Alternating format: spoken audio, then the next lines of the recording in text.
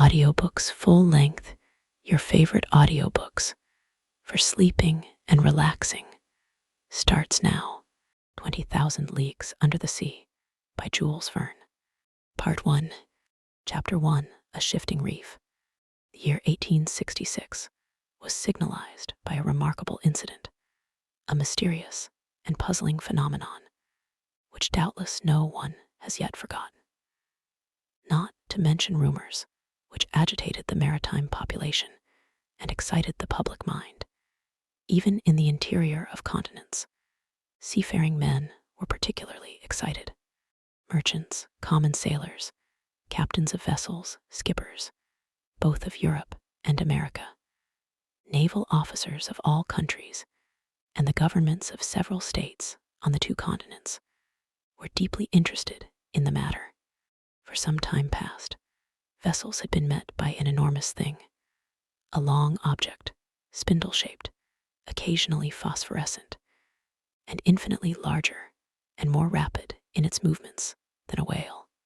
Facts relating to this apparition, entered in various logbooks, agreed in most respects as to the shape of the object or creature in question, the untiring rapidity of its movements, its surprising power of locomotion, and the peculiar life with which it seemed endowed.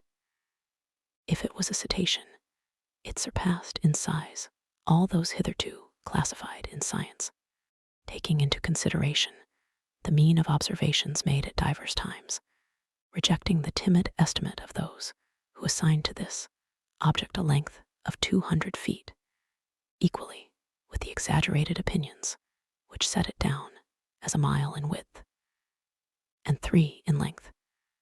We might fairly conclude that this mysterious being surpassed greatly all dimensions admitted by the ichthyologists of the day, if it existed at all, and that it did exist was an undeniable fact. And with that tendency which disposes the human mind in favor of the marvelous, we can understand the excitement produced in the entire world by this supernatural apparition. As to classing it in the list of fables, the idea was out of the question. On the 20th of July, 1866, the steamer Governor Higginson of the Calcutta and Burnack Steam Navigation Company had met this moving mass 5 miles off the east coast of Australia. Captain Baker thought at first that he was in the presence of an unknown sandbank. He even prepared to determine its exact position, when 2 columns of water, projected by the inexplicable object, shot with a hissing noise 150 feet up into the air. Now, unless the sandbank had been submitted to the intermittent eruption of a geyser, the Governor Higginson had to do neither more nor less than with an aquatic mammal, unknown till then, which threw up from its blowholes columns of water mixed with air and vapor. Similar facts were observed on the 23rd of July in the same year, in the Pacific Ocean, by the Columbus of the West India and Pacific Steam Navigation Company. But this extraordinary cetaceous creature could transport itself from one place to another with surprising velocity, as in an interval of 3 days, the Governor Higginson and the Columbus had observed it at 2 different points of the chart, separated by a distance of more than 700 nautical leagues. 15 days later, 2,000 miles farther off, the Helvetia of the Compagnie Nationale and the Shannon of the Royal Mail Steamship Company, sailing to windward in that portion of the Atlantic lying between the United States and Europe, respectively signaled the monster to each other in 42 degrees 15 N lat and 60 degrees 35 W long. These simultaneous observations, they thought themselves justified in estimating the minimum length of the mammal at more than 350 feet, as the Shannon and Helvetia were of smaller dimensions than it, though they measured 300 feet overall. Now the largest whales, those which frequent those parts of the sea round the Aleutian, Kilimac, and Umgalik Islands, have never exceeded the length of 60 yards, if they attain that. These reports arriving one after the other, with fresh observations made on board the transatlantic ship Pereire. A collision which occurred between the Etna of the Inman line and the monster. A procès verbal directed by the officers of the French frigate Normandy. A very accurate survey made by the staff of Commodore Fitzjames on board the Lord Clyde greatly influenced public opinion.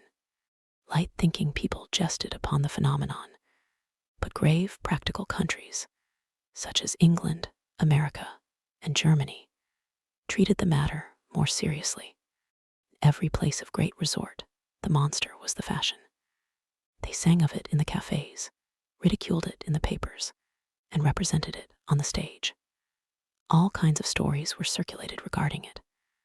There appeared in the papers caricatures of every gigantic and imaginary creature, from the white whale, the terrible Moby Dick of Hyperborean regions, to the immense kraken whose tentacles could entangle a ship of 500 tons and hurry it into the abyss of the ocean.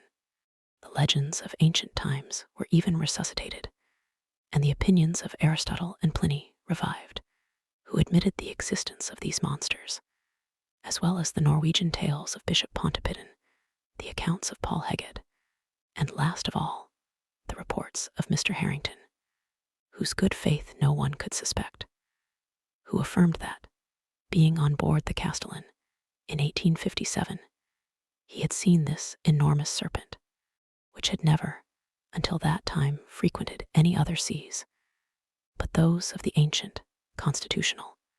Then burst forth the interminable controversy between the credulous and the incredulous in the societies of savants and the scientific journals. The question of the monster inflamed all minds. Editors of scientific journals, quarreling with believers in the supernatural, spilled seas of ink during this memorable campaign, some even drawing blood, for from the sea serpent they came to direct personalities. For 6 months war was waged with various fortune in the leading articles of the Geographical Institution of Brazil, the Royal Academy of Science of Berlin, the British Association, the Smithsonian Institution of Washington, in the discussions of the Indian archipelago, of the cosmos of the Abbé Moigno, in the Mytholungen of Petermann, in the scientific chronicles of the great journals of France and other countries. The cheaper journals replied keenly and with inexhaustible zest. These satirical writers parodied a remark of Linnaeus, quoted by the adversaries of the monster, maintaining that nature did not make fools, and adjured their contemporaries not to give the lie to nature, by admitting the existence of krakens, sea serpents, Moby Dicks, and other lucubrations of delirious sailors. At length an article in a well-known satirical journal by a favorite contributor, the chief of the staff, settled the monster, like Hippolytus, giving it the death blow amidst an universal burst of laughter. Wit had conquered science. During the first months of the year 1867, the question seemed buried, never to revive, when new facts were brought before the public. It was then no longer a scientific problem to be solved, but a real danger seriously to be avoided. The question took quite another shape. The monster became a small island, a rock, a reef, but a reef of indefinite and shifting proportions. On the 5th of March, 1867, the Moravian of the Montreal Ocean Company, finding herself during the night in 27 degrees 30 lat. and 72 degrees 15 long, struck on her starboard quarter a rock, marked in no chart for that part of the sea.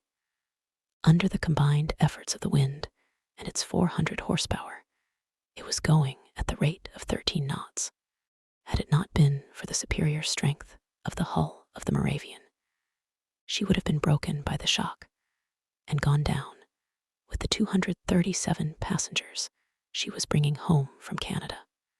The accident happened about 5 o'clock in the morning, as the day was breaking. The officers of the quarterdeck hurried to the afterpart of the vessel. They examined the sea with the most scrupulous attention. They saw nothing but a strong eddy about 3 cables' length distant, as if the surface had been violently agitated. The bearings of the place were taken exactly, and the Moravian continued its route without apparent damage. Had it struck on a submerged rock or on an enormous wreck? They could not tell, but on examination of the ship's bottom when undergoing repairs, it was found that part of her keel was broken. This fact, so grave in itself, might perhaps have been forgotten like many others if, 3 weeks after, it had not been reenacted under similar circumstances.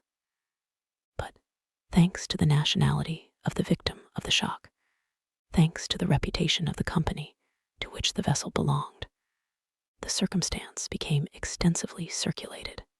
The 13th of April, 1867, the sea being beautiful, the breeze favorable, the Scotia, of the Cunard Company's line, found herself in 15 degrees 12 long, and 45 degrees 37 lat.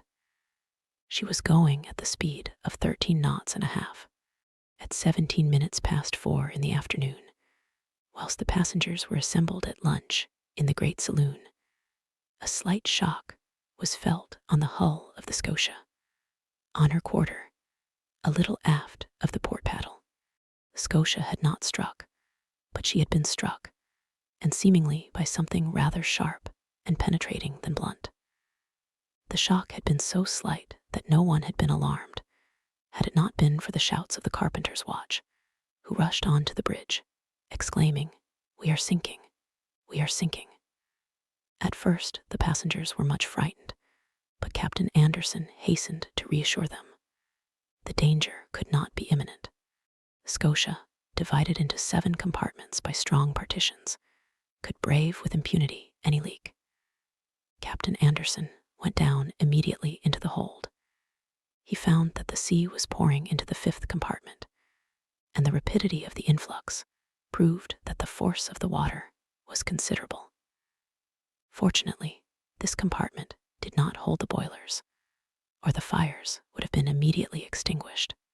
Captain Anderson ordered the engines to be stopped at once, and one of the men went down to ascertain the extent of the injury. Some minutes afterwards, they discovered the existence of a large hole, of 2 yards in diameter, in the ship's bottom. Such a leak could not be stopped, and the Scotia, her paddles half submerged, was obliged to continue her course. She was then 300 miles from Cape Clear, and after 3 days' delay, which caused great uneasiness in Liverpool, she entered the basin of the company. The engineers visited the Scotia, which was put in dry dock. They could scarcely believe it possible. At 2 yards and a half below watermark was a regular rent, in the form of an isosceles triangle. The broken place in the iron plates was so perfectly defined that it could not have been more neatly done by a punch.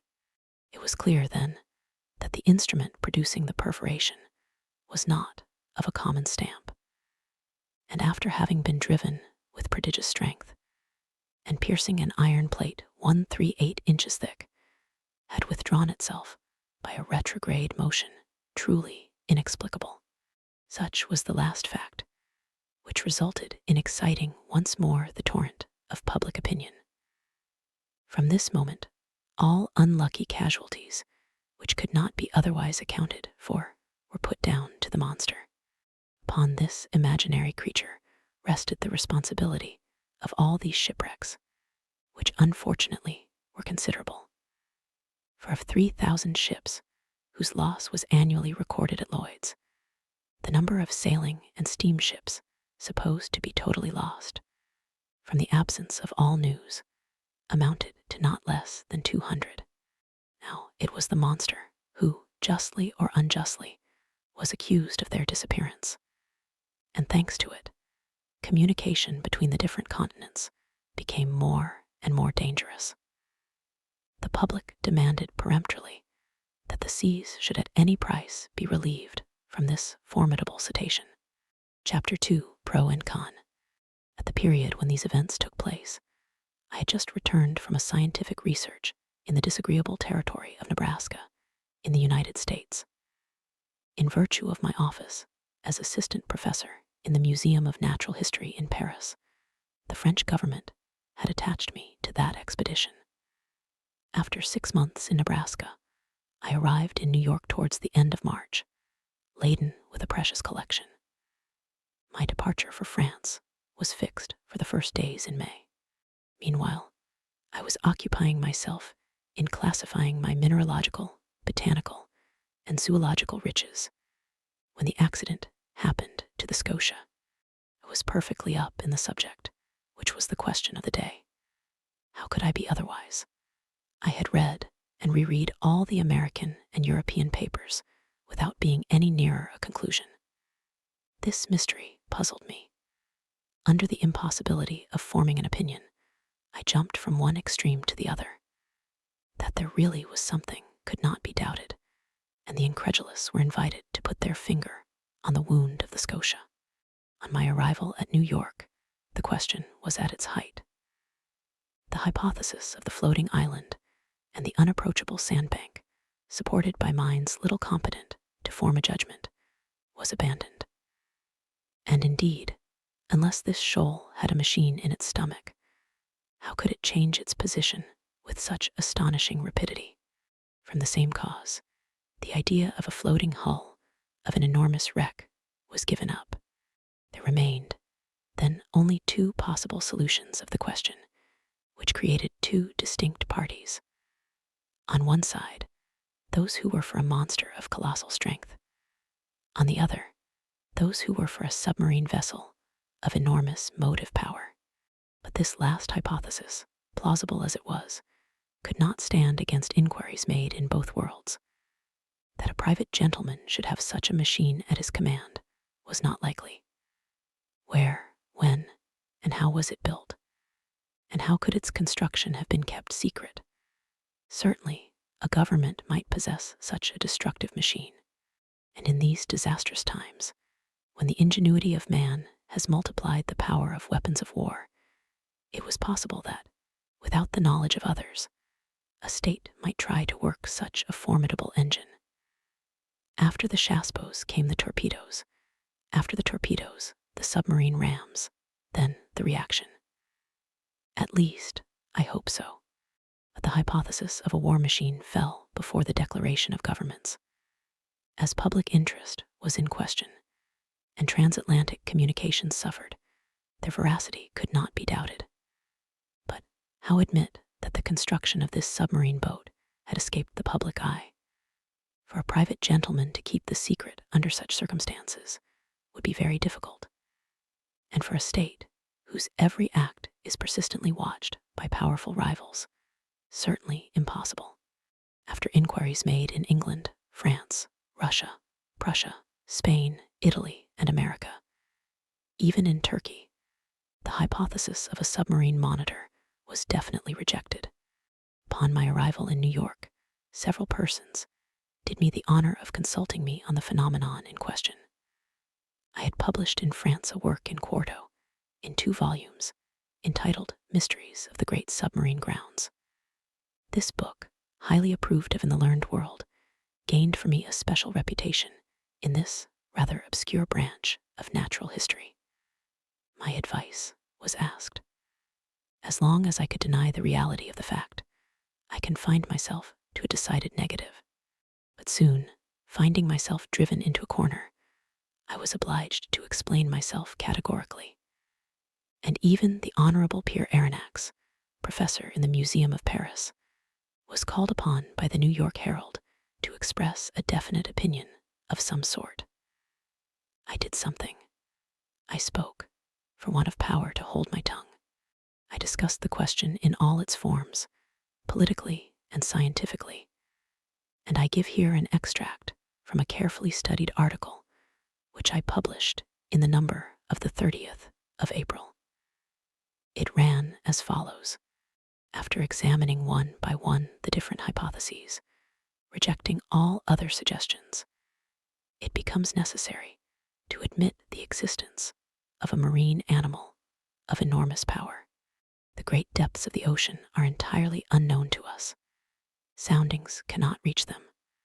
What passes in those remote depths, what beings live, or can live, 12 or 15 miles beneath the surface of the waters. What is the organization of these animals? We can scarcely conjecture.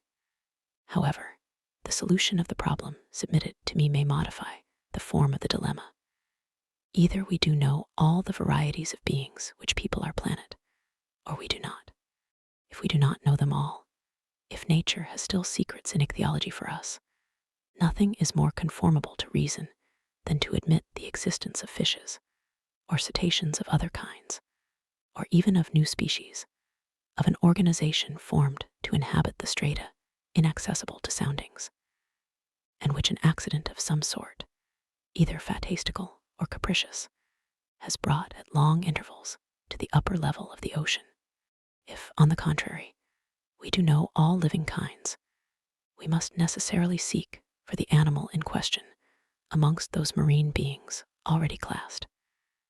And in that case, I should be disposed to admit the existence of a gigantic narwhal.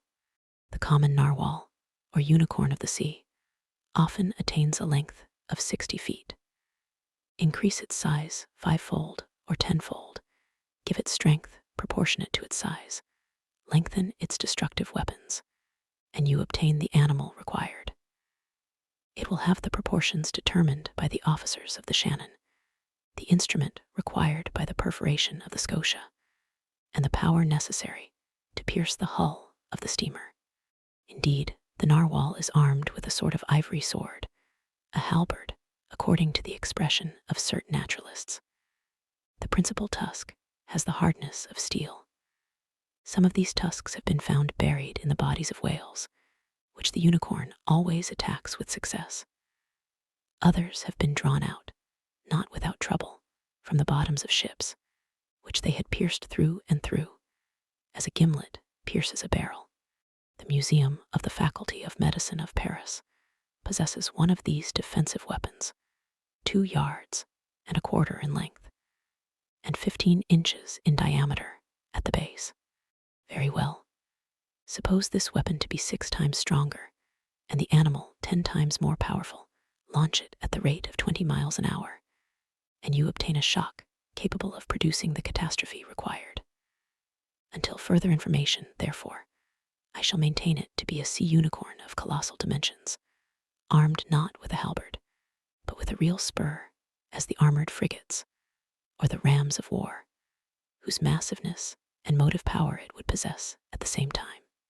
Thus may this puzzling phenomenon be explained, unless there be something over and above all that one has ever conjectured, seen, perceived, or experienced, which is just within the bounds of possibility. These last words were cowardly on my part, but up to a certain point, I wished to shelter my dignity as professor, and not give too much cause for laughter to the Americans, who laugh well when they do laugh. I reserved for myself a way of escape. In effect, however, I admitted the existence of the monster. My article was warmly discussed, which procured it a high reputation. It rallied round it a certain number of partisans. The solution it proposed gave, at least, full liberty to the imagination. The human mind delights in grand conceptions of supernatural beings, and the sea is precisely their best vehicle, the only medium through which these giants, against which terrestrial animals, such as elephants or rhinoceroses, are as nothing, can be produced or developed. Industrial and commercial papers treated the question chiefly from this point of view. The Shipping and Mercantile Gazette, the Lloyd's List, the Packet Boat, and the Maritime and Colonial Review, all papers devoted to insurance companies which threatened to raise their rates of premium, were unanimous on this point. Public opinion had been pronounced.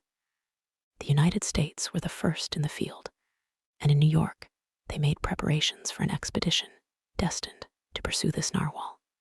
A frigate of great speed, the Abraham Lincoln, was put in commission as soon as possible. The arsenals were opened to Commander Farragut, who hastened the arming of his frigate. But, as it always happens, the moment it was decided to pursue the monster did not appear. For 2 months no one heard it spoken of. No ship met with it. It seemed as if this unicorn knew of the plots weaving around it. It had been so much talked of, even through the Atlantic cable, that jesters pretended that this slender fly had stopped a telegram on its passage and was making the most of it. So when the frigate had been armed for a long campaign and provided with formidable fishing apparatus, no one could tell what course to pursue. Impatience grew apace when, on the 2nd of July, they learned that a steamer of the line of San Francisco from California to Shanghai had seen the animal 3 weeks before in the North Pacific Ocean. The excitement caused by this news was extreme. The ship was revictualled and well stocked with coal.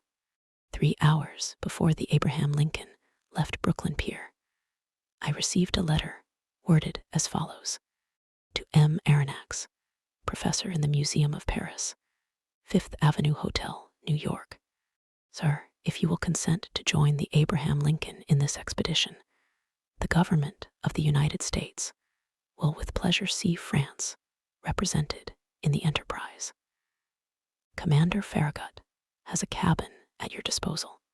Very cordially yours, J.B. Hobson, Secretary of Marine. Chapter 3. I form my resolution. 3 seconds before the arrival of J.B. Hobson's letter, I no more thought of pursuing the unicorn than of attempting the passage of the North Sea. 3 seconds after reading the letter of the Honorable Secretary of Marine, I felt that my true vocation, the sole end of my life, was to chase this disturbing monster and purge it from the world. But I had just returned from a fatiguing journey, weary and longing for repose. I aspired to nothing more than again seeing my country, my friends, my little lodging by the Jardin des Plantes, my dear and precious collections. But nothing could keep me back. I forgot all fatigue, friends, and collections, and accepted without hesitation the offer of the American government. Besides, thought I, all roads lead back to Europe for my particular benefit, and I will not hurry me towards the coast of France. This worthy animal may allow itself to be caught in the seas of Europe for my particular benefit, and I will not bring back less than half a yard of his ivory halberd to the Museum of Natural History. But in the meanwhile, I must seek this narwhal in the North Pacific Ocean, which, to return to France, was taking the road to the Antipodes. Conseil, I called in an impatient voice. Conseil was my servant, a true, devoted Flemish boy who had accompanied me in all my travels. I liked him, and he returned the liking well.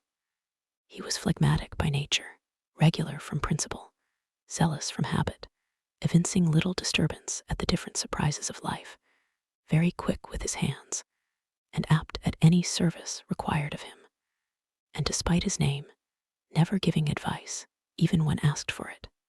Conseil had followed me for the last 10 years wherever science led. Never once did he complain of the length or fatigue of a journey, never make an objection to pack his portmanteau for whatever country it might be, or however far away, whether China or Congo. Besides all this, he had good health, which defied all sickness, and solid muscles, but no nerves, good morals are understood.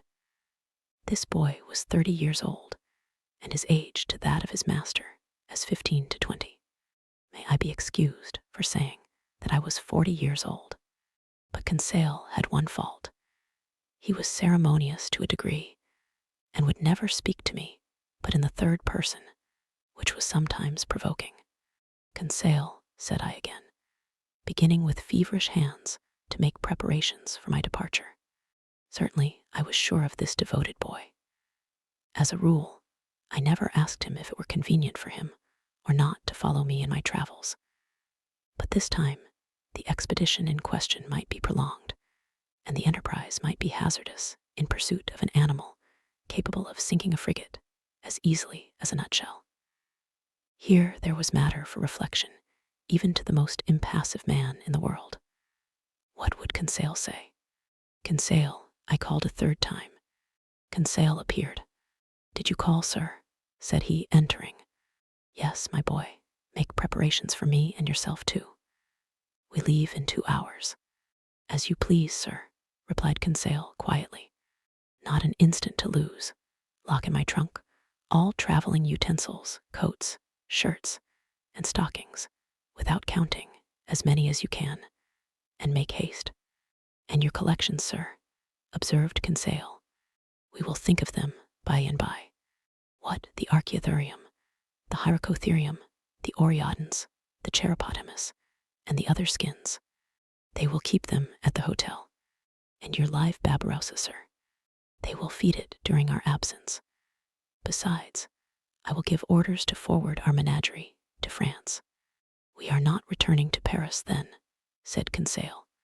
Oh, certainly, I answered evasively, by making a curve. Will the curve please you, sir? Oh, it will be nothing, not quite so direct a road, that is all. We take our passage in the Abraham Lincoln. As you think proper, sir, coolly replied Conseil. You see, my friend, it has to do with the monster, the famous narwhal. We are going to purge it from the seas. The author of a work in quarto in 2 volumes on the mysteries of the great submarine grounds cannot forbear embarking with Commander Farragut. A glorious mission, but a dangerous one. We cannot tell where we may go. These animals can be very capricious. But we will go whether or no. We have got a captain who is pretty wide awake. I opened a credit account for Babirousa, and Conseil following, I jumped into a cab. Our luggage was transported to the deck of the frigate immediately. I hastened on board and asked for Commander Farragut. One of the sailors conducted me to the poop, where I found myself in the presence of a good-looking officer who held out his hand to me. Monsieur Pierre Aronnax, said he. Himself, replied I, Commander Farragut. You are welcome, Professor. Your cabin is ready for you. I bowed and desired to be conducted to the cabin destined for me. The Abraham Lincoln had been well chosen and equipped for her new destination. She was a frigate of great speed, fitted with high-pressure engines, which admitted a pressure of 7 atmospheres. Under this, the Abraham Lincoln attained the mean speed of nearly 18 knots, and a third an hour, a considerable speed, but nevertheless insufficient to grapple with this gigantic cetacean. The interior arrangements of the frigate corresponded to its nautical qualities. I was well satisfied with my cabin, which was in the after part, opening upon the gun-room. We shall be well off here, said I to Conseil, as well, by your honor's leave, as a hermit crab in the shell of a whelk, said Conseil. I left Conseil to stow our trunks conveniently away, and remounted the poop in order to survey the preparations for departure. At that moment Commander Farragut was ordering the last moorings to be cast loose, which held the Abraham Lincoln to the pier of Brooklyn. So, in a quarter of an hour, perhaps less, the frigate would have sailed without me. I should have missed this extraordinary, supernatural, and incredible expedition, the recital of which may well meet with some skepticism. But Commander Farragut would not lose a day, nor an hour, in scouring the seas in which the animal had been sighted. He sent for the engineer. Is the steam full on? Asked he. Yes, sir, replied the engineer. Go ahead, cried Commander Farragut. The quay of Brooklyn, and all that part of New York bordering on the East River, was crowded with spectators. 3 cheers burst successively from 500,000 throats. Thousands of handkerchiefs were waved above the heads of the compact mass, saluting the Abraham Lincoln, until she reached the waters of the Hudson, at the point of that elongated peninsula which forms the town of New York. Then the frigate, following the coast of New Jersey along the right bank of the beautiful river, covered with villas, passed between the forts, which saluted her with their heaviest guns. The Abraham Lincoln answered by hoisting the American colors 3 times, whose 39 stars shone resplendent from the mizzen-peak, then modifying its speed to take the narrow channel marked by buoys placed in the inner bay formed by Sandy Hook Point. It coasted the long sandy beach, where some thousands of spectators gave it one final cheer. The escort of boats and tenders still followed the frigate and did not leave her until they came abreast of the lightship, whose 2 lights marked the entrance of New York Channel. 6 bells struck. The pilot got into his boat and rejoined the little schooner which was waiting under our lee. The fires were made up. The screw beat the waves more rapidly.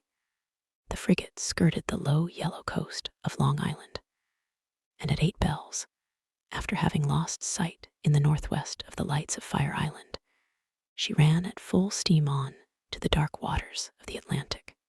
Chapter 4. Ned Land. Captain Farragut was a good seaman, worthy of the frigate he commanded. His vessel and he were one. He was the soul of it. On the question of the cetacean, there was no doubt in his mind, and he would not allow the existence of the animal to be disputed on board. He believed in it, as certain good women believe in the Leviathan by faith, not by reason. The monster did exist, and he had sworn to rid the seas of it. He was a kind of knight of Rhodes, a second Dieudonné de Gazan, going to meet the serpent which desolated the island. Either Captain Farragut would kill the narwhal, or the narwhal would kill the captain. There was no third course. The officers on board shared the opinion of their chief. They were ever chatting, discussing, and calculating the various chances of a meeting, watching narrowly the vast surface of the ocean. More than one took up his quarters, voluntarily, in the crosstrees, who would have cursed such a berth under any other circumstances. As long as the sun described its daily course, the rigging was crowded with sailors, whose feet were burnt to such an extent by the heat of the deck as to render it unbearable. Still, the Abraham Lincoln had not yet breasted the suspected waters of the Pacific. As to the ship's company, they desired nothing better than to meet the Unicorn, to harpoon it, hoist it on board, and dispatch it. They watched the sea with eager attention. Besides, Captain Farragut had spoken of a certain sum of $2,000, set apart for whoever should first sight the monster, were he cabin boy, common seaman, or officer. I leave you to judge how eyes were used on board the Abraham Lincoln. For my own part, I was not behind the others, and left to no one my share of daily observations. The frigate might have been called the Argus, for 100 reasons. Only one amongst us, Conseil, seemed to protest by his indifference against the question which so interested us all, and seemed to be out of keeping with the general enthusiasm on board. I have said that Captain Farragut had carefully provided his ship with every apparatus for catching the gigantic cetacean. No whaler had ever been better armed. We possessed every known engine, from the harpoon thrown by the hand to the barbed arrows of the blunderbuss and the explosive balls of the duck gun. On the forecastle lay the perfection of a breech-loading gun, very thick at the breech and very narrow in the bore, the model of which had been in the exhibition of 1867. This precious weapon of American origin could throw, with ease, a conical projectile of 9 pounds to a mean distance of 10 miles. Thus the Abraham Lincoln wanted for no means of destruction. And, what was better still, she had on board Ned Land, the prince of harpooners. Ned Land was a Canadian, with an uncommon quickness of hand, and who knew no equal in his dangerous occupation. Skill, coolness, audacity, and cunning he possessed in a superior degree, and it must be a cunning whale or a singularly cute cachalot to escape the stroke of his harpoon. Ned Land was about 40 years of age. He was a tall man, more than 6 feet high, strongly built, grave and taciturn, occasionally violent, and very passionate when contradicted. His person attracted attention, but above all the boldness of his look, which gave a singular expression to his face. Who calls himself Canadian calls himself French, and little communicative as Ned Land was, I must admit that he took a certain liking for me. My nationality drew him to me, no doubt. It was an opportunity for him to talk, and for me to hear that old language of Rabelais, which is still in use in some Canadian provinces. The harpooner's family was originally from Quebec and was already a tribe of hardy fishermen when this town belonged to France. Little by little, Ned Land acquired a taste for chatting, and I loved to hear the recital of his adventures in the polar seas. He related his fishing and his combats with natural poetry of expression. His recital took the form of an epic poem, and I seemed to be listening to a Canadian Homer singing the Iliad of the regions of the north. I am portraying this hardy companion as I really knew him. We are old friends now, united in that unchangeable friendship which is born and cemented amidst extreme dangers. Ah, brave Ned, I ask no more than to live 100 years longer, that I may have more time to dwell the longer on your memory. Now, what was Ned Land's opinion upon the question of the marine monster? I must admit that he did not believe in the unicorn, and was the only one on board who did not share that universal conviction. He even avoided the subject, which I one day thought it my duty to press upon him. One magnificent evening, the 30th of July, that is to say, 3 weeks after our departure, the frigate was abreast of Cape Blanc, 30 miles to leeward of the coast of Patagonia. We had crossed the Tropic of Capricorn, and the Straits of Magellan opened less than 700 miles to the south. Before 8 days were over, the Abraham Lincoln would be plowing the waters of the Pacific. Seated on the poop, Ned Land and I were chatting of one thing and another as we looked at this mysterious sea, whose great depths had up to this time been inaccessible to the eye of man. I naturally led up the conversation to the giant unicorn and examined the various chances of success or failure of the expedition. But seeing that Ned Land let me speak without saying too much himself, I pressed him more closely. Well, Ned, said I, is it possible that you are not convinced of the existence of this cetacean that we are following? Have you any particular reason for being so incredulous?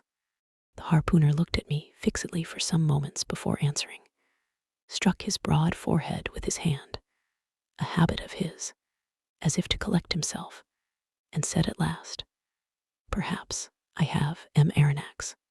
But Ned, you, a whaler by profession, familiarized with all the great marine mammalia, you, whose imagination might easily accept the hypothesis of enormous cetaceans, you ought to be the last to doubt under such circumstances. That is just what deceives you, Professor, replied Ned. That the vulgar should believe in extraordinary comets traversing space, and in the existence of antediluvian monsters in the heart of the globe, may well be, but neither astronomer nor geologist believes in such chimeras. As a whaler, I have followed many a cetacean, harpooned a great number, and killed several. But however strong or well-armed they may have been, neither their tails nor their weapons would have been able even to scratch the iron plates of a steamer. But Ned, they tell of ships which the teeth of the narwhal have pierced through and through. Wooden ships, that is possible, replied the Canadian, but I have never seen it done, and, until further proof, I deny that whales, cetaceans, or sea unicorns could ever produce the effect you describe. Well, Ned, I repeat it with a conviction resting on the logic of facts. I believe in the existence of a mammal powerfully organized, belonging to the branch of vertebrata, like the whales, the cachalots, or the dolphins, and furnished with a horn of defense of great penetrating power. Said the harpooner, shaking his head with the air of a man who would not be convinced. Notice one thing, my worthy Canadian, I resumed. If such an animal is in existence, if it inhabits the depths of the ocean, if it frequents the strata lying miles below the surface of the water, it must necessarily possess an organization the strength of which would defy all comparison. And why this powerful organization? Demanded Ned. Because it requires incalculable strength to keep oneself in these strata and resist their pressure. Listen to me. Let us admit that the pressure of the atmosphere is represented by the weight of a column of water 32 feet high. In reality, the column of water would be shorter, as we are speaking of seawater, the density of which is greater than that of fresh water. Very well, when you dive, Ned, as many times 32 feet of water as there are above you, so many times does your body bear a pressure equal to that of the atmosphere, that is to say, 15 pounds. For each square inch of its surface. It follows, then, that at 320 feet, this pressure equals that of 10 atmospheres, of 100 atmospheres at 3,200 feet, and of 1,000 atmospheres at 32,000 feet. That is, about 6 miles, which is equivalent to saying that if you could attain this depth in the ocean, each square 3/8 of an inch of the surface of your body would bear a pressure of 5,600 pounds. Ah, my brave Ned, do you know how many square inches you carry on the surface of your body? I have no idea, Aronnax. About 6,500. And, as in reality, the atmospheric pressure is about 15 pounds. To the square inch, your 6,500 square inches bear at this moment a pressure of 97,500 pounds, without my perceiving it, without your perceiving it. And if you are not crushed by such a pressure, it is because the air penetrates the interior of your body with equal pressure. Hence, perfect equilibrium between the interior and exterior pressure, which thus neutralize each other, and which allows you to bear it without inconvenience. But in the water, it is another thing. Yes, I understand, replied Ned, becoming more attentive, because the water surrounds me, but does not penetrate. Precisely, Ned. So that at 32 feet beneath the surface of the sea, you would undergo a pressure of 97,500 pounds. At 320 feet, 10 times that pressure. At 3,200 feet, 100 times that pressure. Lastly, at 32,000 feet, 1,000 times that pressure would be 97,500,000 pounds. That is to say, that you would be flattened as if you had been drawn from the plates of a hydraulic machine. The devil, exclaimed Ned. Very well, my worthy harpooner, if some vertebrate, several hundred yards long, and large in proportion, can maintain itself in such depths of those whose surface is represented by millions of square inches, that is, by tens of millions of pounds, we must estimate the pressure they undergo.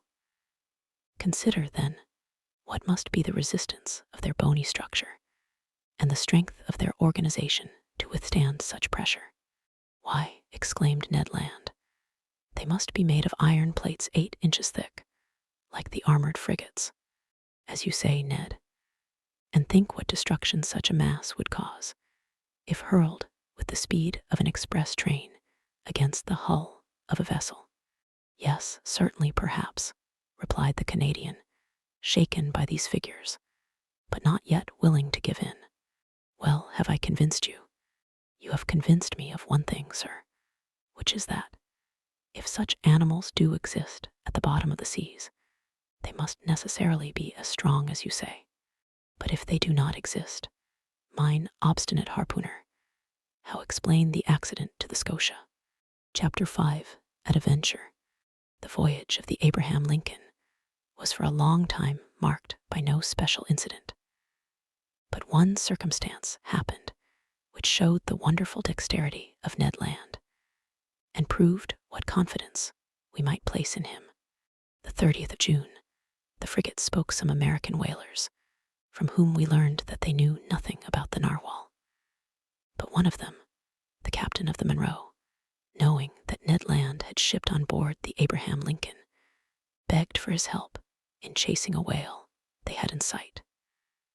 Commander Farragut, desirous of seeing Ned Land at work, gave him permission to go on board the Monroe, and fate served our Canadians so well Instead of one whale, he harpooned two with a double blow, striking one straight to the heart and catching the other after some minutes' pursuit. Decidedly, if the monster ever had to do with Ned Land's harpoon, I would not bet in its favor. The frigate skirted the southeast coast of America with great rapidity. The 3rd of July, we were at the opening of the Straits of Magellan, level with Cape Vierges. But Commander Farragut would not take a tortuous passage, but doubled Cape Horn. The ship's crew agreed with him, and certainly it was possible that they might meet the narwhal in this narrow pass.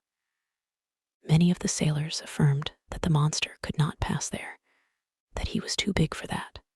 The 6th of July, about 3 o'clock in the afternoon, the Abraham Lincoln, at 15 miles to the south, doubled the solitary island, this lost rock at the extremity of the American continent, to which some Dutch sailors gave the name of their native town, Cape Horn. The course was taken towards the northwest, and the next day the screw of the frigate was at last beating the waters of the Pacific. "Keep your eyes open," called out the sailors, and they were opened widely. Both eyes and glasses, a little dazzled, it is true, by the prospect of $2,000, had not an instant's repose. Day and night they watched the surface of the ocean, and even nyctalopes, whose faculty of seeing in the darkness multiplies their chances 100-fold, would have had enough to do to gain the prize. Myself, for whom money had no charms, was not the least attentive on board. Giving but few minutes to my meals, but a few hours to sleep, indifferent to either rain or sunshine, I did not leave the poop of the vessel. Now leaning on the netting of the forecastle, now on the taffrail, I devoured with eagerness the soft foam which whitened the sea as far as the eye could reach. And how often have I shared the emotion of the majority of the crew, when some capricious whale raised its black back above the waves. The poop of the vessel was crowded in a moment. The cabins poured forth a torrent of sailors and officers, each with heaving breast and troubled eye watching the course of the cetacean. I looked and looked till I was nearly blind, whilst Conseil, always phlegmatic, kept repeating in a calm voice, "If, sir, you would not squint so much, you would see better." But vain excitement. The Abraham Lincoln checked its speed and made for the animal signaled, a simple whale or common cachalot, which soon disappeared amidst a storm of execration. But the weather was good. The voyage was being accomplished under the most favorable auspices. It was then the bad season in Australia, the July of that zone corresponding to our January in Europe, but the sea was beautiful and easily scanned round a vast circumference. The 20th of July, the Tropic of Capricorn was cut by 105 degrees of longitude, and the 27th of the same month, we crossed the equator on the 110th meridian. This passed, the frigate took a more decided westerly direction and scoured the central waters of the Pacific. Commander Farragut thought, and with reason, that it was better to remain in deep water and keep clear of continents or islands, which the beast itself seemed to shun, perhaps because there was not enough water for him, suggested the greater part of the crew. The frigate passed at some distance from the Marquesas and the Sandwich Islands, crossed the Tropic of Cancer, and made for the China Seas. We were on the theater of the last diversions of the monster, and to say truth, we no longer lived on board. Hearts palpitated, fearfully preparing themselves for future incurable aneurysm. The entire ship's crew were undergoing a nervous excitement, of which I can give no idea. They could not eat, they could not sleep 20 times a day. A misconception, or an optical illusion of some sailor seated on the taffrail, would cause dreadful perspirations, and these emotions, 20 times repeated, kept us in a state of excitement so violent that a reaction was unavoidable. Truly, reaction soon showed itself. For 3 months, during which a day seemed an age, the Abraham Lincoln furrowed all the waters of the northern Pacific, running at whales, making sharp deviations from her course, veering suddenly from one tack to another, stopping suddenly, putting on steam, and backing ever and anon at the risk of deranging her machinery. And not one point of the Japanese or American coast was left unexplored. Warmest partisans of the enterprise now became its most ardent detractors. Reaction mounted from the crew to the captain himself, and certainly, had it not been for resolute determination on the part of Captain Farragut, the frigate would have headed due southward. This useless search could not last much longer. The Abraham Lincoln had nothing to reproach herself with. She had done her best to succeed. Never had an American ship's crew shown more zeal or patience. Its failure could not be placed to their charge. There remained nothing but to return. This was represented to the commander. The sailors could not hide their discontent, and the service suffered. I will not say there was a mutiny on board, but after a reasonable period of obstinacy, Captain Farragut, as Columbus did, asked for 3 days' patience. If in 3 days the monster did not appear, the man at the helm should give 3 turns of the wheel, and the Abraham Lincoln would make for the European seas. This promise was made on the 2nd of November. It had the effect of rallying the ship's crew. The ocean was watched with renewed attention. Each one wished for a last glance in which to sum up his remembrance. Glasses were used with feverish activity. It was a grand defiance given to the giant narwhal, and he could scarcely fail to answer the summons and appear. 2 days passed. The steam was at half pressure. 1,000 schemes were tried to attract the attention and stimulate the apathy of the animal in case it should be met in those parts. Large quantities of bacon were trailed in the wake of the ship, to the great satisfaction, I must say, of the sharks. Small craft radiated in all directions round the Abraham Lincoln as she lay to, and did not leave a spot of the sea unexplored. But the night of the 4th of November arrived without the unveiling of this submarine mystery. The next day, the 5th of November, at 12, the delay would morally speaking expire. After that time, Commander Farragut, faithful to his promise, was to turn the course to the southeast and abandon forever the northern regions of the Pacific. The frigate was then in 31 degrees 50 north latitude and 136 degrees 42 east longitude. The coast of Japan still remained less than 200 miles to leeward. Night was approaching. They had just struck 8 bells. Large clouds veiled the face of the moon. Then, in its first quarter, the sea undulated peaceably under the stern of the vessel. At that moment, I was leaning forward on the starboard netting. Conseil, standing near me, was looking straight before him. The crew, perched in the ratlins, examined the horizon, which contracted and darkened by degrees. Officers with their night glasses scoured the growing darkness. Sometimes the ocean sparkled under the rays of the moon, which darted between 2 clouds. Then all trace of light was lost in the darkness. In looking at Conseil, I could see he was undergoing a little of the general influence. At least I thought so. Perhaps, for the first time, his nerves vibrated to a sentiment of curiosity. "Come, Conseil," said I. "This is the last chance of pocketing the $2,000. "May I be permitted to say, sir," replied Conseil, "that I never reckoned on getting the prize, and had the government of the Union offered $100,000, it would have been none the poorer. You are right, Conseil. It is a foolish affair after all, and one upon which we entered too lightly.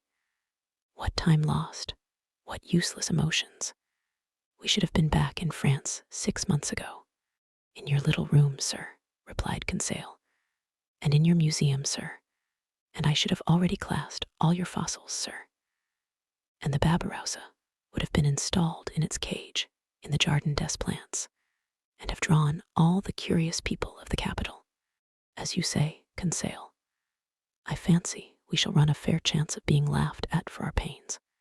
That's tolerably certain, replied Conseil, quietly. I think they will make fun of you, sir.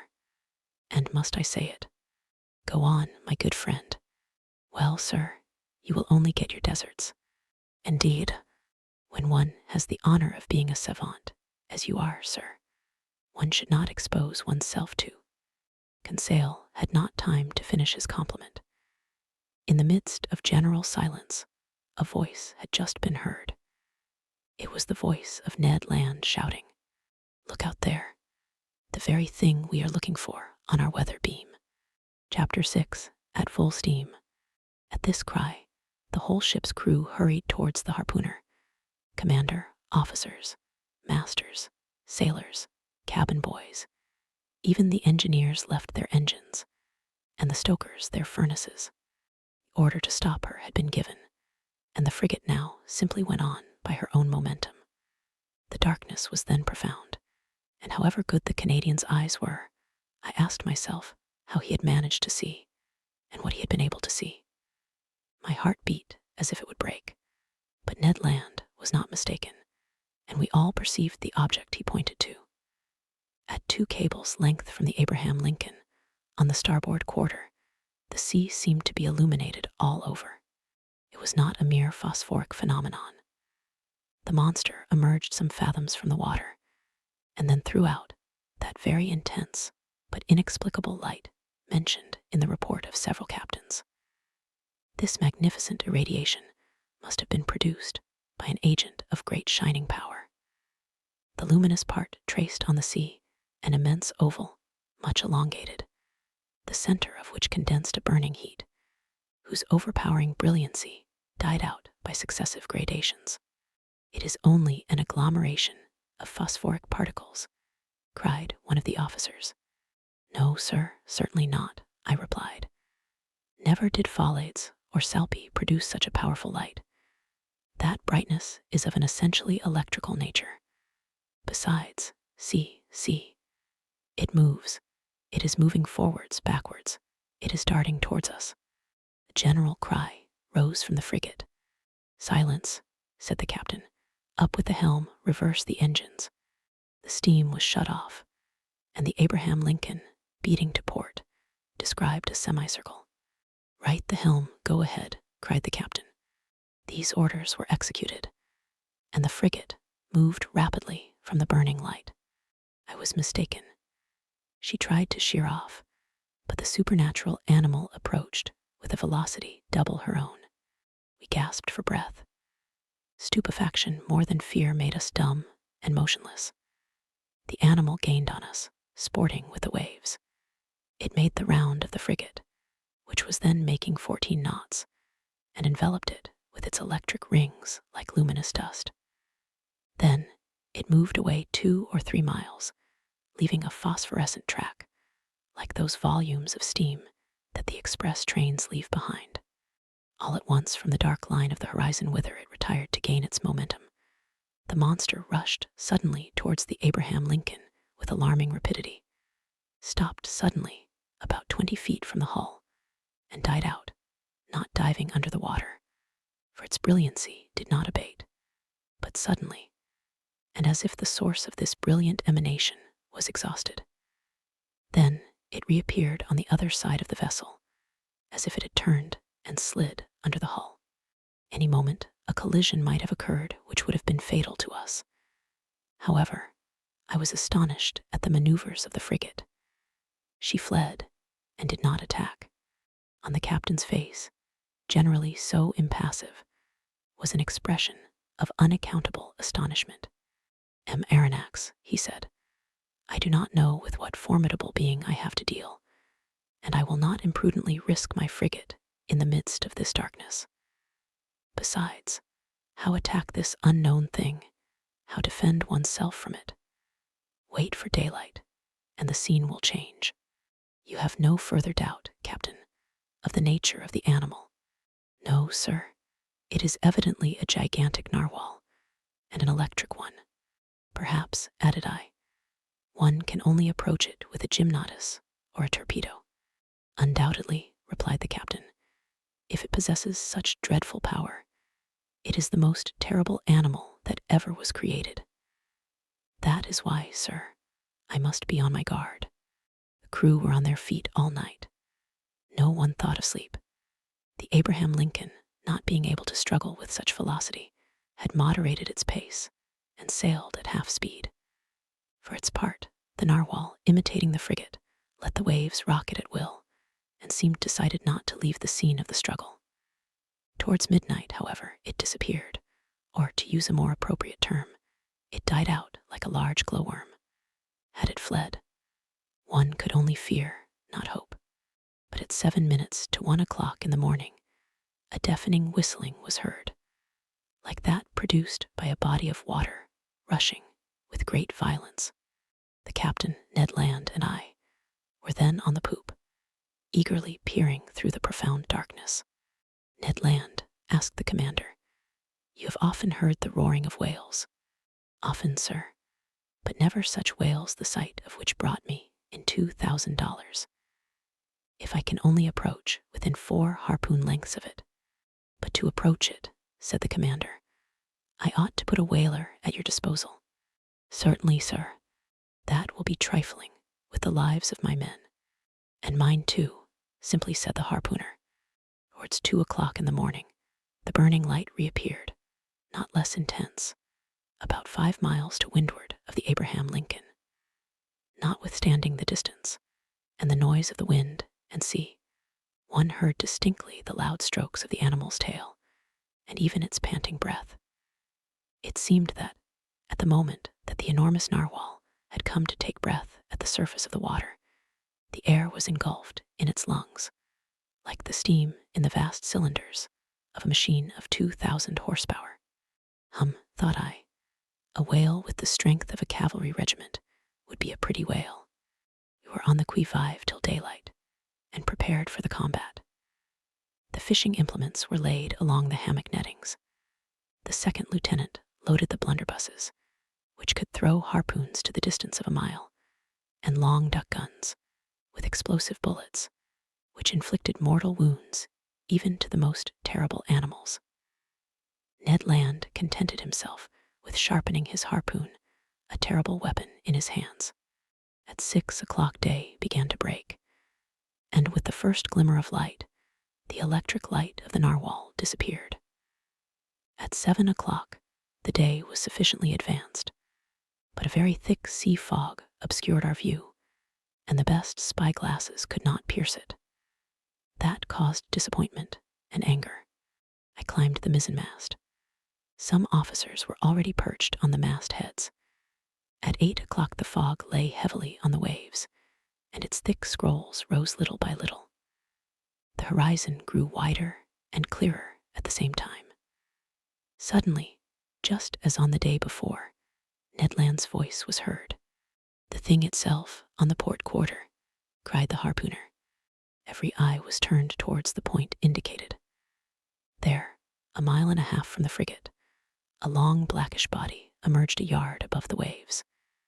Its tail, violently agitated, produced a considerable eddy. Never did a caudal appendage beat the sea with such violence. An immense track of dazzling whiteness marked the passage of the animal and described a long curve. The frigate approached the cetacean. I examined it thoroughly. Reports of the Shannon and of the Helvetia had rather exaggerated its size, and I estimated its length at only 250 feet. As to its dimensions, I could only conjecture them to be admirably proportioned. While I watched this phenomenon, 2 jets of steam and water were ejected from its vents and rose to the height of 120 feet. Thus, I ascertained its way of breathing. I concluded definitely that it belonged to the vertebrate branch, class Mammalia. The crew waited impatiently for their chief's orders.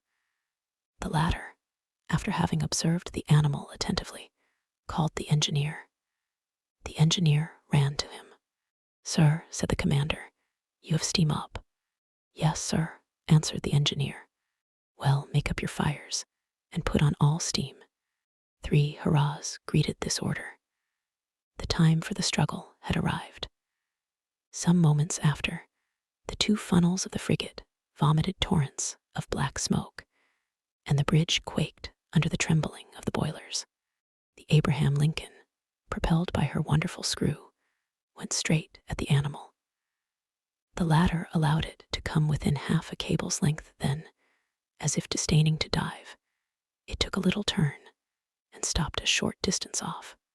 This pursuit lasted nearly 3/4 of an hour, without the frigate gaining 2 yards on the cetacean. It was quite evident that at that rate we should never come up with it. "Well, Mr. Land," asked the captain, "do you advise me to put the boats out to sea?" "No, sir," replied Ned Land, "because we shall not take that beast easily." "What shall we do then?" "Put on more steam if you can, sir." "With your leave, I mean to post myself under the bowsprit, and if we get within harpooning distance, I shall throw my harpoon." "Go, Ned," said the captain. "Engineer, put on more pressure." Ned Land went to his post. The fires were increased, the screw revolved 43 times a minute, and the steam poured out of the valves. We heaved the log and calculated that the Abraham Lincoln was going at the rate of 18.5 miles an hour. But the accursed animal swam too at the rate of 18.5 miles an hour. For a whole hour, the frigate kept up this pace, without gaining 6 feet. It was humiliating for one of the swiftest sailors in the American Navy. A stubborn anger seized the crew.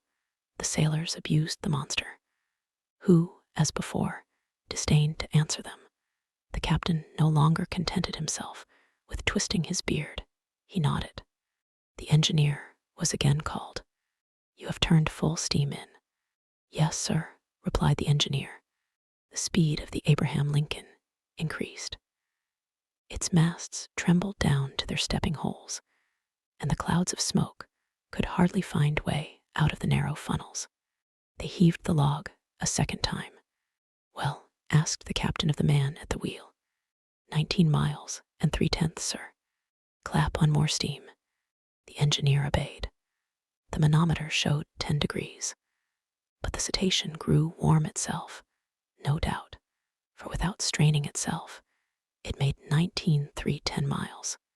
What a pursuit! No, I cannot describe the emotion that vibrated through me.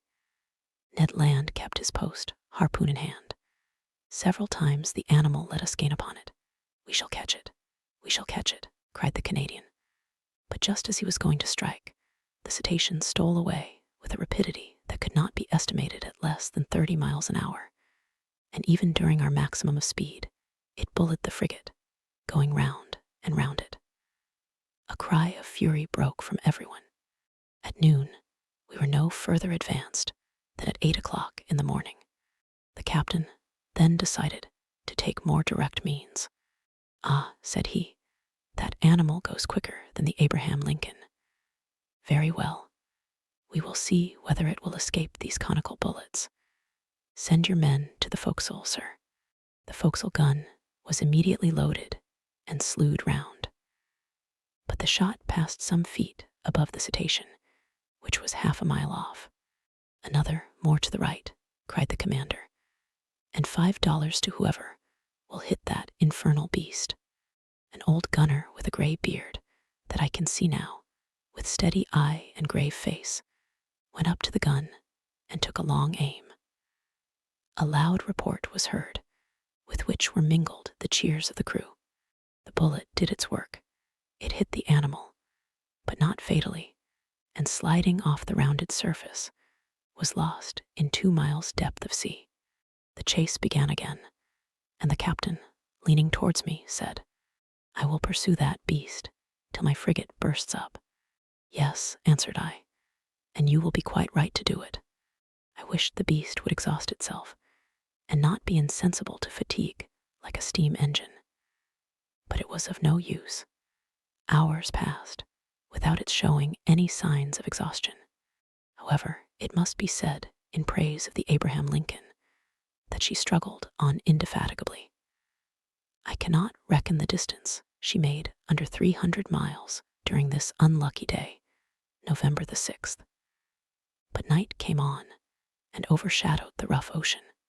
Now I thought our expedition was at an end, and that we should never again see the extraordinary animal. I was mistaken. At 10 minutes to 11 in the evening, the electric light reappeared 3 miles to windward of the frigate, as pure, as intense as during the preceding night. The narwhal seemed motionless, perhaps tired with its day's work. It slept, letting itself float with the undulation of the waves. Now was a chance of which the captain resolved to take advantage. He gave his orders. The Abraham Lincoln kept up half steam and advanced cautiously so as not to awake its adversary. It is no rare thing to meet in the middle of the ocean whales so sound asleep that they can be successfully attacked, and Ned Land had harpooned more than one during its sleep. The Canadian went to take his place again under the bowsprit. The frigate approached noiselessly, stopped at 2 cables' lengths from the animal, and following its track. No one breathed. A deep silence reigned on the bridge. We were not 100 feet from the burning focus, the light of which increased and dazzled our eyes. At this moment, leaning on the forecastle bulwark, I saw below me Ned Land grappling the martingale in one hand, brandishing his terrible harpoon in the other, scarcely 20 feet from the motionless animal. Suddenly, his arm straightened, and the harpoon was thrown. I heard the sonorous stroke of the weapon, which seemed to have struck a hard body. The electric light went out suddenly, and 2 enormous waterspouts broke over the bridge of the frigate, rushing like a torrent from stem to stern, overthrowing men and breaking the lashings of the spars. A fearful shock followed, and thrown over the rail without having time to stop myself, I fell into the sea. Chapter 7. An unknown species of whale. This unexpected fall so stunned me that I have no clear recollection of my sensations at the time. I was at first drawn down to a depth of about 20 feet. I am a good swimmer, though without pretending to rival Byron or Edgar Poe, who were masters of the art, and in that plunge I did not lose my presence of mind. 2 vigorous strokes brought me to the surface of the water. My first care was to look for the frigate. Had the crew seen me disappear? Had the Abraham Lincoln veered round? Would the captain put out a boat? Might I hope to be saved? The darkness was intense. I caught a glimpse of a black mass disappearing in the east, its beacon lights dying out in the distance. It was the frigate. I was lost. Help, help, I shouted, swimming towards the Abraham Lincoln in desperation. My clothes encumbered me. They seemed glued to my body and paralyzed my movements. I was sinking. I was suffocating. Help! This was my last cry. My mouth filled with water. I struggled against being drawn down the abyss. Suddenly, my clothes were seized by a strong hand, and I felt myself quickly drawn up to the surface of the sea. And I heard, yes, I heard these words pronounced in my ear. If Master would be so good as to lean on my shoulder, Master would swim with much greater ease. I seized with one hand my faithful Conseil's arm. Is it you? Said I. You. Myself, answered Conseil, and waiting Master's orders. That shock threw you, as well as me, into the sea. No, but being in my master's service, I followed him. The worthy fellow thought that was but natural. And the frigate? I asked. The frigate, replied Conseil, turning on his back.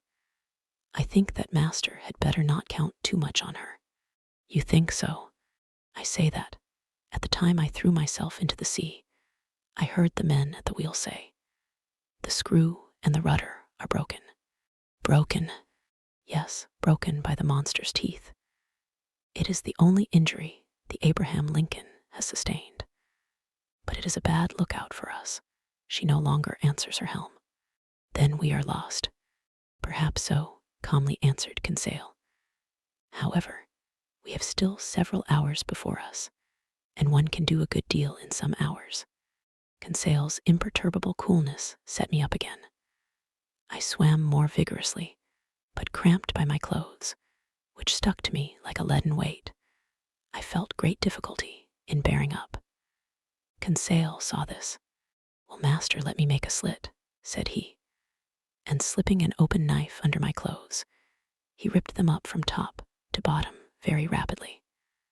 Then he cleverly slipped them off me, while I swam for both of us. Then I did the same for Conseil, and we continued to swim near to each other. Nevertheless, our situation was no less terrible.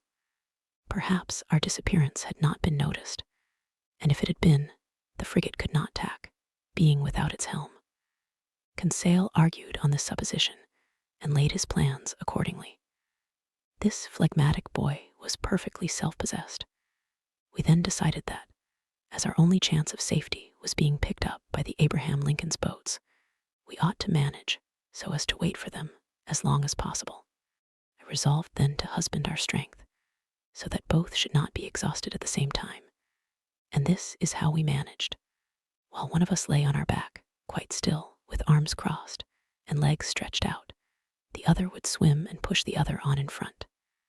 This towing business did not last more than 10 minutes each, and relieving each other thus, we could swim on for some hours, perhaps till daybreak. Poor chance, but hope is so firmly rooted in the heart of man. Moreover, there were two of us. Indeed, I declare, though it may seem improbable, if I sought to destroy all hope, if I wished to despair, I could not. The collision of the frigate with the cetacean had occurred about 11 o'clock the evening before. I reckoned then we should have 8 hours to swim before sunrise, an operation quite practicable if we relieved each other. The sea, very calm, was in our favor. Sometimes I tried to pierce the intense darkness that was only dispelled by the phosphorescence caused by our movements. I watched the luminous waves that broke over my hand, whose mirror-like surface was spotted with silvery rings. One might have said that we were in a bath of quicksilver. Near 1 o'clock in the morning, I was seized with dreadful fatigue. My limbs stiffened under the strain of violent cramp. Conseil was obliged to keep me up, and our preservation devolved on him alone. I heard the poor boy pant. His breathing became short and hurried. I found that he could not keep up much longer. Leave me, I said to him. "Leave my master." "Never," replied he. "I would drown first." Just then the moon appeared through the fringes of a thick cloud that the wind was driving to the east. The surface of the sea glittered with its rays. This kindly light reanimated us. My head got better again. I looked at all points of the horizon. I saw the frigate. She was 5 miles from us and looked like a dark mass, hardly discernible. But no boats. I would have cried out, but what good would it have been at such a distance? My swollen lips could utter no sounds. Conseil could articulate some words, and I heard him repeat at intervals, "Help, help." Our movements were suspended for an instant. We listened. It might be only a singing in the ear, but it seemed to me as if a cry answered the cry from Conseil. "Did you hear?" I murmured. Yes, yes." And Conseil gave one more despairing call. This time there was no mistake. A human voice responded to ours. Was it the voice of another unfortunate creature, abandoned in the middle of the ocean, some other victim of the shock sustained by the vessel? Or rather was it a boat from the frigate that was hailing us in the darkness?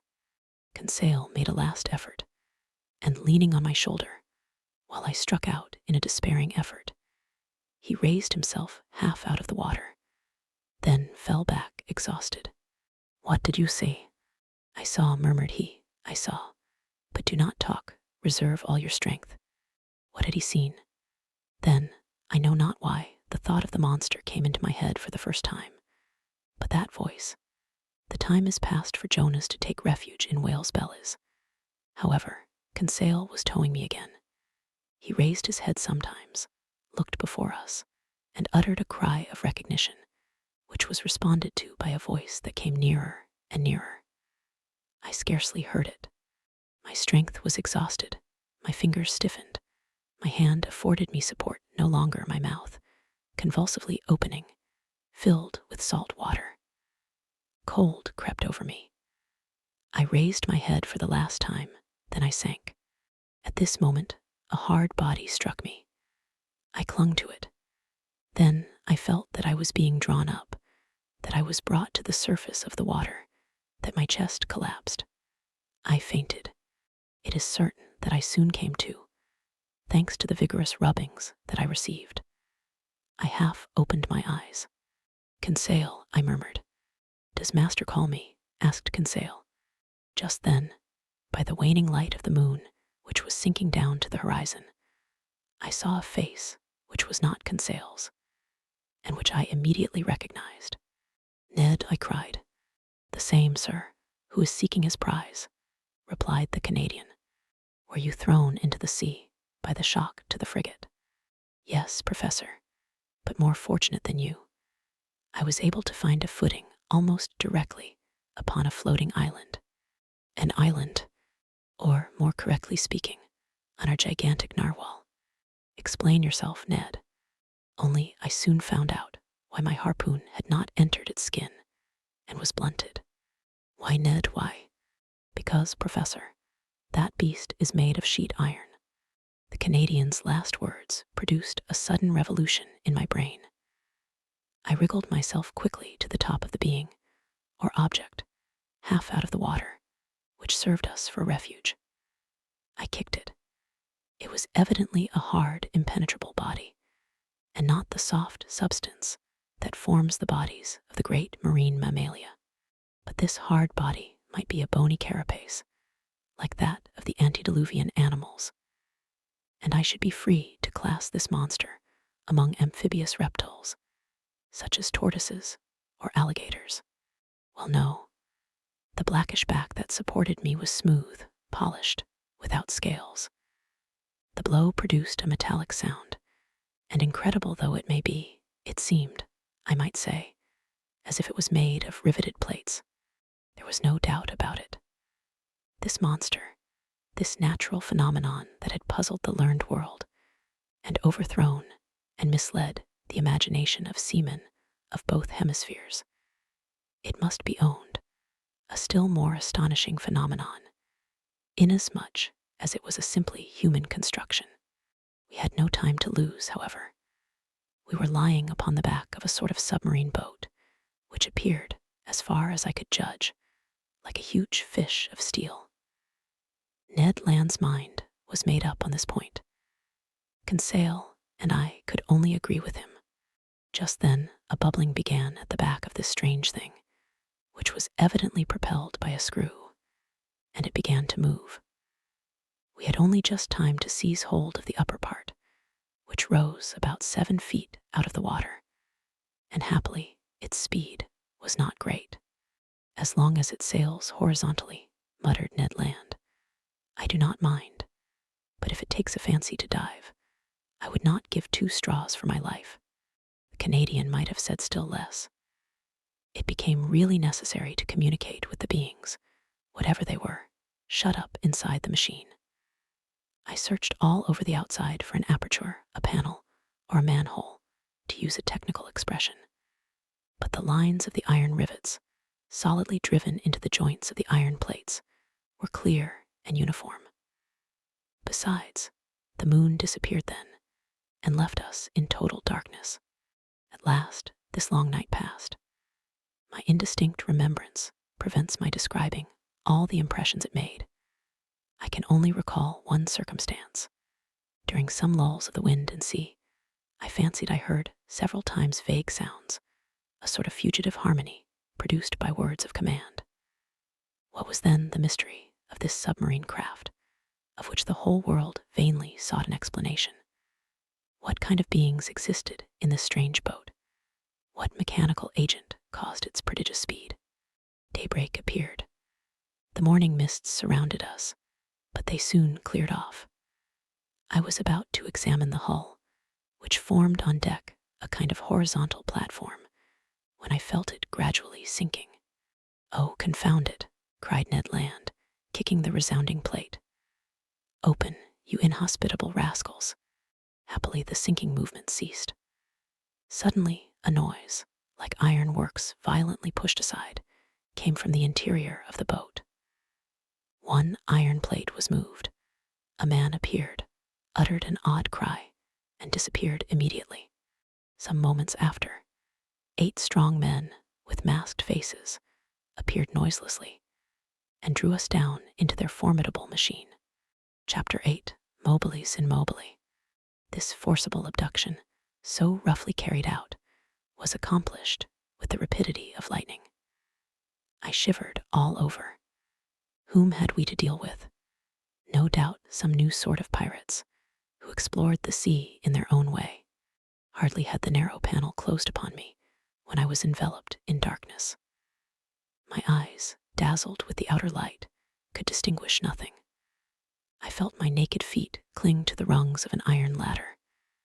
Ned Land and Conseil, firmly seized, followed me.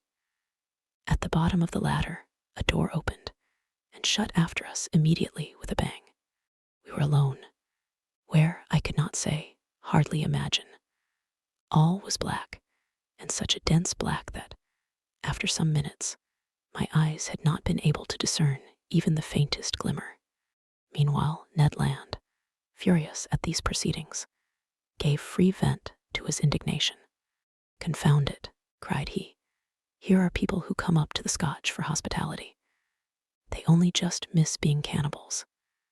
I should not be surprised at it, but I declare that they shall not eat me without my protesting." "Calm yourself, friend Ned, calm yourself," replied Conseil quietly.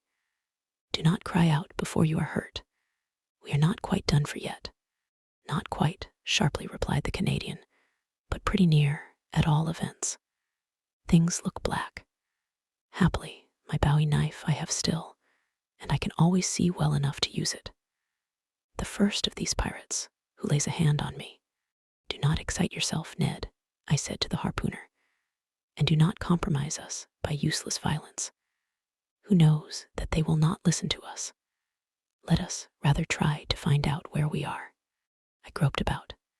In 5 steps, I came to an iron wall made of plates bolted together. Then, turning back, I struck against a wooden table, near which were ranged several stools.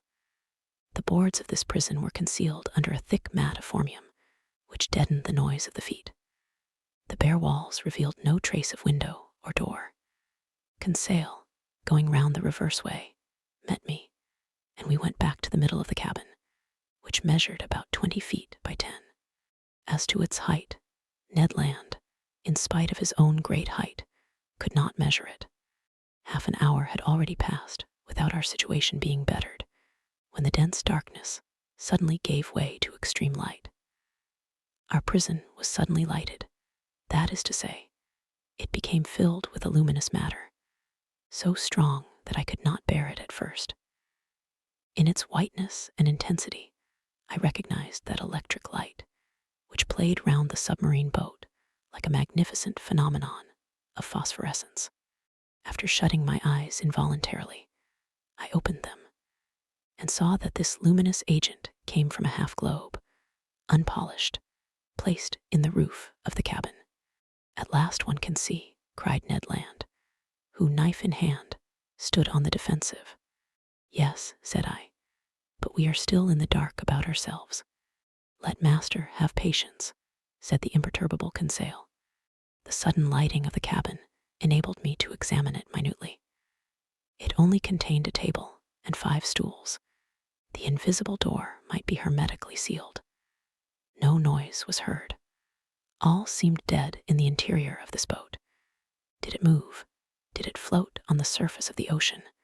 Or did it dive into its depths? I could not guess. A noise of bolts was now heard. The door opened, and 2 men appeared.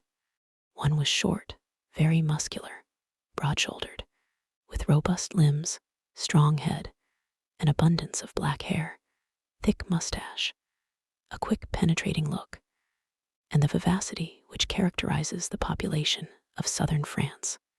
Second stranger merits a more detailed description. A disciple of Gratiolet or Angel would have read his face like an open book. I made out his prevailing qualities directly: self-confidence, because his head was well set on his shoulders, and his black eyes looked around with cold assurance; calmness, for his skin, rather pale, showed his coolness of blood; energy, evinced by the rapid contraction of his lofty brows; and courage, because his deep breathing denoted great power of lungs. Whether this person was 35 or 50 years of age, I could not say. He was tall, had a large forehead, straight nose, a clearly cut mouth, beautiful teeth, with fine taper hands, indicative of a highly nervous temperament. This man was certainly the most admirable specimen I had ever met. One particular feature was his eyes, rather far from each other, and which could take in nearly a quarter of the horizon at once. This faculty, I verified it later, gave him a range of vision far superior to Ned Land's.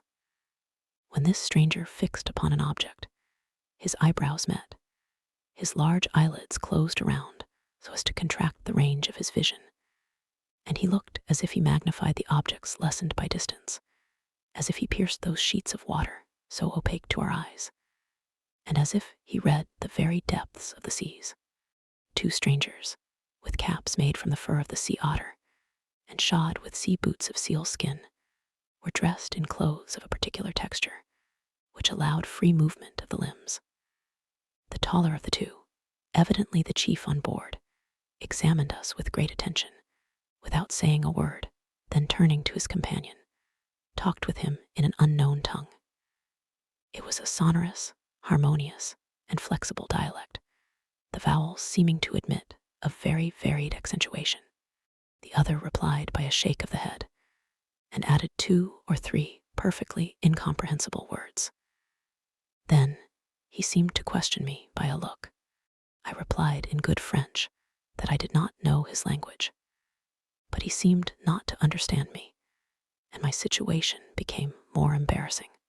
If master were to tell our story, said Conseil, perhaps these gentlemen may understand some words. I began to tell our adventures, articulating each syllable clearly, and without omitting one single detail. I announced our names and rank, introducing in person Professor Aronnax, his servant Conseil, and Master Ned Land, the harpooner. Man with the soft, calm eyes listened to me quietly, even politely, and with extreme attention, but nothing in his countenance indicated that he had understood my story. When I finished, he said not a word. There remained one resource: to speak English. Perhaps they would know this almost universal language. I knew it, as well as the German language, well enough to read it fluently, but not to speak it correctly. But anyhow, we must make ourselves understood. Go on in your turn, I said to the harpooner. Speak your best Anglo-Saxon, and try to do better than I. Ned did not beg off, and recommenced our story. To his great disgust, the harpooner did not seem to have made himself more intelligible than I had. Our visitors did not stir. They evidently understood neither the language of Arago nor of Faraday. Very much embarrassed, after having vainly exhausted our speaking resources, I knew not what part to take, when Conseil said, "If master will permit me, I will relate it in German." But in spite of the elegant terms and good accent of the narrator, the German language had no success. At last, nonplussed, I tried to remember my first lessons and to narrate our adventures in Latin, but with no better success. This last attempt being of no avail, the two strangers exchanged some words in their unknown language and retired. The door shut.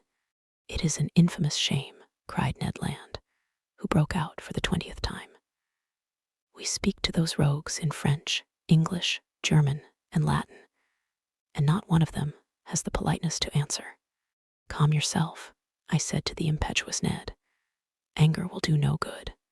"But do you see, Professor," replied our irascible companion, "that we shall absolutely die of hunger in this iron cage?" "Bah," said Conseil philosophically, "we can hold out some time yet." "My friends," I said, "we must not despair. We have been worse off than this, Do me the favor to wait a little before forming an opinion upon the commander and crew of this boat." "My opinion is formed," replied Ned Land sharply. "They are rascals." "Good, and from what country?" "From the land of rogues." "My brave Ned, that country is not clearly indicated on the map of the world, but I admit that the nationality of the two strangers is hard to determine.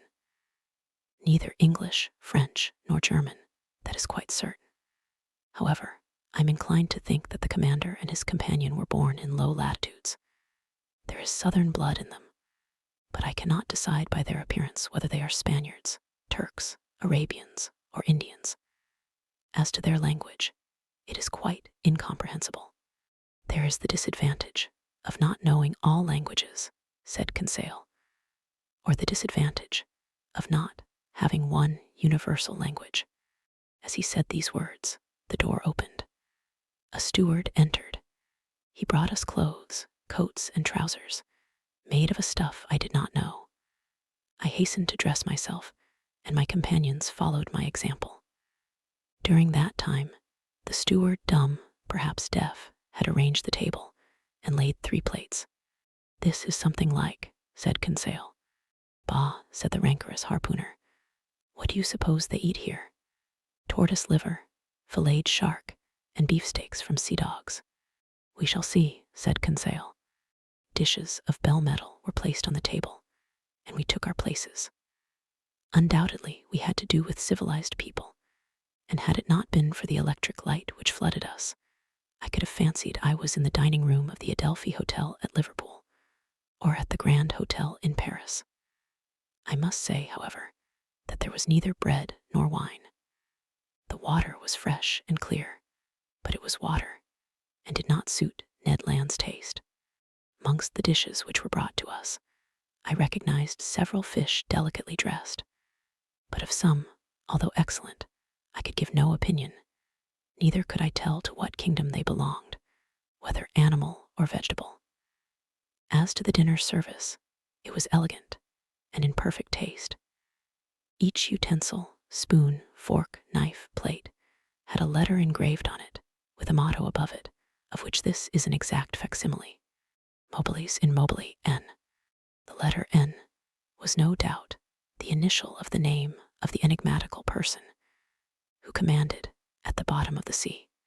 Ned and Conseil did not reflect much. They devoured the food, and I did likewise. I was, besides, reassured as to our fate, and it seemed evident that our hosts would not let us die of want. However, everything has an end. Everything passes away, even the hunger of people who have not eaten for 15 hours. Our appetites satisfied, we felt overcome with sleep. "Faith, I shall sleep well," said Conseil. "So shall I," replied Ned Land. My 2 companions stretched themselves on the cabin carpet, and were soon sound asleep. For my own part, too many thoughts crowded my brain, too many insoluble questions pressed upon me, too many fancies kept my eyes half open. Where were we? What strange power carried us on? I felt, or rather fancied I felt, the machine sinking down to the lowest beds of the sea. Dreadful nightmares beset me. I saw in these mysterious asylums a world of unknown animals, amongst which this submarine boat seemed to be of the same kind, living, moving, and formidable as they. Then my brain grew calmer. My imagination wandered into vague unconsciousness, and I soon fell into a deep sleep. Chapter 9. Ned Land's Tempers. How long we slept, I do not know, but our sleep must have lasted long, for it rested us completely from our fatigues. I woke first. My companions had not moved, and were still stretched in their corner. Hardly roused from my somewhat hard couch, I felt my brain freed, my mind clear. I then began an attentive examination of our cell. Nothing was changed inside. The prison was still a prison, the prisoners, prisoners. However, the steward, during our sleep, had cleared the table. I breathed with difficulty. The heavy air seemed to oppress my lungs. Although the cell was large, We had evidently consumed a great part of the oxygen that it contained. Indeed, each man consumes, in 1 hour, the oxygen contained in more than 176 pints of air. And this air, charged, as then, with a nearly equal quantity of carbonic acid, becomes unbreathable. It became necessary to renew the atmosphere of our prison, and no doubt the hole in the submarine boat. That gave rise to a question in my mind. How would the commander of this floating dwelling place proceed? Would he obtain air by chemical means, in getting by heat the oxygen contained in chlorate of potash, and in absorbing carbonic acid by caustic potash? Or a more convenient, economical, and consequently more probable alternative, would he be satisfied to rise and take breath at the surface of the water, like a cetacean, and so renew for 24 hours the atmospheric provision? In fact, I was already obliged to increase my respirations to eke out of this cell the little oxygen it contained, when suddenly I was refreshed by a current of pure air, and perfumed with saline emanations. It was an invigorating sea breeze, charged with iodine. I opened my mouth wide, and my lungs saturated themselves with fresh particles. At the same time, I felt the boat rolling. The iron-plated monster had evidently just risen to the surface of the ocean to breathe, after the fashion of whales. I found out from that the mode of ventilating the boat. When I had inhaled this air freely, I sought the conduit pipe, which conveyed to us the beneficial whiff, and I was not long in finding it.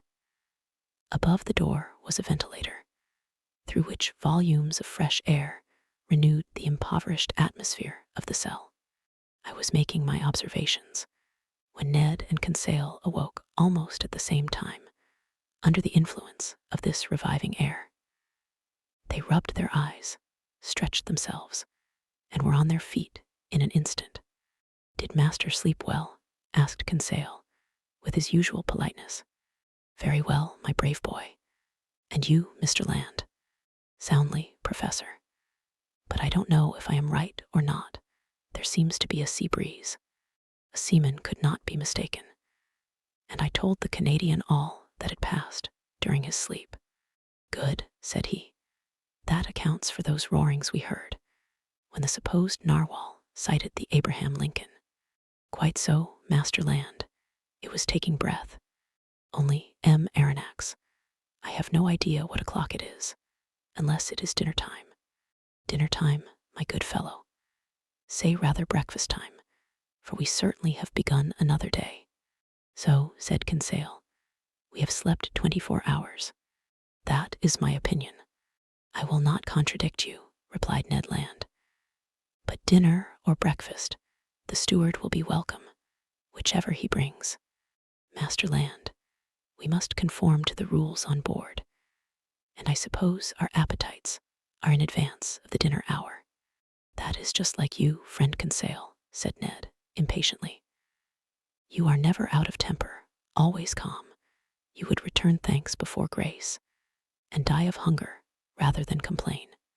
Time was getting on, and we were fearfully hungry, and this time the steward did not appear. It was rather too long to leave us, if they really had good intentions towards us.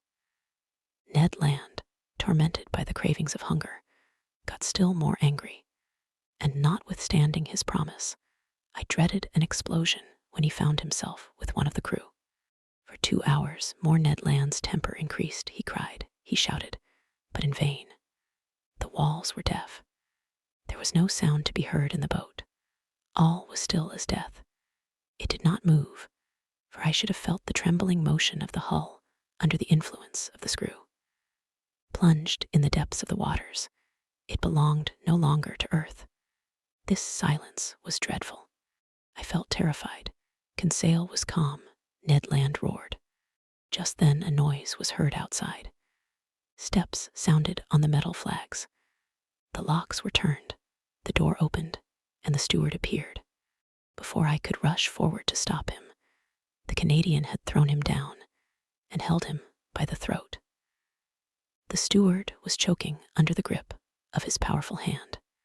Conseil was already trying to unclasp the harpooner's hand from his half-suffocated victim, and I was going to fly to the rescue, when suddenly I was nailed to the spot by hearing these words in French.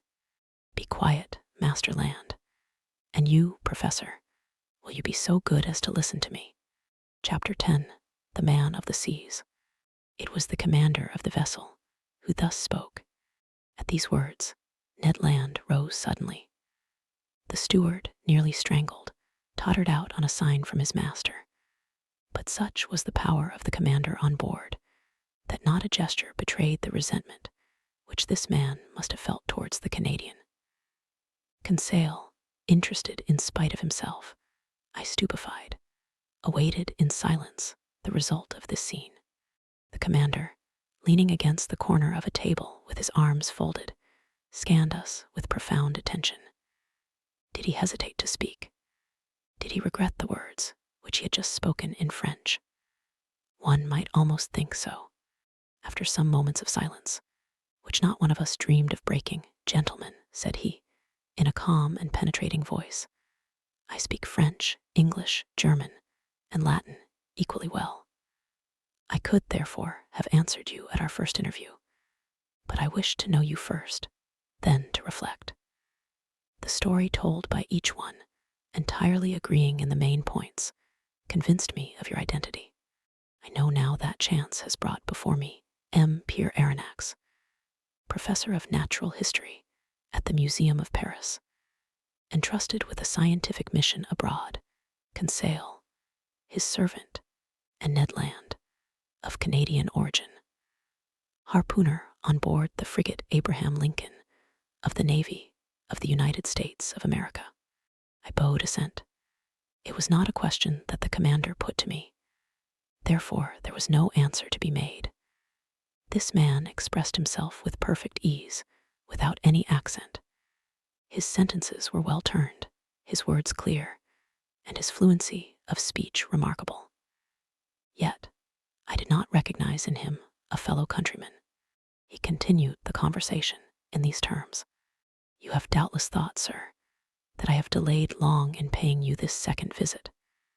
The reason is that, your identity recognized, I wish to weigh maturely what part to act towards you. I have hesitated much. Most annoying circumstances have brought you into the presence of a man who has broken all the ties of humanity. You have come to trouble my existence." "Unintentionally," said I. "Unintentionally," replied the stranger, raising his voice a little. "Was it unintentionally that the Abraham Lincoln pursued me all over the seas? Was it unintentionally that you took passage in this frigate? Was it unintentionally that your cannon balls rebounded off the plating of my vessel? Was it unintentionally that Mr. Ned Land struck me with his harpoon?" I detected a restrained irritation in these words. But to these recriminations, I had a very natural answer to make, and I made it. "Sir," said I, "no doubt you are ignorant of the discussions which have taken place concerning you in America and Europe. You do not know that divers accidents, caused by collisions with your submarine machine, have excited public feeling in the two continents. I omit the hypotheses, without number, by which it was sought to explain the inexplicable phenomenon of which you alone possess the secret. But you must understand that, in pursuing you over the high seas of the Pacific, the Abraham Lincoln believed itself to be chasing some powerful sea monster, of which it was necessary to rid the ocean at any price." A half-smile curled the lips of the commander. Then, in a calmer tone, "M. Aronnax," he replied, "dare you affirm that your frigate would not as soon have pursued and cannonaded a submarine boat as a monster?" This question embarrassed me, for certainly Captain Farragut might not have hesitated. He might have thought it his duty to destroy a contrivance of this kind, as he would a gigantic narwhal. "You understand then, sir," continued the stranger, "that I have the right to treat you as enemies." I answered nothing, purposely. For what good would it be to discuss such a proposition when force could destroy the best arguments? I have hesitated some time, continued the commander. Nothing obliged me to show you hospitality. If I chose to separate myself from you, I should have no interest in seeing you again. I could place you upon the deck of this vessel, which has served you as a refuge. I could sink beneath the waters and forget that you had ever existed. Would not that be my right? It might be the right of a savage, I answered, but not that of a civilized man. Professor, replied the commander quickly, I am not what you call a civilized man. I have done with society entirely, for reasons which I alone have the right of appreciating. I do not therefore obey its laws, and I desire you never to allude to them before me again. This was said plainly. A flash of anger and disdain kindled in the eyes of the unknown, and I had a glimpse of a terrible past in the life of this man. Not only had he put himself beyond the pale of human laws, but he had made himself independent of them, free in the strictest acceptation of the word, quite beyond their reach. Who then would dare to pursue him at the bottom of the sea, when, on its surface, he defied all attempts made against him? What vessel could resist the shock of his submarine monitor? What cuirass, however thick, could withstand the blows of his spur? No man could demand from him an account of his actions. God, if he believed in one his conscience, if he had one, were the sole judges to whom he was answerable. These reflections crossed my mind rapidly, whilst the stranger personage was silent, absorbed, and as if wrapped up in himself. I regarded him with fear mingled with interest, as doubtless Oedipus regarded the Sphinx. After rather a long silence, the commander resumed the conversation.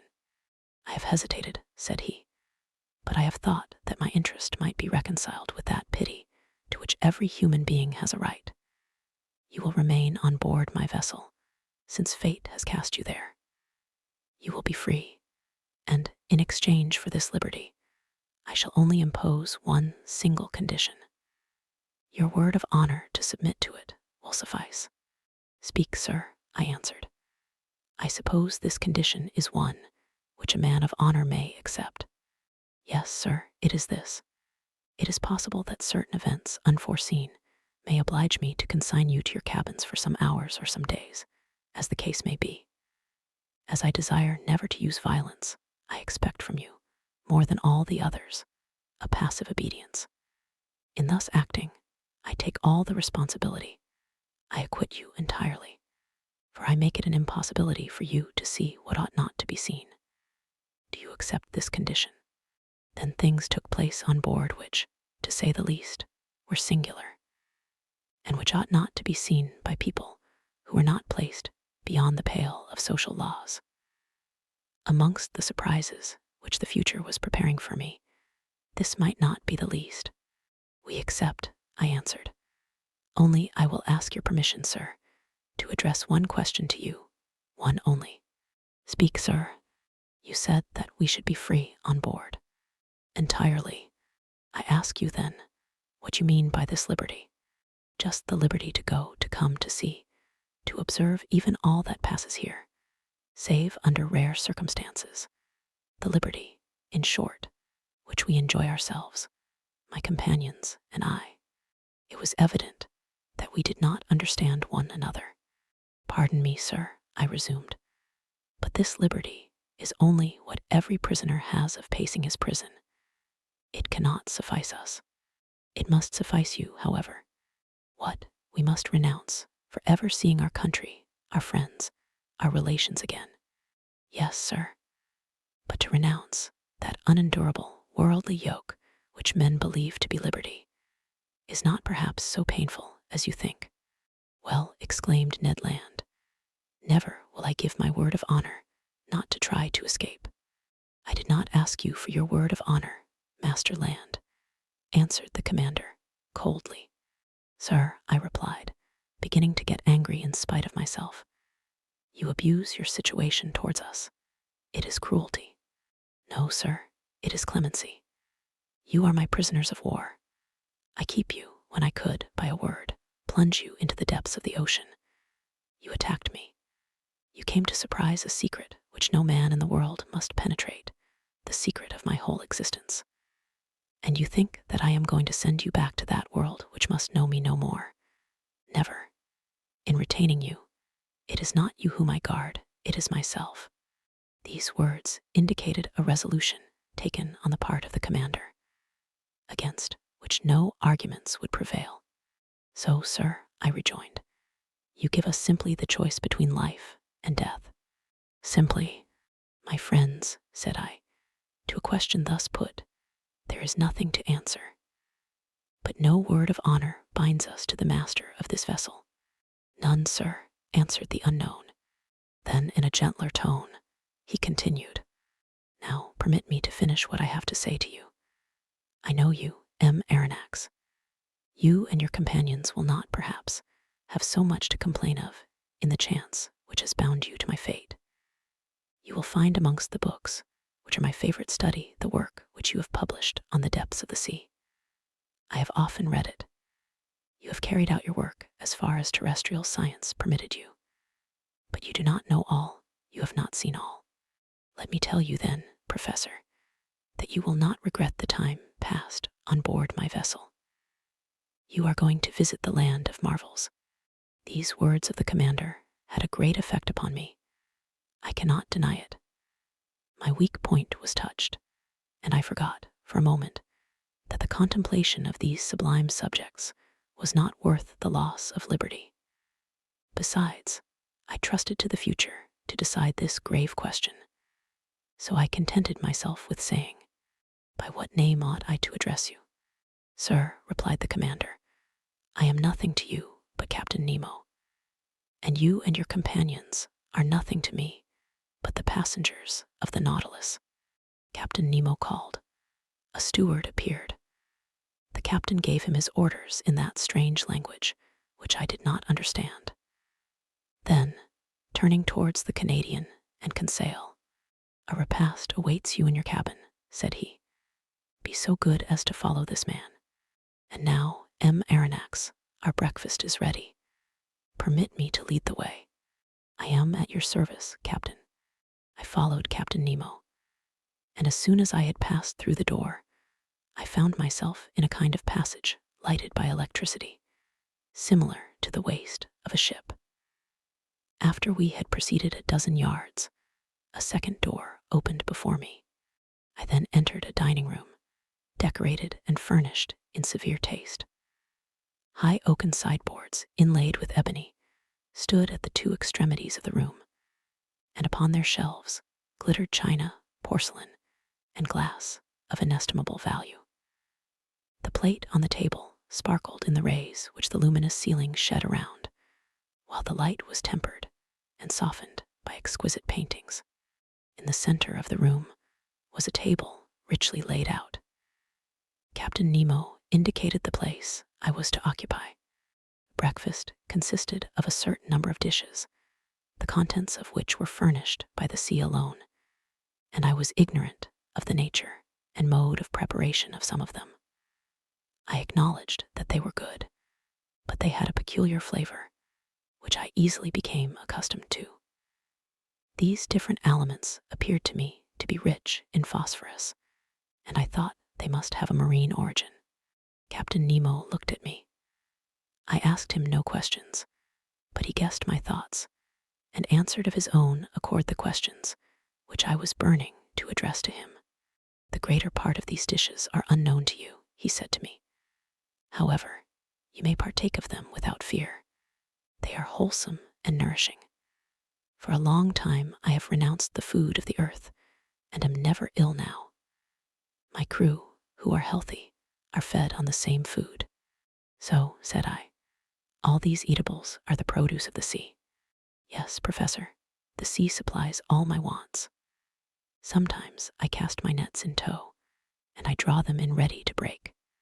Sometimes I hunt in the midst of this element, which appears to be inaccessible to man, and quarry the game which dwells in my submarine forests. My flocks, like those of Neptune's old shepherds, graze fearlessly in the immense prairies of the ocean. I have a vast property there, which I cultivate myself, and which is always sown by the hand of the Creator of all things. I can understand perfectly, sir, that your nets furnish excellent fish for your table. I can understand also that you hunt aquatic game in your submarine forests. But I cannot understand at all how a particle of meat, no matter how small, can figure in your bill of fare. This, which you believe to be meat, Professor, is nothing else than fillet of turtle. Here are also some dolphin's livers, which you take to be ragout of pork. My cook is a clever fellow who excels in dressing these various products of the ocean. Taste all these dishes. Here is a preserve of holothuria, which a Malay would declare to be unrivaled in the world. Here is a cream, of which the milk has been furnished by the cetacea, and the sugar by the great fucus of the North Sea. And lastly, permit me to offer you some preserve of anemones, which is equal to that of the most delicious fruits. I tasted, more from curiosity than as a connoisseur, whilst Captain Nemo enchanted me with his extraordinary stories. You like the sea, Captain? Yes, I love it. The sea is everything. It covers 7/10 of the terrestrial globe. Its breath is pure and healthy. It is an immense desert where man is never lonely, for he feels life stirring on all sides. The sea is only the embodiment of a supernatural and wonderful existence. It is nothing but love and emotion. It is the living infinite, as one of your poets has said. In fact, Professor, nature manifests herself in it by her three kingdoms: mineral, vegetable, and animal. E is the vast reservoir of nature. The globe began with sea, so to speak, and who knows if it will not end with it. In it is supreme tranquility. The sea does not belong to despots. Upon its surface, men can still exercise unjust laws, fight, tear one another to pieces, and be carried away with terrestrial horrors. But at 30 feet below its level, their reign ceases, their influence is quenched, and their power disappears. Ah, sir, live in the bosom of the waters. There only is independence. There I recognize no masters. There I am free. Captain Nemo suddenly became silent in the midst of this enthusiasm, by which he was quite carried away. For a few moments, he paced up and down, much agitated. Then he became more calm, regained his accustomed coldness of expression, and turning towards me, "Now, Professor," said he, "if you wish to go over the Nautilus, I am at your service." Captain Nemo rose. I followed him. A double door, contrived at the back of the dining room, opened, and I entered a room equal in dimensions to that which I had just quitted. It was a library. High pieces of furniture, of black violet ebony inlaid with brass, supported upon their wide shelves a great number of books uniformly bound.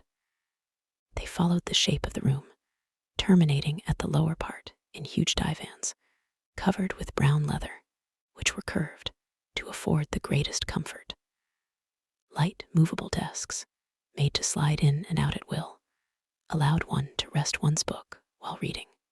In the center stood an immense table, covered with pamphlets, amongst which were some newspapers, already of old date. The electric light flooded everything. It was shed from 4 unpolished globes, half sunk in the volutes of the ceiling. I looked with real admiration at this room, so ingeniously fitted up, and I could scarcely believe my eyes. "Captain Nemo," said I to my host, who had just thrown himself on one of the divans, "this is a library which would do honor to more than one of the continental palaces, and I am absolutely astounded when I consider that it can follow you to the bottom of the seas. Where could one find greater solitude or silence, Professor?" replied Captain Nemo. "Did your study in the museum afford you such perfect quiet?" "No, sir, and I must confess that it is a very poor one after yours. You must have 6 or 7,000 volumes here, 12,000 Aronnax. These are the only ties which bind me to the earth. But I had done with the world on the day when my Nautilus plunged for the first time beneath the waters. That day, I bought my last volumes, my last pamphlets, my last papers, and from that time, I wish to think that men no longer think or write. These books, Professor, are at your service besides, and you can make use of them freely. I thanked Captain Nemo and went up to the shelves of the library. Works on science, morals, and literature abounded in every language, but I did not see one single work on political economy. That subject appeared to be strictly proscribed. Strange to say, all these books were irregularly arranged, in whatever language they were written, and this medley proved that the captain of the Nautilus must have read indiscriminately the books which he took up by chance. "Sir," said I to the captain, "I thank you for having placed this library at my disposal. It contains treasures of science, and I shall profit by them." "This room is not only a library," said Captain Nemo. "It is also a smoking room." "A smoking room," I cried. "Then one may smoke on board?" "Certainly." "Then, sir, I am forced to believe that you have kept up a communication with Havana." "Not any," answered the captain, "except this cigar, M. Aronnax, and though it does not come from Havana, you will be pleased with it if you are a connoisseur." I took the cigar which was offered me. Its shape recalled the London ones, but it seemed to be made of leaves of gold.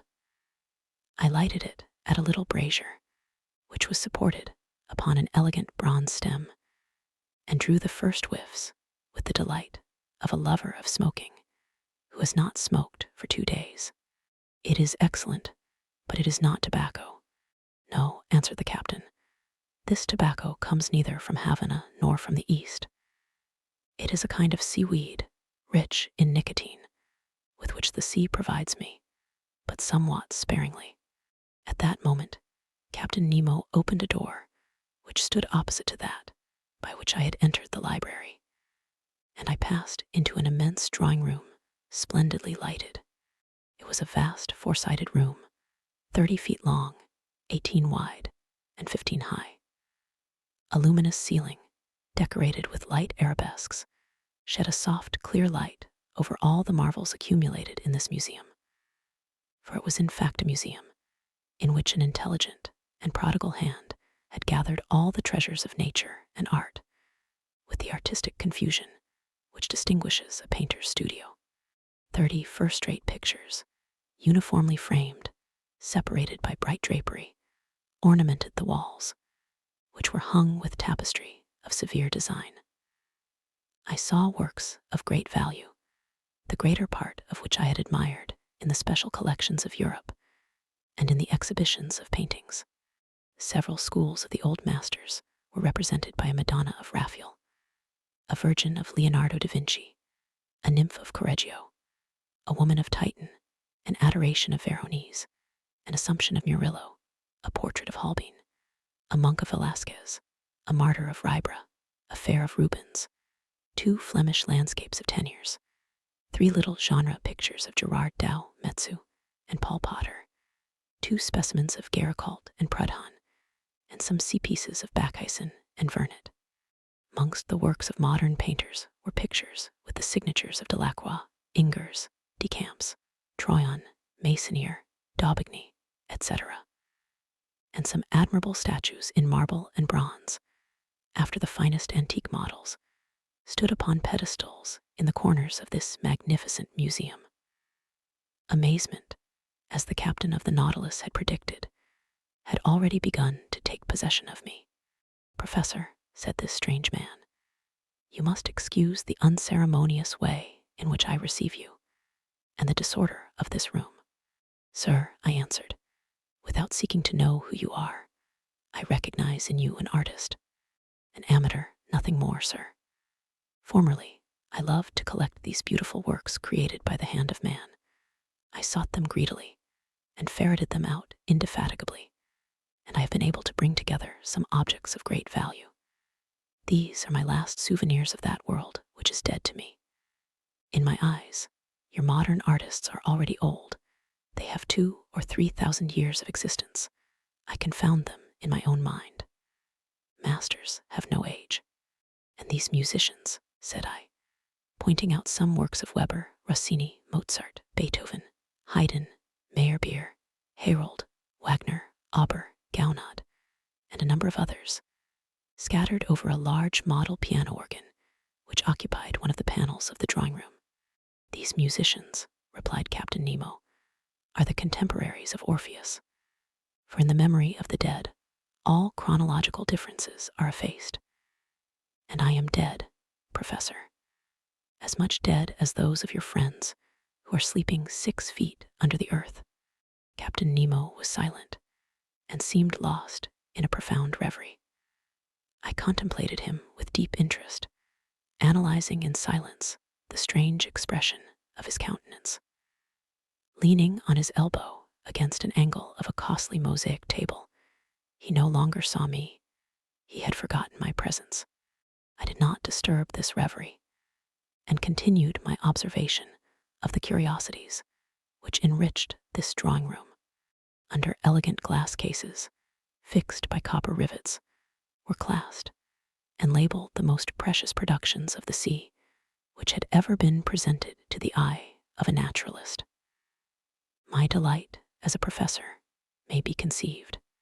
The division containing the zoophytes presented the most curious specimens of the 2 groups of polypi and echinoderms.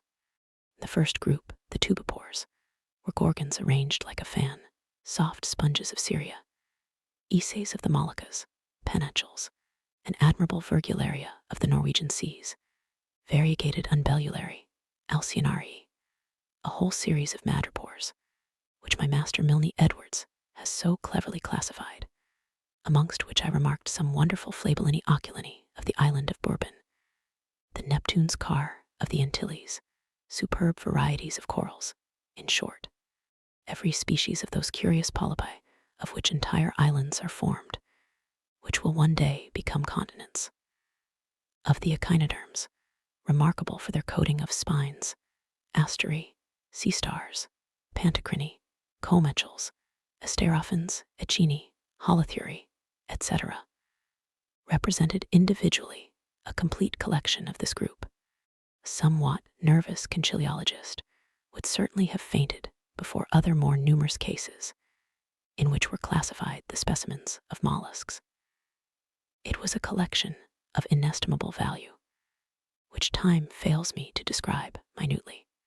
Amongst these specimens, I will quote from memory only the elegant royal hammerfish of the Indian Ocean, whose regular white spots stood out brightly on a red and brown ground, an imperial spondyle, bright-colored, bristling with spines, a rare specimen in the European museums. I estimated its value at not less than 1,000 pounds. A common hammerfish of the seas of New Holland, which is only procured with difficulty, exotic Picardia of Senegal, fragile white bivalve shells, which a breath might shatter like a soap bubble, several varieties of the aspergillum of Java, a kind of calcareous tube, edged with leafy folds, and much debated by amateurs, a whole series of trochai, some a greenish yellow, found in the American seas, others a reddish brown, natives of Australian waters, others from the Gulf of Mexico, remarkable for their imbricated shell, stellari found in the southern seas, and last, the rarest of all, the magnificent spur of New Zealand, and every description of delicate and fragile shells to which science has given appropriate names. Apart in separate compartments were spread out chaplets of pearls of the greatest beauty, which reflected the electric light in little sparks of fire.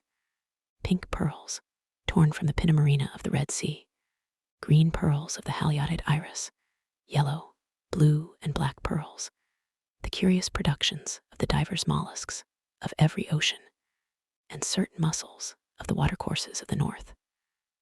Lastly, several specimens of inestimable value, which had been gathered from the rarest pintadines.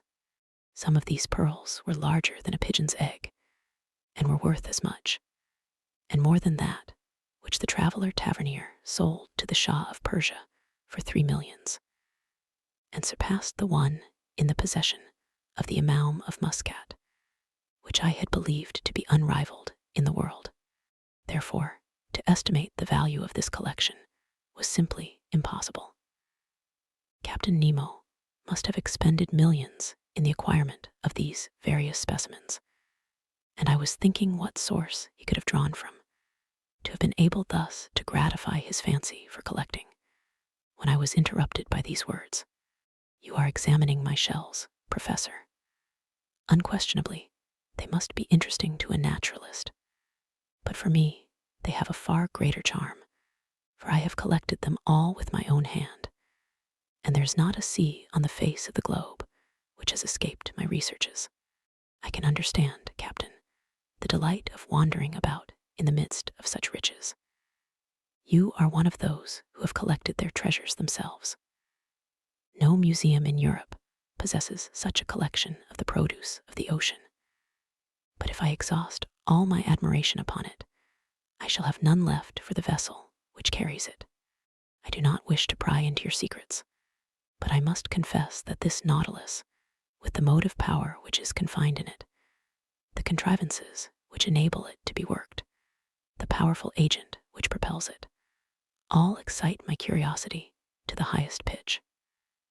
I see suspended on the walls of this room instruments of whose use I am ignorant. You will find these same instruments in my own room, Professor, where I shall have much pleasure in explaining their use to you. But first come and inspect the cabin, which is set apart for your own use. You must see how you will be accommodated on board the Nautilus." I followed Captain Nemo, who, by one of the doors opening from each panel of the drawing room, regained the waist. He conducted me towards the bow, and there I found not a cabin, but an elegant room, with a bed, dressing table, and several other pieces of furniture. I could only thank my host. "Your room adjoins mine," said he, opening a door, "and mine opens into the drawing room that we have just quitted." I entered the captain's room. It had a severe, almost a monkish aspect. A small iron bedstead, a table, some articles for the toilet, the whole lighted by a skylight. No comforts, the strictest necessaries only. Captain Nemo pointed to a seat. "Be so good as to sit down," he said. I seated myself, and he began thus. Chapter 11, All by Electricity. "Sir," said Captain Nemo, showing me the instruments hanging on the walls of his room, "here are the contrivances required for the navigation of the Nautilus.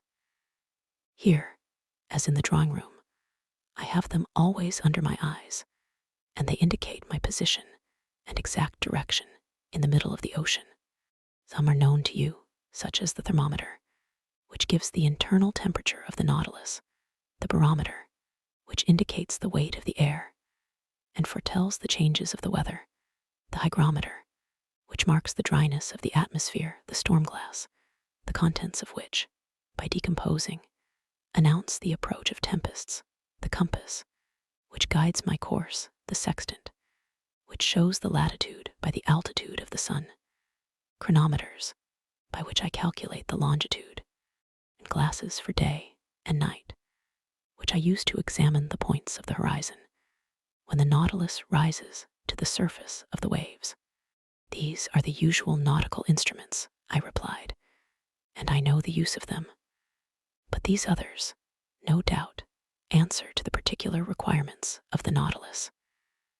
This dial with the movable needle is a manometer, is it not?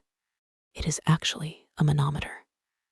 But by communication with the water, whose external pressure it indicates, it gives our depth at the same time. And these other instruments, the use of which I cannot guess. Here, Professor, I ought to give you some explanations. Will you be kind enough to listen to me?" He was silent for a few moments. Then he said, "There is a powerful agent, obedient, rapid, easy, which conforms to every use and reigns supreme on board my vessel. Everything is done by means of it. It lights it, warms it, and is the soul of my mechanical apparatus. This agent is electricity." "Electricity?" I cried in surprise. "Yes, sir. Nevertheless, Captain, you possess an extreme rapidity of movement, which does not agree with the power of electricity. Until now, its dynamic force has remained under restraint and has only been able to produce a small amount of power. Professor, said Captain Nemo, my electricity is not everybody's. You know what seawater is composed of. In 1,000 grams are found 96.5% of water and about 2 to 3% of chloride of sodium. Then, in a smaller quantity, chlorides of magnesium and of potassium, bromide of magnesium, sulfate of magnesia, sulfate and carbonate of lime. You see then that chloride of sodium forms a large part of it. So it is this sodium that I extract from seawater, and of which I compose my ingredients. I owe all to the ocean. It produces electricity, and electricity gives heat, light, motion, and, in a word, life to the Nautilus, but not the air you breathe. Oh, I could manufacture the air necessary for my consumption, but it is useless, because I go up to the surface of the water when I please. However, if electricity does not furnish me with air to breathe, it works at least the powerful pumps that are stored in spacious reservoirs, and which enable me to prolong at need, and as long as I will, my stay in the depths of the sea. It gives a uniform and unintermittent light, which the sun does not. Now look at this clock. It is electrical, and goes with a regularity that defies the best chronometers. I have divided it into 24 hours, like the Italian clocks, because for me there is neither night nor day, sun nor moon, but only that factitious light that I take with me to the bottom of the sea. Look, just now, it is 10 o'clock in the morning. Exactly, another application of electricity. This dial hanging in front of us indicates the speed of the Nautilus. An electric thread puts it in communication with the screw, and the needle indicates the real speed. Look, now we are spinning along with a uniform speed of 15 miles an hour. It is marvelous. And I see, Captain, you were right to make use of this agent that takes the place of wind, water, and steam. We have not finished, M. Aronnax, said Captain Nemo, rising. If you will follow me, we will examine the stern of the Nautilus. Really, I knew already the interior part of this submarine boat, of which this is the exact division, starting from the ship's head, the dining room, 5 yards long, separated from the library by a watertight partition, the library, 5 yards long, the large drawing room, 10 yards long, separated from the captain's room by a second watertight partition, the said room, 5 yards in length mine, 2.5 yards. Lastly, a reservoir of air, 7.5 yards, that extended to the bows. Total length 35 yards, or 105 feet. The partitions had doors that were shut hermetically by means of india-rubber instruments, and they ensured the safety of the Nautilus in case of a leak. I followed Captain Nemo through the waist and arrived at the center of the boat. There was a sort of well that opened between 2 partitions. An iron ladder, fastened with an iron hook to the partition, led to the upper end. I asked the captain what the ladder was used for. It leads to the small boat, he said. What, have you a boat? I exclaimed in surprise. Of course, an excellent vessel, light and insubmersible, that serves either as a fishing or as a pleasure boat. But then, when you wish to embark, you are obliged to come to the surface of the water. Not at all. This boat is attached to the upper part of the hull of the Nautilus and occupies a cavity made for it. It is decked, quite watertight, and held together by solid bolts. This ladder leads to a manhole made in the hull of the Nautilus that corresponds with a similar hole made in the side of the boat. By this double opening, I get into the small vessel. They shut the one belonging to the Nautilus. I shut the other by means of screw pressure. I undo the bolts, and the little boat goes up to the surface of the sea with prodigious rapidity. I then open the panel of the bridge, carefully shut. Till then, I mast it, hoist my sail, take my oars, and I'm off. But how do you get back on board? I do not come back. M. Aronnax. The Nautilus comes to me. By your orders. By my orders. An electric thread connects us. I telegraph to it, and that is enough. Really, I said, astonished at these marvels. Nothing can be more simple. After having passed by the cage of the staircase that led to the platform, I saw a cabin 6 feet long, in which Conseil and Ned Land, enchanted with their repast, were devouring it with avidity. Then, a door opened into a kitchen 9 feet long, situated between the large storerooms. Their electricity, better than gas itself, did all the cooking. The streams under the furnaces gave out to the sponges of platina a heat which was regularly kept up and distributed. They also heated a distilling apparatus, which, by evaporation, furnished excellent drinkable water. Near this kitchen was a bathroom comfortably furnished, with hot and cold water taps. Next to the kitchen was the berthroom of the vessel, 16 feet long. But the door was shut, and I could not see the management of it, which might have given me an idea of the number of men employed on board the Nautilus. At the bottom was a fourth partition that separated this office from the engine room. A door opened, and I found myself in the compartment where Captain Nemo, certainly an engineer of a very high order, had arranged his locomotive machinery. This engine room, clearly lighted, did not measure less than 65 feet in length. It was divided into 2 parts. The first contained the materials for producing electricity, and the second, the machinery that connected it with the screw. I examined it with great interest in order to understand the machinery of the Nautilus. You see, said the captain, I use Bunsen's contrivances, not Ruhmkorff's. Those would not have been powerful enough. Bunsen's are fewer in number, but strong and large, which experience proves to be the best. The electricity produced passes forward, where it works, by electromagnets of great size, on a system of levers and cogwheels that transmit the movement to the axle of the screw. This one, the diameter of which is 19 feet, and the thread 23 feet, performs about 120 revolutions in a second. And you get then a speed of 50 miles an hour. I have seen the Nautilus maneuver before the Abraham Lincoln, and I have my own ideas as to its speed. But this is not enough. We must see where we go. We must be able to direct it to the right, to the left, above, below. How do you get to the great depths, where you find an increasing resistance, which is rated by hundreds of atmospheres? How do you return to the surface of the ocean? And how do you maintain yourselves in the requisite medium? Am I asking too much?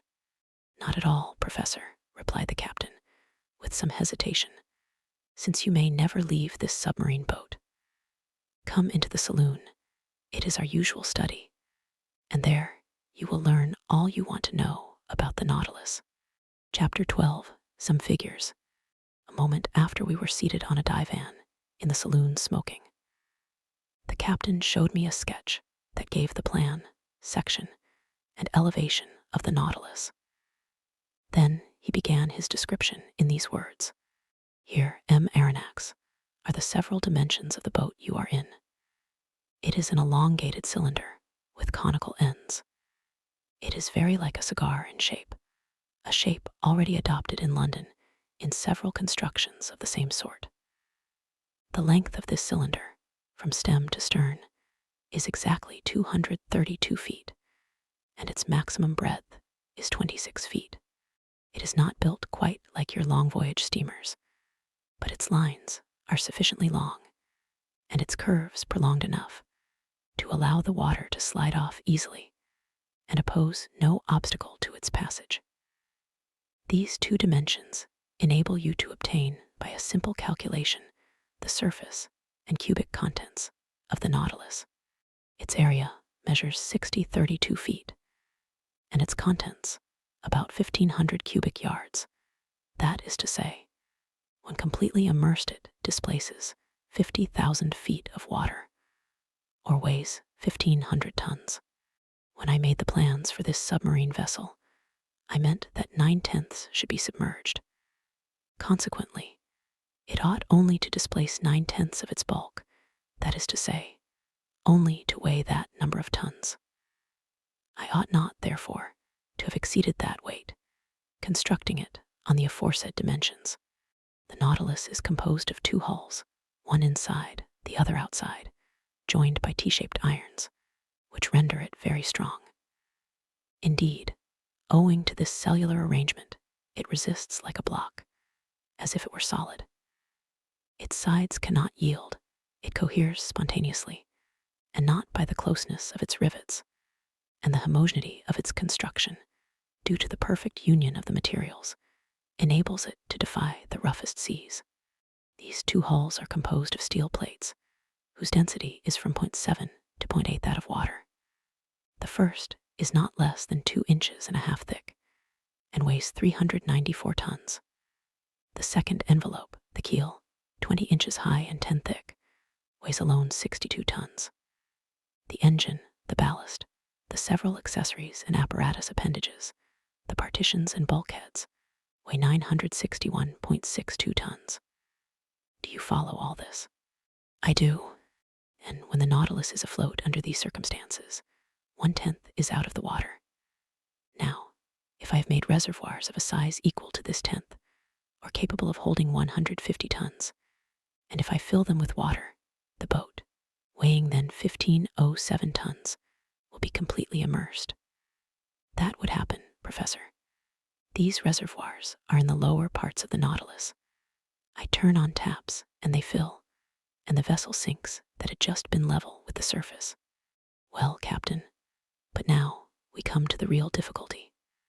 I can understand your rising to the surface, but diving below the surface, does not your submarine contrivance encounter a pressure, and consequently undergo an upward thrust of 1 atmosphere for every 30 feet of water, just about 15 pounds per square inch?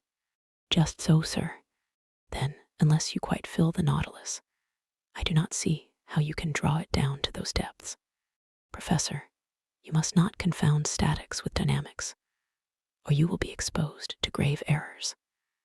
There is very little labor spent in attaining the lower regions of the ocean, for all bodies have a tendency to sink. When I wanted to find out the necessary increase of weight required to sink the Nautilus, I had only to calculate the reduction of volume that seawater acquires according to the depth. That is evident. Now, if water is not absolutely incompressible, it is at least capable of very slight compression. Indeed, after the most recent calculations, this reduction is only 0.000436 of an atmosphere for each 30 feet of depth.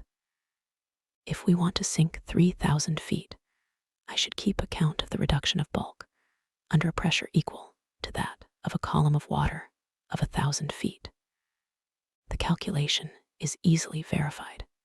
Now, I have supplementary reservoirs capable of holding 100 tons. Therefore, I can sink to considerable depth. When I wish to rise to the level of the sea, I only let off the water and empty all the reservoirs if I want the Nautilus to emerge from the 10th part of her total capacity. I had nothing to object to these reasonings. I admit your calculations, Captain, I replied. I should be wrong to dispute them, since daily experience confirms them. But I foresee a real difficulty in the way. What, sir? When you are about 1,000 feet deep, the walls of the Nautilus bear a pressure of 100 atmospheres. If then, just now you were to empty the supplementary reservoirs, to lighten the vessel, and to go up to the surface, the pumps must overcome the pressure of 100 atmospheres, which is 1,500 pounds per square inch. From that a power that electricity alone can give, said the captain hastily. I repeat, sir, that the dynamic power of my engines is almost infinite. The pumps of the Nautilus have an enormous power, as you must have observed when their jets of water burst like a torrent upon the Abraham Lincoln.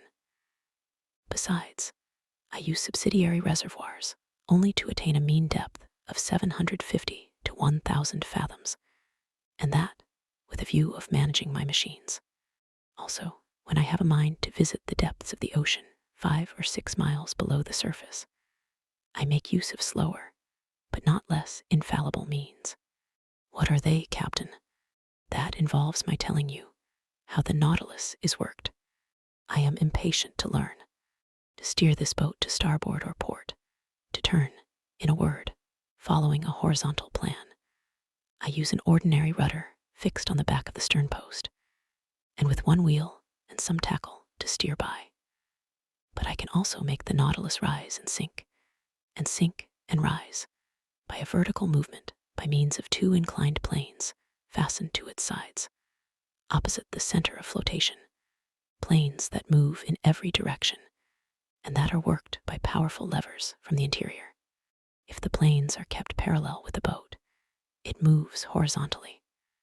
If slanted, the Nautilus, according to this inclination, and under the influence of the screw, either sinks diagonally or rises diagonally as it suits me.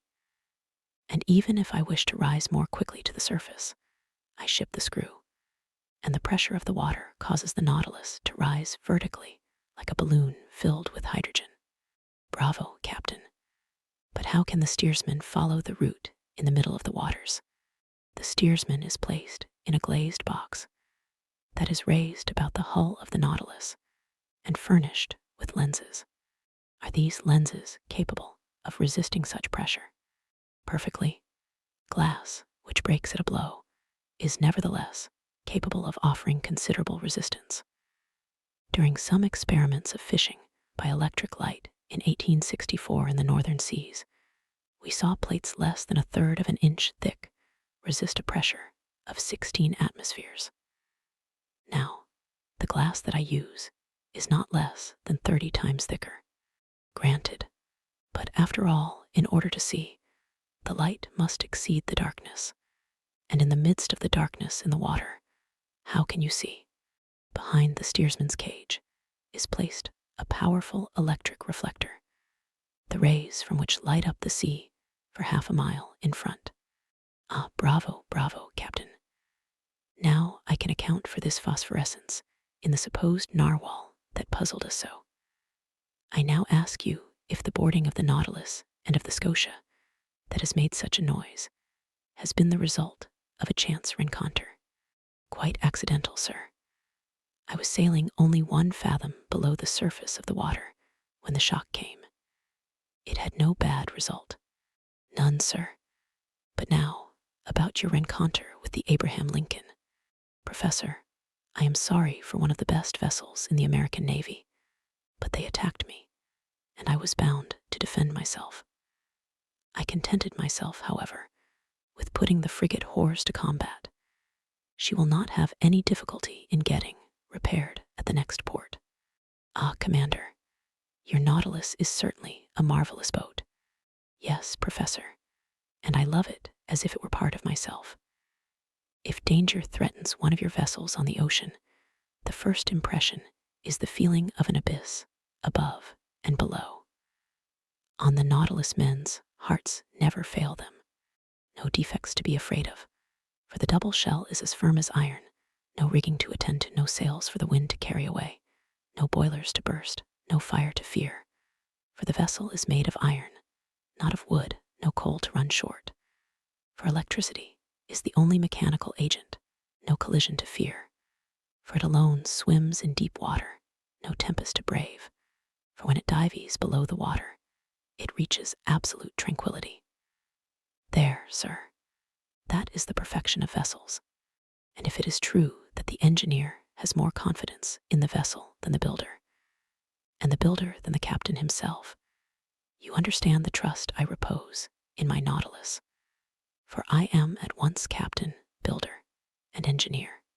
But how could you construct this wonderful Nautilus in secret? Each separate portion, M. Aronnax, was brought from different parts of the globe. The keel was forged at Creusot, the shaft of the screw at Pen and Cos, London, the iron plates of the hull at Laird's of Liverpool, the screw itself at Scott's at Glasgow. The reservoirs were made by Kale and Co. at Paris, the engine by Krupp in Prussia, its beak in Motala's workshop in Sweden, its mathematical instruments by Hart Brothers of New York, etc.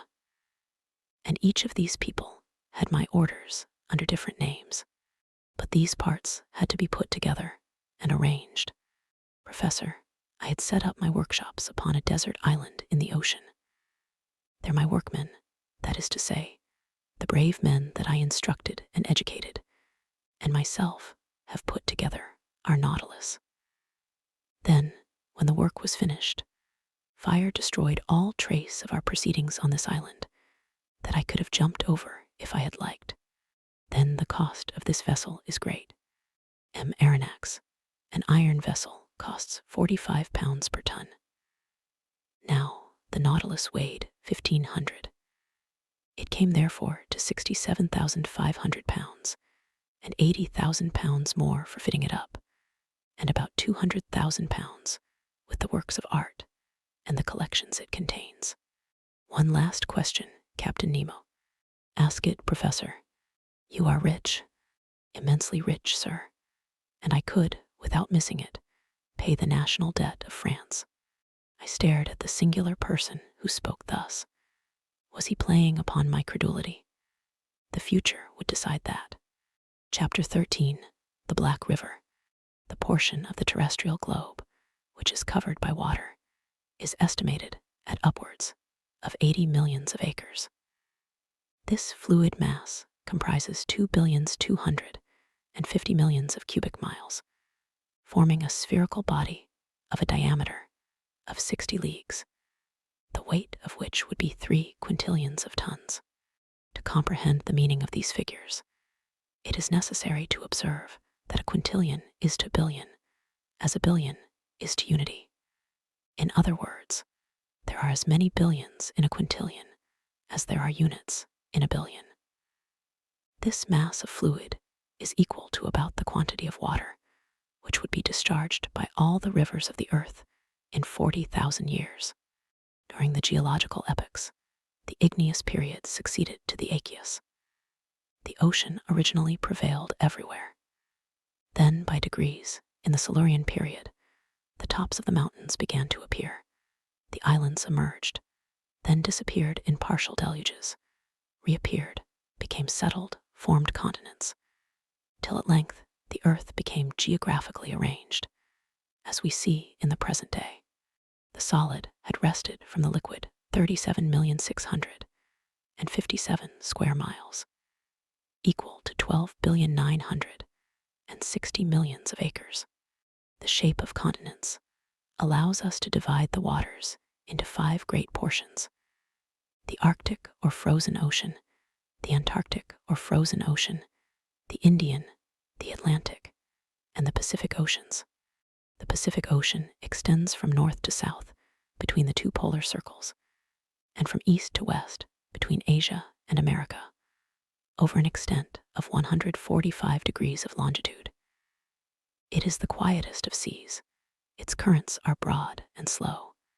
It has medium tides and abundant rain. Such was the ocean that my fate destined me first to travel over under these strange conditions. Sir, said Captain Nemo, we will, if you please, take our bearings and fix the starting point of this voyage. It is 11:45. I will go up again to the surface. The captain pressed an electric clock 3 times. The pumps began to drive the water from the tanks. The needle of the manometer marked by a different pressure the ascent of the Nautilus. Then it stopped. We have arrived, said the captain. I went to the central staircase, which opened on to the platform, clambered up the iron steps, and found myself on the upper part of the Nautilus. The platform was only 3 feet out of water. The front and back of the Nautilus was of that spindle shape, which caused it justly to be compared to a cigar. I noticed that its iron plates, slightly overlaying each other, resembled the shell, which clothes the bodies of our large terrestrial reptiles. explained to me how natural it was, in spite of all glasses, that this boat should have been taken for a marine animal. Toward the middle of the platform, the longboat, half buried in the hull of the vessel, formed a slight excrescence. Fore and aft rose 2 cages of medium height with inclined sides, and partly closed by thick lenticular glasses, one destined for the steersman who directed the Nautilus, the other containing a brilliant lantern to give light on the road. The sea was beautiful, the sky pure. Scarcely could the long vehicle feel the broad undulations of the ocean. A light breeze from the east rippled the surface of the waters. The horizon, free from fog, made observation easy. Nothing was in sight, not a quicksand, not an island, a vast desert. Captain Nemo, by the help of his sextant, took the altitude of the sun, which ought also to give the latitude. He waited for some moments till its disk touched the horizon. Whilst taking observations, not a muscle moved. The instrument could not have been more motionless in a hand of marble. 12 o'clock, sir, said he, when you like. I cast a last look upon the sea, slightly yellowed by the Japanese coast, and descended to the saloon. And now, sir, I leave you to your studies, added the captain. Our course is ENE. Our depth is 26 fathoms. Here are maps on a large scale by which you may follow it. The saloon is at your disposal, and with your permission, I will retire. Captain Nemo bowed, and I remained alone, lost in thoughts, all bearing on the commander of the Nautilus. For a whole hour was I deep in these reflections, seeking to pierce this mystery, so interesting to me. Then my eyes fell upon the vast planisphere spread upon the table, and I placed my finger on the very spot where the given latitude and longitude crossed. Sea has its large rivers like the continents. They are special currents known by their temperature and their color. The most remarkable of these is known by the name of the Gulf Stream. Science has decided on the globe the direction of 5 principal currents, one in the North Atlantic, a second in the South, a third in the North Pacific, a fourth in the South, and a fifth in the Southern Indian Ocean. It is even probable that a 6th current existed at one time or another in the Northern Indian Ocean, when the Caspian and Aral Seas formed but one vast sheet of water. At this point indicated on the planisphere, one of these currents was rolling, the Kuro-Sivo of the Japanese, the Black River, which, leaving the Gulf of Bengal, where it is warmed by the perpendicular rays of a tropical sun, crosses the Straits of Malacca along the coast of Asia, turns into the North Pacific to the Aleutian Islands, carrying with it trunks of camphor trees and other indigenous productions, and edging the waves of the ocean with the pure indigo of its warm water. It was this current that the Nautilus was to follow. I followed it with my eye, saw it lose itself in the vastness of the Pacific, and felt myself drawn with it, when Ned Land and Conseil appeared at the door of the saloon. My 2 brave companions remained petrified at the sight of the wonders spread before them. "Where are we? Where are we?" exclaimed the Canadian. "In the museum at Quebec." "My friends," I answered, making a sign for them to enter, "you are not in Canada, but on board the Nautilus, 50 yards below the level of the sea."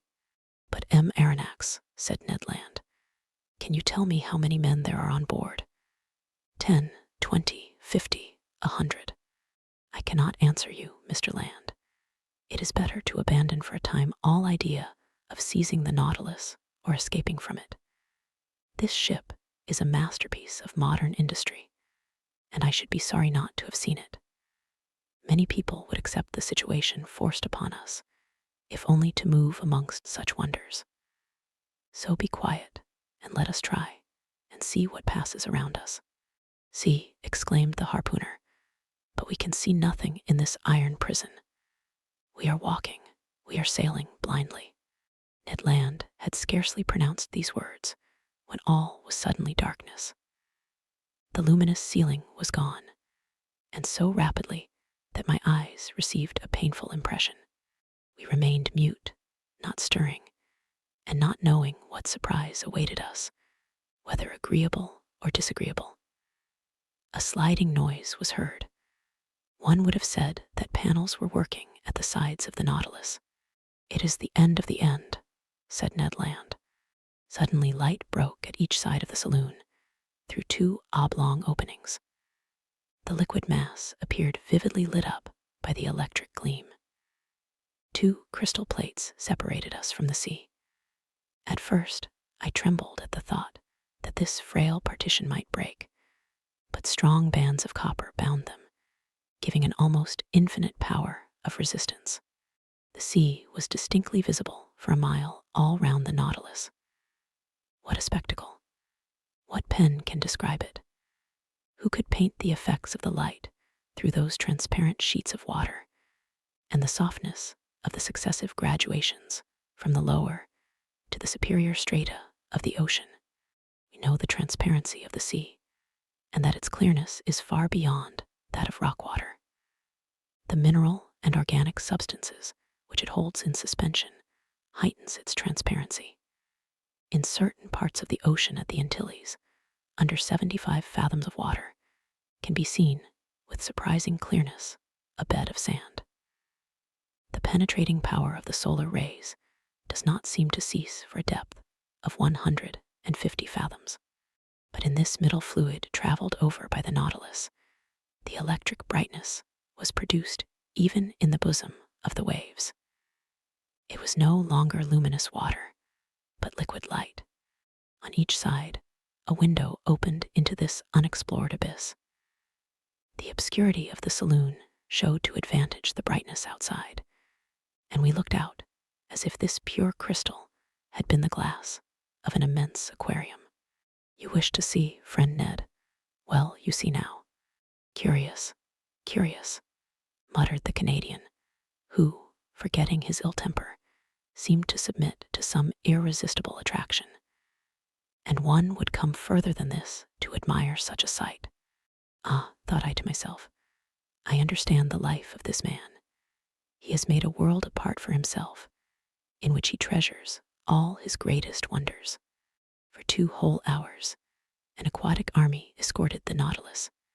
During their games, their bounds, while rivaling each other in beauty, brightness, and velocity, I distinguished the green labber, the banded mullet, marked by a double line of black, the round-tailed goby of a white color, with violet spots on the back, the Japanese scombris, a beautiful mackerel of those seas, with a blue body and silvery head, the brilliant azurers, whose name alone defies description, some banded spares, with variegated fins of blue and yellow, the woodcocks of the seas, some specimens of which attain a yard in length, Japanese salamanders, spider lampreys, serpents 6 feet long, with eyes small and lively, and a huge mouth bristling with teeth, with many other species.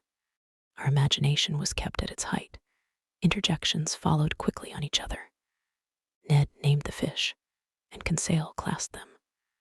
I was in ecstasies with the vivacity of their movements and the beauty of their forms. Never had it been given to me to surprise these animals, alive and at liberty, in their natural element. I will not mention all the varieties which passed before my dazzled eyes, all the collection of the seas of China and Japan. These fish, more numerous than the birds of the air, came attracted, no doubt, by the brilliant focus of the electric light. Suddenly there was daylight in the saloon, the iron panels closed again, and the enchanting vision disappeared. But for a long time I dreamt on, till my eyes fell on the instruments hanging on the partition. The compass still showed the course to be NE. The manometer indicated a pressure of 5 atmospheres, equivalent to a depth of 25 fathoms, and the electric log gave a speed of 15 miles an hour. I expected Captain Nemo, but he did not appear. The clock marked the hour of 5. Ned Land and Conseil returned to their cabin, and I retired to my chamber. My dinner was ready. It was composed of turtle soup made of the most delicate hawksbills, of a surmullet served with puff paste, the liver of which, prepared by itself, was most delicious, and fillets of the emperor holocanthus, the savor of which seemed to me superior even to salmon. I passed the evening reading, writing, and thinking. Then sleep overpowered me, and I stretched myself on my couch of Zostra and slept profoundly, whilst the Nautilus was gliding rapidly through the current of the Black River. Chapter 14. A Note of Invitation. The next day was the 9th of November. I awoke after a long sleep of 12 hours. Conseil came, according to custom, to know how I had passed the night and to offer his services. He had left his friend the Canadian sleeping like a man who had never done anything else all his life. I let the worthy fellow chatter as he pleased, without caring to answer him. I was preoccupied by the absence of the captain during our sitting of the day before, and hoping to see him today. As soon as I was dressed, I went into the saloon. It was deserted. I plunged into the study of the shell treasures hidden behind the glasses. I reveled also in great herbals filled with the rarest marine plants, which, although dried up, retained their lovely colors. Amongst these precious hydrophytes, I remarked some vorticilli, pavinarii, delicate ceramis with scarlet tints, some fan-shaped agari, and some nottabuli like flat mushrooms, which at one time used to be classed as zoophytes. In short, a perfect series of algae. The whole day passed without my being honored by a visit from Captain Nemo. The panels of the saloon did not open. Perhaps they did not wish us to tire of these beautiful things. The course of the Nautilus was ENE, her speed 12 knots, the depth below the surface between 25 and 30 fathoms. The next day, 10th of November, the same desertion, the same solitude. I did not see one of the ship's crew. Ned and Conseil spent the greater part of the day with me. They were astonished at the inexplicable absence of the captain. Was this singular man ill? Had he altered his intentions with regard to us? After all, as Conseil said, we enjoyed perfect liberty. We were delicately and abundantly fed.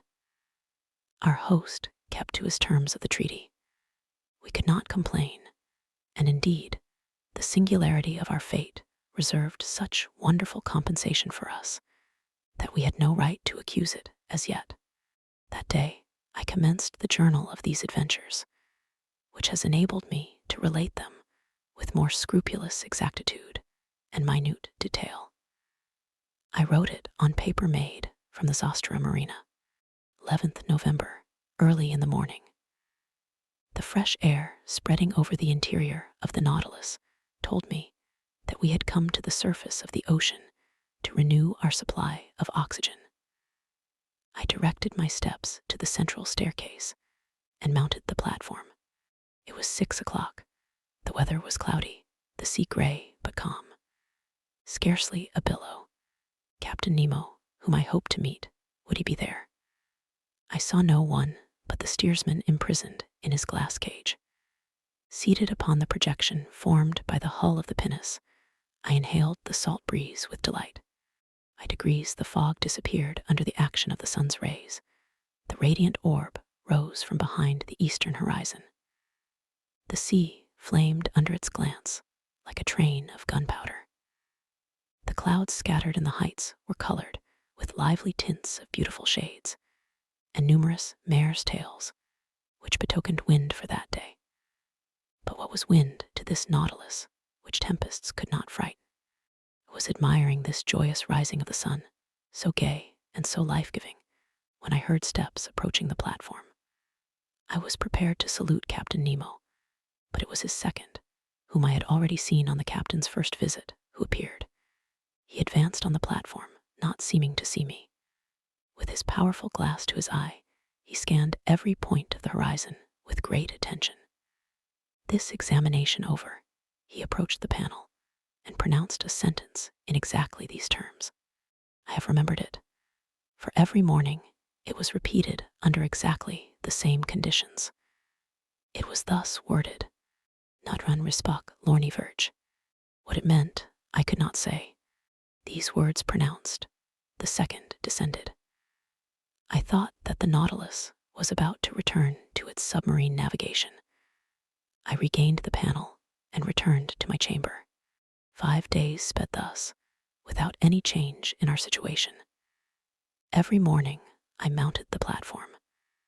The same phrase was pronounced by the same individual, but Captain Nemo did not appear. I had made up my mind that I should never see him again, when, on the 16th November, on returning to my room with Ned and Conseil, I found upon my table a note addressed to me. I opened it impatiently. It was written in a bold, clear hand, the characters rather pointed, recalling the German type. The note was worded as follows: 16th of November, 1867. To Professor Aronnax, on board the Nautilus. Captain Nemo invites Professor Aronnax to a hunting party, which will take place tomorrow morning in the forests of the island of Crespo. He hopes that nothing will prevent the professor from being present, and he will with pleasure see him joined by his companions.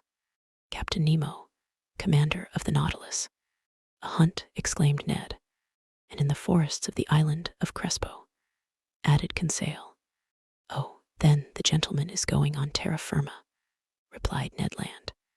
That seems to me to be clearly indicated, said I, reading the letter once more. Well, we must accept, said the Canadian. But once more on dry ground, we shall know what to do.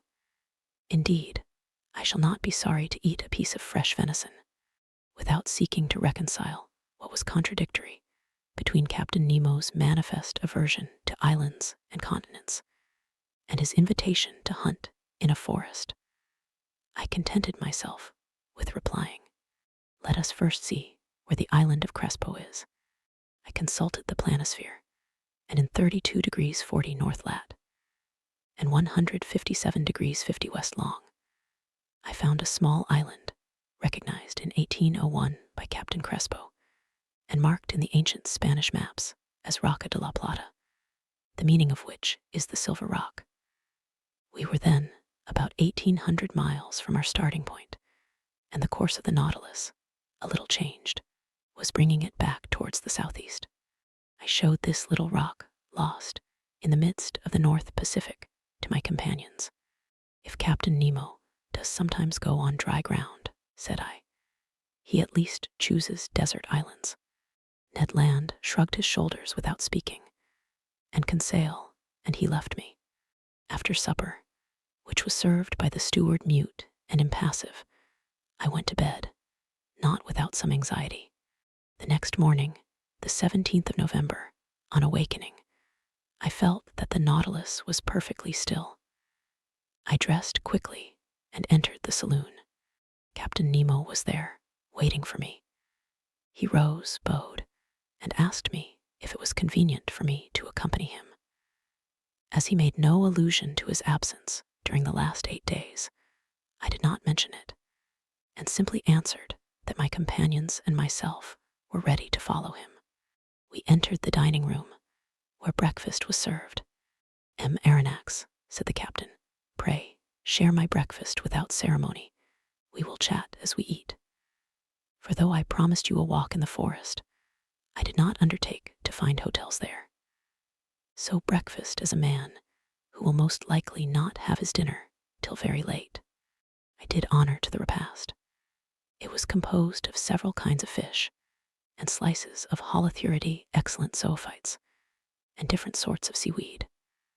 Our drink consisted of pure water, to which the captain added some drops of a fermented liquor, extracted by the Kamchatka method from a seaweed known under the name of Rhodamenia pomata. Captain Nemo ate at first, without saying a word. Then he began. Sir, when I proposed to you to hunt in my submarine forest of Crespo, you evidently thought me mad. Sir, you should never judge lightly of any man. But, Captain, believe me, be kind enough to listen, and you will then see whether you have any cause to accuse me of folly and contradiction. I listen. You know as well as I do, Professor, that man can live underwater, providing he carries with him a sufficient supply of breathable air.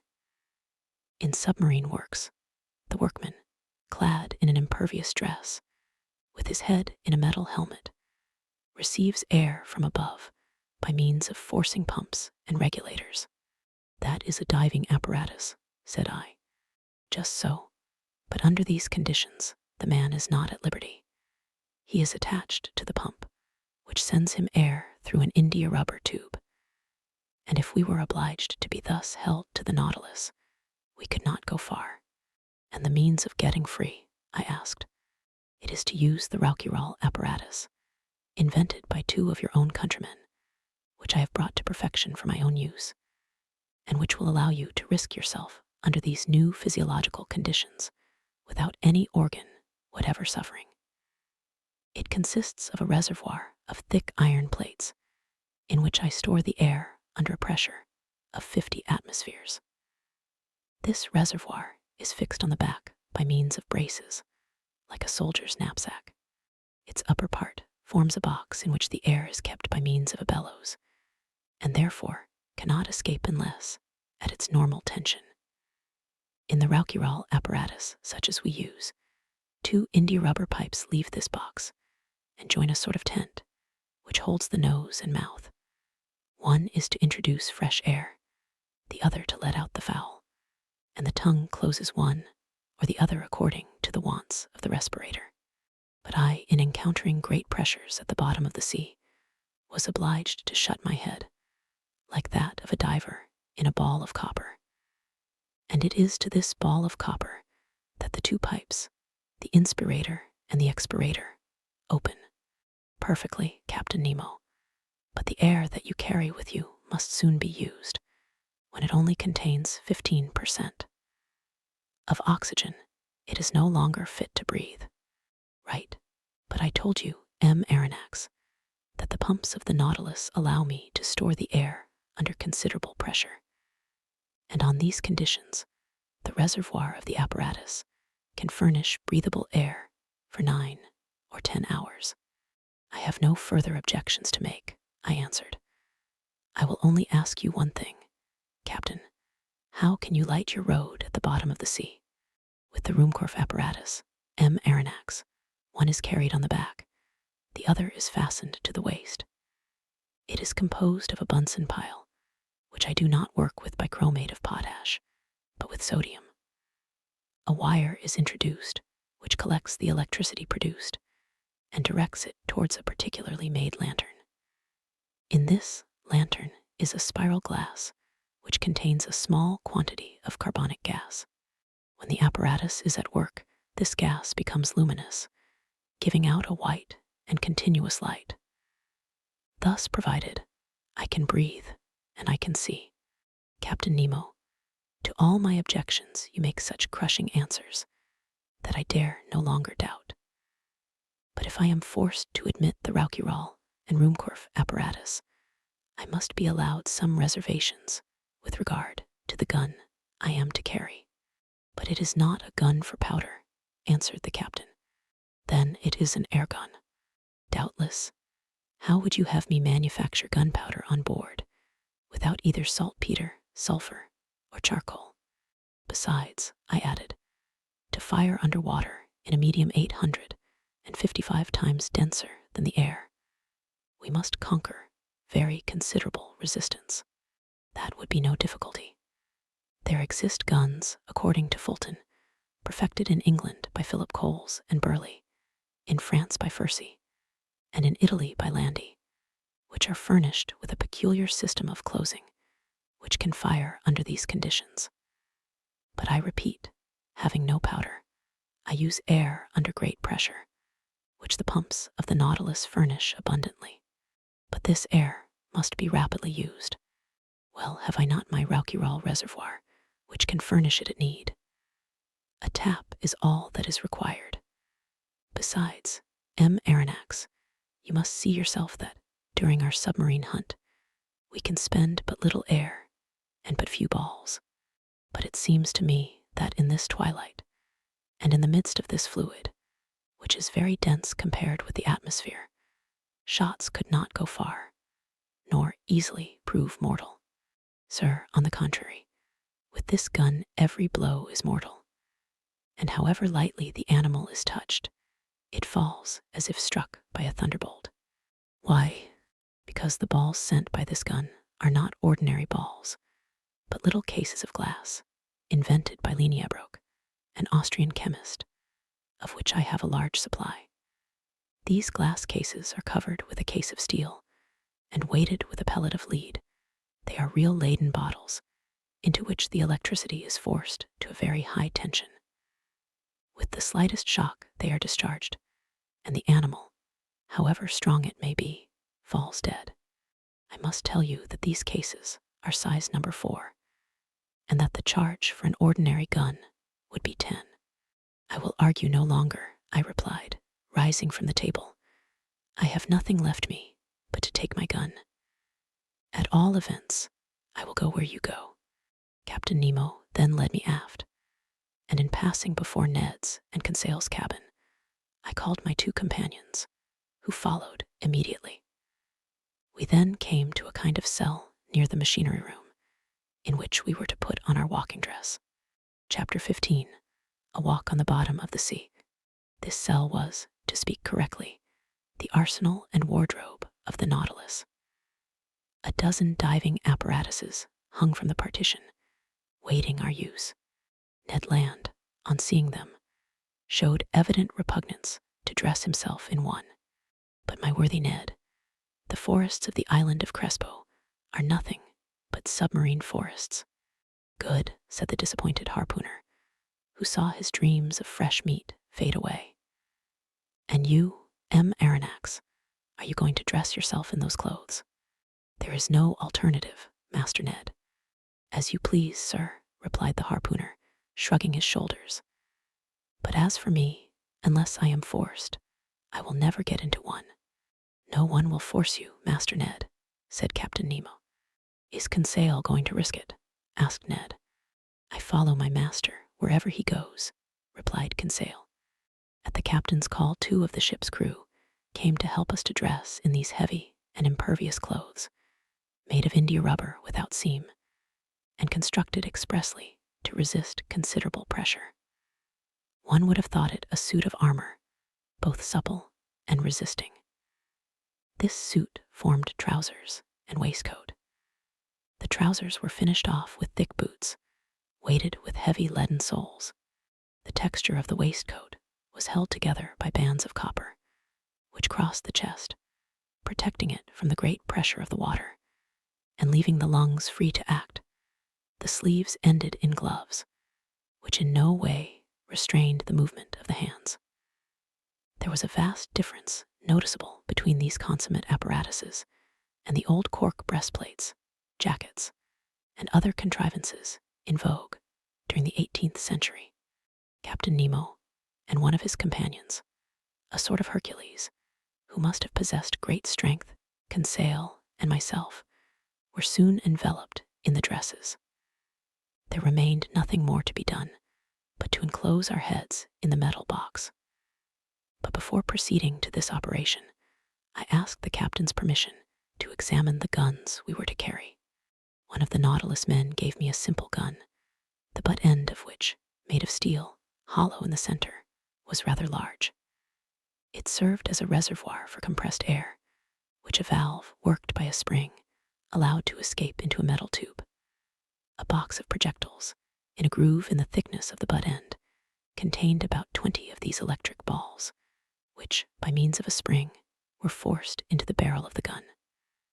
As soon as one shot was fired, another was ready. Captain Nemo, said I, this arm is perfect and easily handled. I only ask to be allowed to try it. But how shall we gain the bottom of the sea? At this moment, Professor, the Nautilus is stranded in 5 fathoms, and we have nothing to do but to start. But how shall we get off? You shall see. Captain Nemo thrust his head into the helmet. Conseil and I did the same, not without hearing an ironical good sport from the Canadian. The upper part of our dress terminated in a copper collar, upon which was screwed the metal helmet. 3 holes, protected by thick glass, allowed us to see in all directions by simply turning our head in the interior of the headdress. As soon as it was in position, the Rauquirol apparatus on our backs began to act, and for my part, I could breathe with ease. With the Ruhmkorff lamp hanging from my belt and the gun in my hand, I was ready to set out. But to speak the truth, imprisoned in these heavy garments and glued to the deck by my leaden soles, it was impossible for me to take a step. But this state of things was provided for. I felt myself being pushed into a little room contiguous to the wardrobe room. My companions followed, towed along in the same way. I heard a watertight door, furnished with stopper plates, close upon us, and we were wrapped in profound darkness. After some minutes, a loud hissing was heard. I felt the cold mount from my feet to my chest.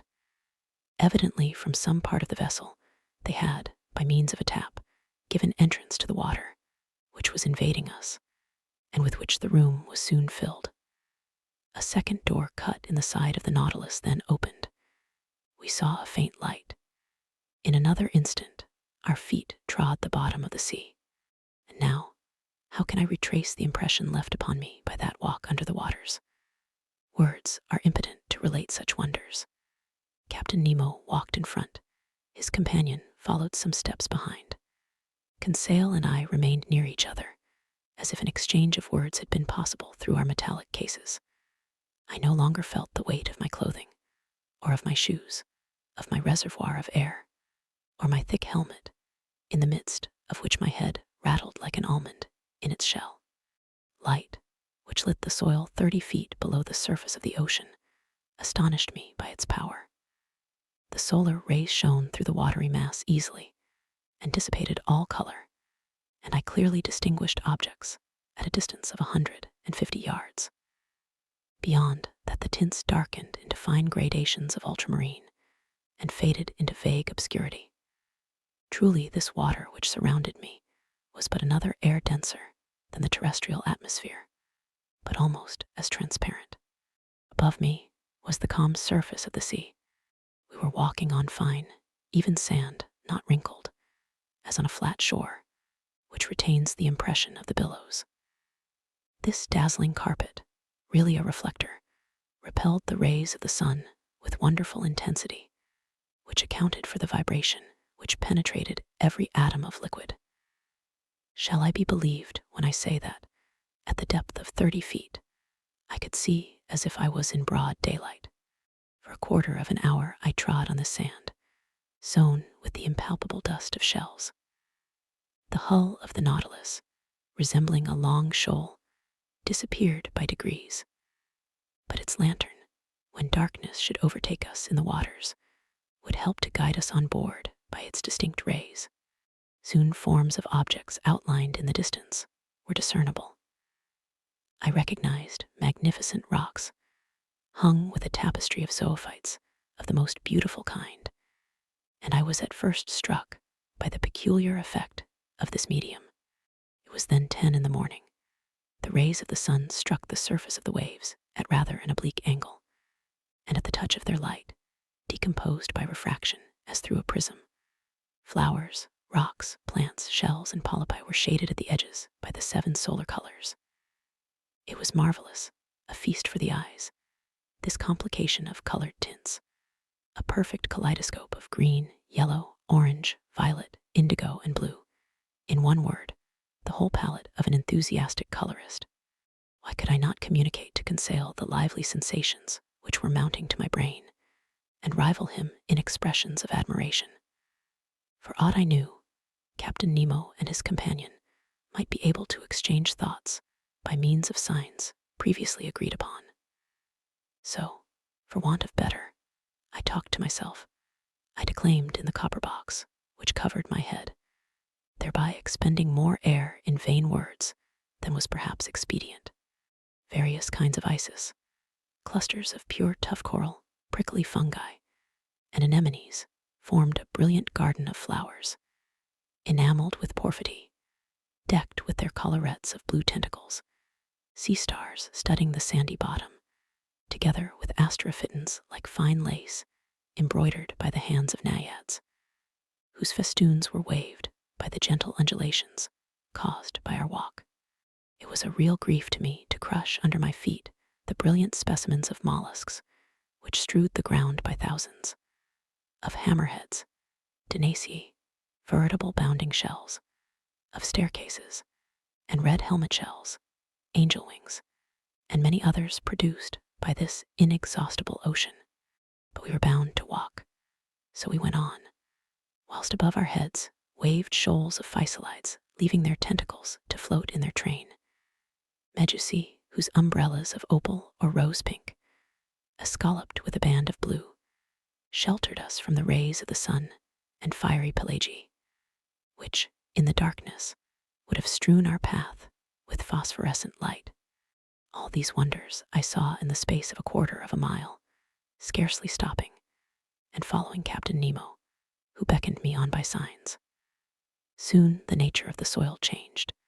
To the sandy plain succeeded an extent of slimy mud, which the Americans call ooze, composed of equal parts of silicious and calcareous shells. We then traveled over a plain of seaweed of wild and luxuriant vegetation. This sward was of close texture and soft to the feet, and rivaled the softest carpet woven by the hand of man. But whilst verdure was spread at our feet, it did not abandon our heads. A light network of marine plants, of that inexhaustible family of seaweeds, of which more than 2,000 kinds are known, grew on the surface of the water. I saw long ribbons of fucus floating, some globular, others tuberous, Lawrencii and Cladistephae of most delicate foliage, and some Rhodamini pomatii, resembling the fan of a cactus. I noticed that the green plants kept nearer the top of the sea, whilst the red were at a greater depth, leaving to the black or brown hydrophytes the care of forming gardens and parterres in the remote beds of the ocean. We had quitted the Nautilus about an hour and a half. It was near noon. I knew by the perpendicularity of the sun's rays, which were no longer refracted. The magical colors disappeared by degrees, and the shades of emerald and sapphire were effaced. We walked with a regular step, which rang upon the ground with astonishing intensity. The slightest noise was transmitted with a quickness to which the ear is unaccustomed on the earth. Indeed, water is a better conductor of sound than air, in the ratio of 4:1. At this period, the earth sloped downwards. The light took a uniform tint. We were at a depth of 105 yards and 20 inches, undergoing a pressure of 6 atmospheres. At this depth, I could still see the rays of the sun, though feebly. To their intense brilliancy had succeeded a reddish twilight, the lowest state between day and night, but we could still see well enough. It was not necessary to resort to the Ruhmkorff apparatus as yet. At this moment, Captain Nemo stopped. He waited till I joined him, and then pointed to an obscure mass, looming in the shadow at a short distance. It is the forest of the island of Crespo, thought I, and I was not mistaken. Chapter 16, A Submarine Forest. We had at last arrived on the borders of this forest, doubtless one of the finest of Captain Nemo's immense domains. He looked upon it as his own, and considered he had the same right over it that the first men had in the first days of the world. And indeed, who would have disputed with him the possession of this submarine property? What other hardier pioneer would come, hatchet in hand, to cut down the dark copses? This forest was composed of large tree plants, and the moment we penetrated under its vast arcades, I was struck by the singular position of their branches, a position I had not yet observed. Not a herb which carpeted the ground, not a branch which clothed the trees, was either broken or bent, nor did they extend horizontally. All stretched up to the surface of the ocean. Not a filament, not a ribbon, however thin they might be, but kept as straight as a rod of iron. The fuci and lianas grew in rigid perpendicular lines, due to the density of the element which had produced them. Motionless, yet when bent to one side by the hand, they directly resumed their former position. Truly, it was the region of perpendicularity. I soon accustomed myself to this fantastic position, as well as to the comparative darkness which surrounded us. The soil of the forest seemed covered with sharp blocks, difficult to avoid. The submarine flora struck me as being very perfect, and richer even than it would have been in the Arctic or tropical zones, where these productions are not so plentiful. But for some minutes, I involuntarily confounded the genera, taking zoophytes for hydrophytes, animals for plants, and who would not have been mistaken?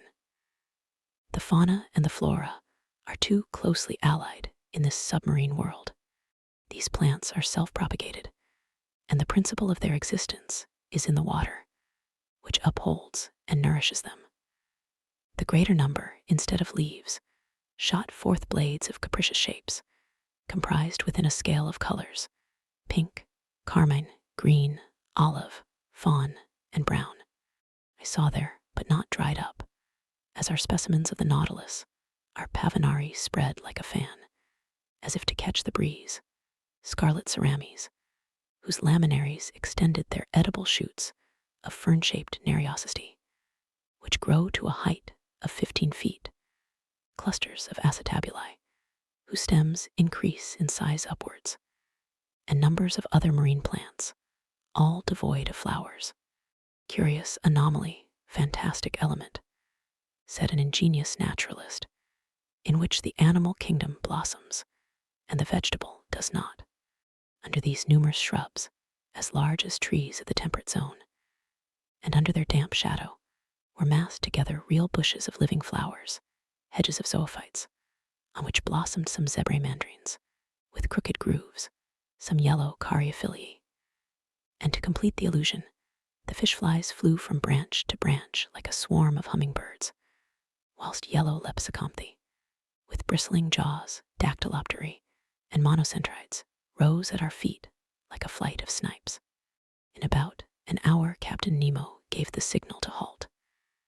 I, for my part, was not sorry, and we stretched ourselves under an arbor of alarii, the long, thin blades of which stood up like arrows.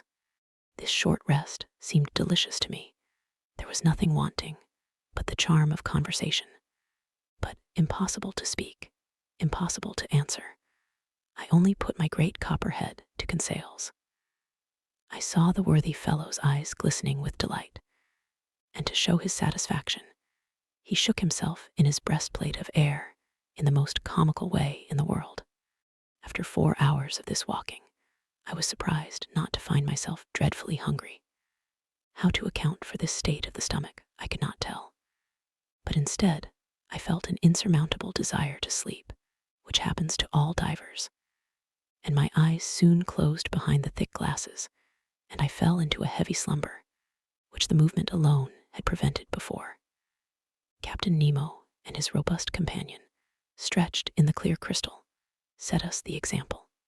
How long I remained buried in this drowsiness, I cannot judge. But when I woke, the sun seemed sinking towards the horizon. Captain Nemo had already risen, and I was beginning to stretch my limbs, when an unexpected apparition brought me briskly to my feet. A few steps off, a monstrous sea spider, about 38 inches high, was watching me with squinting eyes, ready to spring upon me. Though my diver's dress was thick enough to defend me from the bite of this animal, I could not help shuddering with horror. Conseil and the sailor of the Nautilus awoke at this moment. Captain Nemo pointed out the hideous crustacean, which a blow from the butt end of the gun knocked over, and I saw the horrible claws of the monster writhe in terrible convulsions. This accident reminded me that other animals more to be feared might haunt these obscure depths, against whose attacks my diving dress would not protect me. I had never thought of it before, but I now resolved to be upon my guard. Indeed, I thought that this halt would mark the termination of our walk, but I was mistaken, for, instead of returning to the Nautilus, Captain Nemo continued his bold excursion. The ground was still on the incline. Its declivity seemed to be getting greater, and to be leading us to greater depths. It must have been about 3 o'clock when we reached a narrow valley between high perpendicular walls, situated about 75 fathoms deep. Thanks to the perfection of our apparatus, we were 45 fathoms below the limit which nature seems to have imposed on man as to his submarine excursions. I say 75 fathoms, though I had no instrument by which to judge the distance. But I knew that even in the clearest waters, the solar rays could not penetrate further, and accordingly, the darkness deepened. At 10 paces, not an object was visible. I was groping my way when I suddenly saw a brilliant white light. Captain Nemo had just put his electric apparatus into use. His companion did the same, and Conseil and I followed their example. By turning a screw, I established a communication between the wire and the spiral glass, and the sea, lit by our 4 lanterns, was illuminated for a circle of 36 yards. Captain Nemo was still plunging into the dark depths of the forest, whose trees were getting scarcer at every step. I noticed that vegetable life disappeared sooner than animal life. The Medusae had already abandoned the arid soil, from which a great number of animals, zoophytes, articulata, mollusks, and fishes, still obtained sustenance. As we walked, I thought the light of our Ruhmkorff apparatus could not fail to draw some inhabitant from its dark couch. But if they did approach us, they at least kept at a respectful distance from the hunters. Several times I saw Captain Nemo stop, put his gun to his shoulder, and after some moments drop it and walk on. At last, after about 4 hours, this marvelous excursion came to an end. A wall of superb rocks in an imposing mass rose before us, a heap of gigantic blocks, an enormous, steep granite shore forming dark grottos, but which presented no practicable slope. It was the prop of the island of Crespo. It was the earth. Captain Nemo stopped suddenly. A gesture of his brought us all to a halt, and however desirous I might be to scale the wall, I was obliged to stop. Here ended Captain Nemo's domains, and he would not go beyond them. Further on was a portion of the globe he might not trample upon. The return began. Captain Nemo had returned to the head of his little band, directing their course without hesitation. I thought we were not following the same road to return to the Nautilus. The new road was very steep, and consequently very painful. We approached the surface of the sea rapidly, but this return to the upper strata was not so sudden as to cause relief from the pressure too rapidly, which might have produced serious disorder in our organization and brought on internal lesions so fatal to divers. Very soon light reappeared and grew, and the sun being low on the horizon, the refraction edged the different objects with a spectral ring. At 10 yards and a half deep, we walked amidst a shoal of little fishes of all kinds, more numerous than the birds of the air, and also more agile. But no aquatic game worthy of a shot had as yet met our gaze, when at that moment I saw the captain shoulder his gun quickly and follow a moving object into the shrubs. He fired. I heard a slight hissing, and a creature fell stunned at some distance from us. It was a magnificent sea otter, an anhydrus, the only exclusively marine quadruped. This otter was 5 feet long, and must have been very valuable. Its skin, chestnut brown above and silvery underneath, would have made one of those beautiful furs so sought after in the Russian and Chinese markets. The fineness and the luster of its coat would certainly fetch 80 pounds. I admired this curious mammal, with its rounded head ornamented with short ears, its round eyes, and white whiskers like those of a cat, with webbed feet and nails, and tufted tail. This precious animal, hunted and tracked by fishermen, has now become very rare, and taken refuge chiefly in the northern parts of the Pacific, or probably its race would soon become extinct. Captain Nemo's companion took the beast, threw it over his shoulder, and we continued our journey. For 1 hour, a plain of sand lay stretched before us. Sometimes it rose to within 2 yards and some inches of the surface of the water. I then saw our image clearly reflected, drawn inversely, and above us appeared an identical group, reflecting our movements and our actions. In a word, like us in every point, except that they walked with their heads downward and their feet in the air. Another effect I noticed, which was the passage of thick clouds, which formed and vanished rapidly. But on reflection, I understood that these seeming clouds were due to the varying thickness of the reeds at the bottom, and I could even see the fleecy foam, which their broken tops multiplied on the water, and the shadows of large birds passing above our heads, whose rapid flight I could discern on the surface of the sea. On this occasion, I was witness to one of the finest gunshots which ever made the nerves of a hunter thrill. A large bird of great breadth of wing, clearly visible, approached, hovering over us. Captain Nemo's companion shouldered his gun and fired when it was only a few yards above the waves. The creature fell stunned, and the force of its fall brought it within the reach of the dexterous hunter's grasp. It was an albatross of the finest kind. Our march had not been interrupted by this incident. For 2 hours we followed these sandy plains, then fields of algae very disagreeable to cross. Candidly, I could do no more when I saw a glimmer of light, which, for half-mile, broke the darkness of the waters. It was the lantern of the Nautilus. Before 20 minutes were over, we should be on board, and I should be able to breathe with ease, for it seemed that my reservoir supplied air very deficient in oxygen. But I did not reckon on an accidental meeting, which delayed our arrival for some time. I had remained some steps behind, when I presently saw Captain Nemo coming hurriedly towards me.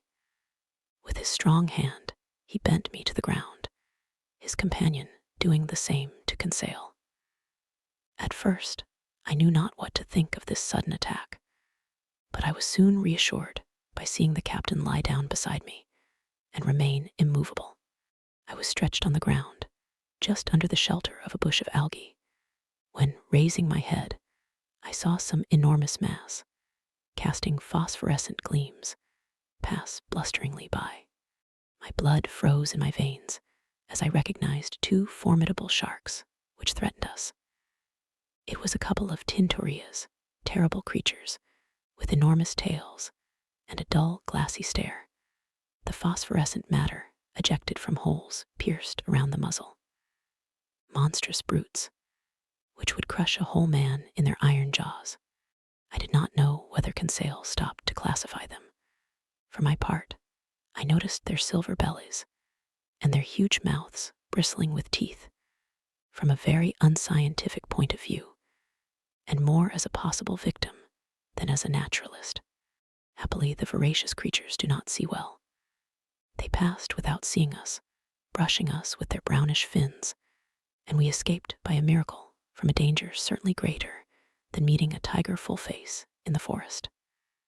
Half an hour after, guided by the electric light, we reached the Nautilus. The outside door had been left open, and Captain Nemo closed it as soon as we had entered the first cell. He then pressed a knob. I heard the pumps working in the midst of the vessel. I felt the water sinking from around me, and in a few moments the cell was entirely empty. The inside door then opened, and we entered the vestry. There our diving dress was taken off, not without some trouble, and fairly worn out from want of food and sleep. I returned to my room, in great wonder at this surprising excursion at the bottom of the sea. Chapter 17, 4,000 Leagues Under the Pacific. The next morning, the 18th of November, I had quite recovered from my fatigues of the day before, and I went up on to the platform, just as the second lieutenant was uttering his daily phrase. I was admiring the magnificent aspect of the ocean when Captain Nemo appeared. He did not seem to be aware of my presence, and began a series of astronomical observations. Then, when he had finished, he went and leant on the cage of the watchlight and gazed abstractedly on the ocean. In the meantime, A number of the sailors of the Nautilus, all strong and healthy men, had come up onto the platform. They came to draw up the nets that had been laid all night. These sailors were evidently of different nations, although the European type was visible in all of them. I recognized some unmistakable Irishmen, Frenchmen, some Sclavs, and a Greek, or a Candiote. They were civil, and only used that odd language among themselves, the origin of which I could not guess. Neither could I question them. The nets were hauled in. They were a large kind of shallots, like those on the Normandy coasts, great pockets that the waves, and a chain fixed in the smaller meshes, kept open. These pockets, drawn by iron poles, swept through the water and gathered in everything in their way. That day, they brought up curious specimens from those productive coasts. I reckoned that the haul had brought in more than 900 weight of fish. It was a fine haul, but not to be wondered at. Indeed, the nets are let down for several hours and enclose in their meshes an infinite variety. We had no lack of excellent food, and the rapidity of the Nautilus and the attraction of the electric light could always renew our supply. These several productions of the sea were immediately lowered through the panel to the steward's room, some to be eaten fresh, and others pickled. The fishing ended, the provision of air renewed.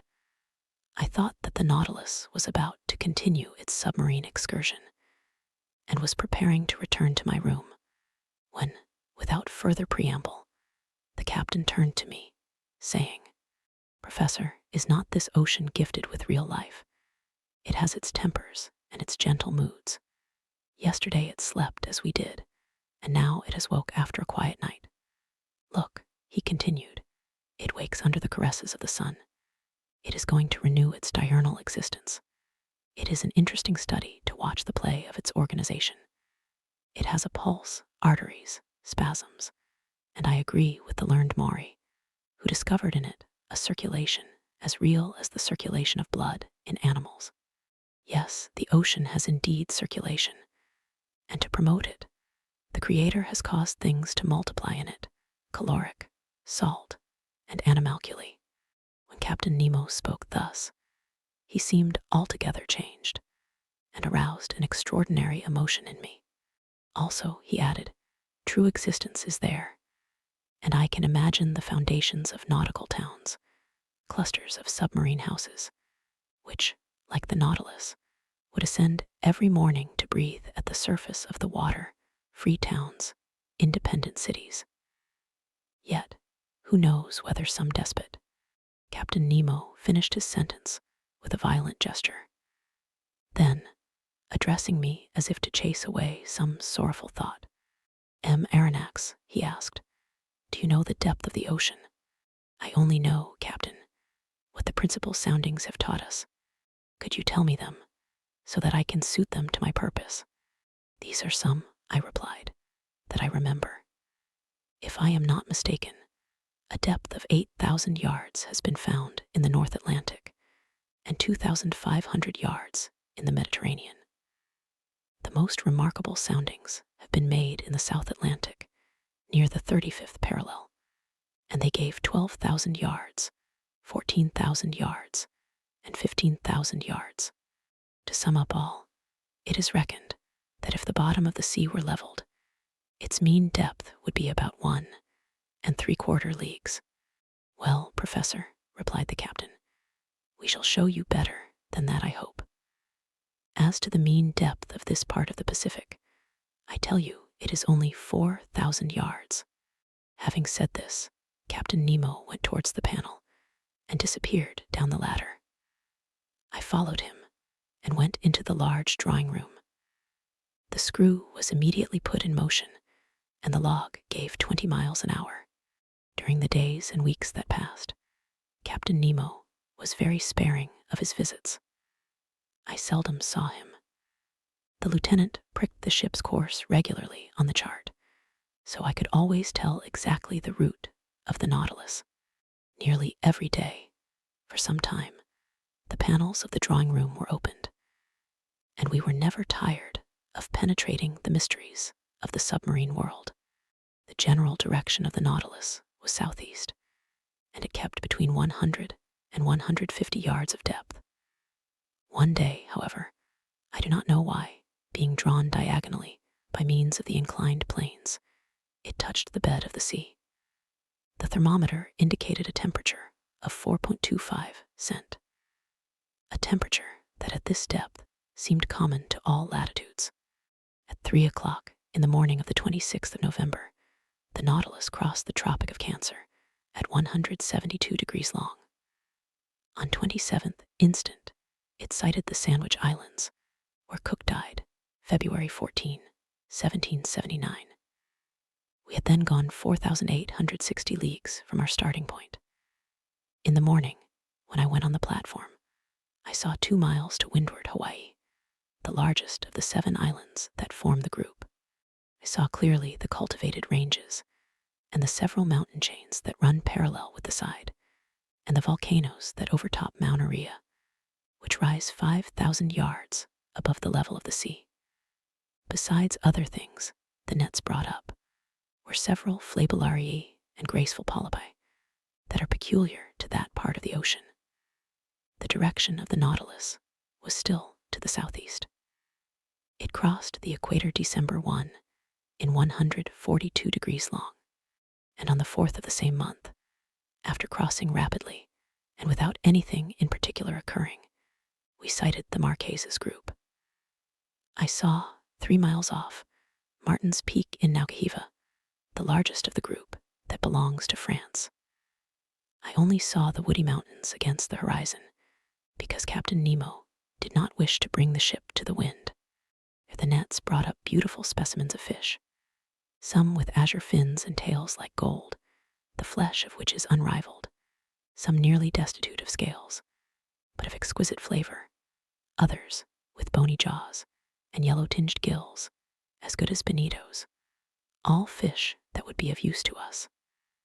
After leaving these charming islands protected by the French flag, from the 4th to the 11th of December, the Nautilus sailed over about 2,000 miles. During the daytime of the 11th of December, I was busy reading in the large drawing room. Ned Land and Conseil watched the luminous water through the half-open panels. The Nautilus was immovable. While its reservoirs were filled, it kept at a depth of 1,000 yards, a region rarely visited in the ocean, and in which large fish were seldom seen. I was then reading a charming book by Jean Mace, The Slaves of the Stomach, and I was learning some valuable lessons from it, when Conseil interrupted me. "Will master come here a moment?" he said, in a curious voice. "What is the matter, Conseil?" "I want master to look." I rose, went, and leaned on my elbows before the panes and watched. In a full electric light, an enormous black mass, quite immovable, was suspended in the midst of the waters. I watched it attentively, seeking to find out the nature of this gigantic cetacean. But a sudden thought crossed my mind. "A vessel," I said, half aloud. "Yes," replied the Canadian, "a disabled ship that has sunk perpendicularly." Ned Land was right. We were close to a vessel of which the tattered shrouds still hung from their chains.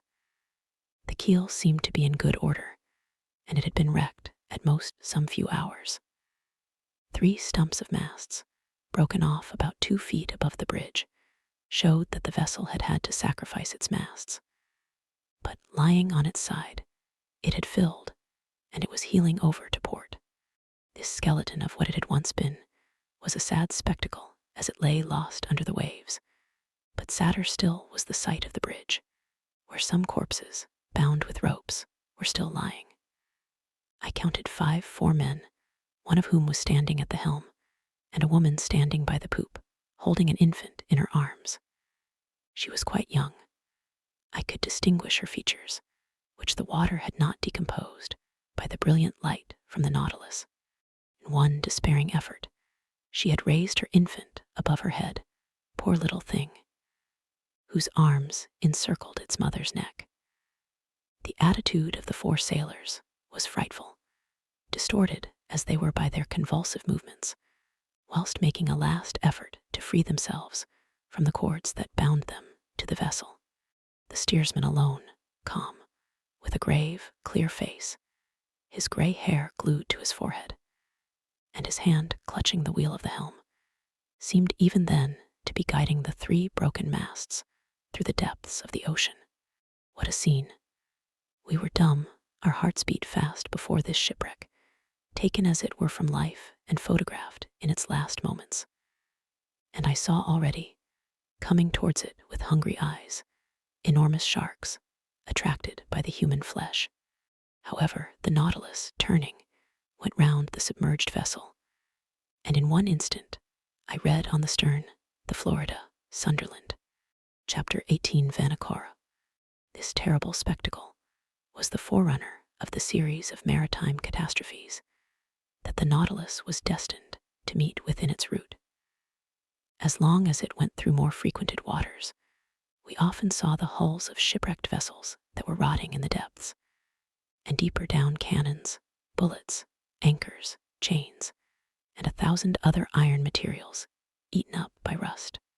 However, on the 11th of December, we sighted the Pomotou Islands, the old dangerous group of Bougainville, that extend over a space of 500 leagues at ESE to W&W, from the island Ducie to that of Lazarve.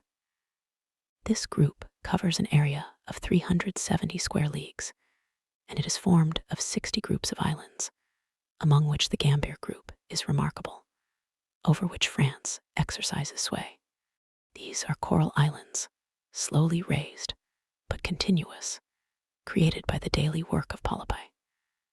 Then this new island will be joined later on to the neighboring groups, and a 5th continent will stretch from New Zealand and New Caledonia, and from thence to the Marquesas. One day, when I was suggesting this theory to Captain Nemo, he replied coldly, "The Earth does not want new continents, but new men." Chance had conducted the Nautilus towards the island of Clermont-Tonnerre, one of the most curious of the group, that was discovered in 1822 by Captain Bell of the Minerva. I could study now the madrepore system, to which are due the islands in this ocean. Madrepores, which must not be mistaken for corals, have a tissue lined with a calcareous crust, and the modifications of its structure have induced M. Milne Edwards, my worthy master, to class them into 5 sections. The animalcule that the marine polypus secretes live by millions at the bottom of their cells. Their calcareous deposits become rocks, reefs, and large and small islands. Here they form a ring surrounding a little inland lake that communicates with the sea by means of gaps. There they make barriers of reefs, like those on the coasts of New Caledonia and the various Pomotan Islands. In other places, like those at Reunion and at Morris, they raise fringed reefs, high, straight walls, near which the depth of the ocean is considerable. Some cable lengths off the shores of the island of Clermont, I admired the gigantic work accomplished by these microscopical workers. These walls are specially the work of those madrepores, known as milliporas, porates, madrepores, and astrias.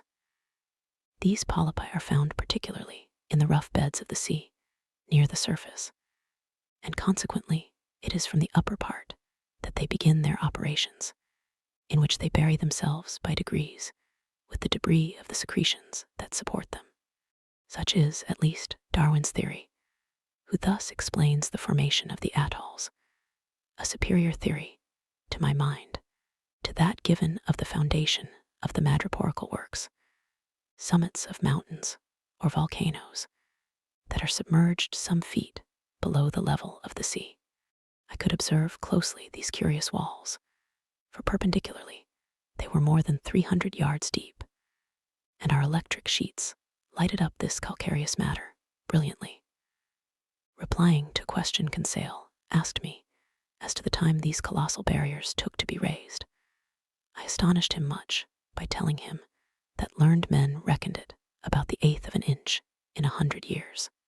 Towards evening, Clermont-Tonnerre was lost in the distance, and the route of the Nautilus was sensibly changed. After having crossed the Tropic of Capricorn in 135 degrees longitude, it sailed W&W, making again for the tropical zone. Although the summer sun was very strong, we did not suffer from heat, for at 15 or 20 fathoms below the surface, the temperature did not rise above from 10 to 12 degrees. On 15th of December, we left to the east the bewitching group of the Societies and the graceful Tahiti, Queen of the Pacific. I saw in the morning, some miles to the windward, the elevated summits of the island. These waters furnished our table with excellent fish, mackerel, bonitos, and some varieties of a sea serpent. On the 25th of December, the Nautilus sailed into the midst of the New Hebrides, discovered by Quiros in 1606, and that Bougainville explored in 1768, and to which Cook gave its present name in 1773. This group is composed principally of 9 large islands that form a band of 120 leagues NNW to SSE, between 15 degrees and 2 degrees S-lat, and 164 deg, and 168 degrees long.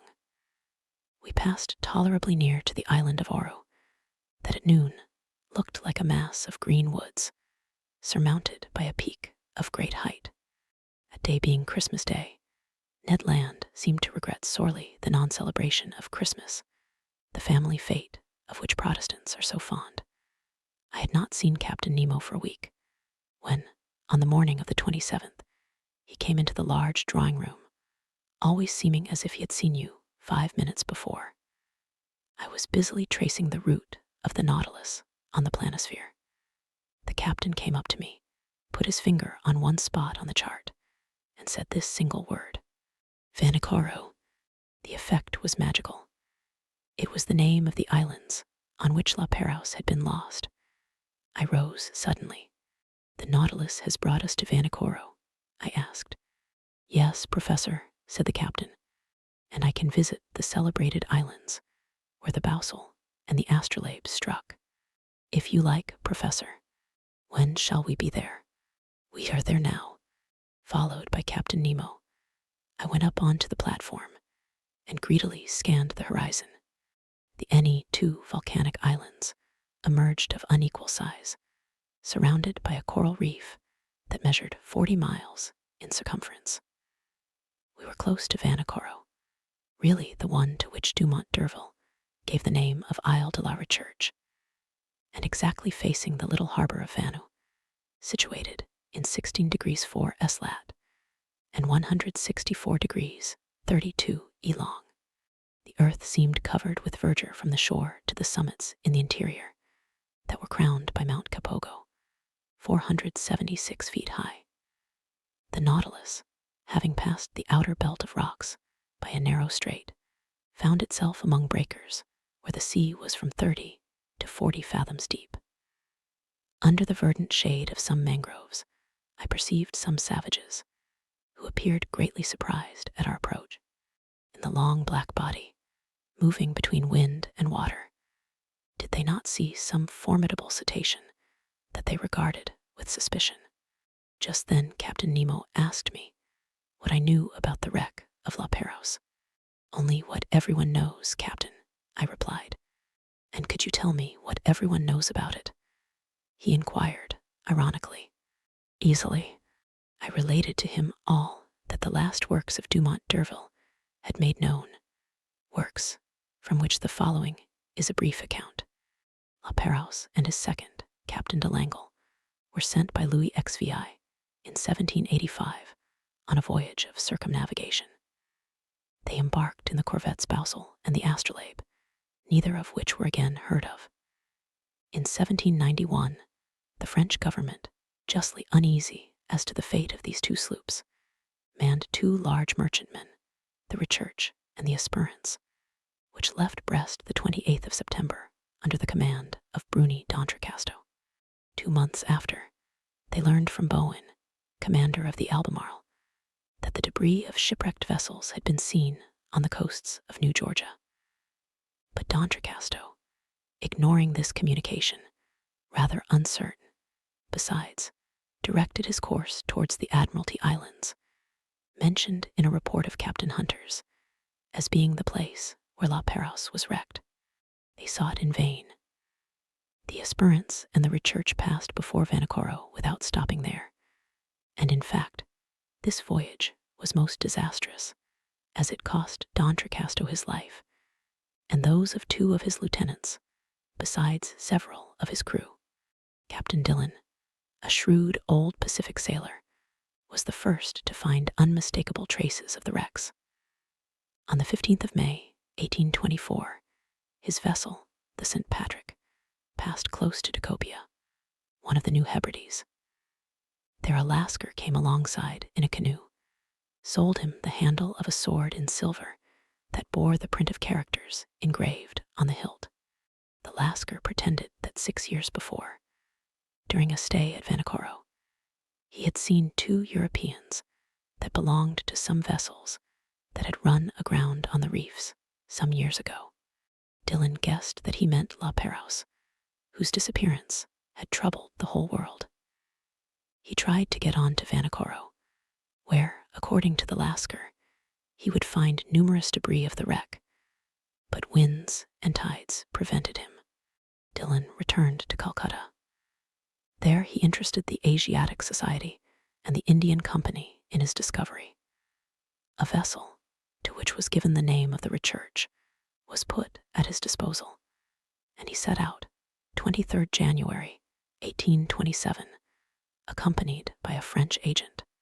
The Research, after touching at several points in the Pacific, cast anchor before Vanikoro, 7th July, 1827, in that same harbor of Vanu, where the Nautilus was at this time. There it collected numerous relics of the wreck: iron utensils, anchors, pulley strops, swivel guns, an 18 lb shot, fragments of astronomical instruments, a piece of crown work, and a bronze clock, bearing this inscription: Bazin Emma Fate, the mark of the foundry of the arsenal at Brest, about 1785. There could be no further doubt. Dillon, having made all inquiries, stayed in the unlucky place till October. Then he quitted Vanikoro and directed his course towards New Zealand, put into Calcutta 7th April, 1828, and returned to France, where he was warmly welcomed by Charles X. But at the same time, without knowing Dillon's movements, Dumont d'Urville had already set out to find the scene of the wreck, and they had learned from a whaler that some medals and a cross of St. Louis had been found in the hands of some savages of Louisade and New Caledonia. Dumont d'Urville, commander of the Astrolabe, had then sailed, and 2 months after Dillon had left Vanikoro, he put into Hobart Town. There he learned the results of Dillon's inquiries and found that a certain James Hobbs, 2nd lieutenant of the Union of Calcutta, after landing on an island situated 8 degrees 18 S lat and 156 degrees 30 E long, had seen some iron bars and red stuffs used by the natives of these parts. Dumont d'Urville, much perplexed, and not knowing how to credit the reports of low-class journals, decided to follow Dillon's track. On the 10th of February, 1828, the Astrolabe appeared off Decopia and took as guide and interpreter a deserter found on the island, made his way to Vanikoro, sighted it on the 12th inst, lay among the reefs until the 14th, and not until the 20th did he cast anchor within the barrier in the harbor of Vanu.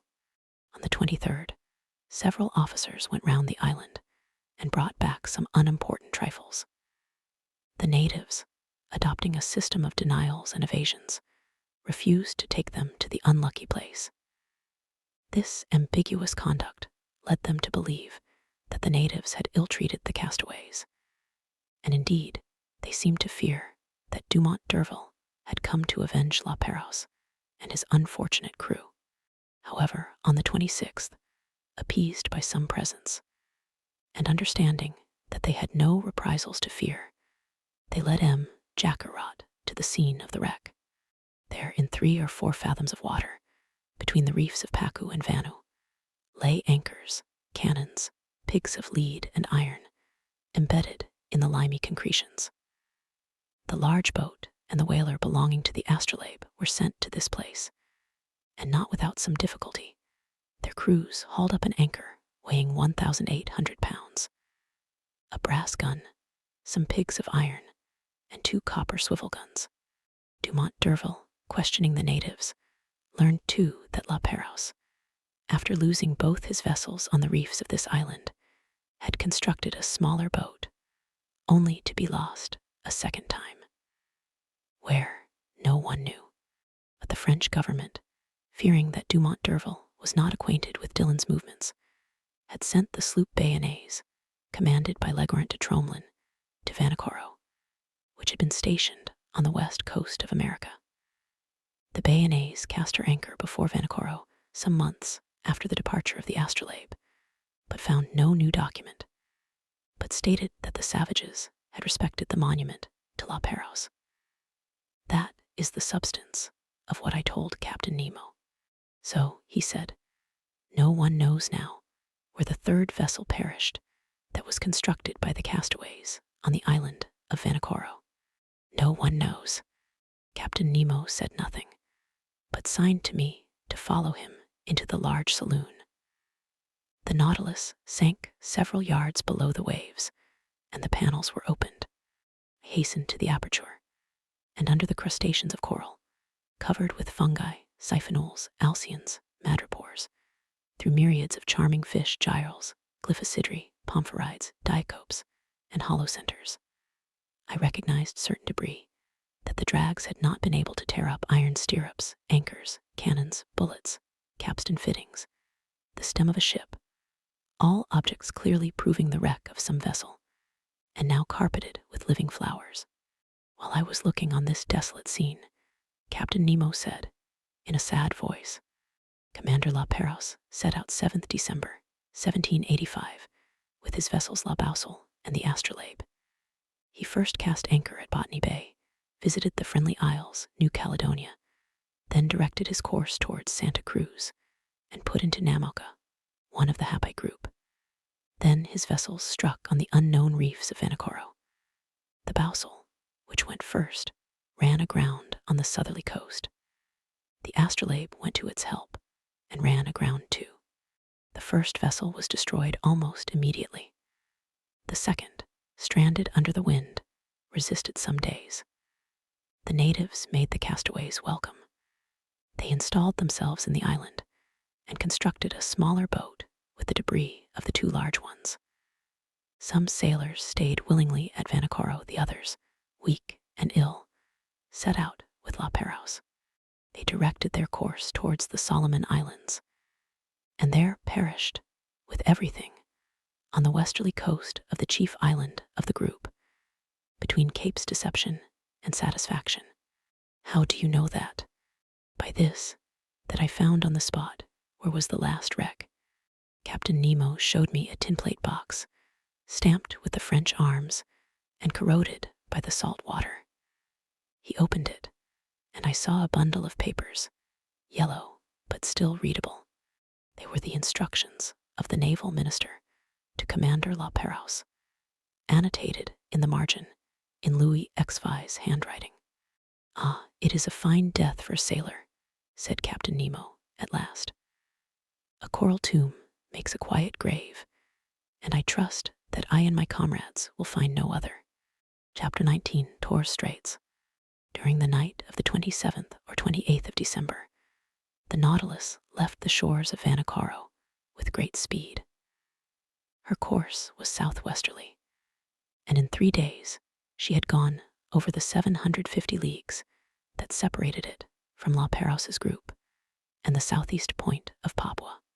Early on the 1st of January, 1863, Conseil joined me on the platform.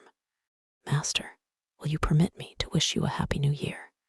What, Conseil? Exactly as if I was at Paris in my study at the Jardin des Plantes. Well, I accept your good wishes and thank you for them. Only, I will ask you what you mean by a happy new year under our circumstances. Do you mean the year that will bring us to the end of our imprisonment, or the year that sees us continue this strange voyage? Really, I do not know how to answer, Master. We are sure to see curious things, and for the last 2 months, we have not had time for dullness. The last marvel is always the most astonishing, and if we continue this progression, I do not know how it will end. It is my opinion that we shall never again see the like. I think then, with no offense to Master, that a happy year would be one in which we could see everything. On 2nd January, we had made 11,340 miles, or 5,250 French leagues, since our starting point in the Japan seas. Before the ship's head stretched the dangerous shores of the Coral Sea on the northeast coast of Australia. Our boat lay along some miles from the redoubtable bank on which Cook's vessel was lost, 10th June, 1770. The boat in which Cook was struck on a rock, and if it did not sink, it was owing to a piece of coral that was broken by the shock and fixed itself in the broken keel. I had wished to visit the reef, 360 leagues long, against which the sea, always rough, broke with great violence, with a noise like thunder. But just then, the inclined planes drew the Nautilus down to great depth, and I could see nothing of the high coral walls. I had to content myself with the different specimens of fish brought up by the nets. I remarked, among others, some Germans, a species of mackerel as large as a tunny, with bluish sides, and striped with transverse bands that disappear with the animal's life. These fish followed us in shoals and furnished us with very delicate food. We took also a large number of giltheads, about 1.5 inches long, tasting like dories, and flying pierrots like submarine swallows, which, in dark nights, light alternately the air and water with their phosphorescent light. Among the mollusks and zoophytes, I found in the meshes of the net several species of alcynarians, echini, hammers, spurs, dials, cerites, and hyali. The flora was represented by beautiful floating seaweeds, laminarii, and macrocysts, impregnated with the mucilage that transudes through their pores, and among which I gathered an admirable Nemastoma gelanirwa that was classed among the natural curiosities of the museum. 2 days after crossing the Coral Sea, 4th January, we sighted the Papuan coasts. On this occasion, Captain Nemo informed me that his intention was to get into the Indian Ocean by the Strait of Torres. His communication ended there. The Torres Straits are nearly 34 leagues wide, but they are obstructed by an innumerable quantity of islands, islets, breakers, and rocks that make its navigation almost impracticable, so that Captain Nemo took all needful precautions to cross them. The Nautilus, floating betwixt wind and water, went at a moderate pace. Her screw, like a cetacean's tail, beat the waves slowly.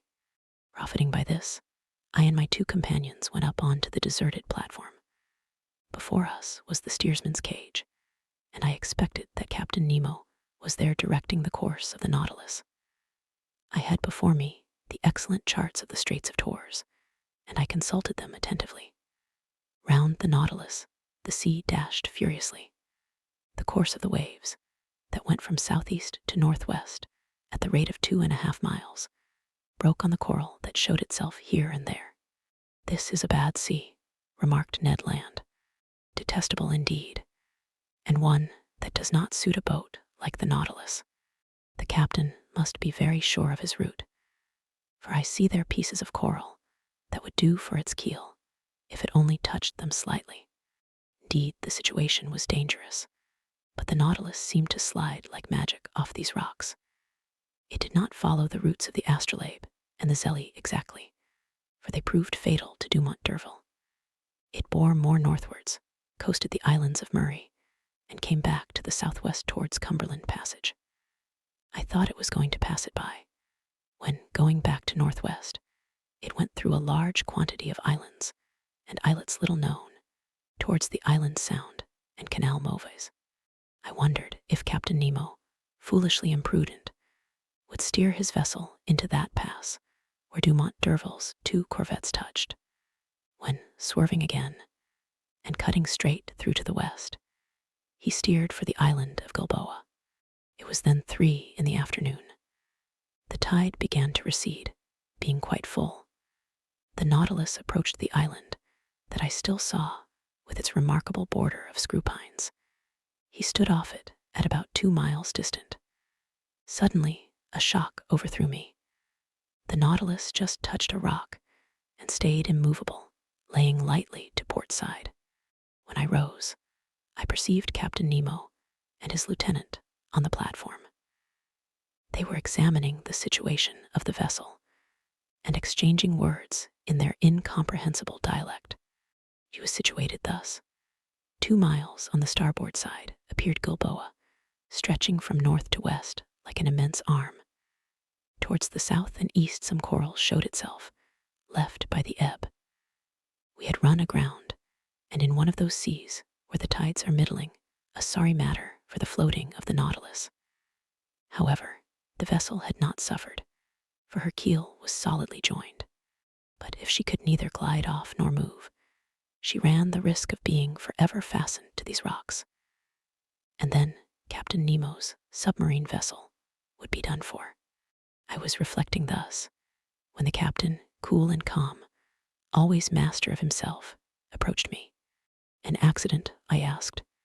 No, an incident, but an incident that will oblige you perhaps to become an inhabitant of this land from which you flee. Captain Nemo looked at me curiously and made a negative gesture, as much as to say that nothing would force him to set foot on terra firma again. Then he said, "Besides, M. Aronnax, the Nautilus is not lost. It will carry you yet into the midst of the marvels of the ocean. Our voyage is only begun, and I do not wish to be deprived so soon of the honor of your company."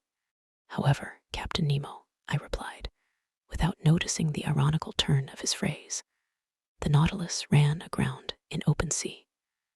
Now the tides are not strong in the Pacific, and if you cannot lighten the Nautilus, I do not see how it will be reinflated. The tides are not strong in the Pacific. You are right there, Professor. But in Torres Straits one finds still a difference of 1.5 yards between the level of high and low seas. Today is 4th January, and in 5 days the moon will be full. Now, I shall be very much astonished if that satellite does not raise these masses of water sufficiently and render me a service that I should be indebted to her for." Having said this, Captain Nemo, followed by his lieutenant, redescended to the interior of the Nautilus. As to the vessel, it moved not and was immovable, as if the coralline polypi had already walled it up with their indestructible cement. "Well, sir," said Ned Land, who came up to me after the departure of the captain. "Well, friend Ned, we will wait patiently for the tide on the 9th instant, for it appears that the moon will have the goodness to put it off again." Really, and this captain is not going to cast anchor at all, since the tide will suffice," said Conseil, simply. The Canadian looked at Conseil, then shrugged his shoulders. "Sir, you may believe me when I tell you that this piece of iron will navigate neither on nor under the sea again. It is only fit to be sold for its weight. I think, therefore, that the time has come to part company with Captain Nemo. Friend Ned, I do not despair of this stout Nautilus, as you do, and in 4 days we shall know what to hold to on the Pacific tides. Besides, flight might be possible if we were in sight of the English or Provencal coast, but on the Papuan shores it is another thing, and it will be time enough to come to that extremity if the Nautilus does not recover itself again, which I look upon as a grave event. But do they know, at least, how to act circumspectly? There is an island. On that island there are trees. Under those trees, terrestrial animals, bearers of cutlets and roast beef, to which I would willingly give a trial. In this, friend Ned is right," said Conseil, and I agree with him. Could not Master obtain permission from his friend Captain Nemo to put us on land, if only so as not to lose the habit of treading on the solid parts of our planet? I can ask him, but he will refuse. Will Master risk it? Asked Conseil, and we shall know how to rely upon the captain's amiability. To my great surprise, Captain Nemo gave me the permission I asked for, and he gave it very agreeably, without even exacting from me a promise to return to the vessel. But flight across New Guinea might be very perilous, and I should not have counseled Ned Land to attempt it. Better to be a prisoner on board the Nautilus than to fall into the hands of the natives. At 8 o'clock, armed with guns and hatchets, we got off the Nautilus.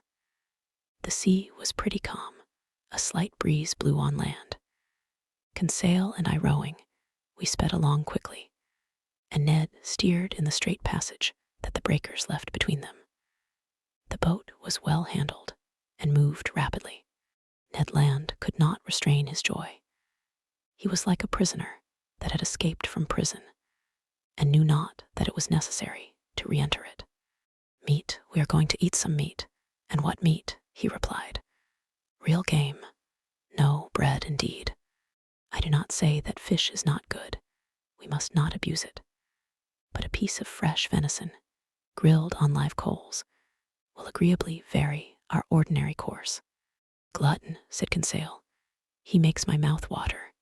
"It remains to be seen," I said, "if these forests are full of game, and if the game is not such as will hunt the hunter himself." "Well said, M. Aronnax," replied the Canadian, whose teeth seemed sharpened like the edge of a hatchet. "But I will eat tiger loin of tiger if there is no other quadruped on this island." "Friend Ned is uneasy about it," said Conseil. "Whatever it may be," continued Ned Land, "every animal with 4 paws without feathers, or with 2 paws without feathers, will be saluted by my first shot." "Very well. Master Land's imprudences are beginning." "Never fear, M. Aronnax," replied the Canadian. "I do not want 25 minutes to offer you a dish of my sort." At 8:30, the Nautilus boat ran softly aground on a heavy sand. After having happily passed the coral reef that surrounds the island of Gilboa. Chapter 20. A few days on land. I was much impressed on touching land. Ned Land tried the soil with his feet, as if to take possession of it. However, it was only 2 months before that we had become, according to Captain Nemo, passengers on board the Nautilus, but in reality, prisoners of its commander. In a few minutes, we were within musket shot of the coast. The whole horizon was hidden behind a beautiful curtain of forests. Enormous trees, the trunks of which attained a height of 200 feet, were tied to each other by garlands of bindweed, real natural hammocks, which a light breeze rocked. They were mimosas, figs, hibiscus, and palm trees, mingled together in profusion, and under the shelter of their verdant vault grew orchids, leguminous plants, and ferns. But without noticing all these beautiful specimens of Papuan flora, the Canadian abandoned the agreeable for the useful. He discovered a cocoa tree, beat down some of the fruit, broke them, and we drank the milk and ate the nut with a satisfaction that protested against the ordinary food on the Nautilus. "Excellent," said Ned Land. "Exquisite," replied Conseil.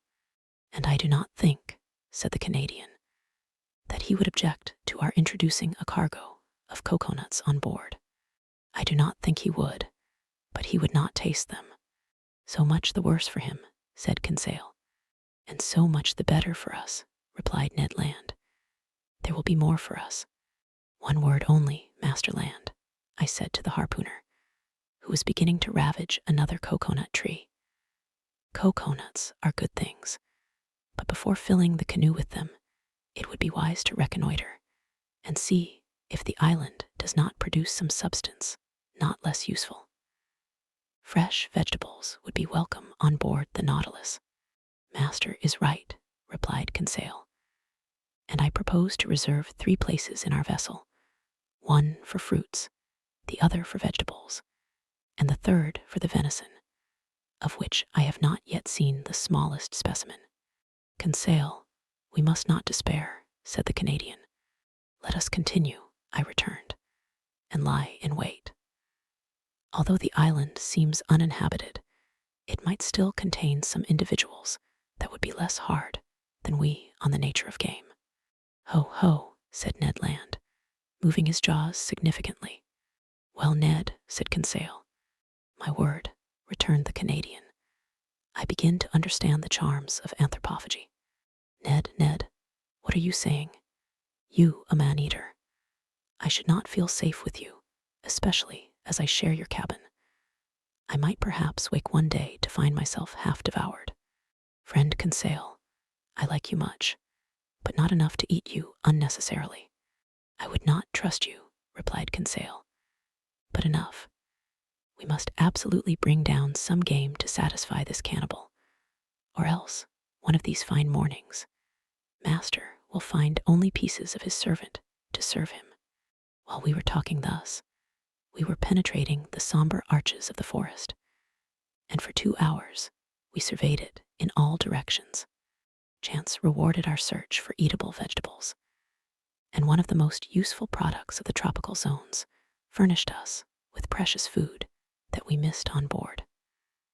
I would speak of the breadfruit tree, very abundant in the island of Gilboa, and I remarked chiefly the variety destitute of seeds, which bears in Malaya the name of rima.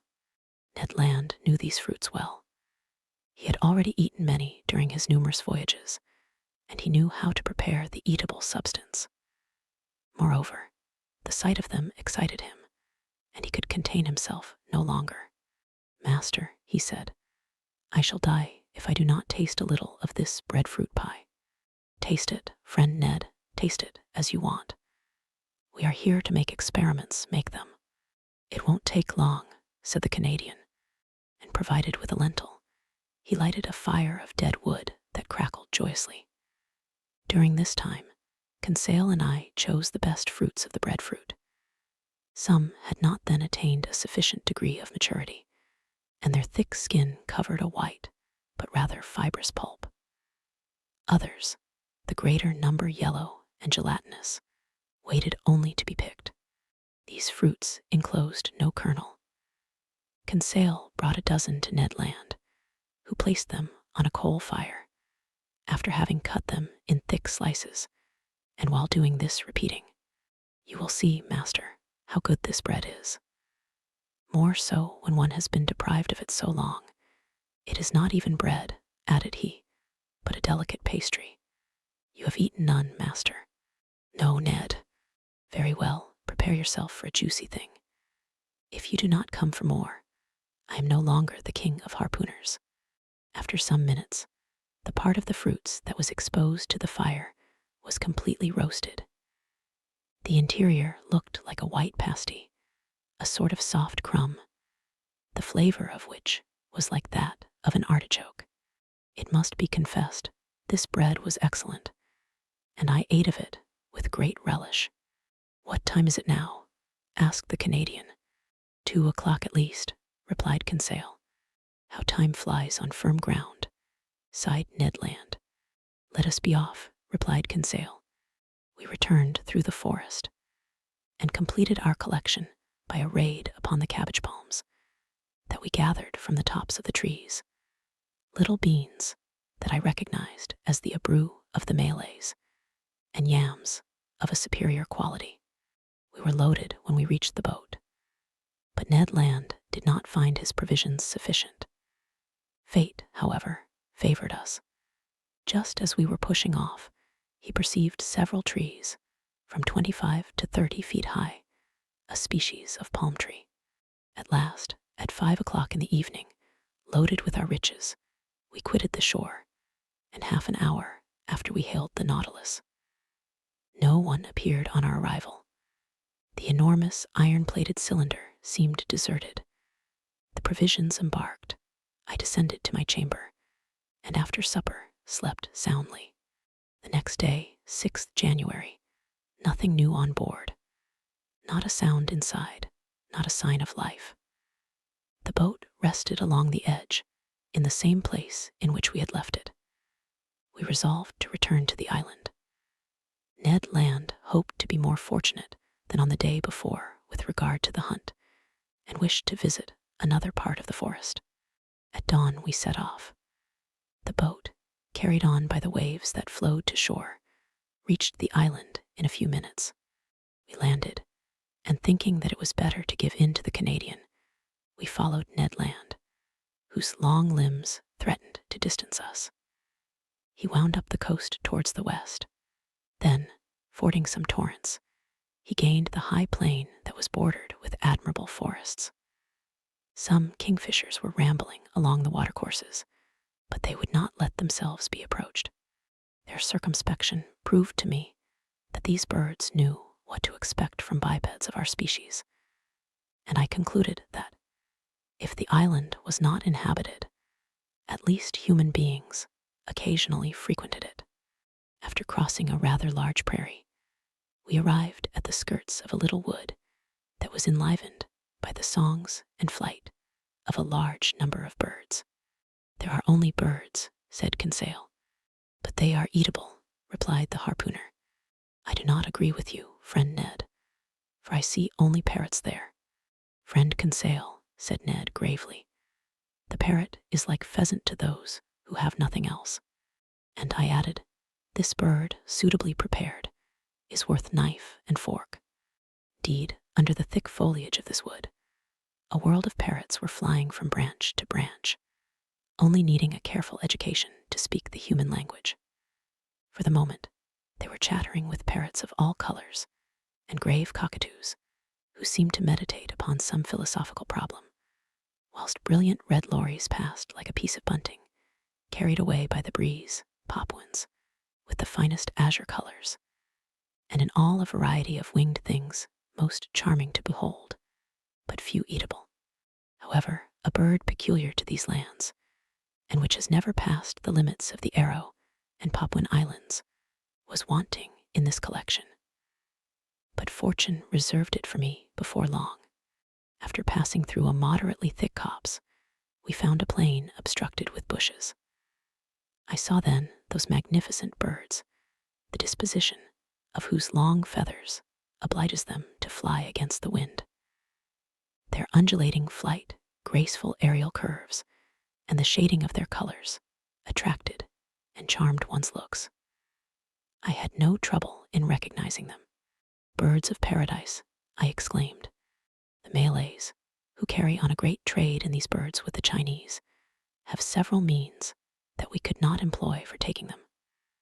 Sometimes they put snares on the top of high trees that the birds of paradise prefer to frequent. Sometimes they catch them with a viscous birdlime that paralyses their movements. They even go so far as to poison the fountains that the birds generally drink from.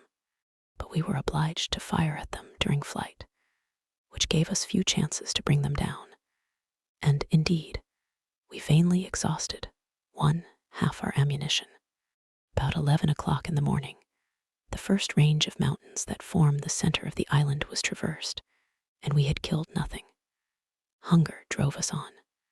The hunters had relied on the products of the chase, and they were wrong. Happily Conseil, to his great surprise, made a double shot and secured breakfast. He brought down a white pigeon and a wood pigeon, which, cleverly plucked and suspended from a skewer, was roasted before a red fire of dead wood. While these interesting birds were cooking, Ned prepared the fruit of the bread tree. Then the wood pigeons were devoured to the bones and declared excellent. The nutmeg, with which they are in the habit of stuffing their crops, flavors their flesh and renders it delicious eating. "Now, Ned, what do you miss now?" "Some four-footed game, M. Aronnax. All these pigeons are only side dishes and trifles, and until I have killed an animal with cutlets, I shall not be content. Nor I, Ned, if I do not catch a bird of paradise." "Let us continue hunting," replied Conseil. "Let us go towards the sea. We have arrived at the first declivities of the mountains, and I think we had better regain the region of forests. That was sensible advice, and was followed out. After walking for 1 hour, we had attained a forest of sago trees. Some inoffensive serpents glided away from us. The birds of paradise fled at our approach, and truly, I despaired of getting near one when Conseil, who was walking in front, suddenly bent down, uttered a triumphal cry, and came back to me, bringing a magnificent specimen. Ah, bravo, Conseil. Master is very good. No, my boy, you have made an excellent stroke. Take one of these living birds and carry it in your hand. If master will examine it, he will see that I have not deserved great merit. Why, Conseil? Because this bird is as drunk as a quail. Drunk? Yes, sir, drunk with the nutmegs that it devoured under the nutmeg tree, under which I found it. See, friend Ned, see the monstrous effects of intemperance. By Jove, exclaimed the Canadian, because I have drunk gin for 2 months, you must needs reproach me. However, I examined the curious bird. Conseil was right. The bird, drunk with the juice, was quite powerless. It could not fly, it could hardly walk. This bird belonged to the most beautiful of the 8 species that are found in Papua and in the neighboring islands. It was the large emerald bird, the most rare kind. It measured 3 feet in length.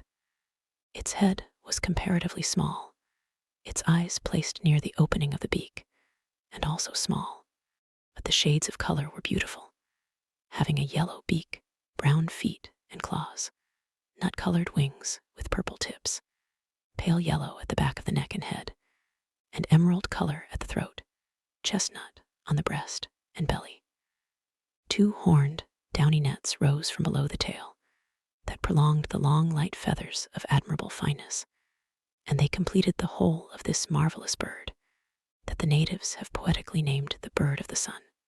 But if my wishes were satisfied by the possession of the bird of paradise, the Canadians were not yet. Happily, about 2 o'clock, Ned Land brought down a magnificent hog from the brood of those the natives call bariotang. The animal came in time for us to procure real quadruped meat, and he was well received. Ned Land was very proud of his shot. The hog, hit by the electric ball, fell stone dead. The Canadian skinned and cleaned it properly, after having taken 6 cutlets, destined to furnish us with a grilled repast in the evening. Then the hunt was resumed, which was still more marked by Ned and Conseil's exploits.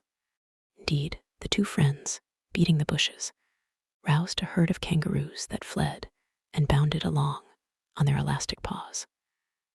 But these animals did not take to flight so rapidly, but with the electric capsule could stop their course. Ah, Professor, cried Ned Land, who was carried away by the delights of the chase. What excellent game, and stewed too. What a supply for the Nautilus. 2, 3, 5 down. And to think that we shall eat that flesh, and that the idiots on board shall not have a crumb. I think that, in the excess of his joy, the Canadian, if he had not talked so much, would have killed them all. But he contented himself with a single dozen of these interesting marsupials. These animals were small. They were a species of those kangaroo rabbits that live habitually in the hollows of trees, and whose speed is extreme, but they are moderately fat, and furnish, at least, estimable food. We were very satisfied with the results of the hunt.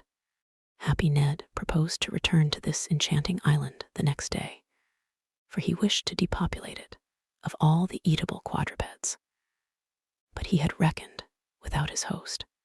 At 6 o'clock in the evening, we had regained the shore. Our boat was moored to the usual place. The Nautilus, like a long rock, emerged from the waves 2 miles from the beach. Ned Land, without waiting, occupied himself about the important dinner business. He understood all about cooking well. The bariotang, grilled on the coals, soon scented the air with a delicious odor. Indeed, the dinner was excellent. 2 wood pigeons completed this extraordinary menu. The sago pasty, The artocarpus bread, some mangoes, half a dozen pineapples, and the liquor fermented from some coconuts overjoyed us. I even think that my worthy companion's ideas had not all the plainness desirable. Suppose we do not return to the Nautilus this evening, said Conseil. Suppose we never return, added Ned Land. Just then, a stone fell at our feet and cut short the harpooner's proposition. Chapter 21, Captain Nemo's Thunderbolt. We looked at the edge of the forest without rising, my hand stopping in the action of putting it to my mouth. Ned Land's completing its office. Stones do not fall from the sky, remarked Conseil, or they would merit the name aerolites. A second stone, carefully aimed, that made a savory pigeon's leg fall from Conseil's hand, gave still more weight to his observation. We all three arose, shouldered our guns, and were ready to reply to any attack. Are they apes? Cried Ned Land. Very nearly, they are savages. To the boat, I said, hurrying to the sea. It was indeed necessary to beat a retreat. For about 20 natives, armed with bows and slings, appeared on the skirts of a copse that masked the horizon to the right. Hardly 100 steps from us. Our boat was moored about 60 feet from us. The savages approached us, not running, but making hostile demonstrations. Stones and arrows fell thickly. Ned Land had not wished to leave his provisions, and in spite of his imminent danger, his pig on one side and kangaroos on the other, he went tolerably fast. In 2 minutes, we were on the shore. To load the boat with provisions and arms, to push it out to sea, and ship the oars, was the work of an instant. We had not gone 2 cable lengths when 100 savages, howling and gesticulating, entered the water up to their waists. I watched to see if their apparition would attract some men from the Nautilus on to the platform. But no, the enormous machine lying off was absolutely deserted. 20 minutes later, we were on board. The panels were open. After making the boat fast, we entered into the interior of the Nautilus. I descended to the drawing room, from whence I heard some chords. Captain Nemo was there, bending over his organ, and plunged in a musical ecstasy. Captain, he did not hear me. Captain, I said, touching his hand. He shuddered and turning round said, Ah, it is you, Professor. Well, have you had a good hunt? Have you botanized successfully? Yes, Captain, but we have unfortunately brought a troop of bipeds, whose vicinity troubles me. What bipeds? Savages. Savages, he echoed ironically. So you are astonished, Professor, at having set foot on a strange land and finding savages. Savages? Where are there not any? Besides, are they worse than others, these whom you call savages? But, Captain, how many have you counted? 100 at least. Aronnax, replied Captain Nemo, placing his fingers on the organ stops. When all the natives of Papua are assembled on this shore, the Nautilus will have nothing to fear from their attacks. The captain's fingers were then running over the keys of the instrument, and I remarked that he touched only the black keys, which gave his melodies an essentially Scotch character. Soon he had forgotten my presence, and had plunged into a reverie that I did not disturb. I went up again onto the platform. Night had already fallen, for in this low latitude the sun sets rapidly and without twilight. I could only see the island indistinctly, but the numerous fires lighted on the beach showed that the natives did not think of leaving it. I was alone for several hours, sometimes thinking of the natives, but without any dread of them, for the imperturbable confidence of the captain was catching, sometimes forgetting them to admire the splendors of the night in the tropics. My remembrances went to France in the train of those zodiacal stars that would shine in some hours' time. The moon shone in the midst of the constellations of the zenith. The night slipped away without any mischance, the islanders frightened, no doubt, at the sight of a monster aground in the bay. panels were open and would have offered an easy access to the interior of the Nautilus. At 6 o'clock in the morning of the 8th January, I went up onto the platform. The dawn was breaking.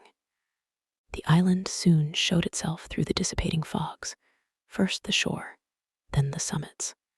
The natives were there, more numerous than on the day before, 500 or 600 perhaps. Some of them, profiting by the low water, had come on to the coral, at less than 2 cable lengths from the Nautilus.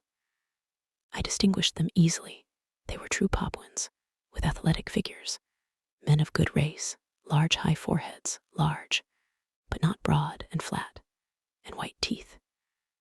Their woolly hair, with a reddish tinge, showed off on their black shining bodies like those of the Nubians.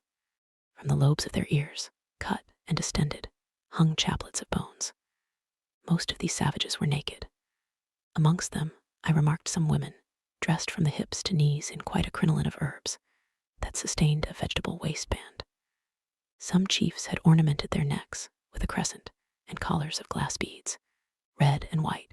Nearly all were armed with bows, arrows, and shields, and carried on their shoulders a sort of net containing those round stones which they cast from their slings with great skill. One of these chiefs, rather near to the Nautilus, examined it attentively. He was, perhaps, a motto of high rank, for he was draped in a mat of banana leaves, notched round the edges, and set off with brilliant colors.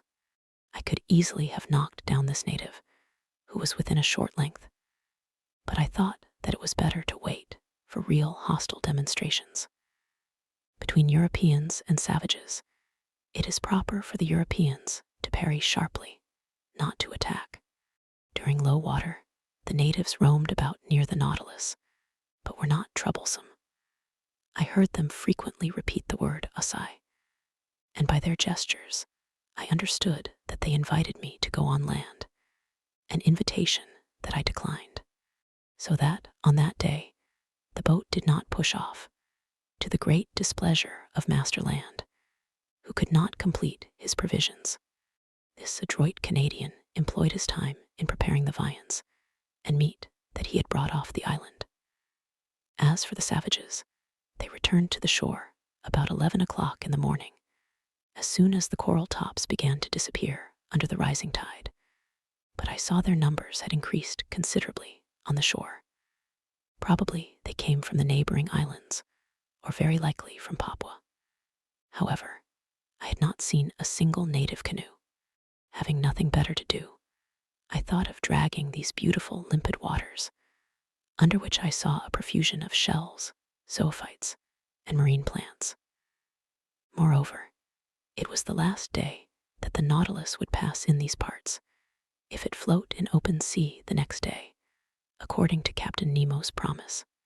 I therefore called Conseil, who brought me a little light drag, very like those for the oyster fishery. Now to work. For 2 hours we fished unceasingly, but without bringing up any rarities. The drag was filled with mydasirs, harps, melames, and particularly the most beautiful hammers I have ever seen. We also brought up some sea slugs, pearl oysters, and a dozen little turtles that were reserved for the pantry on board. But just when I expected it least, I put my hand on a wonder, I might say a natural deformity, very rarely met with. Conseil was just dragging, and his net came up filled with divers ordinary shells, when all at once he saw me plunge my arm quickly into the net to draw out a shell, and heard me utter a cry. "What is the matter, sir?" he asked in surprise. "Has master been bitten?" "No, my boy, but I would willingly have given a finger for my discovery." "What discovery?" "This shell," I said, holding up the object of my triumph. "It is simply an olive porphyry, genus olive, order of the Pectinibranchidae, class of gastropods, subclass mollusca.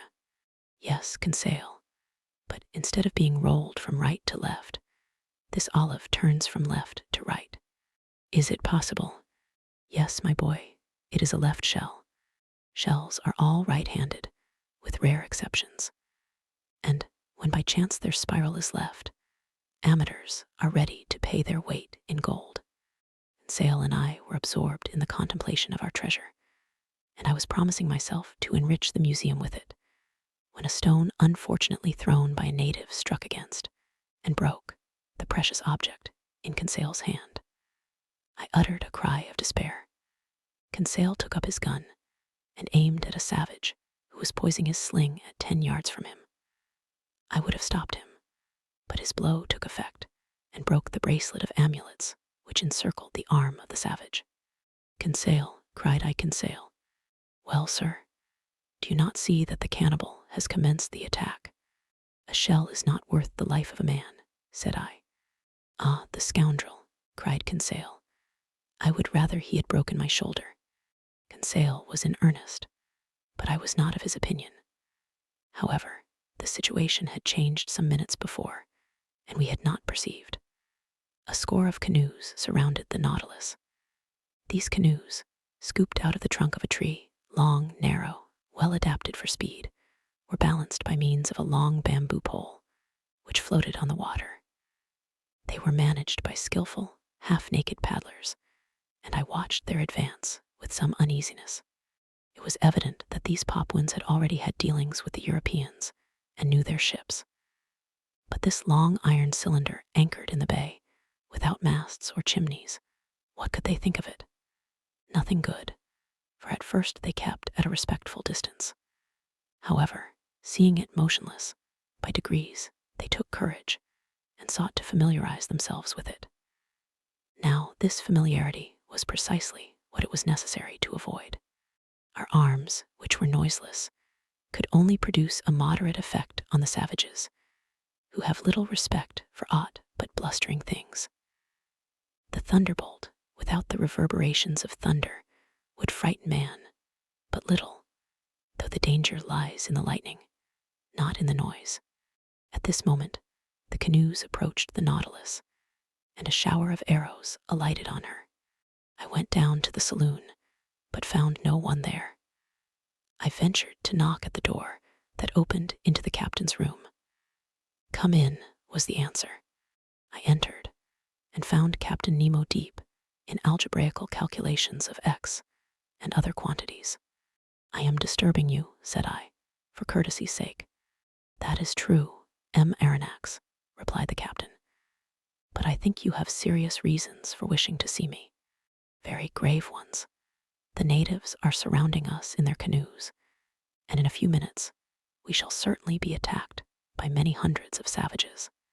Ah, said Captain Nemo quietly, they are come with their canoes. Yes, sir. Well, sir, we must close the hatches. Exactly, and I came to say to you, nothing can be more simple, said Captain Nemo. And, pressing an electric button, he transmitted an order to the ship's crew. It is all done, sir, said he, after some moments.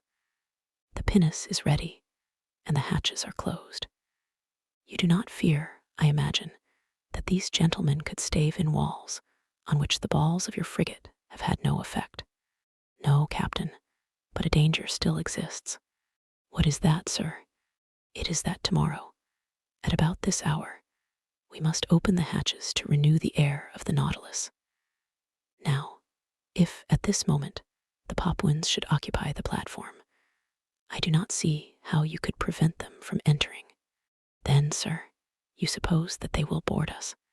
I am certain of it. Well, sir, let them come. I see no reason for hindering them. After all, these Papuans are poor creatures, and I am unwilling that my visit to the island should cost the life of a single one of these wretches. Upon that I was going away, but Captain Nemo detained me and asked me to sit down by him. He questioned me with interest about our excursions on shore and our hunting, and seemed not to understand the craving for meat that possessed the Canadian.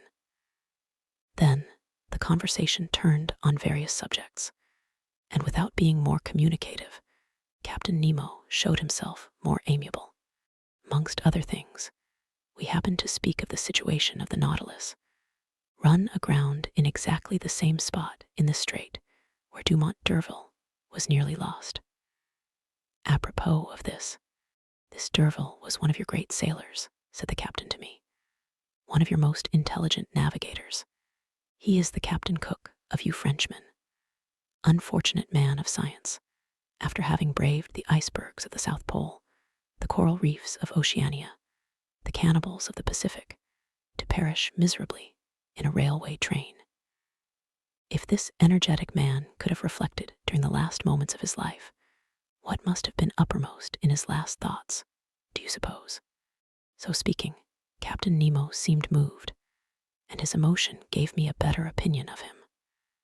Then, chart in hand, we reviewed the travels of the French navigator, his voyages of circumnavigation, his double detention at the South Pole, which led to the discovery of Adelaide and Louis Philippe, and fixing the hydrographical bearings of the principal islands of Oceania.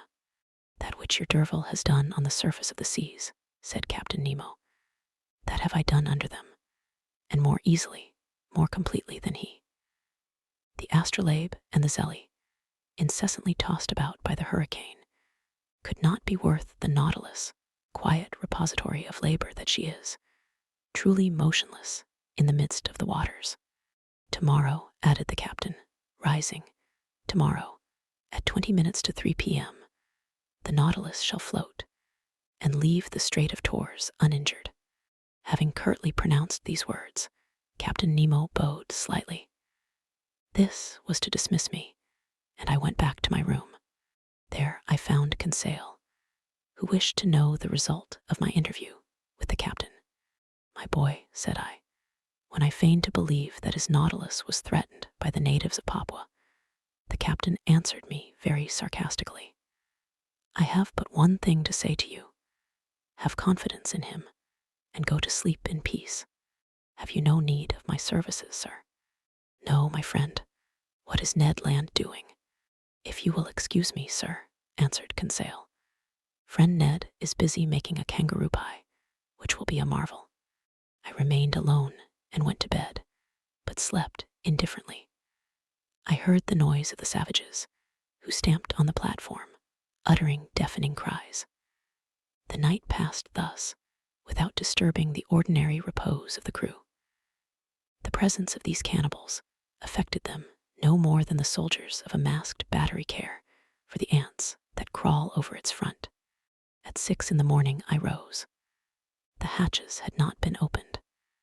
The inner air was not renewed, but the reservoirs, filled ready for any emergency, were now resorted to, and discharged several cubic feet of oxygen into the exhausted atmosphere of the Nautilus. I worked in my room till noon, without having seen Captain Nemo, even for an instant. On board, no preparations for departure were visible. I waited still some time, then went into the large saloon. The clock marked 2:30. In 10 minutes, it would be high tide, and if Captain Nemo had not made a rash promise, the Nautilus would be immediately detached. If not, many months would pass ere she could leave her bed of coral. However, some warning vibrations began to be felt in the vessel. I heard the keel grating against the rough, calcareous bottom of the coral reef. At 5:20 to 3, Captain Nemo appeared in the saloon. We are going to start, said he. Ah, replied I. I have given the order to open the hatches. And the Papuans? The Papuans, answered Captain Nemo, slightly shrugging his shoulders. Will they not come inside the Nautilus? How? Only by leaping over the hatches you have opened. Aronnax, quietly answered Captain Nemo. They will not enter the hatches of the Nautilus in that way, even if they were open. I looked at the captain. You do not understand, said he. Hardly. Well, come and you will see.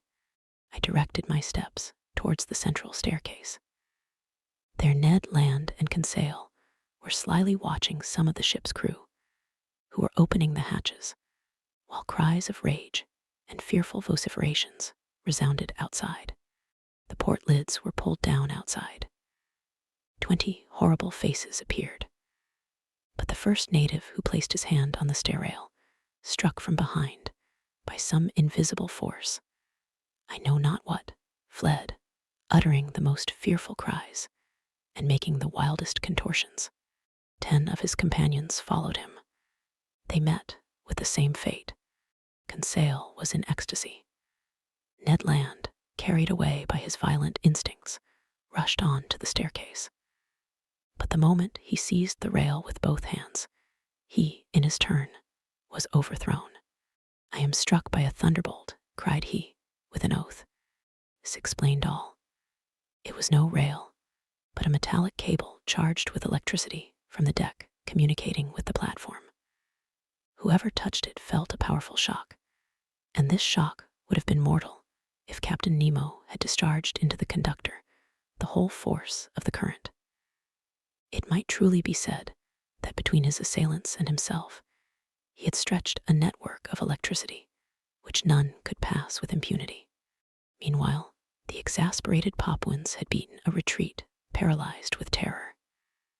As for us, half laughing, we consoled and rubbed the unfortunate Ned Land, who swore like one possessed. But at this moment, the Nautilus, raised by the last waves of the tide, quitted her coral bed exactly at the 40th minute fixed by the captain. Her screw swept the waters slowly and majestically. Her speed increased gradually, and sailing on the surface of the ocean, she quitted safe and sound the dangerous passes of the Straits of Torres. Chapter 22, Insomnia. The following day, 10th January, the Nautilus continued her course between two seas, but with such remarkable speed that I could not estimate it at less than 35 miles an hour. The rapidity of her screw was such that I could neither follow nor count its revolutions. When I reflected that this marvelous electric agent, after having afforded motion, heat, and light to the Nautilus, still protected her from outward attack, and transformed her into an ark of safety which no profane hand might touch without being thunderstricken, my admiration was unbounded, and from the structure it extended to the engineer who had called it into existence. Our course was directed to the west, and on the 11th of January we doubled Cape Wessel, situation in 135 degrees long, and 10 degrees north lat, which forms the east point of the Gulf of Carpentaria. The reefs were still numerous, but more equalized, and marked on the chart with extreme precision. The Nautilus easily avoided the breakers of Money to port and the Victoria Reefs to starboard, placed at 130 degrees long, and on the 10th parallel, which we strictly followed. On the 13th of January, Captain Nemo arrived in the Sea of Timor and recognized the island of that name in 122 degrees long. From this point, the direction of the Nautilus inclined towards the southwest. Her head was set for the Indian Ocean. Where would the fancy of Captain Nemo carry us next? Would he return to the coast of Asia, or would he approach again the shores of Europe? Improbable conjectures both, to a man who fled from inhabited continents. Then, would he descend to the south? Was he going to double the Cape of Good Hope, then Cape Horn, and finally go as far as the Antarctic Pole? Would he come back at last to the Pacific, where his Nautilus could sail free and independently? Time would show. After having skirted the sands of Cartier, of Hibernia, Seringapatam, and Scott, last efforts of the solid against the liquid element. On the 14th of January, we lost sight of land altogether. The speed of the Nautilus was considerably abated, and with irregular course, she sometimes swam in the bosom of the waters, sometimes floated on their surface. During this period of the voyage, Captain Nemo made some interesting experiments on the varied temperature of the sea in different beds. Under ordinary conditions, these observations are made by means of rather complicated instruments, and with somewhat doubtful results, by means of thermometrical sounding leads, the glasses often breaking under the pressure of the water, or an apparatus grounded on the variations of the resistance of metals to the electric currents. Results so obtained could not be correctly calculated. On the contrary, Captain Nemo went himself to test the temperature in the depths of the sea, and his thermometer, placed in communication with the different sheets of water, gave him the required degree immediately and accurately. It was thus that, either by overloading her reservoirs or by descending obliquely by means of her inclined planes, the Nautilus successively attained the depth of 3, 4, 5, 7, 9, and 10,000 yards. And the definite result of this experience was that the sea preserved an average temperature of 4 degrees and a half at a depth of 5,000 fathoms under all latitudes. On the 16th of January, the Nautilus seemed becalmed only a few yards beneath the surface of the waves. Her electric apparatus remained inactive, and her motionless screw left her to drift at the mercy of the currents. I supposed that the crew was occupied with interior repairs, rendered necessary by the violence of the mechanical movements of the machine. My companions and I then witnessed a curious spectacle. The hatches of the saloon were open, and as the beacon light of the Nautilus was not in action, a dim obscurity reigned in the midst of the waters. I observed the state of the sea under these conditions, and the largest fish appeared to me no more than scarcely defined shadows, when the Nautilus found herself suddenly transported into full light. I thought at first that the beacon had been lighted and was casting its electric radiance into the liquid mass. I was mistaken, and after a rapid survey, perceived my error. The Nautilus floated in the midst of a phosphorescent bed, which, in this obscurity, became quite dazzling. It was produced by myriads of luminous animalculae, whose brilliancy was increased as they glided over the metallic hull of the vessel. I was surprised by lightning in the midst of these luminous sheets, as though they had been rivulets of lead melted in an ardent furnace, or metallic masses brought to a white heat, so that, by force of contrast, certain portions of light appeared to cast a shade in the midst of the general ignition, from which all shades seemed banished. No, this was not the calm irradiation of our ordinary lightning. There was unusual life and vigor. This was truly living light. In reality, it was an infinite agglomeration of colored infusoria, of veritable globules of jelly, provided with a thread-like tentacle, and of which as many as 25,000 have been counted in less than 2 cubic half-inches of water. During several hours, the Nautilus floated in these brilliant waves, and our admiration increased as we watched the marine monsters disporting themselves like salamanders. I saw there, in the midst of this fire, that burns not the swift and elegant porpoise, the indefatigable clown of the ocean, and some swordfish 10 feet long, those prophetic heralds of the hurricane, whose formidable sword would now and then strike the glass of the saloon. And appeared the smaller fish, the ballista, the leaping mackerel, wolf thorntails, and 100 others, which striped the luminous atmosphere as they swam. This dazzling spectacle was enchanting. Perhaps some atmospheric condition increased the intensity of this phenomenon. Perhaps some storm agitated the surface of the waves. But at this depth of some yards, the Nautilus was unmoved by its fury and reposed peacefully in still water. So we progressed, incessantly charmed by some new marvel. The days passed rapidly away, and I took no account of them. Ned, according to habit, tried to vary the diet on board. Like snails, we were fixed to our shells, and I declare it is easy to lead a snail's life. Thus this life seemed easy and natural, and we thought no longer of the life we led on land. But something happened to recall us to the strangeness of our situation. On the 18th of January, the Nautilus was in 105 degrees long and 15 degrees S lat. The weather was threatening, the sea rough and rolling. There was a strong east wind. The barometer, which had been going down for some days, foreboded a coming storm. I went up onto the platform just as the second lieutenant was taking the measure of the hoary angles, and waited, according to habit, till the daily phrase was said. But on this day, it was exchanged for another phrase, not less incomprehensible.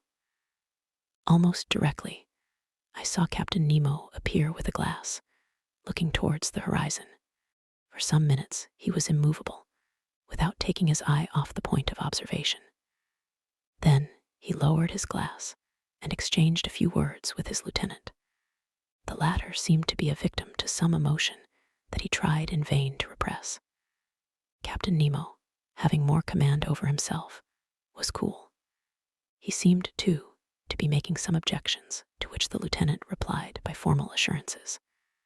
At least I concluded so by the difference of their tones and gestures. For myself, I had looked carefully in the direction indicated without seeing anything. The sky and water were lost in the clear line of the horizon. However, Captain Nemo walked from one end of the platform to the other without looking at me, perhaps without seeing me. His step was firm, but less regular than usual. He stopped sometimes, crossed his arms, and observed the sea. What could he be looking for on that immense expanse? The Nautilus was then some hundreds of miles from the nearest coast. The lieutenant had taken up the glass and examined the horizon steadfastly, going and coming, stamping his foot and showing more nervous agitation than his superior officer. Besides, this mystery must necessarily be solved, and before long, for upon an order from Captain Nemo, the engine, increasing its propelling power, made the screw turn more rapidly. Just then the lieutenant drew the captain's attention again. The latter stopped walking and directed his glass towards the place indicated. He looked long. I felt very much puzzled and descended to the drawing room and took out an excellent telescope that I generally used. Then, leaning on the cage of the watchlight that jutted out from the front of the platform, set myself to look over all the line of the sky and sea. But my eye was no sooner applied to the glass than it was quickly snatched out of my hands. I turned round. Captain Nemo was before me, but I did not know him. His face was transfigured. His eyes flashed sullenly, his teeth were set, his stiff body, clenched fists, and head shrunk between his shoulders, betrayed the violent agitation that pervaded his whole frame. He did not move.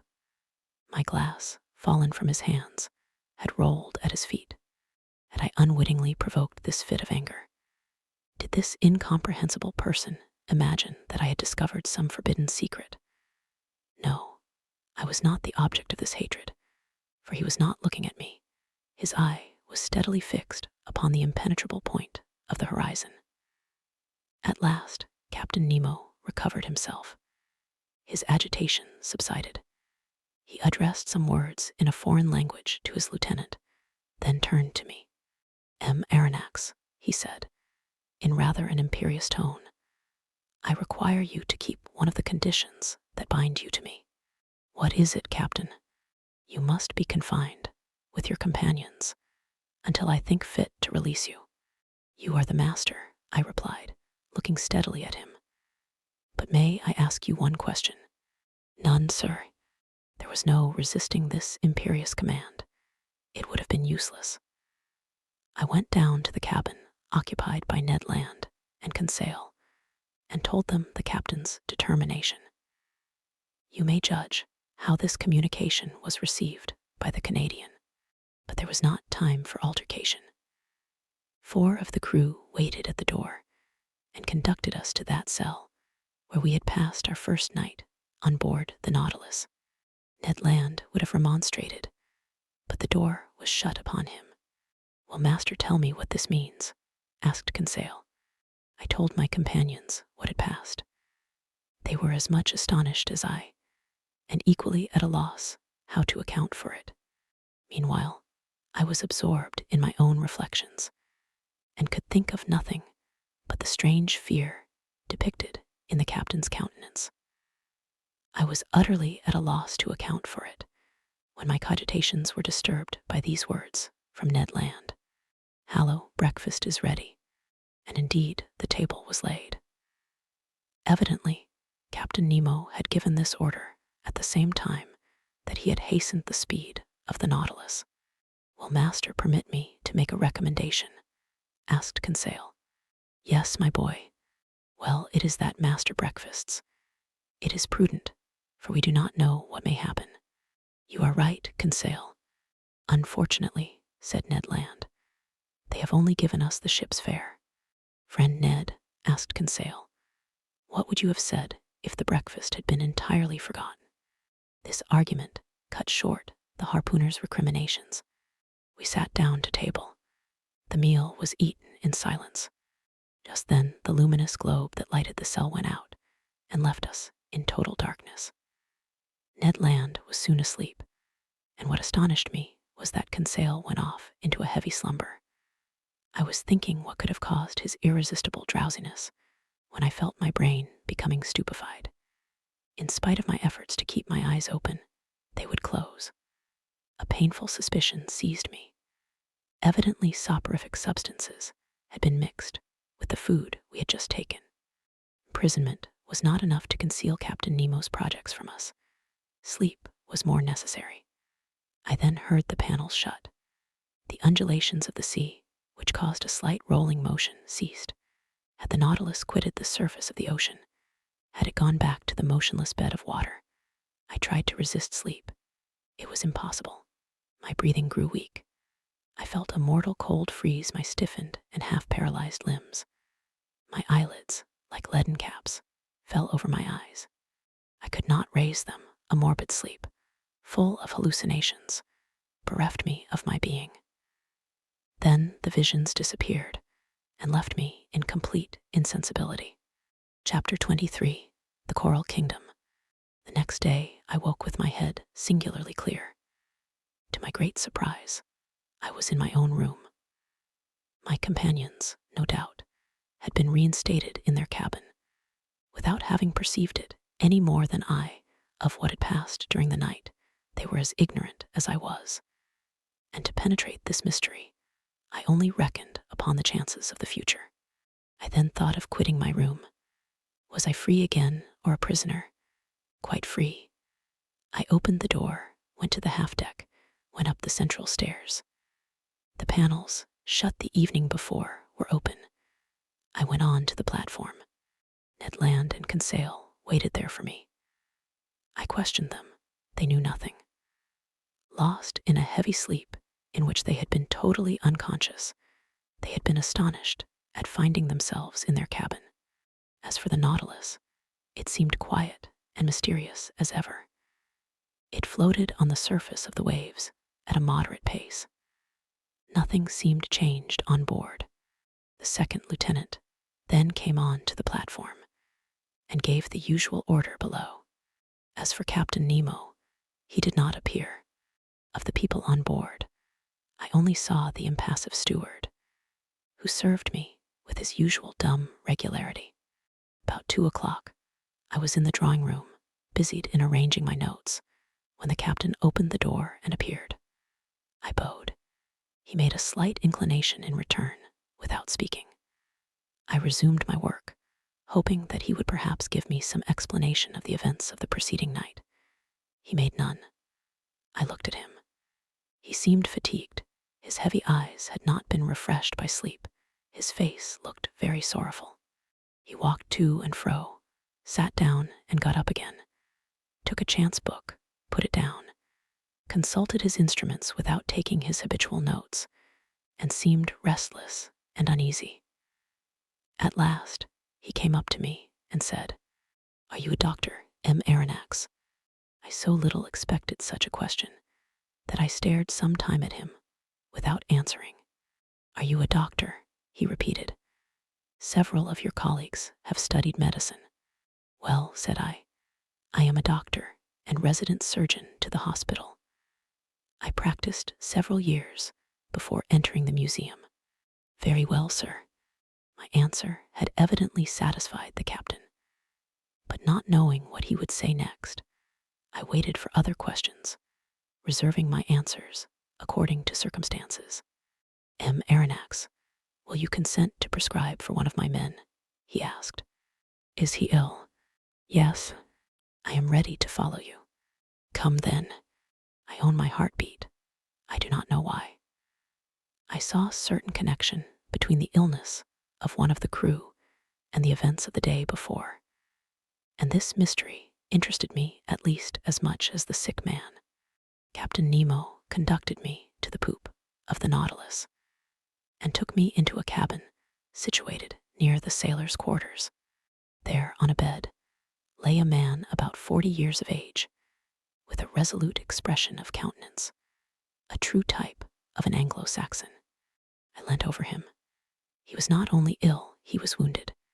His head, swathed in bandages covered with blood, lay on a pillow. I undid the bandages, and the wounded man looked at me with his large eyes and gave no sign of pain as I did it. It was a horrible wound.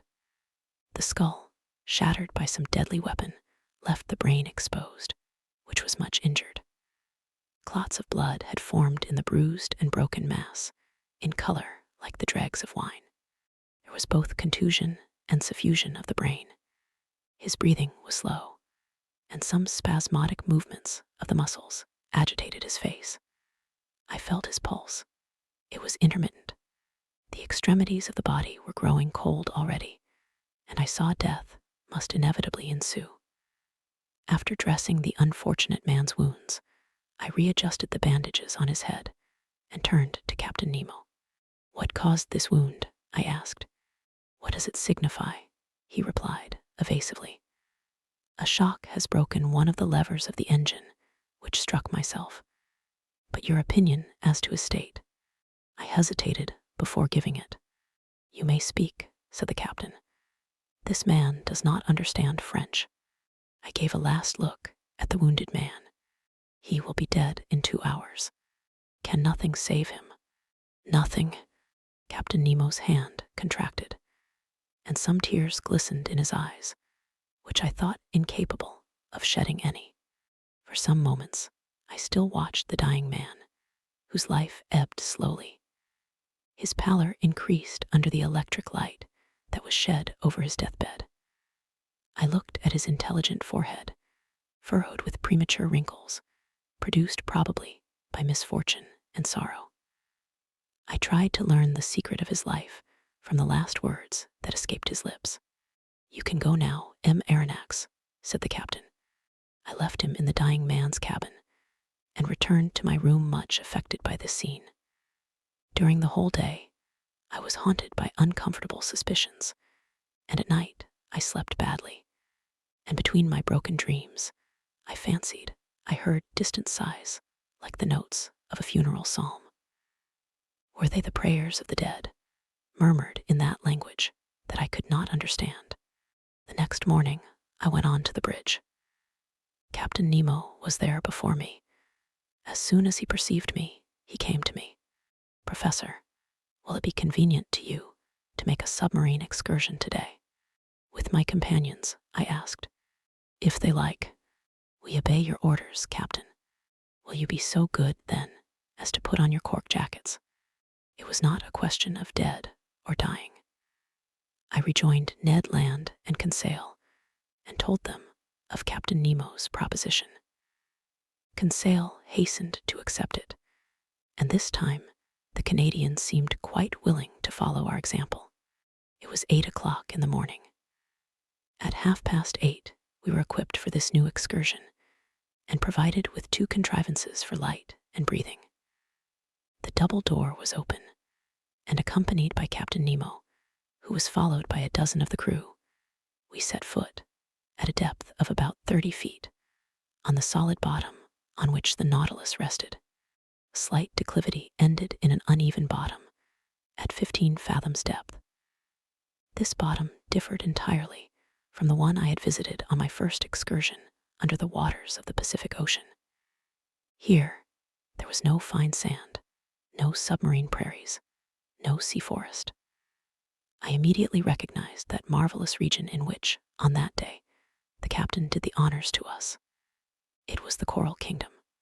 The light produced 1,000 charming varieties, playing in the midst of the branches that were so vividly colored.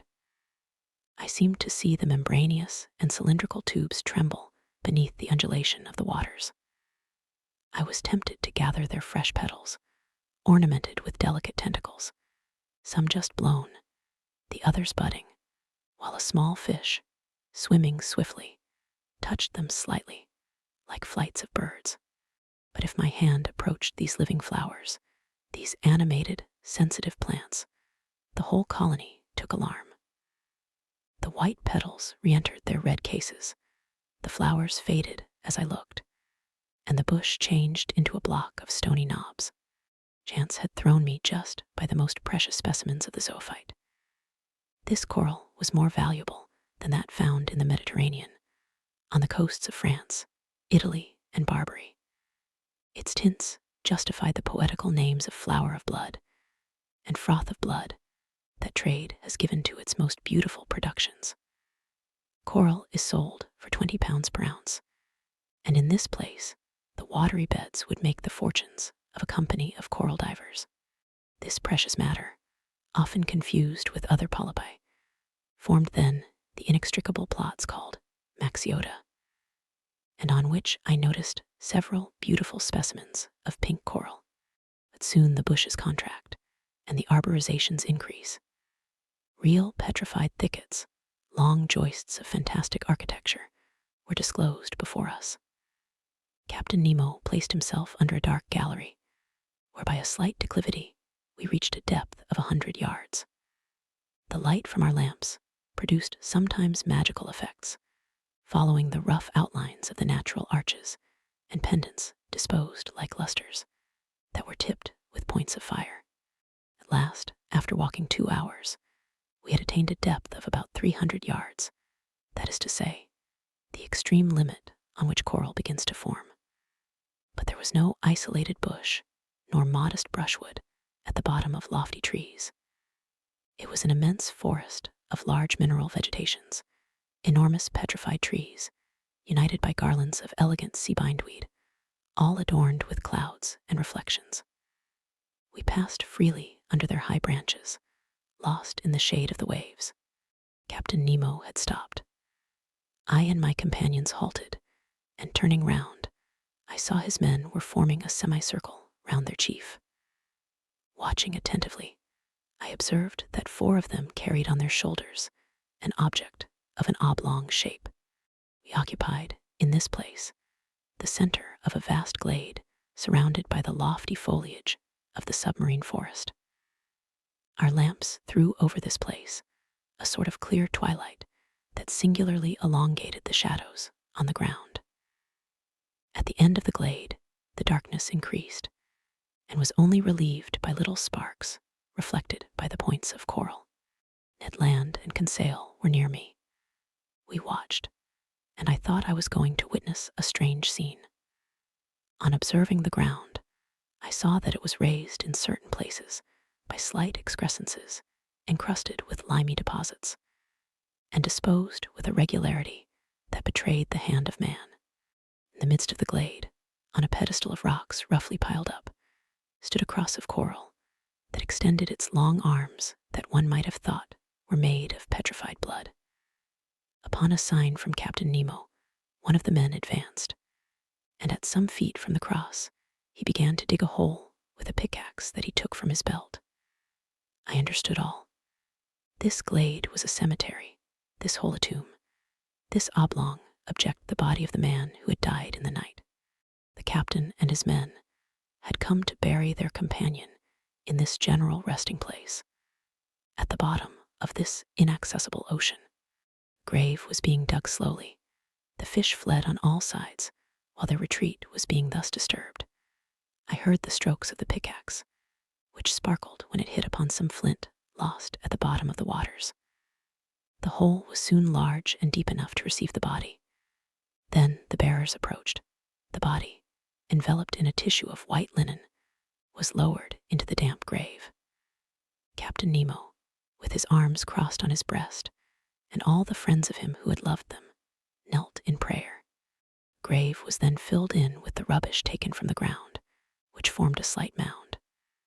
When this was done, Captain Nemo and his men rose then, approaching the grave. They knelt again, and all extended their hands in sign of a last adieu. Then the funeral procession returned to the Nautilus, passing under the arches of the forest, in the midst of thickets, along the coral bushes, and still on the ascent. At last the light of the ship appeared, and its luminous track guided us to the Nautilus. At 1 o'clock we had returned. As soon as I had changed my clothes, I went up onto the platform, and a prey to conflicting emotions, I sat down near the binnacle. Captain Nemo joined me. I rose and said to him, "So, as I said he would, this man died in the night. Yes, M. Aronnax, and he rests now, near his companions, in the coral cemetery. Yes, forgotten by all else, but not by us. We dug the grave, and the polypi undertake to seal our dead for eternity." And burying his face quickly in his hands, he tried in vain to suppress a sob. Then he added, "Our peaceful cemetery is there, some 100 feet below the surface of the waves. Your dead sleep quietly, at least, Captain, out of the reach of sharks." "Yes, sir, of sharks and men," gravely replied the captain. Part 2, Chapter 1, The Indian Ocean. Now come to the second part of our journey under the sea. The first ended with the moving scene in the coral cemetery, which left such a deep impression on my mind. Thus, in the midst of this great sea, Captain Nemo's life was passing, even to his grave, which he had prepared in one of its deepest abysses. There, not one of the ocean's monsters could trouble the last sleep of the crew of the Nautilus, of those friends riveted to each other in death as in life. Nor any man, either, had added the captain. Still the same fierce, implacable defiance towards human society. I could no longer content myself with the theory which satisfied Conseil. That worthy fellow persisted in seeing in the commander of the Nautilus one of those unknown savants who return mankind contempt for indifference. For him, he was a misunderstood genius who, tired of Earth's deceptions, had taken refuge in this inaccessible medium where he might follow his instincts freely. To my mind, this explains but one side of Captain Nemo's character. Indeed, the mystery of that last night during which we had been chained in prison, the sleep, and the precaution so violently taken by the captain of snatching from my eyes the glass I had raised to sweep the horizon, the mortal wound of the man, due to an unaccountable shock of the Nautilus, all put me on a new track. No, Captain Nemo was not satisfied with shunning man. His formidable apparatus not only suited his instinct of freedom, but perhaps also the design of some terrible retaliation. At this moment, nothing is clear to me. I catch but a glimpse of light amidst all the darkness, and I must confine myself to writing as events shall dictate. That day, the 24th of January, 1868, at noon, the second officer came to take the altitude of the sun. I mounted the platform, lit a cigar, and watched the operation. It seemed to me that the man did not understand French, for several times I made remarks in a loud voice, which must have drawn from him some involuntary sign of attention if he had understood them. But he remained undisturbed and dumb, as he was taking observations with the sextant. One of the sailors of the Nautilus, the strong man who had accompanied us on our first submarine excursion to the island of Crespo, came to clean the glasses of the lantern. I examined the fittings of the apparatus, the strength of which was increased 100-fold by lenticular rings, placed similar to those in a lighthouse, and which projected their brilliance in a horizontal plane. The electric lamp was combined in such a way as to give its most powerful light. Indeed, it was produced in vacuo, which ensured both its steadiness and its intensity. This vacuum economized the graphite points between which the luminous arc was developed, an important point of economy for Captain Nemo, who could not easily have replaced them, and under these conditions their waste was imperceptible. When the Nautilus was ready to continue its submarine journey, I went down to the saloon. The panel was closed, and the course marked direct west. We were furrowing the waters of the Indian Ocean, a vast liquid plain, with a surface of 1,200,000,000 of acres, and whose waters are so clear and transparent that anyone leaning over them would turn giddy. The Nautilus usually floated between 50 and 100 fathoms deep. We went on so for some days. To anyone but myself, who had a great love for the sea, the hours would have seemed long and monotonous.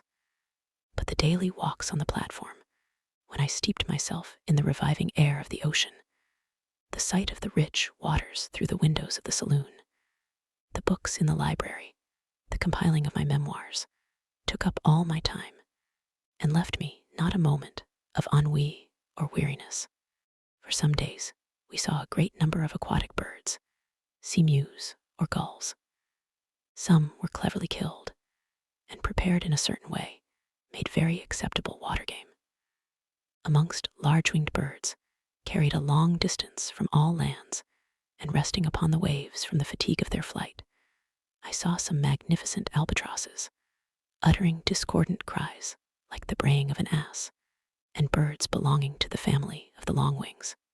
As to the fish, they always provoked our admiration when we surprised the secrets of their aquatic life through the open panels. I saw many kinds which I never before had a chance of observing. I shall notice chiefly ostracions peculiar to the Red Sea, the Indian Ocean, and that part which washes the coast of tropical America. These fishes, like the tortoise, the armadillo, the sea hedgehog, and the crustacea, are protected by a breastplate which is neither chalky nor stony, but real bone. In some, it takes the form of a solid triangle, in others of a solid quadrangle. Amongst the triangular, I saw some 1.5 inches in length, with wholesome flesh and a delicious flavor. They are brown at the tail and yellow at the fins, and I recommend their introduction into fresh water, to which a certain number of sea fish easily accustom themselves. I would also mention quadrangular ostracions, having on the back 4 large tubercles, some dotted over with white spots on the lower part of the body, and which may be tamed like birds. Trigons provided with spikes formed by the lengthening of their bony shell, and which, from their strange gruntings, are called sea pigs. Also dromedaries with large humps in the shape of a cone, whose flesh is very tough and leathery. I now borrow from the daily notes of Master Conseil. Certain fish of the genus Petrodon peculiar to those seas, with red backs and white chests, which are distinguished by 3 rows of longitudinal filaments, and some electrical 7 inches long, decked in the liveliest colors, and as specimens of other kinds, some ovoids, resembling an egg of a dark brown color, marked with white bands, and without tails, diodons, real sea porcupines, furnished with spikes, and capable of swelling in such a way as to look like cushions bristling with darts. Hippocampi, common to every ocean, some pegasi with lengthened snouts, which their pectoral fins, being much elongated and formed in the shape of wings, allow, if not to fly, at least to shoot into the air. Pigeons spatulae, with tails covered with many rings of shell, macrognathi with long jaws, an excellent fish, 9 inches long, and bright with most agreeable colors, pale-colored calliomores, with rugged heads, and plenty of chaetodons, with long and tubular muzzles, which kill insects by shooting them, as from an air gun, with a single drop of water. These we may call the flycatchers of the seas. In the 89th genus of fishes, classed by Layspeed, belonging to the second lower class of bony, characterized by opercules and bronchial membranes, I remarked the scorpina, the head of which is furnished with spikes, and which has but 1 dorsal fin. These creatures are covered, or not, with little shells, according to the subclass to which they belong. The second subclass gives us specimens of didactyls, 14 or 15 inches in length, with yellow rays, and heads of a most fantastic appearance. As to the first subclass, It gives several specimens of that singular-looking fish, appropriately called a sea frog, with large head, sometimes pierced with holes, sometimes swollen with protuberances, bristling with spikes, and covered with tubercles. It has irregular and hideous horns. Its body and tail are covered with callosities. Its sting makes a dangerous wound. It is both repugnant and horrible to look at. From the 21st to the 23rd of January, the Nautilus went at the rate of 250 leagues in 24 hours, being 540 miles, or 22 miles an hour. If we recognized so many different varieties of fish, it was because, attracted by the electric light, they tried to follow us. The greater part, however, were soon distanced by our speed, though some kept their place in the waters of the Nautilus for a time. The morning of the 24th, in 12 degrees 5 S lat and 94 degrees 33 long, we observed Keeling Island, a coral formation planted with magnificent cocos, and which had been visited by Mr. Darwin and Captain Fitzroy. The Nautilus skirted the shores of this desert island for a little distance.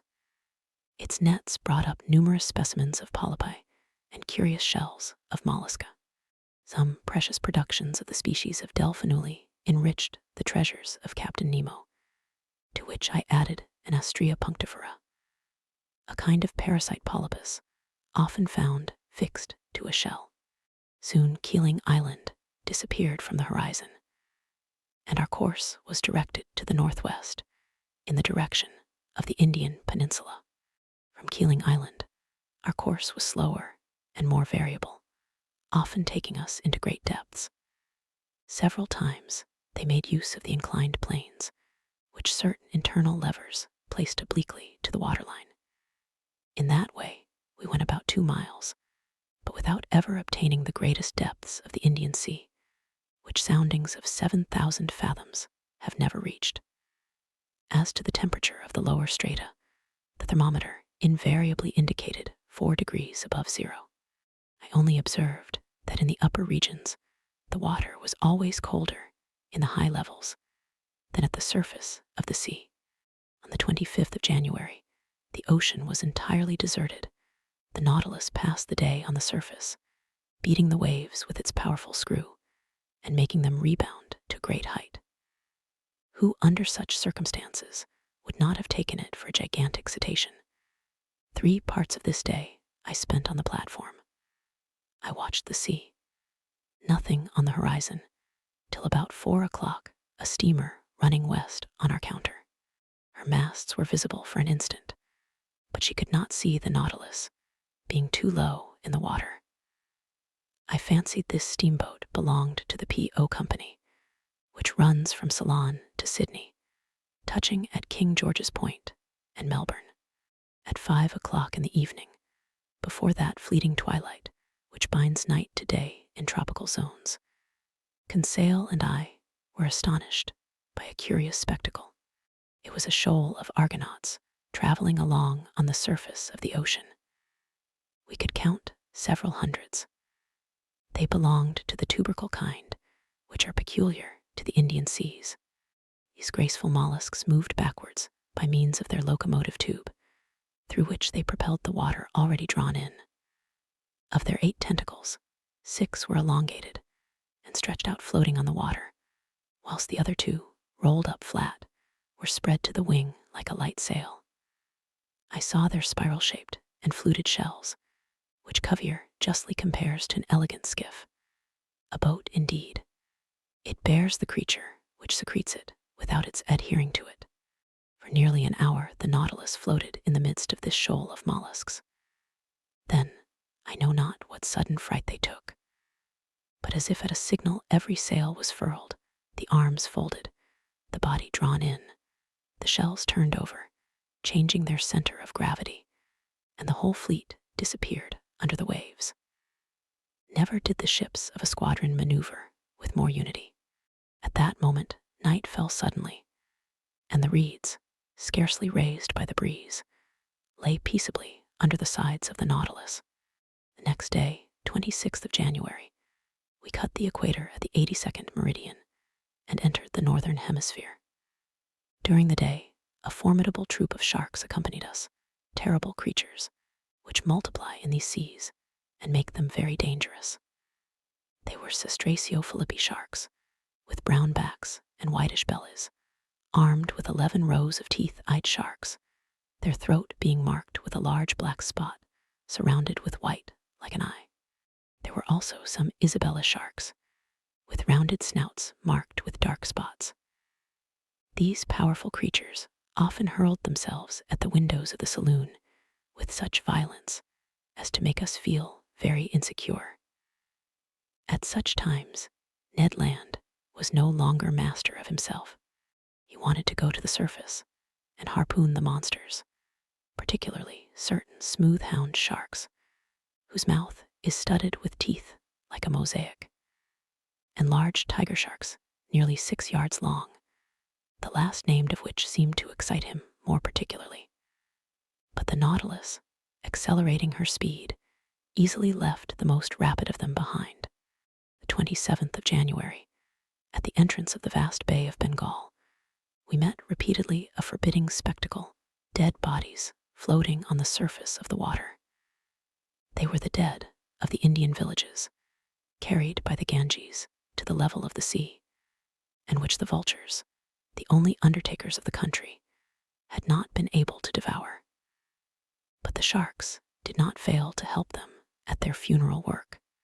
About 7 o'clock in the evening, the Nautilus, half immersed, was sailing in a sea of milk. At first sight, the ocean seemed lactified. Was it the effect of the lunar rays? No, for the moon, scarcely 2 days old, was still lying hidden under the horizon in the rays of the sun. The whole sky, though lit by the sidereal rays, seemed black by contrast with the whiteness of the waters. Conseil could not believe his eyes, and questioned me as to the cause of this strange phenomenon. Happily, I was able to answer him. It is called a milk sea, I explained. A large extent of white wavelets often to be seen on the coasts of Ambana and in these parts of the sea. But sir, said Conseil, can you tell me what causes such an effect? For I suppose the water is not really turned into milk. No, my boy, and the whiteness which surprises you is caused only by the presence of myriads of infusoria, a sort of luminous little worm, gelatinous and without color, of the thickness of a hair, and whose length is not more than 7/1000 of an inch. These insects adhere to one another, sometimes, for several leagues. Several leagues, exclaimed Conseil. Yes, my boy, and you need not try to compute the number of these infusoria. You will not be able, for, if I am not mistaken, ships have floated on these milk seas for more than 40 miles. Towards midnight the sea suddenly resumed its usual color. But behind us, even to the limits of the horizon, the sky reflected the whitened waves, and for a long time seemed impregnated with the vague glimmerings of an aurora borealis. Chapter 2, A Novel Proposal of Captain Nemo's. On the 28th of February, when at noon the Nautilus came to the surface of the sea in 9 degrees 4 and lat. There was land in sight about 8 miles to westward. The first thing I noticed was a range of mountains about 2,000 feet high, the shapes of which were most capricious.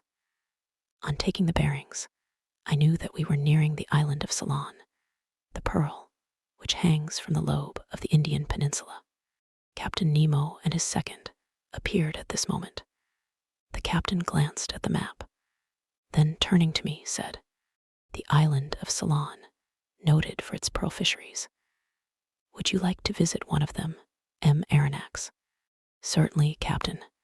"Well, the thing is easy, though if we see the fisheries, we shall not see the fishermen. The annual exportation has not yet begun. Never mind, I will give orders to make for the Gulf of Mannar, where we shall arrive in the night." The captain said something to his second, who immediately went out. Soon, the Nautilus returned to her native element, and the manometer showed that she was about 30 feet deep. Well, sir, said Captain Nemo, you and your companions shall visit the bank of Manar, and if by chance some fisherman should be there, we shall see him at work. Agreed, Captain. By the by, Aronnax, you are not afraid of sharks? Sharks, exclaimed I. This question seemed a very hard one. Well, continued Captain Nemo, I admit, Captain, that I am not yet very familiar with that kind of fish. We are accustomed to them, replied Captain Nemo, and in time you will be too. However, we shall be armed, and on the road we may be able to hunt some of the tribe. It is interesting. So, till tomorrow, sir, and early. This said in a careless tone, Captain Nemo left the saloon. Now, if you were invited to hunt the bear in the mountains of Switzerland, what would you say? Very well, tomorrow we will go and hunt the bear. If you were asked to hunt the lion in the plains of Atlas, or the tiger in the Indian jungles, what would you say? Ha, it seems we are going to hunt the tiger or the lion. But when you are invited to hunt the shark in its natural element, you would perhaps reflect before accepting the invitation. As for myself, I passed my hand over my forehead, on which stood large drops of cold perspiration. Let us reflect, said I, and take our time. Hunting otters in submarine forests, as we did in the island of Crespo, will pass. But going up and down at the bottom of the sea, where one is almost certain to meet sharks, is quite another thing. I know well that in certain countries, particularly in the Andaman Islands, the Negroes never hesitate to attack them with a dagger in one hand and a running noose in the other. But I also know that few who affront those creatures ever return alive. However, I am not a Negro, and if I were, I think, a little hesitation in this case would not be ill-timed. At this moment, Conseil and the Canadian entered, quite composed and even joyous. They knew not what awaited them. Faith, sir, said Ned Land, your Captain Nemo, the devil take him, has just made us a very pleasant offer. Ah, said I, you know. If agreeable to you, sir, interrupted Conseil, the commander of the Nautilus has invited us to visit the magnificent Ceylon fisheries tomorrow in your company. He did it kindly, and behaved like a real gentleman. He said nothing more, sir, except that he had already spoken to you of this little walk. Sir, said Conseil, would you give us some details of the pearl fishery? As to the fishing itself, I asked, or the incidents which? On the fishing, replied the Canadian. Before entering upon the ground, it is as well to know something about it. Very well, sit down, my friends, and I will teach you. Ned and Conseil seated themselves on an ottoman, and the first thing the Canadian asked was, Sir, what is a pearl?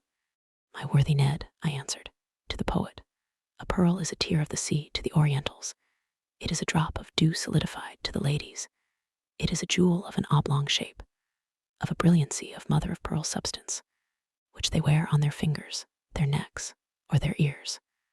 For the chemist, it is a mixture of phosphate and carbonate of lime, with a little gelatine. And lastly, for naturalists, it is simply a morbid secretion of the organ that produces the mother of pearl amongst certain bivalves. Branch of mollusks, said Conseil. Precisely so, my learned Conseil. And amongst these testacea the earshell, the tridacne, the turbots, in a word, all those which secrete mother of pearl. That is, the blue, bluish, violet, or white substance which lines the interior of their shells, are capable of producing pearls. Mussels too, asked the Canadian. Yes, mussels of certain waters in Scotland, Wales, Ireland, Saxony, Bohemia, and France. Good, for the future I shall pay attention, replied the Canadian. But I continued, the particular mollusk which secretes the pearl is the pearl oyster, the Meleagrina margaritifera, that precious pintadine. The pearl is nothing but a nacreous formation, deposited in a globular form, either adhering to the oyster shell or buried in the folds of the creature. On the shell it is fast, in the flesh it is loose, but always has for kernel a small hard substance, maybe a barren egg, maybe a grain of sand, around which the pearly matter deposits itself year after year successively, and by thin concentric layers. Are many pearls found in the same oyster? Asked Conseil. Yes, my boy. Some are a perfect casket. One oyster has been mentioned, though I allow myself to doubt it, as having contained no less than 150 sharks. 150 sharks, exclaimed Ned Land. Did I say sharks? Said I hurriedly. I meant to say 150 pearls. Sharks would not be sense. Certainly not, said Conseil. But will you tell us now by what means they extract these pearls? They proceed in various ways. When they adhere to the shell, the fishermen often pull them off with pincers. But the most common way is to lay the oysters on mats of the seaweed which covers the banks. Thus they die in the open air, and at the end of 10 days, they are in a forward state of decomposition. They are then plunged into large reservoirs of seawater. Then they are opened and washed. The price of these pearls varies according to their size, asked Conseil. Not only according to their size, I answered, but also according to their shape, their water, that is, their color, and their luster. That is, that bright and diapered sparkle which makes them so charming to the eye. The most beautiful are called virgin pearls, or paragons. They are formed alone in the tissue of the mollusk, are white, often opaque, and sometimes have the transparency of an opal. They are generally round or oval. The round are made into bracelets, the oval into pendants, and, being more precious, are sold singly.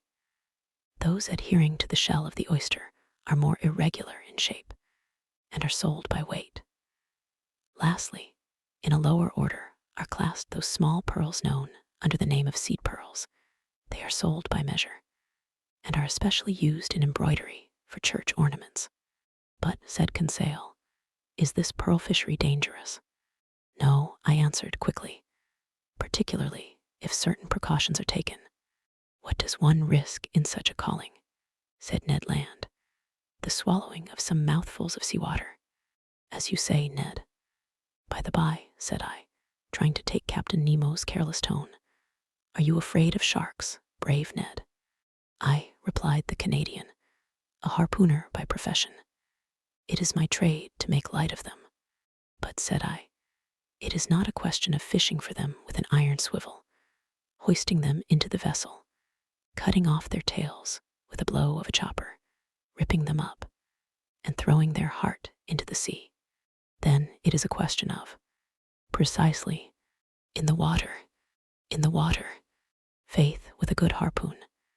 You know, sir, these sharks are ill-fashioned beasts.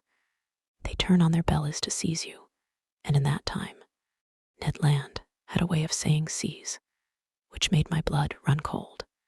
Well, and you, Conseil, what do you think of sharks? Me, said Conseil. I will be frank, sir. So much the better, thought I. If you, sir, mean to face the sharks, I do not see why your faithful servant should not face them with you. Chapter 3. A Pearl of 10 Millions. The next morning at 4 o'clock, I was awakened by the steward whom Captain Nemo had placed at my service. I rose hurriedly, dressed, and went into the saloon. Captain Nemo was awaiting me. Aronnax, said he, are you ready to start? I am ready. Then please to follow me. And my companions, Captain. They have been told and are waiting. Are we not to put on our divers' dresses? Asked I. Not yet. I have not allowed the Nautilus to come too near this coast, and we are some distance from the Manar bank. But the boat is ready, and will take us to the exact point of disembarking, which will save us a long way. It carries our diving apparatus, which we will put on when we begin our submarine journey. Captain Nemo conducted me to the central staircase, which led on the platform. Ned and Conseil were already there, delighted at the idea of the pleasure party which was preparing. 5 sailors from the Nautilus, with their oars, waited in the boat, which had been made fast against the side. The night was still dark. Layers of clouds covered the sky, allowing but few stars to be seen. I looked on the side where the land lay, and saw nothing but a dark line enclosing 3 parts of the horizon, from southwest to northwest. The Nautilus, having returned during the night up the western coast of Ceylon, was now west of the bay, or rather gulf, formed by the mainland and the island of Manar. There, under the dark waters, stretched the Pintadine Bank, an inexhaustible field of pearls, the length of which is more than 20 miles. Captain Nemo, Ned Land, Conseil, and I took our places in the stern of the boat. The master went to the tiller. His 4 companions leaned on their oars. The painter was cast off, and we sheered off. The boat went towards the south. The oarsmen did not hurry. I noticed that their strokes, strong in the water, only followed each other every 10 seconds, according to the method generally adopted in the Navy. Whilst the craft was running by its own velocity, the liquid drops struck the dark depths of the waves, crisply like spats of melted lead. A little billow, spreading wide, gave a slight roll to the boat, and some samphire reeds flapped before it. We were silent. What was Captain Nemo thinking of? Perhaps of the land he was approaching, and which he found too near to him, contrary to the Canadian's opinion, who thought it too far off. As to Conseil, he was merely there from curiosity. About 5:30, the first tints on the horizon showed the upper line of coast more distinctly. Flat enough in the east, it rose a little to the south. 5 miles still lay between us, and it was indistinct owing to the mist on the water. At 6 o'clock, it became suddenly daylight, with that rapidity peculiar to tropical regions, which know neither dawn nor twilight. The solar rays pierced the curtain of clouds, piled up on the eastern horizon, and the radiant orb rose rapidly. I saw land distinctly, with a few trees scattered here and there. The boat neared Manar Island, which was rounded to the south. Captain Nemo rose from his seat and watched the sea. At a sign from him, the anchor was dropped, but the chain scarcely ran, for it was little more than a yard deep, and this spot was one of the highest points of the bank of Pintadines. "Here we are, M. Aronnax," said Captain Nemo. "You see that enclosed bay? Here, in a month, will be assembled the numerous fishing boats of the exporters, and these are the waters their divers will ransack so boldly. Happily, this bay is well situated for that kind of fishing. It is sheltered from the strongest winds. The sea is never very rough here, which makes it favorable for the divers' work. We will now put on our dresses and begin our walk." I did not answer, and while watching the suspected waves, began with the help of the sailors to put on my heavy sea dress. Captain Nemo and my companions were also dressing. None of the Nautilus men were to accompany us on this new excursion. Soon we were enveloped to the throat in india-rubber clothing, the air apparatus fixed to our backs by braces. As to the Ruhmkorff apparatus, there was no necessity for it. Before putting my head into the copper cap, I had asked the question of the captain. "They would be useless," he replied. "We are going to no great depth, and the solar rays will be enough to light our walk. Besides, it would not be prudent to carry the electric light in these waters. Its brilliancy might attract some of the dangerous inhabitants of the coast most inopportunely."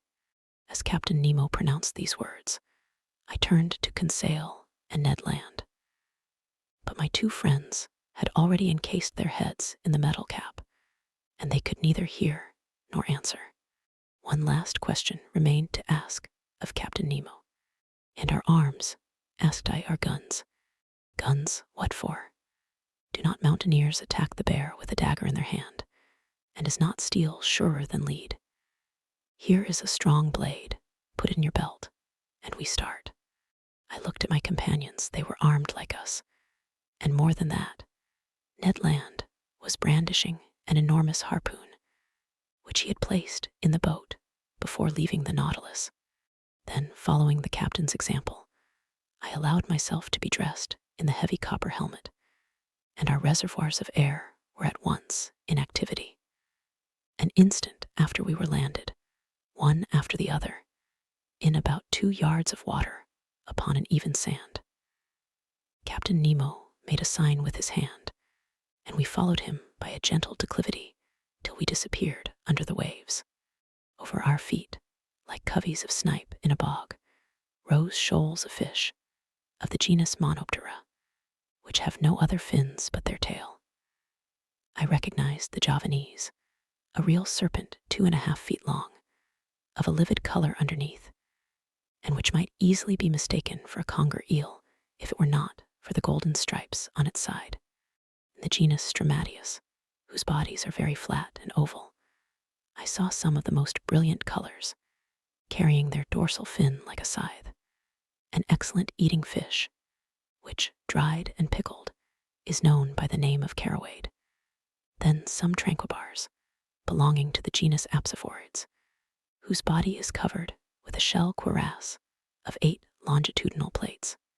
Heightening sun lit the mass of waters more and more. The soil changed by degrees. To the fine sand succeeded a perfect causeway of boulders, covered with a carpet of mollusks and zoophytes.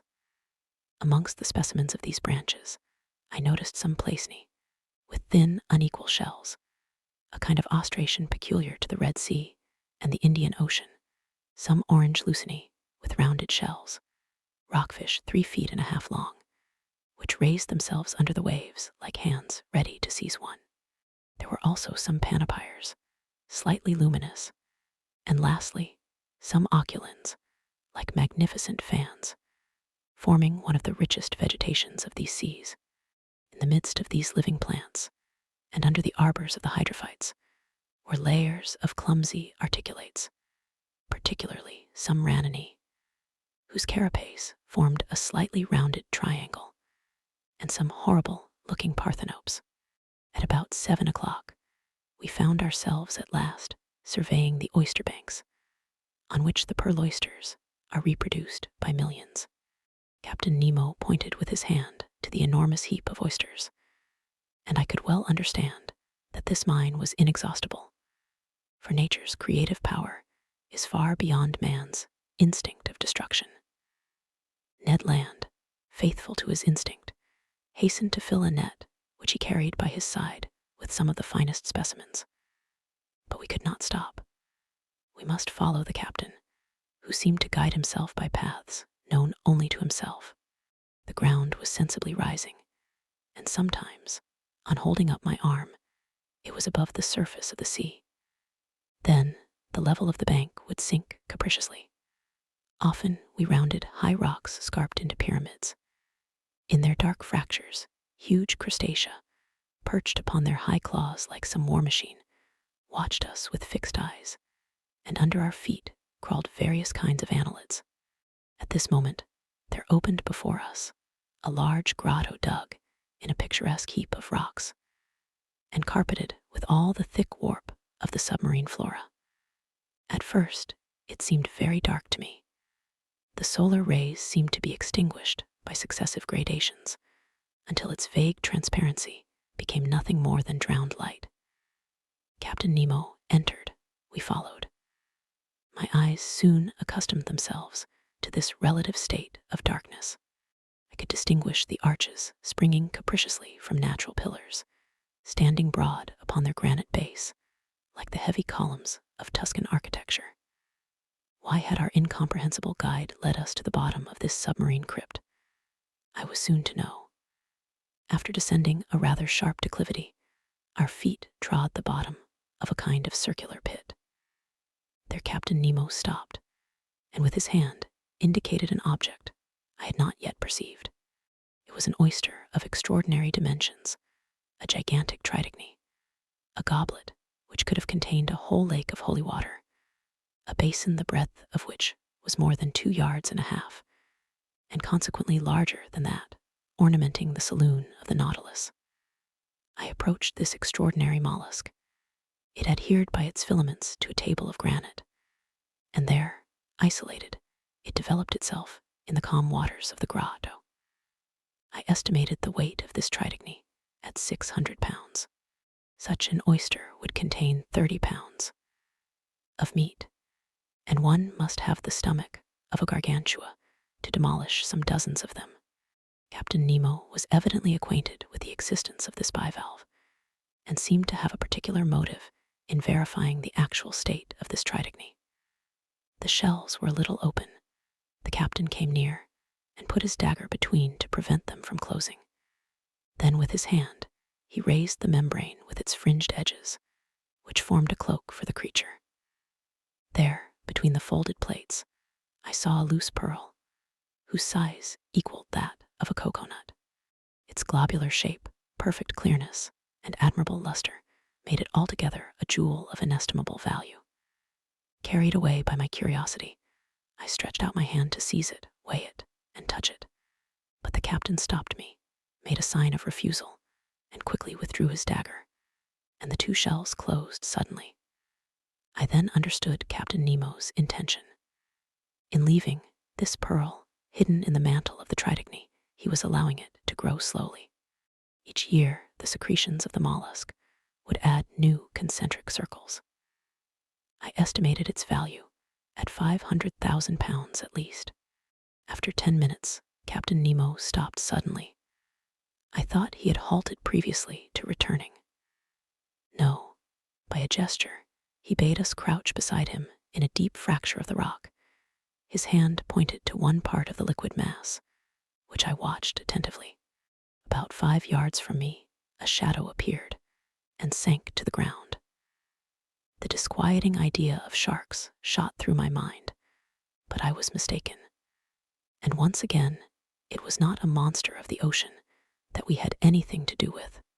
It was a man, a living man, an Indian, a fisherman, a poor devil who, I suppose, had come to glean before the harvest. I could see the bottom of his canoe anchored some feet above his head. He dived and went up successively. A stone held between his feet, cut in the shape of a sugar loaf, whilst a rope fastened him to his boat, helped him to descend more rapidly. This was all his apparatus. Reaching the bottom, about 5 yards deep, he went on his knees and filled his bag with oysters picked up at random. Then he went up, emptied it, pulled up his stone, and began the operation once more, which lasted 30 seconds. The diver did not see us. The shadow of the rock hid us from sight. And how should this poor Indian ever dream that men, beings like himself, should be there under the water watching his movements and losing no detail of the fishing? Several times he went up in this way and dived again. He did not carry away more than 10 at each plunge, for he was obliged to pull them from the bank, to which they adhered by means of their strong byssus. And how many of those oysters for which he risked his life had no pearl in them? I watched him closely. His maneuvers were regular, and for the space of half an hour, no danger appeared to threaten him. I was beginning to accustom myself to the sight of this interesting fishing, when suddenly, as the Indian was on the ground, I saw him make a gesture of terror, rise, and make a spring to return to the surface of the sea. I understood his dread. A gigantic shadow appeared just above the unfortunate diver. It was a shark of enormous size, advancing diagonally, his eyes on fire and his jaws open. I was mute with horror and unable to move. The voracious creature shot towards the Indian, who threw himself on one side to avoid the shark's fins, but not its tail, for it struck his chest and stretched him on the ground. This scene lasted but a few seconds. The shark returned, and turning on his back, prepared himself for cutting the Indian in two, when I saw Captain Nemo rise suddenly, and then, dagger in hand, walk straight to the monster, ready to fight face to face with him. The very moment the shark was going to snap the unhappy fisherman in two, he perceived his new adversary, and turning over, made straight towards him. I can still see Captain Nemo's position. Holding himself well together, he waited for the shark with admirable coolness, and when it rushed at him, threw himself on one side with wonderful quickness, avoiding the shock and burying his dagger deep into its side. But it was not all over. A terrible combat ensued. The shark had seemed to roar, if I might say so. The blood rushed in torrents from its wound. The sea was dyed red, and through the opaque liquid I could distinguish nothing more. Nothing more until the moment when, like lightning, I saw the undaunted captain hanging on to one of the creature's fins, struggling, as it were, hand to hand with the monster, and dealing successive blows at his enemy, yet still unable to give a decisive one. The shark's struggles agitated the water with such fury that the rocking threatened to upset me. I wanted to go to the captain's assistance, but nailed to the spot with horror, I could not stir. I saw the haggard eye. I saw the different phases of the fight. The captain fell to the earth, upset by the enormous mass which leant upon him. The shark's jaws opened wide, like a pair of factory shears, and it would have been all over with the captain. But quick as thought, harpoon in hand, Ned Land rushed towards the shark and struck it with its sharp point. The waves were impregnated with a mass of blood. They rocked under the shark's movements, which beat them with indescribable fury. Ned Land had not missed his aim. It was the monster's death rattle. Struck to the heart, it struggled in dreadful convulsions, the shock of which overthrew Conseil. But Ned Land had disentangled the captain, who, getting up without any wound, went straight to the Indian, quickly cut the cord which held him to his stone, took him in his arms, and with a sharp blow of his heel, mounted to the surface. We all three followed in a few seconds, saved by a miracle, and reached the fisherman's boat. Captain Nemo's first care was to recall the unfortunate man to life again. I did not think he could succeed. I hoped so, for the poor creature's immersion was not long, but the blow from the shark's tail might have been his death blow. Happily, with the captain's and Conseil's sharp friction, I saw consciousness return by degrees. He opened his eyes. What was his surprise, his terror even, at seeing 4 great copper heads leaning over him? And above all, what must he have thought when Captain Nemo, drawing from the pocket of his dress a bag of pearls, placed it in his hand? This munificent charity from the man of the waters to the poor Cingalese was accepted with a trembling hand. His wondering eyes showed that he knew not to what superhuman beings he owed both fortune and life. At a sign from the captain, we regained the bank, and following the road already traversed, came in about half an hour to the anchor, which held the canoe of the Nautilus to the earth. Once on board, we each, with the help of the sailors, got rid of the heavy copper helmet. Captain Nemo's first word was to the Canadian. "Thank you, Master Land," said he. "It was in revenge, Captain," replied Ned Land. "I owed you that." A ghastly smile passed across the captain's lips, and that was all. "To the Nautilus," said he. The boat flew over the waves. Some minutes after we met the shark's dead body floating. By the black marking of the extremity of its fins, I recognized the terrible melanopteran of the Indian seas, of the species of shark so properly called. It was more than 25 feet long. Its enormous mouth occupied 1/3 of its body. It was an adult, as was known by its 6 rows of teeth placed in an isosceles triangle in the upper jaw. Whilst I was contemplating this inert mass, a dozen of these voracious beasts appeared round the boat, and, without noticing us, threw themselves upon the dead body and fought with one another for the pieces. At 8:30, we were again on board the Nautilus. There I reflected on the incidents which had taken place in our excursion to the Manar Bank.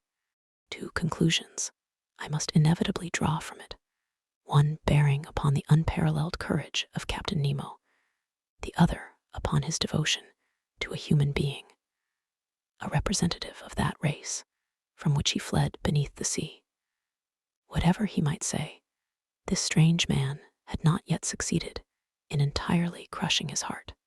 When I made this observation to him, he answered in a slightly moved tone, "That Indian, sir, is an inhabitant of an oppressed country, and I am still, and shall be to my last breath, one of them." Chapter 4. The Red Sea. In the course of the day of the 29th of January, the island of Ceylon disappeared under the horizon, and the Nautilus, at a speed of 20 miles an hour, slid into the labyrinth of canals which separate the Maldives from the Laccadives. It coasted even the island of Cultan, a land originally coralline, discovered by Vasco da Gama in 1499, and one of the 19 principal islands of the Laccadive archipelago, situated between 10 degrees and 14 degrees 30 in lat, and 69 degrees 50'72" long. We had made 16,220 miles, or 7,500 French leagues from our starting point in the Japanese seas. Next day, 30th January, when the Nautilus went to the surface of the ocean, there was no land in sight. Its course was NNE, in the direction of the Sea of Oman, between Arabia and the Indian Peninsula, which serves as an outlet to the Persian Gulf. It was evidently a block without any possible egress. Where was Captain Nemo taking us to? I could not say. This, however, did not satisfy the Canadian, who that day came to me asking where we were going. "We are going where our captain's fancy takes us, Master Ned." "His fancy cannot take us far, then," said the Canadian. "The Persian Gulf has no outlet, and if we do go in, it will not be long before we are out again." "Very well, then, we will come out again, Master Land. And if, after the Persian Gulf, the Nautilus would like to visit the Red Sea, the Straits of Bab el-Mandeb are there to give us entrance." "I need not tell you, sir," said Ned Land, "that the Red Sea is as much closed as the Gulf, as the Isthmus of Suez is not yet cut. And if it was, a boat as mysterious as ours would not risk itself in a canal cut with sluices. And again, the Red Sea is not the road to take us back to Europe." "But I never said we were going back to Europe." "What do you suppose, then?" "I suppose that, after visiting the curious coasts of Arabia and Egypt, the Nautilus will go down the Indian Ocean again, perhaps cross the channel of Mozambique, perhaps off the Mascarenes, so as to gain the Cape of Good Hope." And once at the Cape of Good Hope, asked the Canadian, with peculiar emphasis, "Well, we shall penetrate into that Atlantic, which we do not yet know." "Ah, friend Ned, you are getting tired of this journey under the sea. You are surfeited with the incessantly varying spectacle of submarine wonders. For my part, I shall be sorry to see the end of a voyage which it is given to so few men to make." For 4 days, till the 3rd of February, the Nautilus scoured the Sea of Oman at various speeds and at various depths. It seemed to go at random, as if hesitating as to which road it should follow, but we never passed the Tropic of Cancer. In quitting this sea, we sighted Muscat for an instant, one of the most important towns of the country of Oman. I admired its strange aspect, surrounded by black rocks, upon which its white houses and forts stood in relief. I saw the rounded domes of its mosques, the elegant points of its minarets, its fresh and verdant terraces. But it was only a vision. The Nautilus soon sank under the waves of that part of the sea. We passed along the Arabian coast of Mara and Hadramaut for a distance of 6 miles, its undulating line of mountains being occasionally relieved by some ancient ruin. The 5th of February, we at last entered the Gulf of Aden, a perfect funnel introduced into the neck of Bab el-Mandeb, through which the Indian waters entered the Red Sea. The 6th of February, the Nautilus floated in sight of Aden, perched upon a promontory which a narrow isthmus joins to the mainland, a kind of inaccessible Gibraltar, the fortifications of which were rebuilt by the English after taking possession in 1839. I caught a glimpse of the octagon minarets of this town, which was at one time the richest commercial magazine on the coast. I certainly thought that Captain Nemo, arrived at this point, would back out again. But I was mistaken, for he did no such thing, much to my surprise. The next day, the 7th of February, we entered the Straits of Bab el-Mandeb, the name of which, in the Arab tongue, means the Gate of Tears. 20 miles in breadth, it is only 32 in length.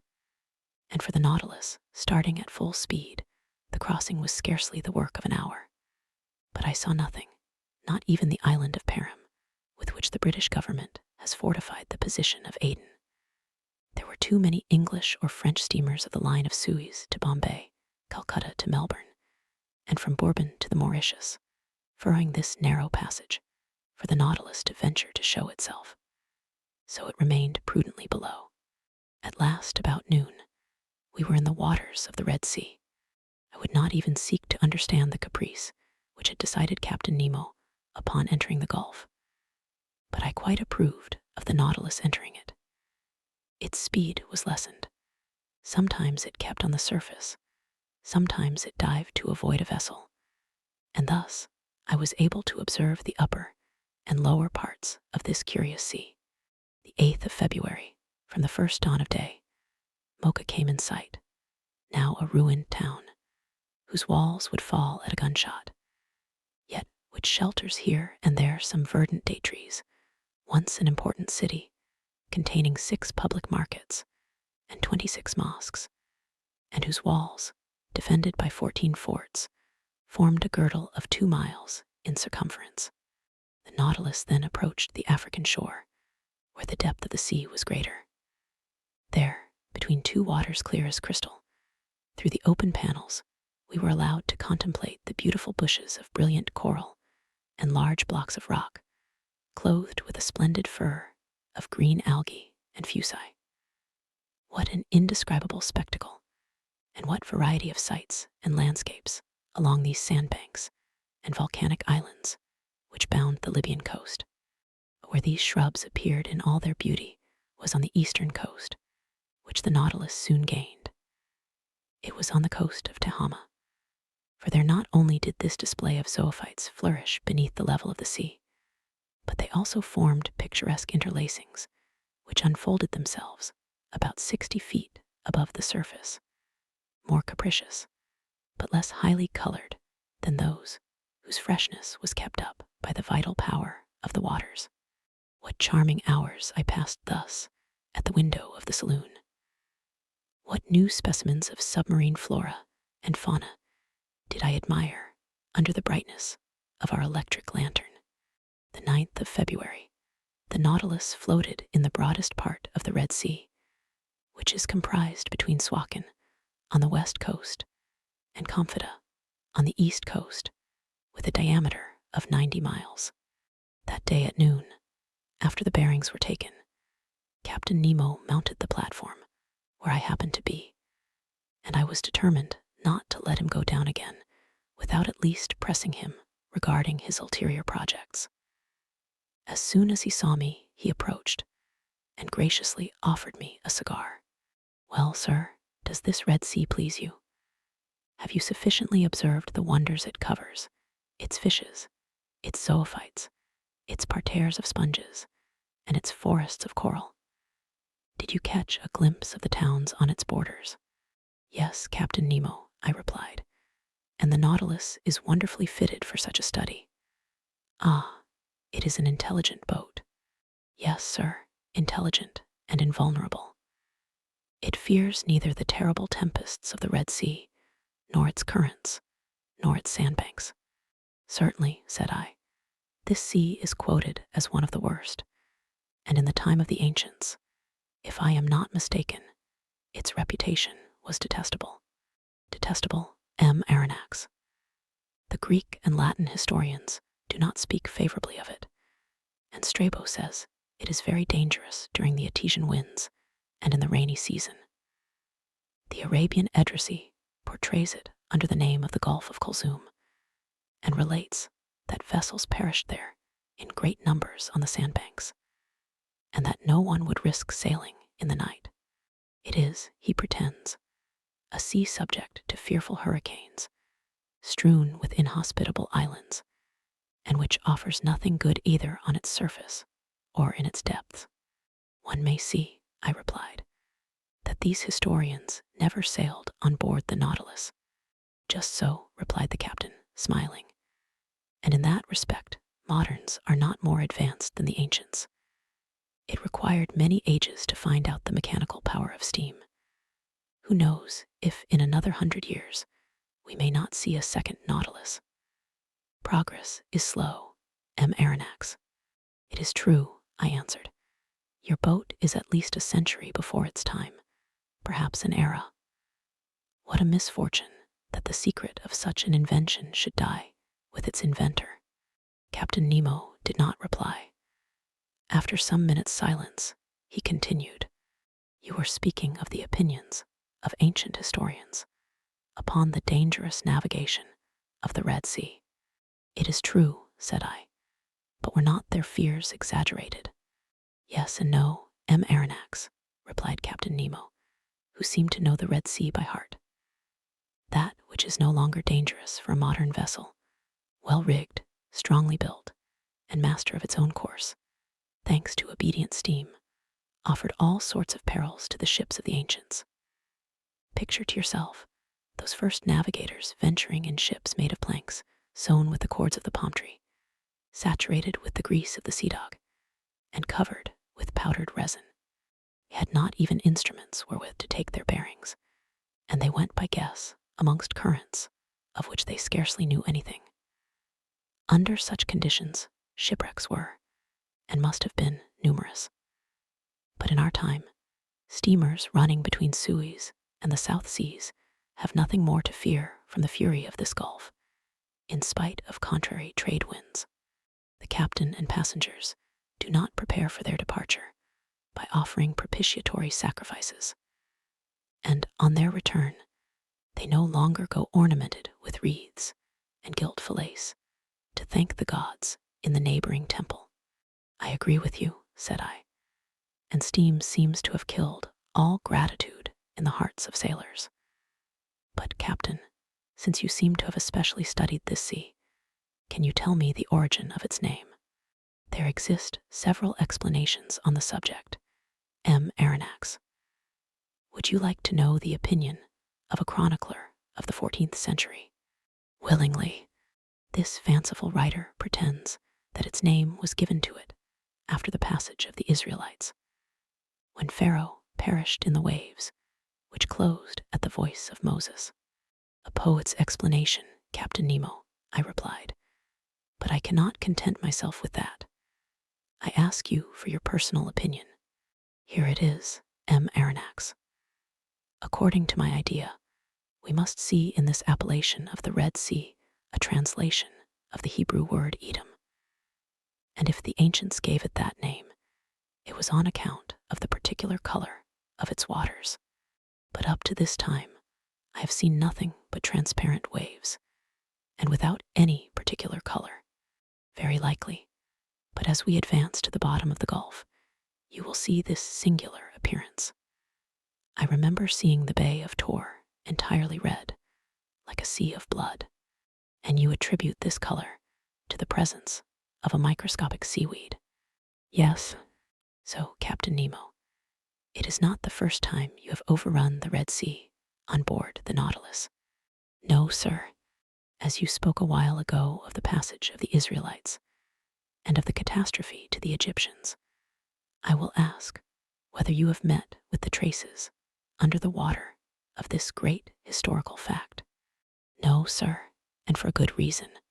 What is it? It is that the spot where Moses and his people passed is now so blocked up with sand that the camels can barely bathe their legs there. You can well understand that there would not be water enough for my Nautilus. And the spot, I asked, The spot is situated a little above the Isthmus of Suez, in the arm which formerly made a deep estuary, when the Red Sea extended to the Salt Lakes. Now, whether this passage were miraculous or not, the Israelites, nevertheless, crossed there to reach the Promised Land, and Pharaoh's army perished precisely on that spot. And I think that excavations made in the middle of the sand would bring to light a large number of arms and instruments of Egyptian origin. That is evident, I replied. And for the sake of archaeologists, let us hope that these excavations will be made sooner or later, when new towns are established on the isthmus after the construction of the Suez Canal.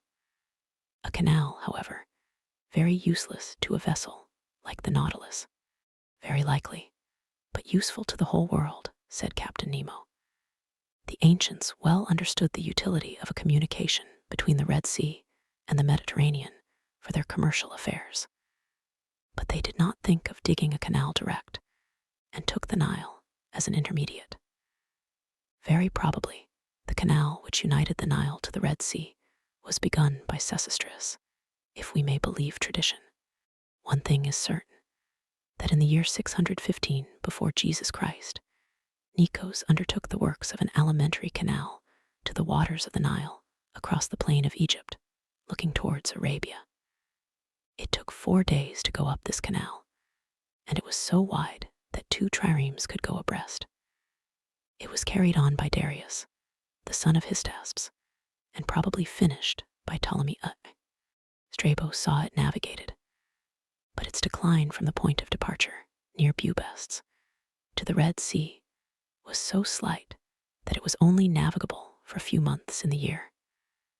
This canal answered all commercial purposes to the age of Antonius, when it was abandoned and blocked up with sand.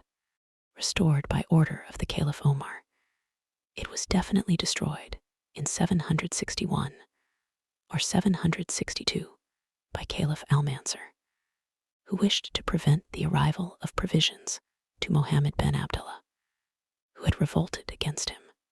During the expedition into Egypt, your General Bonaparte discovered traces of the works in the desert of Suez, and, surprised by the tide, he nearly perished before regaining Hadrath, at the very place where Moses had encamped 3,000 years before him. Well, Captain, what the ancients dared not undertake, this junction between the 2 seas, which will shorten the road from Cadiz to India, Lesseps has succeeded in doing, and before long he will have changed Africa into an immense island. Yes, Aronnax, you have the right to be proud of your countrymen. Such a man brings more honor to a nation than great captains. He began, like so many others, with disgust and rebuffs, but he has triumphed, for he has the genius of will. And it is sad to think that a work like that, which ought to have been an international work, and which would have sufficed to make a reign illustrious, should have succeeded by the energy of one man. All honor to Lesseps. Yes, honor to the great citizen, I replied, surprised by the manner in which Captain Nemo had just spoken. Unfortunately, he continued, I cannot take you through the Suez Canal, but you will be able to see the long jetty of Port Said after tomorrow, when we shall be in the Mediterranean. The Mediterranean, I exclaimed. Yes, sir. Does that astonish you? What astonishes me is to think that we shall be there the day after tomorrow. Indeed, yes, Captain, although by this time I ought to have accustomed myself to be surprised at nothing, since I have been on board your boat. But the cause of this surprise, well, it is the fearful speed you will have to put on the Nautilus, if the day after tomorrow she is to be in the Mediterranean, having made the round of Africa and doubled the Cape of Good Hope. Who told you that she would make the round of Africa and double the Cape of Good Hope, sir?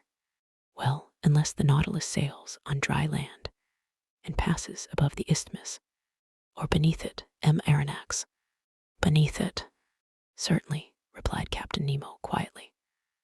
A long time ago nature made under this tongue of land what man has this day made on its surface. What, such a passage exists? Yes, a subterranean passage, which I have named the Arabian Tunnel. It takes us beneath Suez and opens into the Gulf of Pelusium. But this isthmus is composed of nothing but quicksands to a certain depth. But at 55 yards only, there is a solid layer of rock. Did you discover this passage by chance? I asked, more and more surprised. Chance and reasoning, sir, and by reasoning even more than by chance. Not only does this passage exist, but I have profited by it several times. Without that, I should not have ventured this day into the impassable Red Sea. I noticed that in the Red Sea and in the Mediterranean, there existed a certain number of fishes of a kind perfectly identical. Certain of the fact, I asked myself, was it possible that there was no communication between the two seas? If there was, the subterranean current must necessarily run from the Red Sea to the Mediterranean, from the sole cause of difference of level. I caught a large number of fishes in the neighborhood of Suez. I passed a copper ring through their tails and threw them back into the sea. Some months later, on the coast of Syria, I caught some of my fish ornamented with the ring. Thus, the communication between the two was proved. I then sought for it with my nautilus. I discovered it, ventured into it, and before long, sir, you too will have passed through my Arabian Tunnel. Chapter 5, The Arabian Tunnel.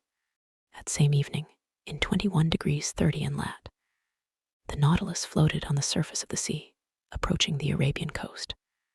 I saw Jeddah, the most important counting house of Egypt, Syria, Turkey, and India.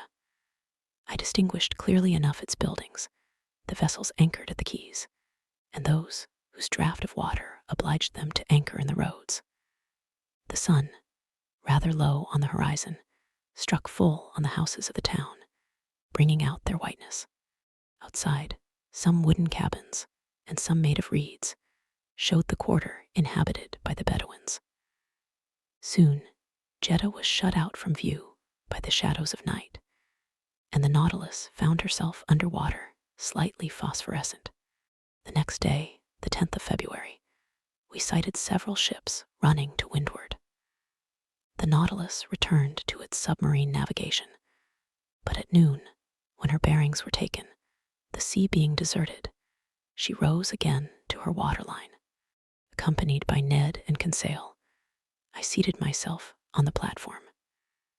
The coast on the eastern side looked like a mass faintly printed upon a damp fog. We were leaning on the sides of the pinnace, talking of one thing and another, when Ned Land, stretching out his hand towards a spot on the sea, said, "Do you see anything there, sir?" "No, Ned," I replied, "but I have not your eyes, you know." "Look well," said Ned, "there, on the starboard beam, about the height of the lantern. Do you not see a mass which seems to move?" "Certainly," said I, after close attention. "I see something like a long black body on the top of the water, and certainly before long the black object was not more than a mile from us. It looked like a great sandbank deposited in the open sea. It was a gigantic dugong." Ned Land looked eagerly. His eyes shone with covetousness at the sight of the animal. His hand seemed ready to harpoon it. One would have thought he was awaiting the moment to throw himself into the sea and attack it in its element. At this instant, Captain Nemo appeared on the platform. He saw the dugong, understood the Canadian's attitude, and addressing him, said, "If you held a harpoon just now, Master Land, would it not burn your hand?" "Just so, sir, and you would not be sorry to go back, for one day, to your trade of a fisherman, and to add this cetacean to the list of those you have already killed." "I should not, sir." "Well, you can try." "Thank you, sir," said Ned Land, his eyes flaming. "Only," continued the captain, "I advise you for your own sake not to miss the creature." "Is the dugong dangerous to attack?" I asked, in spite of the Canadian's shrug of the shoulders. "Yes," replied the captain. "Sometimes the animal turns upon its assailants, and overturns their boat. But for Master Land, this danger is not to be feared. His eye is prompt, his arm sure. At this moment, 7 men of the crew, mute and immovable as ever, mounted the platform. One carried a harpoon and a line similar to those employed in catching whales. The pinnace was lifted from the bridge, pulled from its socket, and let down into the sea. 6 oarsmen took their seats, and the coxswain went to the tiller. Ned, Conseil, and I went to the back of the boat. "You are not coming, Captain?" I asked. "No, sir, but I wish you good sport." The boat put off, and, lifted by the 6 rowers, drew rapidly towards the dugong, which floated about 2 miles from the Nautilus. Arrived some cable's length from the cetacean, the speed slackened, and the oars dipped noiselessly into the quiet waters. Ned Land, harpoon in hand, stood in the forepart of the boat. The harpoon used for striking the whale is generally attached to a very long cord, which runs out rapidly as the wounded creature draws it after him. But here the cord was not more than 10 fathoms long, and the extremity was attached to a small barrel which, by floating, was to show the course the dugong took under the water. I stood and carefully watched the Canadian's adversary. This dugong, which also bears the name of the halicore, closely resembles the manatee, its oblong body terminated in a lengthened tail, and its lateral fins in perfect fingers. Its difference from the manatee consisted in its upper jaw, which was armed with 2 long and pointed teeth, which formed on each side diverging tusks. This dugong, which Ned Land was preparing to attack, was of colossal dimensions. It was more than 7 yards long. It did not move, and seemed to be sleeping on the waves, which circumstance made it easier to capture. The boat approached within 6 yards of the animal. The oars rested on the rowlocks. I half rose. Ned Land, his body thrown a little back, brandished the harpoon in his experienced hand. Suddenly, a hissing noise was heard, and the dugong disappeared. The harpoon, although thrown with great force, had apparently only struck the water. "Curse it," exclaimed the Canadian furiously. "I have missed it." "No," said I. "The creature is wounded, look at the blood. But your weapon has not stuck in his body." My harpoon, cried Ned Land. The sailors rowed on, and the coxswain made for the floating barrel. The harpoon regained, we followed in pursuit of the animal. The latter came now, and then to the surface to breathe. Its wound had not weakened it, for it shot onwards with great rapidity. The boat, rowed by strong arms, flew on its track. Several times it approached within some few yards, and the Canadian was ready to strike. But the dugong made off with a sudden plunge, and it was impossible to reach it. Imagine the passion which excited impatient Ned Land. He hurled at the unfortunate creature the most energetic expletives in the English tongue. For my part, I was only vexed to see the dugong escape all our attacks. We pursued it without relaxation for an hour, and I began to think it would prove difficult to capture, when the animal, possessed with the perverse idea of vengeance of which he had cause to repent, turned upon the pinnace and assailed us in its turn. This maneuver did not escape the Canadian. "Look out," he cried. The coxswain said some words in his outlandish tongue, doubtless warning the men to keep on their guard. The dugong came within 20 feet of the boat, stopped, sniffed the air briskly with its large nostrils, not pierced at the extremity, but in the upper part of its muzzle. Then, taking a spring, he threw himself upon us. The pinnace could not avoid the shock, and half upset, shipped at least 2 tons of water, which had to be emptied. But thanks to the coxswain, we caught it sideways, not full front, so we were not quite overturned. While Ned Land, clinging to the bows, belabored the gigantic animal with blows from his harpoon, the creature's teeth were buried in the gunwale, and it lifted the whole thing out of the water, as a lion does a roebuck. We were upset over one another, and I know not how the adventure would have ended if the Canadian, still enraged with the beast, had not struck it to the heart. I heard its teeth grind on the iron plate, and the dugong disappeared, carrying the harpoon with him. But the barrel soon returned to the surface, and shortly after the body of the animal turned on its back. The boat came up with it, took it in tow, and made straight for the Nautilus. It required tackle of enormous strength to hoist the dugong on to the platform. It weighed 10,000 pounds. The next day, 11th February, the larder of the Nautilus was enriched by some more delicate game. A flight of sea swallows rested on the Nautilus. It was a species of the Sterna nilotica, peculiar to Egypt. Its beak is black, head gray and pointed, the eye surrounded by white spots, the back, wings, and tail of a grayish color, the belly and throat white, and claws red. They also took some dozen of Nile ducks, a wild bird of high flavor, its throat and upper part of the head white with black spots. About 5 o'clock in the evening, we sighted to the north the Cape of Ras Mohammed. This cape forms the extremity of Arabia Petrea, comprised between the Gulf of Suez and the Gulf of Aqaba. The Nautilus penetrated into the Straits of Jubal, which leads to the Gulf of Suez. I distinctly saw a high mountain, towering between the two gulfs of Ras Mohammed. It was Mount Horeb, that Sinai at the top of which Moses saw God face to face.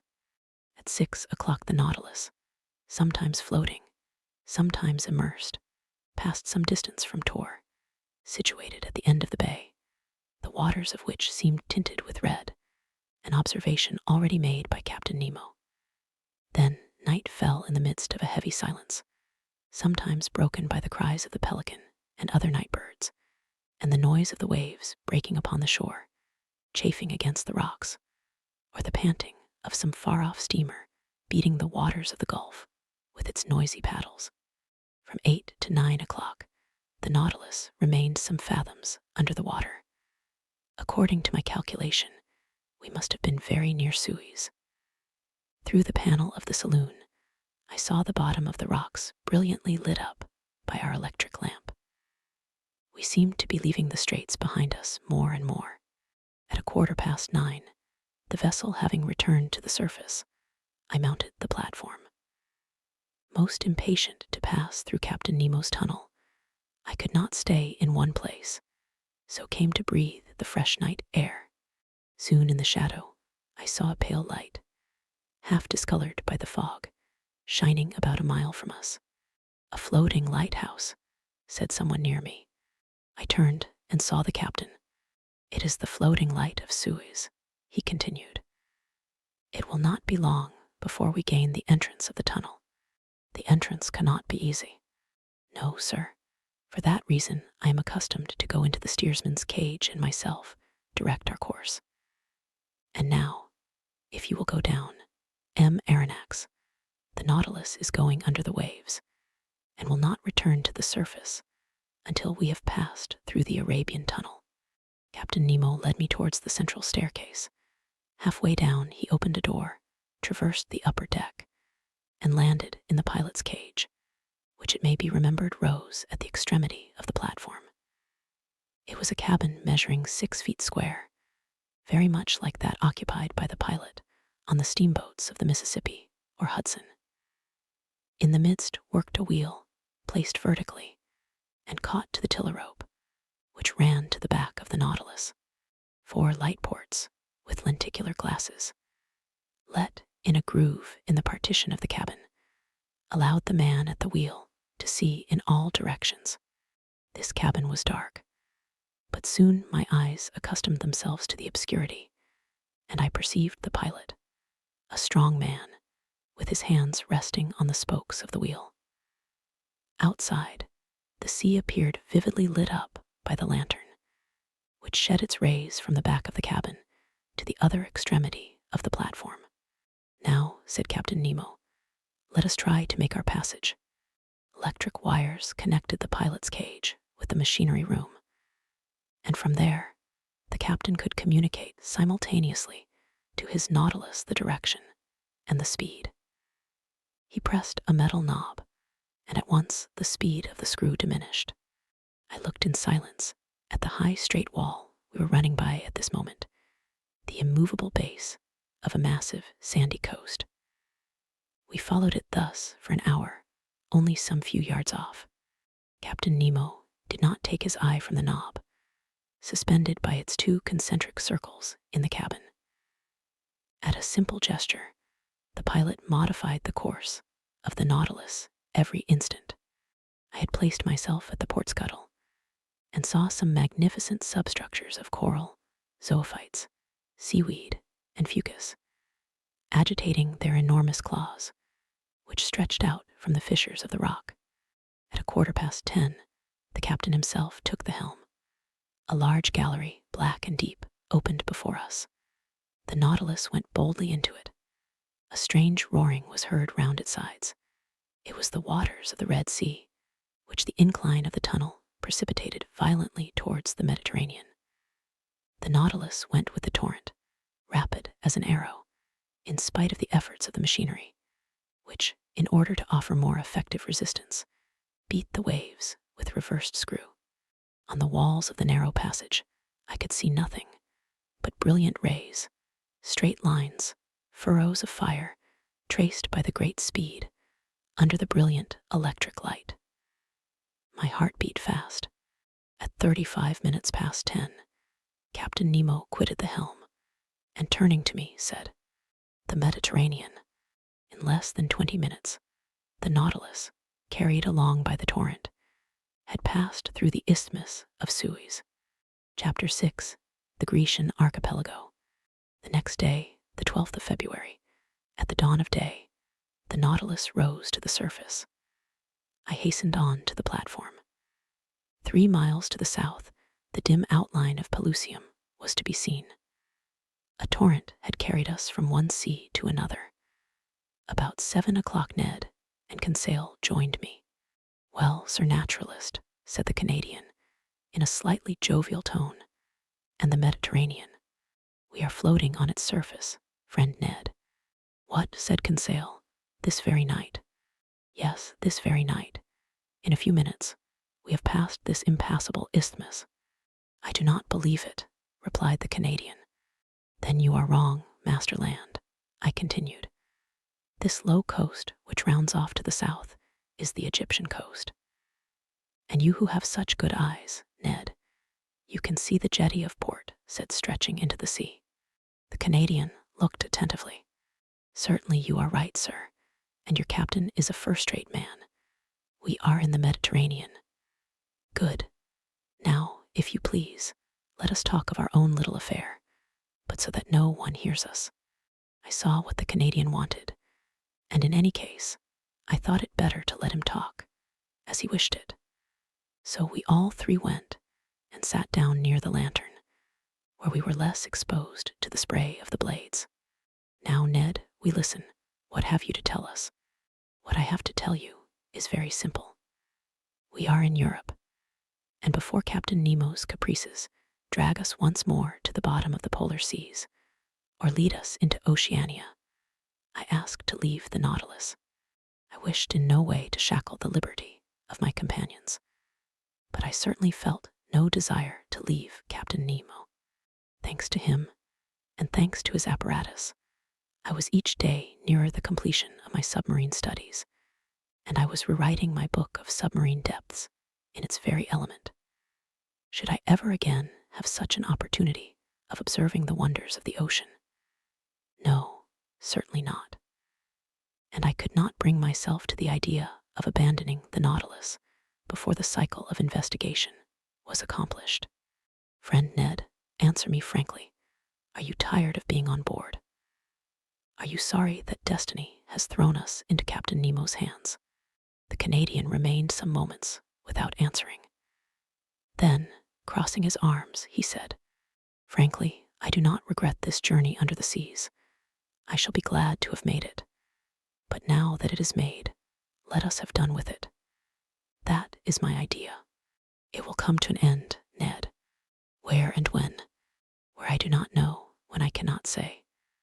Or rather, I suppose it will end when these seas have nothing more to teach us. Then what do you hope for? Demanded the Canadian. That circumstances may occur as well 6 months hence as now, by which we may and ought to profit. Oh, said Ned Land, and where shall we be in 6 months, if you please, Sir Naturalist? Perhaps in China. You know the Nautilus is a rapid traveler. It goes through water as swallows through the air, or as an express on the land. It does not fear frequented seas. Who can say that it may not beat the coasts of France, England, or America, on which flight may be attempted as advantageously as here? Aronnax, replied the Canadian, your arguments are rotten at the foundation. You speak in the future. We shall be there. We shall be here. I speak in the present. We are here, and we must profit by it. Ned Land's logic pressed me hard, and I felt myself beaten on that ground. I knew not what argument would now tell in my favor. Sir, continued Ned, let us suppose an impossibility. If Captain Nemo should this day offer you your liberty, would you accept it? I do not know, I answered. And if, he added, the offer made you this day was never to be renewed, would you accept it? Friend Ned, this is my answer. Your reasoning is against me. We must not rely on Captain Nemo's goodwill. Common prudence forbids him to set us at liberty. On the other side, prudence bids us profit by the first opportunity to leave the Nautilus. Well, Aronnax, that is wisely said. Only one observation, just one.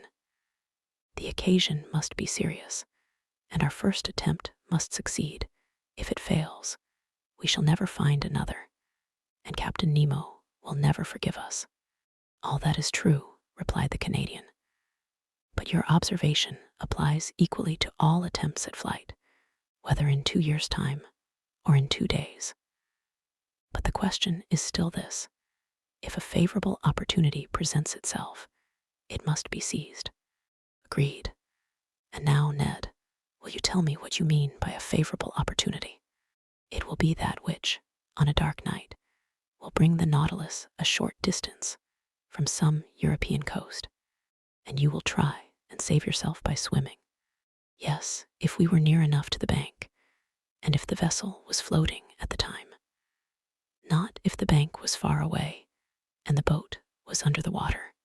And in that case, I should seek to make myself master of the pinnace. I know how it is worked. We must get inside, and the bolts once drawn, we shall come to the surface of the water without even the pilot, who is in the bows, perceiving our flight.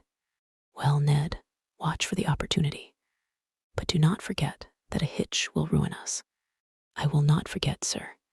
And now, Ned, would you like to know what I think of your project? Certainly, Aronnax. Well, I do not say I hope. I think that this favorable opportunity will never present itself. Why not? Because Captain Nemo cannot hide from himself that we have not given up all hope of regaining our liberty. And he will be on his guard, above all, in the seas and in the sight of European coasts. We shall see, replied Ned Land, shaking his head determinedly. And now, Ned Land, I added, let us stop here. Not another word on the subject. The day that you are ready, come and let us know, and we will follow you.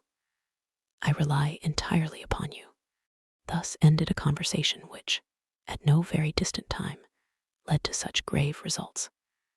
I must say here that facts seemed to confirm my foresight, to the Canadian's great despair. Did Captain Nemo distrust us in these frequented seas? Or did he only wish to hide himself from the numerous vessels of all nations which plowed the Mediterranean? I could not tell, but we were oftener between waters and far from the coast. Or if the Nautilus did emerge, nothing was to be seen but the pilot's cage.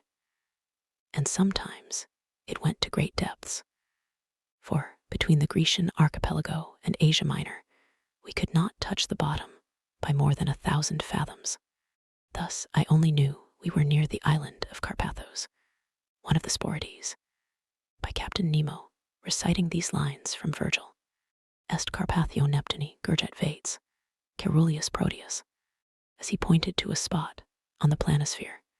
It was indeed the ancient abode of Proteus, the old shepherd of Neptune's flocks, now the island of Scarpanto, situated between Rhodes and Crete. I saw nothing but the granite base through the glass panels of the saloon. The next day, the 14th of February, I resolved to employ some hours in studying the fishes of the archipelago. But for some reason or other, the panels remained hermetically sealed. Upon taking the course of the Nautilus, I found that we were going towards Candia, the ancient Isle of Crete. At the time I embarked on the Abraham Lincoln, the whole of this island had risen in insurrection against the despotism of the Turks. But how the insurgents had fared since that time, I was absolutely ignorant, and it was not Captain Nemo, deprived of all land communications, who could tell me.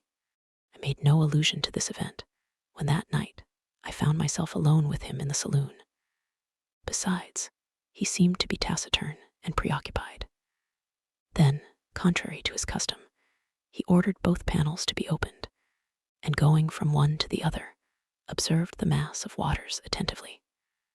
To what end I could not guess, so, on my side, I employed my time in studying the fish passing before my eyes.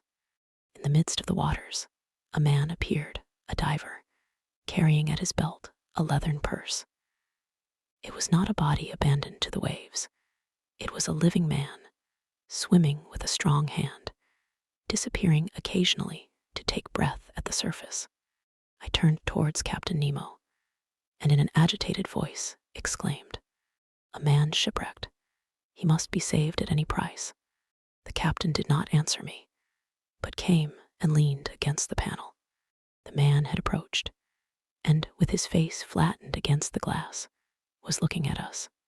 To my great amazement, Captain Nemo signed to him. The diver answered with his hand, mounted immediately to the surface of the water, and did not appear again. "Do not be uncomfortable," said Captain Nemo. "It is Nicholas of Cape Matapan, surnamed Pesca. He is well known in all the Cyclades, a bold diver. Water is his element, and he lives more in it than on land, going continually from one island to another, even as far as Crete. You know him, Captain. Why not M. Aronnax?" Saying which, Captain Nemo went towards a piece of furniture standing near the left panel of the saloon. Near this piece of furniture, I saw a chest bound with iron, on the cover of which was a copper plate, bearing the cipher of the Nautilus with its device. At that moment, the captain, without noticing my presence, opened the piece of furniture, a sort of strong box, which held a great many ingots. They were ingots of gold. From whence came this precious metal, which represented an enormous sum? Where did the captain gather this gold from? And what was he going to do with it? I did not say one word. I looked. Captain Nemo took the ingots one by one and arranged them methodically in the chest, which he filled entirely. I estimated the contents at more than 4,000 pounds. Weight of gold, that is to say, nearly 200,000 pounds. The chest was securely fastened, and the captain wrote an address on the lid, in characters which must have belonged to modern Greece. This done, Captain Nemo pressed a knob, the wire of which communicated with the quarters of the crew. 4 men appeared, and not without some trouble, pushed the chest out of the saloon. Then I heard them hoisting it up the iron staircase by means of pulleys. At that moment, Captain Nemo turned to me. "And you were saying, sir," said he. "I was saying nothing, Captain." "Then, sir, if you will allow me, I will wish you good night." Whereupon he turned and left the saloon. I returned to my room much troubled, as one may believe. I vainly tried to sleep. I sought the connecting link between the apparition of the diver and the chest filled with gold. Soon, I felt by certain movements of pitching and tossing that the Nautilus was leaving the depths and returning to the surface. Then I heard steps upon the platform, and I knew they were unfastening the pinnace and launching it upon the waves. For one instant, it struck the side of the Nautilus. Then all noise ceased. 2 hours after, the same noise, the same going and coming, was renewed. The boat was hoisted on board, replaced in its socket, and the Nautilus again plunged under the waves. So these millions had been transported to their address. To what point of the continent? Who was Captain Nemo's correspondent?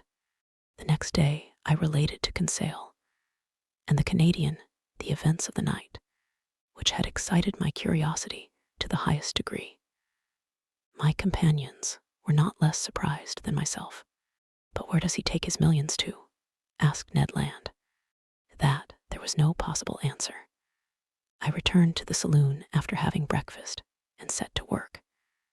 Till 5 o'clock in the evening, I employed myself in arranging my notes. At that moment, ought I to attribute it to some peculiar idiosyncrasy, I felt so great a heat that I was obliged to take off my coat. It was strange, for we were under low latitudes, and even then the Nautilus, submerged as it was, ought to experience no change of temperature. I looked at the manometer. It showed a depth of 60 feet, to which atmospheric heat could never attain. I continued my work, but the temperature rose to such a pitch as to be intolerable. Could there be fire on board? I asked myself. I was leaving the saloon. When Captain Nemo entered, he approached the thermometer, consulted it, and turning to me, said, 42 degrees. "I have noticed it, Captain," I replied, "and if it gets much hotter, we cannot bear it." "Oh, sir, it will not get hotter if we do not wish it. You can reduce it as you please then." "No, but I can go farther from the stove, which produces it." "It is outward then." "Certainly, we are floating in a current of boiling water." "Is it possible?" I exclaimed. "Look." The panels opened, and I saw the sea entirely white all round. A sulphurous smoke was curling amid the waves, which boiled like water in a copper. I placed my hand on one of the panes of glass, but the heat was so great that I quickly took it off again. "Where are we?" I asked. "Near the island of Santorin, sir," replied the captain. "I wish to give you a sight of the curious spectacle of a submarine eruption." "I thought," said I, "that the formation of these new islands was ended." "Nothing is ever ended in the volcanic parts of the sea," replied Captain Nemo, "and the globe is always being worked by subterranean fires. Already, in the 19th year of our era, according to Cassiodorus and Pliny, a new island, Thea the Divine, appeared in the very place where these islets have recently been formed. Then they sank under the waves, to rise again in the year 69, when they again subsided. Since that time to our days, the Plutonian work has been suspended. But on the 3rd of February, 1866, a new island, which they named George Island, emerged from the midst of the sulphurous vapor near New Caimene, and settled again the 6th of the same month. 7 days after, the 13th of February, the island of Aphrodisa appeared, leaving between New Caimene and itself a canal 10 yards broad. I was in these seas when the phenomenon occurred, and I was able therefore to observe all the different phases. The island of Aphrodisa, of round form, measured 300 feet in diameter and 30 feet in height. It was composed of black and vitreous lava, mixed with fragments of felspar. And lately, on the 10th of March, a smaller island called Rika showed itself near New Caimene, and since then these three have joined together, forming but one and the same island. "And the canal in which we are at this moment?" I asked. "Here it is," replied Captain Nemo, showing me a map of the archipelago. "You see, I have marked the new islands." I returned to the glass. The Nautilus was no longer moving. The heat was becoming unbearable. The sea, which till now had been white, was red, owing to the presence of salts of iron. In spite of the ships being hermetically sealed, an insupportable smell of sulfur filled the saloon, and the brilliancy of the electricity was entirely extinguished by bright scarlet flames. I was in a bath. I was choking. I was broiled. "We can remain no longer in this boiling water," said I to the captain. "It would not be prudent," replied the impassive Captain Nemo. An order was given. The Nautilus tacked about and left the furnace it could not brave with impunity. A quarter of an hour after we were breathing fresh air on the surface, the thought then struck me that if Ned Land had chosen this part of the sea for our flight, we should never have come alive out of this sea of fire. The next day, the 16th of February, we left the basin which, between Rhodes and Alexandria, is reckoned about 1,500 fathoms in depth, and the Nautilus, passing some distance from Cerigo, quitted the Grecian archipelago after having doubled Cape Matapan. Chapter 7. The Mediterranean in 48 hours. The Mediterranean, the blue sea par excellence, the great sea of the Hebrews, the sea of the Greeks, the mare nostrum of the Romans, bordered by orange trees, aloes, cacti, and sea pines, embalmed with the perfume of the myrtle, surrounded by rude mountains, saturated with pure and transparent air, but incessantly worked by underground fires, a perfect battlefield in which Neptune and Pluto still dispute the empire of the world. It is upon these banks, and on these waters, says Michelet, that man is renewed in one of the most powerful climates of the globe. But beautiful as it was, I could only take a rapid glance at the basin, whose superficial area is 2,000,000 of square yards.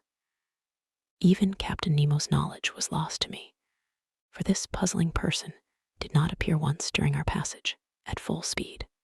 I estimated the course, which the Nautilus took under the waves of the sea, at about 600 leagues, and it was accomplished in 48 hours. Starting on the morning of the 16th of February from the shores of Greece, we had crossed the Straits of Gibraltar by sunrise on the 18th. It was plain to me that this Mediterranean, enclosed in the midst of those countries which he wished to avoid, was distasteful to Captain Nemo. Those waves and those breezes brought back too many remembrances, if not too many regrets. Here he had no longer that independence and that liberty of gait which he had when in the open seas, and his Nautilus felt itself cramped between the close shores of Africa and Europe. Our speed was now 25 miles an hour. It may be well understood that Ned Land, to his great disgust, was obliged to renounce his intended flight. He could not launch the pinnace, going at the rate of 12 or 13 yards every second. To quit the Nautilus under such conditions would be as bad as jumping from a train going at full speed, an imprudent thing, to say the least of it. Besides, our vessel only mounted to the surface of the waves at night to renew its stock of air. It was steered entirely by the compass and the log. I saw no more of the interior of this Mediterranean than a traveler by express train perceives of the landscape which flies before his eyes. That is to say, the distant horizon, and not the nearer objects which pass like a flash of lightning. We were then passing between Sicily and the coast of Tunis. In the narrow space between Cape Bon and the Straits of Messina, the bottom of the sea rose almost suddenly. There was a perfect bank, on which there was not more than 9 fathoms of water, whilst on either side the depth was 90 fathoms. The Nautilus had to maneuver very carefully, so as not to strike against this submarine barrier. I showed Conseil, on the map of the Mediterranean, the spot occupied by this reef. "But if you please, sir," observed Conseil, "it is like a real isthmus joining Europe to Africa." "Yes, my boy, it forms a perfect bar to the Straits of Libya, and the soundings of Smith have proved that in former times the continents between Cape Boko and Cape Fiorina were joined. I can well believe it, said Conseil. I will add, I continued, that a similar barrier exists between Gibraltar and Ceuta, which in geological times formed the entire Mediterranean. What if some volcanic burst should one day raise these two barriers above the waves? It is not probable, Conseil. Well, but allow me to finish, please, sir. If this phenomenon should take place, it will be troublesome for M. Lesseps, who has taken so much pains to pierce the isthmus. I agree with you, but I repeat, Conseil, this phenomenon will never happen. The violence of subterranean force is ever diminishing. Volcanoes, so plentiful in the first days of the world, are being extinguished by degrees. The internal heat is weakened. The temperature of the lower strata of the globe is lowered by a perceptible quantity every century to the detriment of our globe. For its heat is its life. But the sun is not sufficient, Conseil. Can it give heat to a dead body? Not that I know of.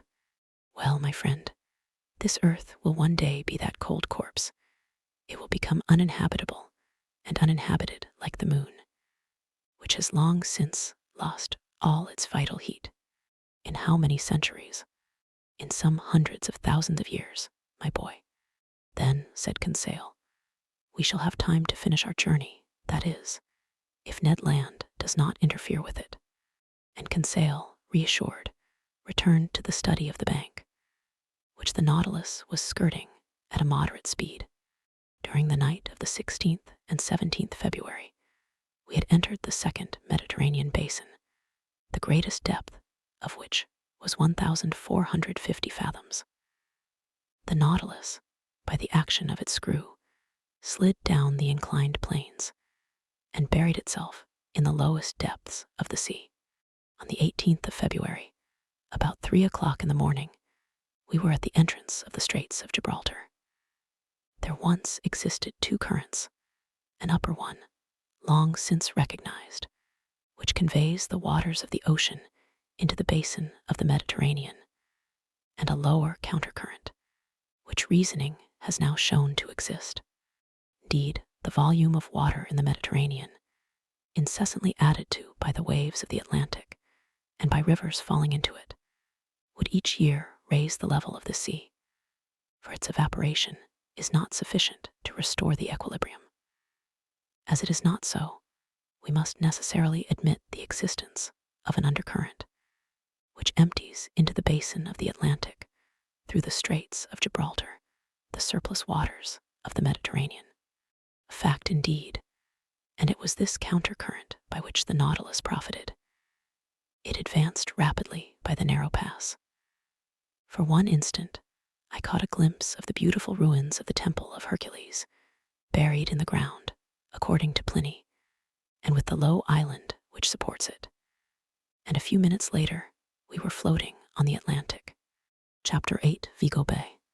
The Atlantic, vast sheet of water whose superficial area covers 25 millions of square miles, the length of which is 9,000 miles, with a mean breadth of 2,700, an ocean whose parallel winding shores embrace an immense circumference, watered by the largest rivers of the world, the St. Lawrence, the Mississippi, the Amazon, the Plata, the Orinoco, the Niger, the Senegal, the Elbe, the Loire, and the Rhine, which carry water from the most civilized, as well as from the most savage, countries. Magnificent field of water, incessantly plowed by vessels of every nation, sheltered by the flags of every nation, and which terminates in those two terrible points so dreaded by mariners, Cape Horn and the Cape of Tempests. The Nautilus was piercing the water with its sharp spur, after having accomplished nearly 10,000 leagues in 3 months and a half, a distance greater than the great circle of the earth. Where were we going now, and what was reserved for the future?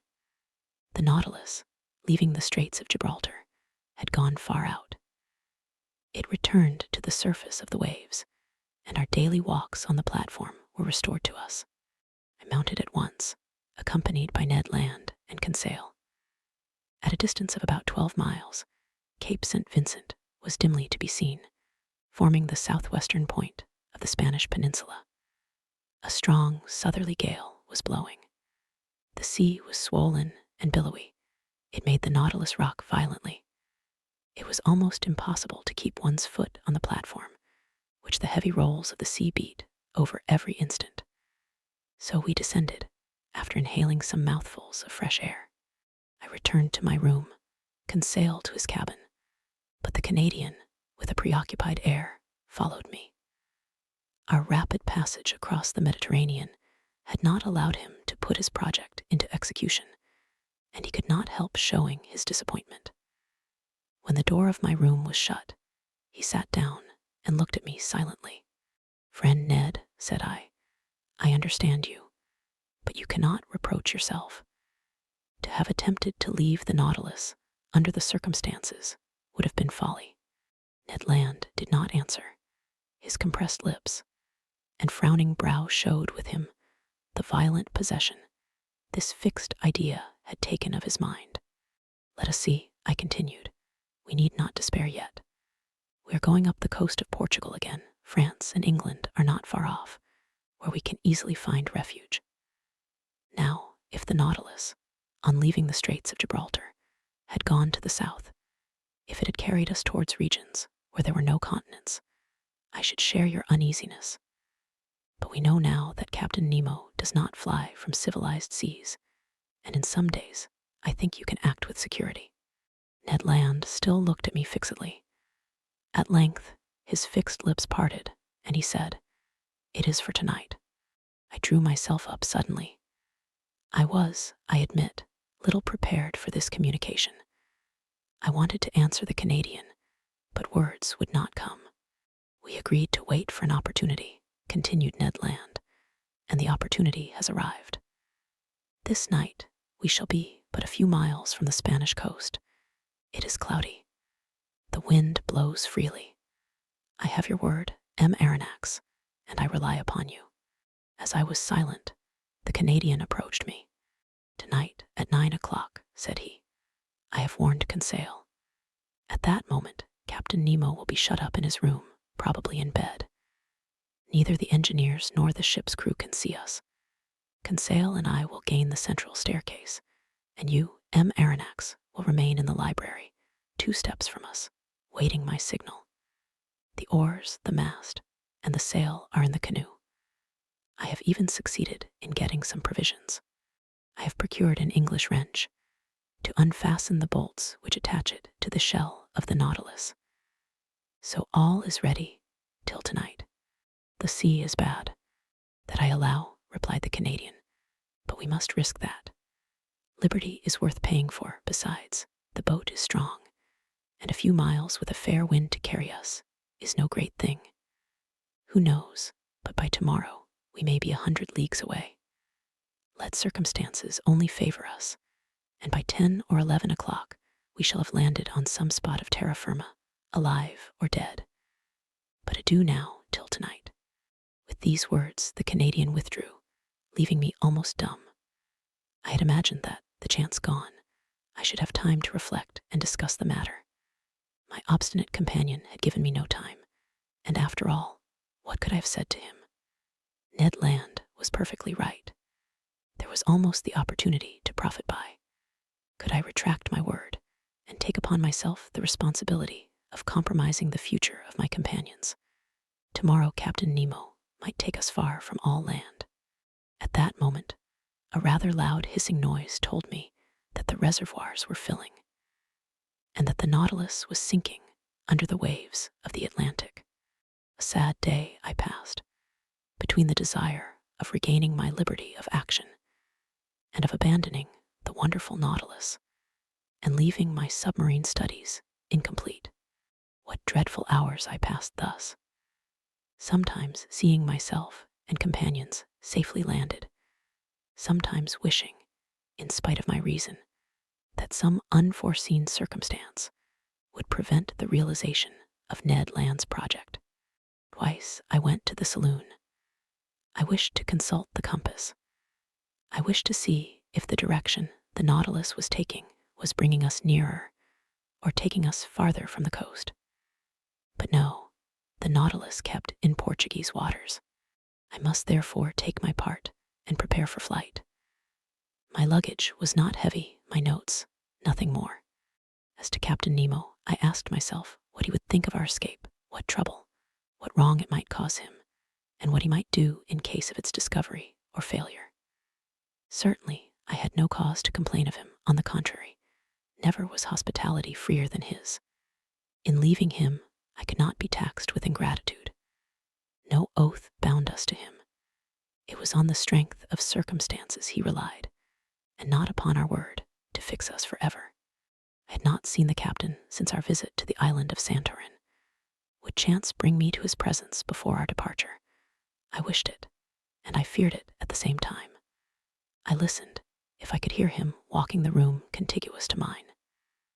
No sound reached my ear. I felt an unbearable uneasiness. This day of waiting seemed eternal.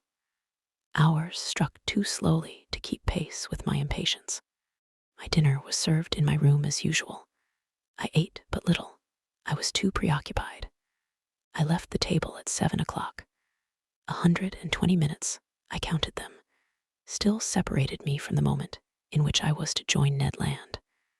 My agitation redoubled. My pulse beat violently. I could not remain quiet. I went and came, hoping to calm my troubled spirit by constant movement. The idea of failure in our bold enterprise was the least painful of my anxieties. But the thought of seeing our project discovered before leaving the Nautilus, of being brought before Captain Nemo, irritated, or what was worse, saddened at my desertion, made my heart beat. I wanted to see the saloon for the last time. I descended the stairs and arrived in the museum, where I had passed so many useful and agreeable hours. I looked at all its riches, all its treasures, like a man on the eve of an eternal exile, who was leaving never to return.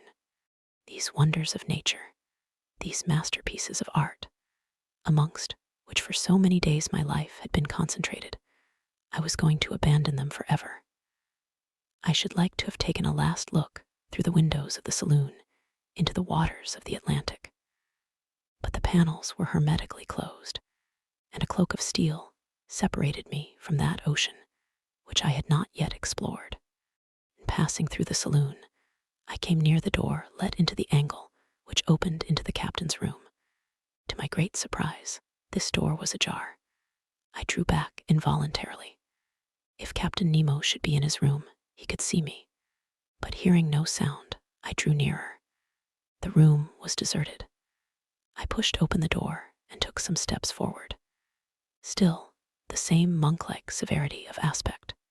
Suddenly, the clock struck 8. The first beat of the hammer on the bell awoke me from my dreams. I trembled as if an invisible eye had plunged into my most secret thoughts, and I hurried from the room. There my eye fell upon the compass. Our course was still north.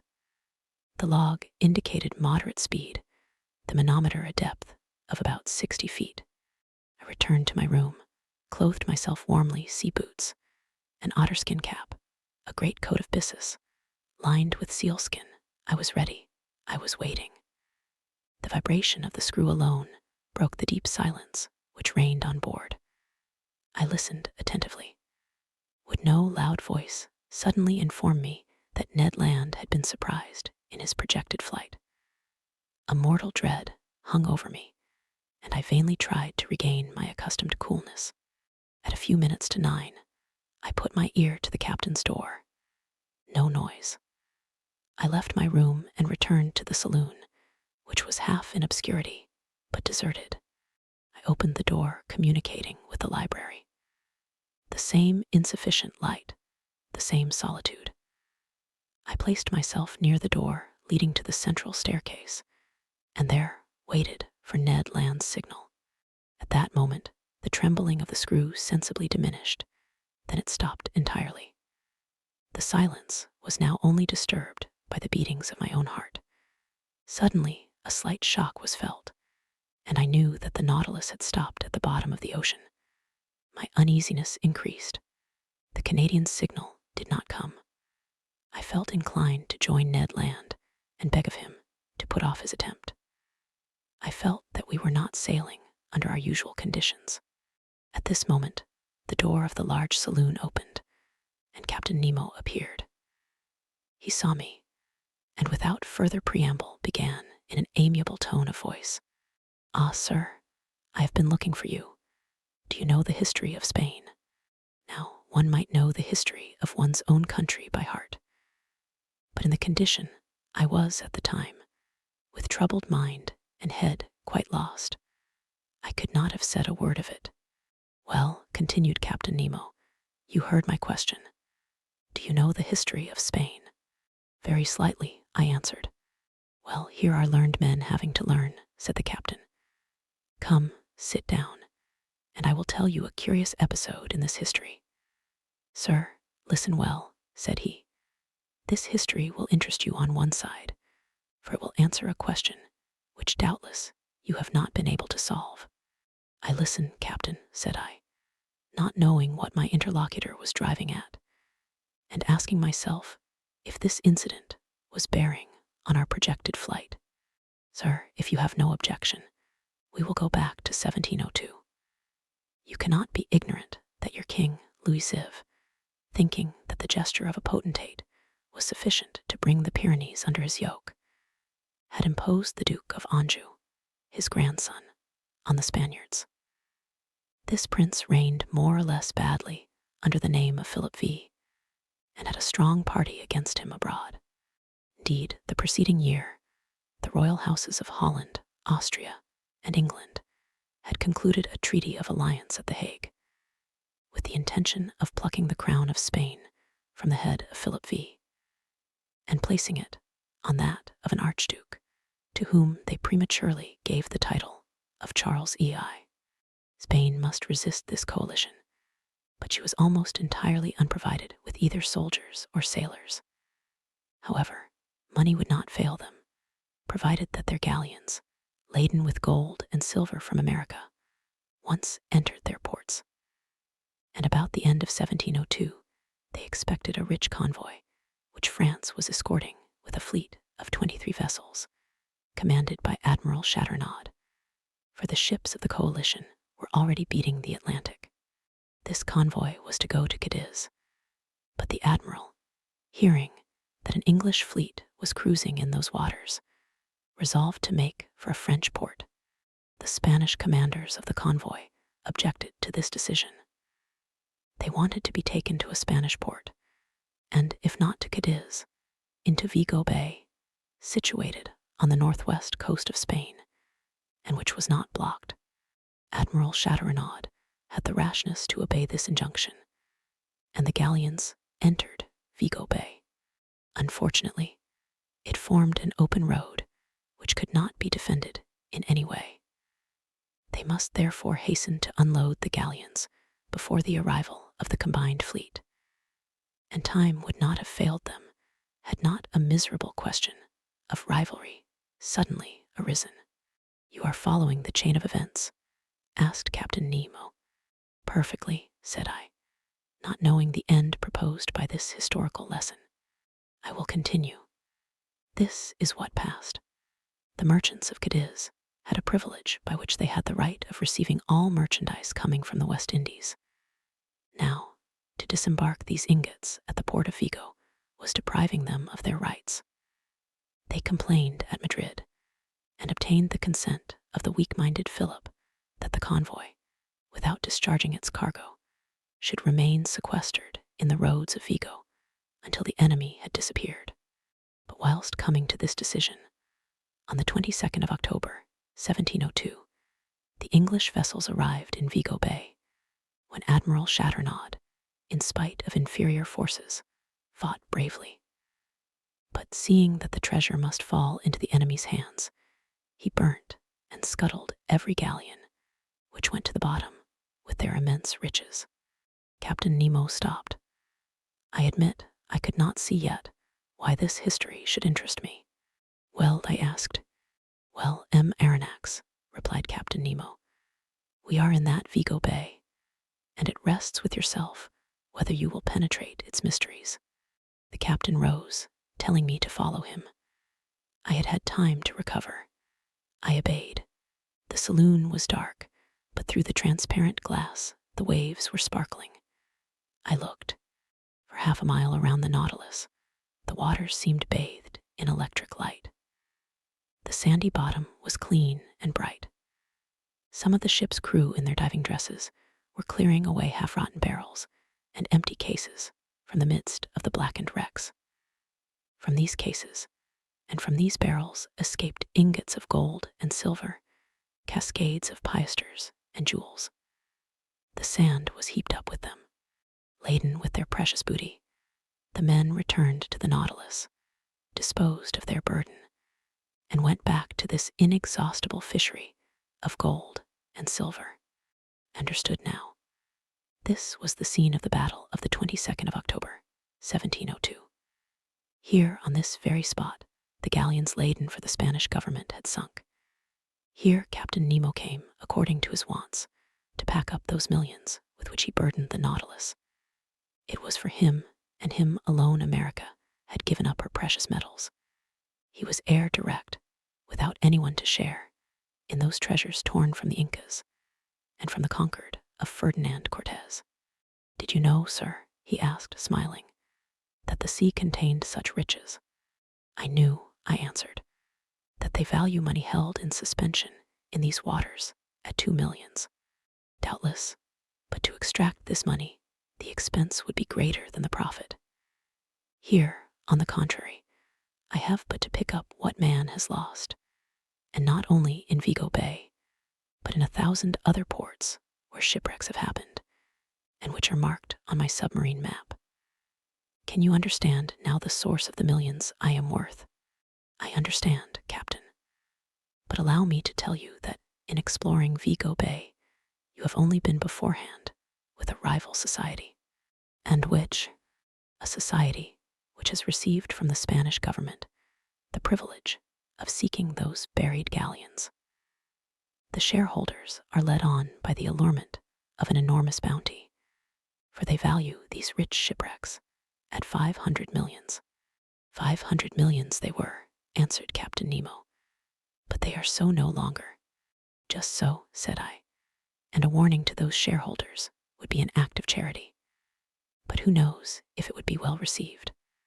What gamblers usually regret above all is less the loss of their money than of their foolish hopes. After all, I pity them less than the thousands of unfortunates to whom so much riches well distributed would have been profitable, whilst for them they will be forever barren." I had no sooner expressed this regret than I felt that it must have wounded Captain Nemo.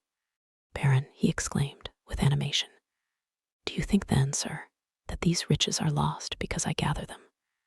Is it for myself alone, according to your idea, that I take the trouble to collect these treasures? Who told you that I did not make a good use of it? Do you think I am ignorant that there are suffering beings and oppressed races on this earth, miserable creatures to console, victims to avenge? Do you not understand?" Captain Nemo stopped at these last words, regretting perhaps that he had spoken so much. But I had guessed that, whatever the motive which had forced him to seek independence under the sea, it had left him still a man, that his heart still beat for the sufferings of humanity, and that his immense charity was for oppressed races as well as individuals.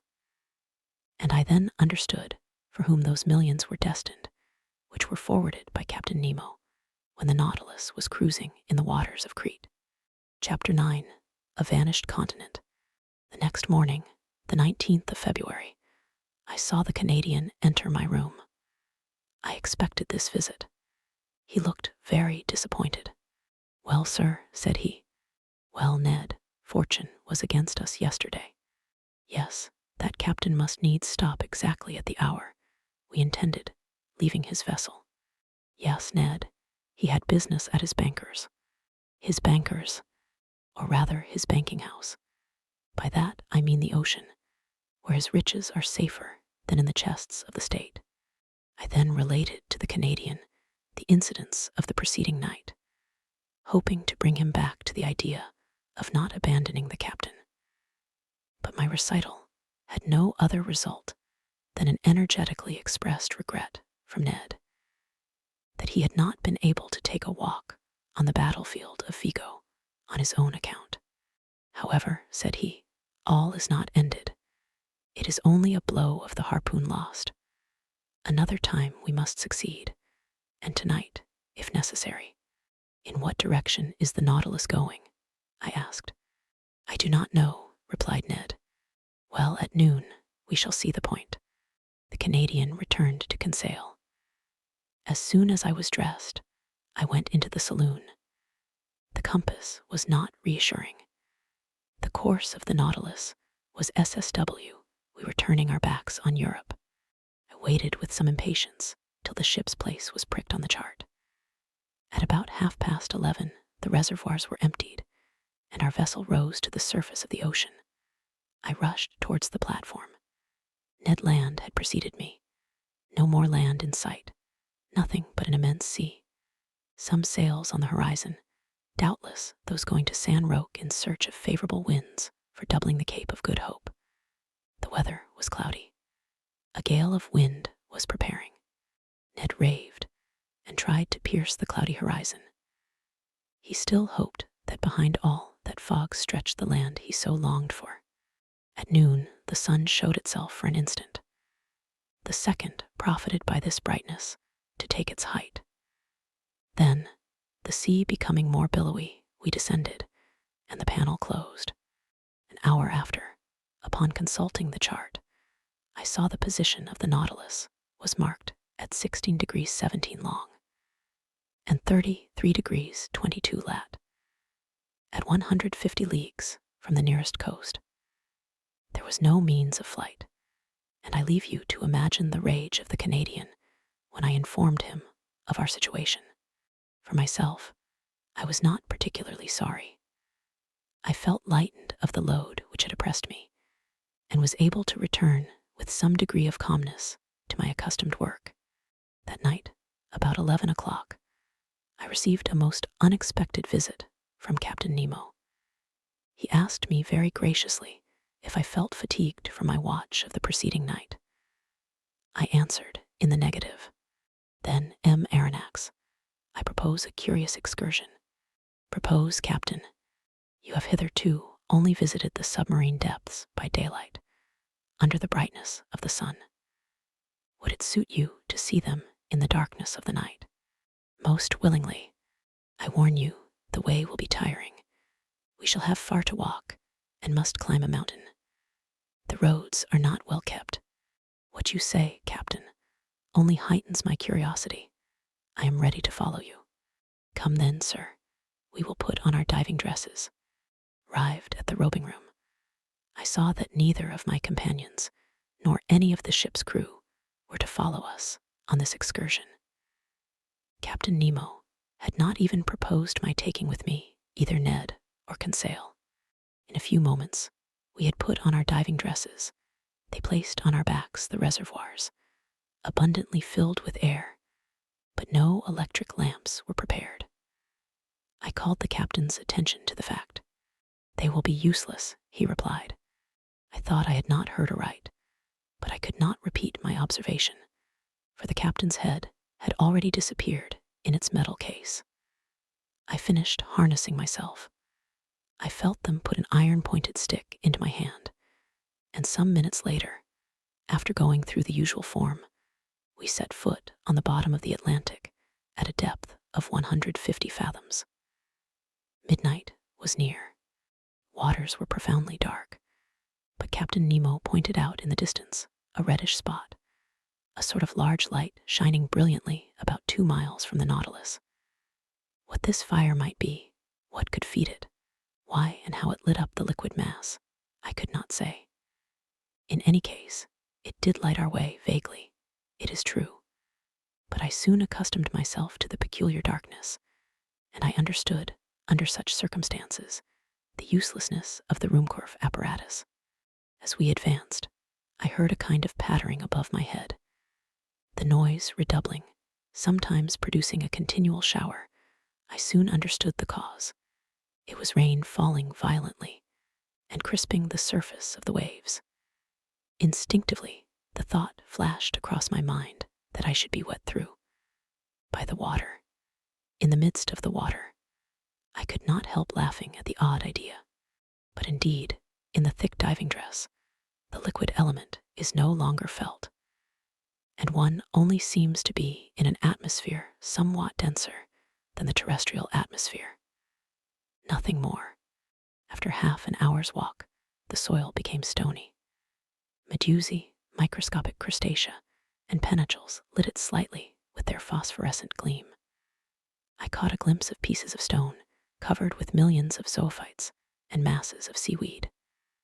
My feet often slipped upon this sticky carpet of seaweed, and without my iron-tipped stick, I should have fallen more than once. In turning round, I could still see the whitish lantern of the Nautilus beginning to pale in the distance, but the rosy light which guided us increased and lit up the horizon. The presence of this fire underwater puzzled me in the highest degree. Was I going towards a natural phenomenon as yet unknown to the savants of the earth? Or even for this thought crossed my brain, had the hand of man aught to do with this conflagration? Had he fanned this flame? Was I to meet in these depths companions and friends of Captain Nemo, whom he was going to visit, and who, like him, led this strange existence? Should I find down there a whole colony of exiles who, weary of the miseries of this earth, had sought and found independence in the deep ocean? All these foolish and unreasonable ideas pursued me, and in this condition of mind, overexcited by the succession of wonders continually passing before my eyes, I should not have been surprised to meet, at the bottom of the sea, one of those submarine towns of which Captain Nemo dreamed. Our road grew lighter and lighter. The white glimmer came in rays from the summit of a mountain about 800 feet high. But what I saw was simply a reflection, developed by the clearness of the waters. The source of this inexplicable light was a fire on the opposite side of the mountain. In the midst of this stony maze furrowing the bottom of the Atlantic, Captain Nemo advanced without hesitation. He knew this dreary road. Doubtless, he had often traveled over it and could not lose himself. I followed him with unshaken confidence. He seemed to me like a genie of the sea, and as he walked before me, I could not help admiring his stature, which was outlined in black on the luminous horizon. It was 1 in the morning when we arrived at the first slopes of the mountain. But to gain access to them, we must venture through the difficult paths of a vast copse. Yes, a copse of dead trees, without leaves, without sap, trees petrified by the action of the water, and here and there overtopped by gigantic pines. It was like a coal pit still standing, holding by the roots to the broken soil, and whose branches, like fine black paper cuttings, showed distinctly on the watery ceiling. Picture to yourself a forest in the hearts hanging on to the sides of the mountain, but a forest swallowed up. The paths were encumbered with seaweed and fucus, between which groveled a whole world of crustacea. I went along, climbing the rocks, striding over extended trunks, breaking the sea bindweed which hung from one tree to the other, and frightening the fishes, which flew from branch to branch. Pressing onward, I felt no fatigue. I followed my guide, who was never tired. What a spectacle! How can I express it? How paint the aspect of those woods and rocks in this medium, their underparts dark and wild, the upper colored with red tints, by that light which the reflecting powers of the waters doubled. We climbed rocks, which fell directly after with gigantic bounds, and the low growling of an avalanche. To right and left ran long, dark galleries, where sight was lost. Here opened vast glades, which the hand of man seemed to have worked. And I sometimes asked myself if some inhabitant of these submarine regions would not suddenly appear to me. But Captain Nemo was still mounting. I could not stay behind. I followed boldly. My stick gave me good help. A false step would have been dangerous on the narrow passes sloping down to the sides of the gulfs, but I walked with firm step, without feeling any giddiness. Now I jumped a crevice, the depth of which would have made me hesitate had it been among the glaciers on the land. Now I ventured on the unsteady trunk of a tree, thrown across from one abyss to the other, without looking under my feet, having only eyes to admire the wild sights of this region. Their monumental rocks, leaning on their regularly cut bases, seemed to defy all laws of equilibrium. From between their stony knees trees sprang, like a jet under heavy pressure, and upheld others which upheld them. Natural towers, large scarps, cut perpendicularly, like a curtain, inclined at an angle which the laws of gravitation could never have tolerated in terrestrial regions. 2 hours after quitting the Nautilus, we had crossed the line of trees, and 100 feet above our heads rose the top of the mountain, which cast a shadow on the brilliant irradiation of the opposite slope. Some petrified shrubs ran fantastically here and there. Fishes got up under our feet like birds in the long grass. The massive rocks were rent with impenetrable fractures, deep grottos, and unfathomable holes, at the bottom of which formidable creatures might be heard moving. My blood curdled when I saw enormous antennae blocking my road, or some frightful claw closing with a noise in the shadow of some cavity. Millions of luminous spots shone brightly in the midst of the darkness. They were the eyes of giant crustacea crouched in their holes, giant lobsters setting themselves up like halberdiers and moving their claws with the clicking sound of pincers, titanic crabs pointed like a gun on its carriage, and frightful-looking palps interweaving their tentacles like a living nest of serpents. We had now arrived on the first platform, where other surprises awaited me. Before us lay some picturesque ruins, which betrayed the hand of man and not that of the Creator. There were vast heaps of stone, amongst which might be traced the vague and shadowy forms of castles and temples, clothed with a world of blossoming zoophytes, and over which, instead of ivy, seaweed and fucus threw a thick vegetable mantle. But what was this portion of the globe which had been swallowed by cataclysms? Who had placed those rocks and stones like cromlechs of prehistoric times? Where was I? Whither had Captain Nemo's fancy hurried me? I would fain have asked him. Not being able to, I stopped him. I seized his arm. But shaking his head and pointing to the highest point of the mountain, he seemed to say, "Come along, come higher." I followed, and in a few minutes I had climbed to the top, which for a circle of 10 yards commanded the whole mass of rock. I looked down the side we had just climbed. The mountain did not rise more than 700 or 800 feet above the level of the plain, but on the opposite side it commanded from twice that height the depths of this part of the Atlantic. My eyes ranged far over a large space lit by a violent fulguration. In fact, the mountain was a volcano, at 50 feet above the peak, in the midst of a rain of stones and scoriae. A large crater was vomiting forth torrents of lava, which fell in a cascade of fire into the bosom of the liquid mass. Thus situated, this volcano lit the lower plain like an immense torch, even to the extreme limits of the horizon.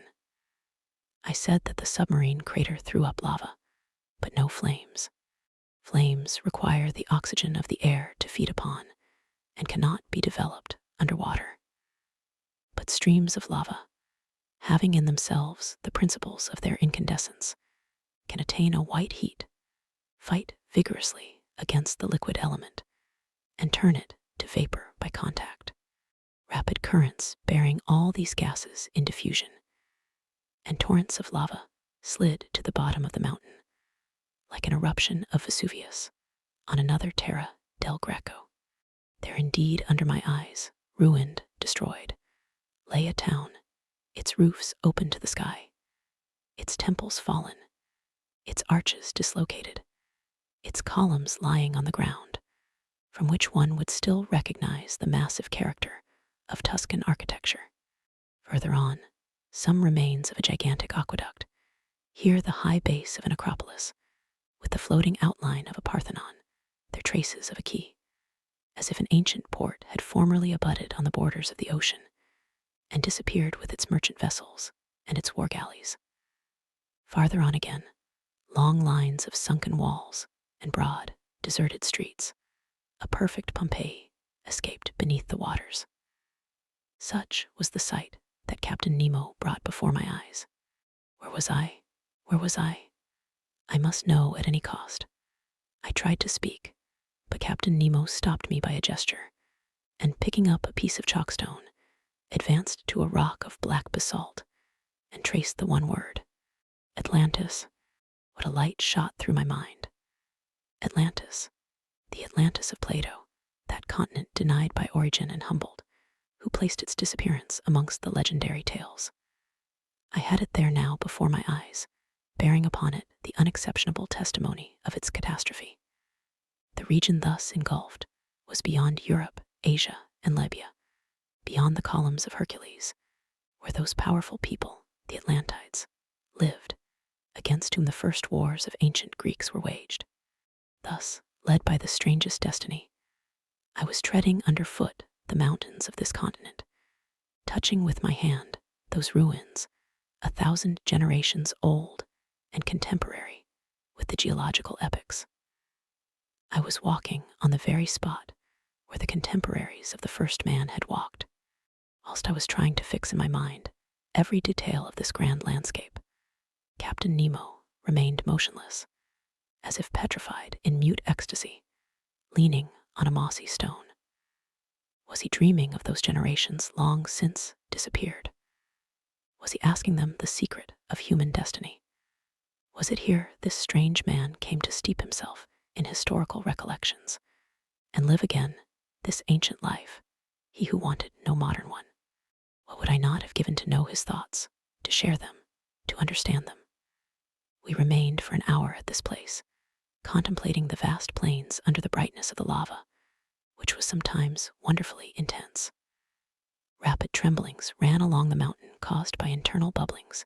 Deep noise, distinctly transmitted through the liquid medium, were echoed with majestic grandeur. At this moment, the moon appeared through the mass of waters, and threw her pale rays on the buried continent. It was but a gleam, but what an indescribable effect. The captain rose, cast one last look on the immense plain, and then bade me follow him. We descended the mountain rapidly, and the mineral forest once passed, I saw the lantern of the Nautilus shining like a star. The captain walked straight to it, and we got on board as the first rays of light whitened the surface of the ocean. Chapter 10. The Submarine Coal Mines. The next day, the 20th of February, I awoke very late. The fatigues of the previous night had prolonged my sleep until 11 o'clock. I dressed quickly and hastened to find the course the Nautilus was taking. The instruments showed it to be still toward the south, with a speed of 20 miles an hour and a depth of 50 fathoms. The species of fishes here did not differ much from those already noticed. There were rays of giant size, 5 yards long, and endowed with great muscular strength, which enabled them to shoot above the waves. Sharks of many kinds, amongst others, one 15 feet long, with triangular sharp teeth, and whose transparency rendered it almost invisible in the water. Amongst bony fish Conseil noticed some about 3 yards long, armed at the upper jaw with a piercing sword. Other bright-colored creatures, known in the time of Aristotle by the name of the sea dragon, which are dangerous to capture on account of the spikes on their back.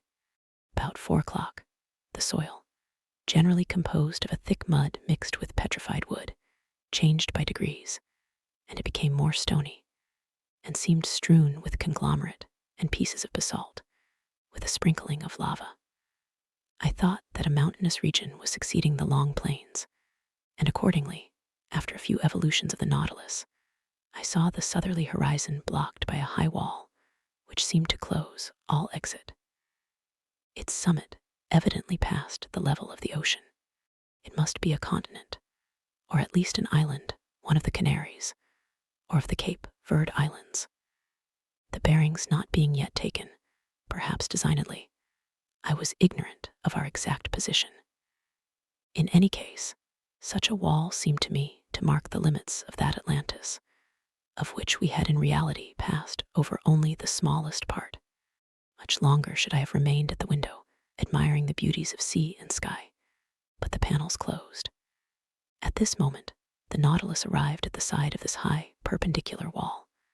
What it would do, I could not guess. I returned to my room. It no longer moved. I laid myself down with the full intention of waking after a few hours' sleep, but it was 8 o'clock the next day when I entered the saloon. I looked at the manometer. It told me that the Nautilus was floating on the surface of the ocean. Besides, I heard steps on the platform. I went to the panel. It was open, but instead of broad daylight, as I expected, I was surrounded by profound darkness. Where were we? Was I mistaken? Was it still night? No, not a star was shining, and night has not that utter darkness. I knew not what to think, when a voice near me said, "Is that you, Professor?" "Ah, Captain," I answered, "where are we?" "Underground, sir."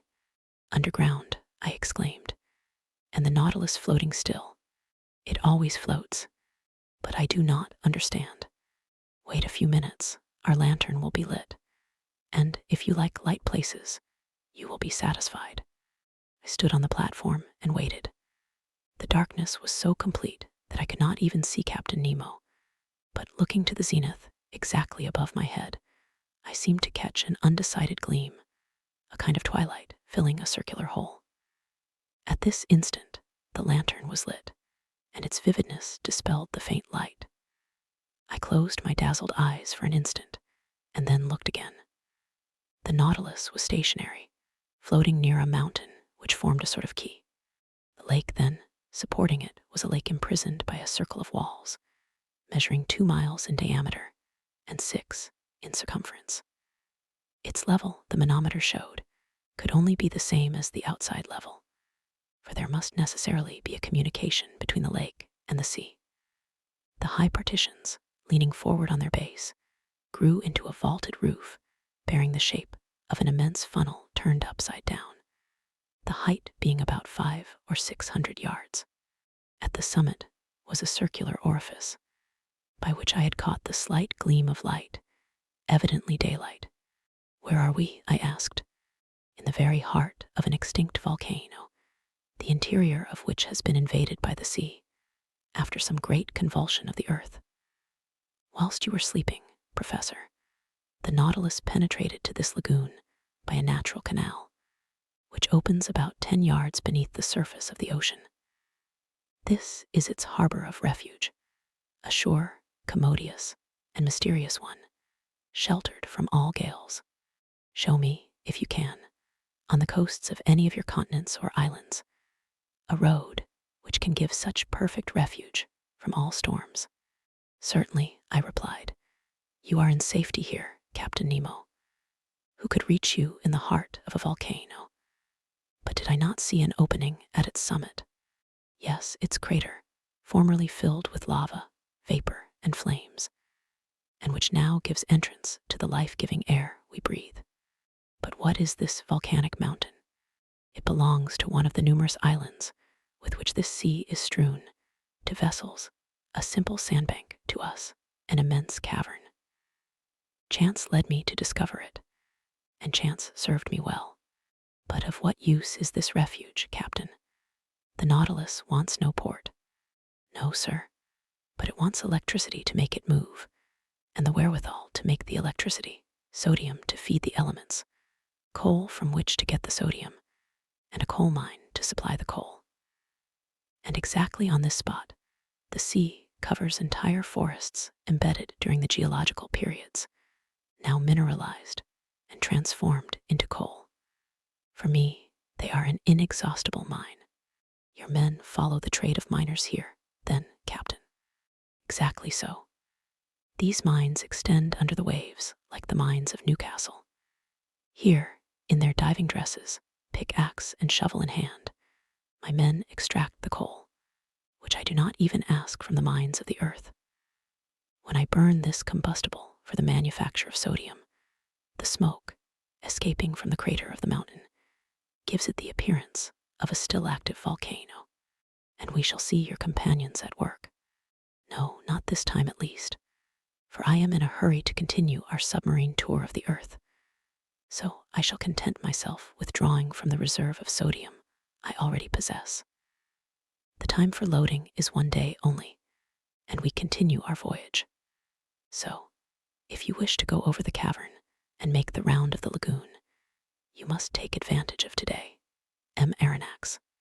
I thanked the captain and went to look for my companions, who had not yet left their cabin. I invited them to follow me without saying where we were. They mounted the platform.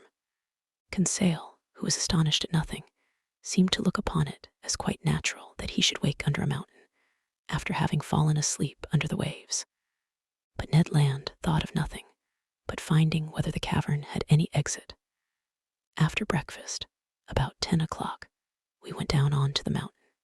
Here we are once more on land, said Conseil. I do not call this land, said the Canadian. And besides, we are not on it, but beneath it. Between the walls of the mountains and the waters of the lake lay a sandy shore which, at its greatest breadth, measured 500 feet. On this soil, one might easily make the tour of the lake, but the base of the high partitions was stony ground, with volcanic blocks and enormous pumice stones lying in picturesque heaps. All these detached masses, covered with enamel, polished by the action of the subterraneous fires, shone resplendent by the light of our electric lantern. The mica dust from the shore, rising under our feet, flew like a cloud of sparks.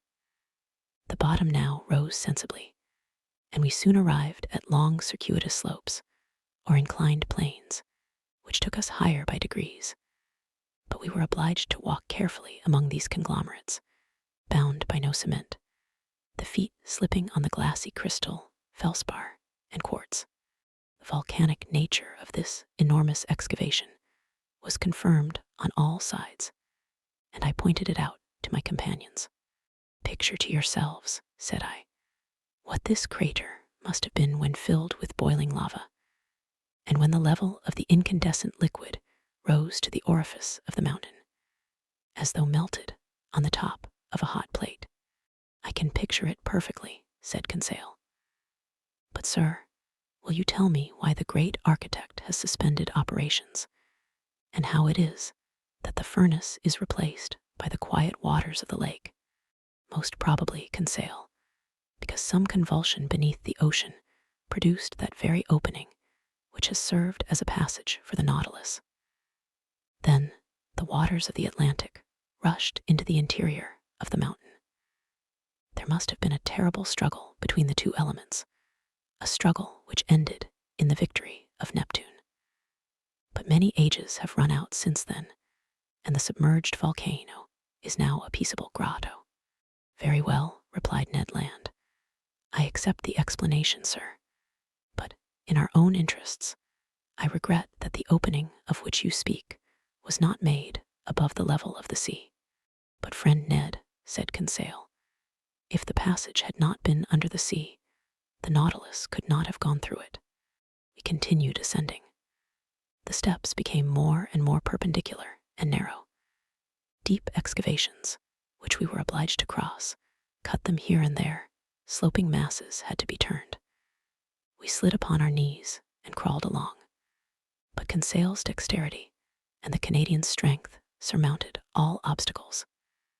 At a height of about 31 feet, the nature of the ground changed without becoming more practicable.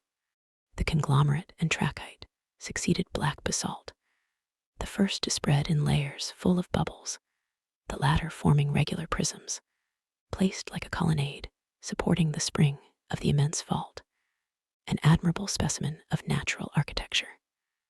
Between the blocks of basalt wound long streams of lava, long since grown cold encrusted with bituminous rays, and in some places there were spread large carpets of sulfur. More powerful light shone through the upper crater, shedding a vague glimmer over these volcanic depressions, forever buried in the bosom of this extinguished mountain. But our upward march was soon stopped at a height of about 250 feet by impassable obstacles. There was a complete vaulted arch overhanging us, and our ascent was changed to a circular walk. At the last change, vegetable life began to struggle with the mineral. Shrubs, and even some trees, grew from the fractures of the walls. I recognized some euphorbias, with the caustic sugar coming from them. Heliotropes, quite incapable of justifying their name, sadly drooped their clusters of flowers, both their color and perfume half gone. Here and there some chrysanthemums grew timidly at the foot of an aloe, with long, sickly-looking leaves.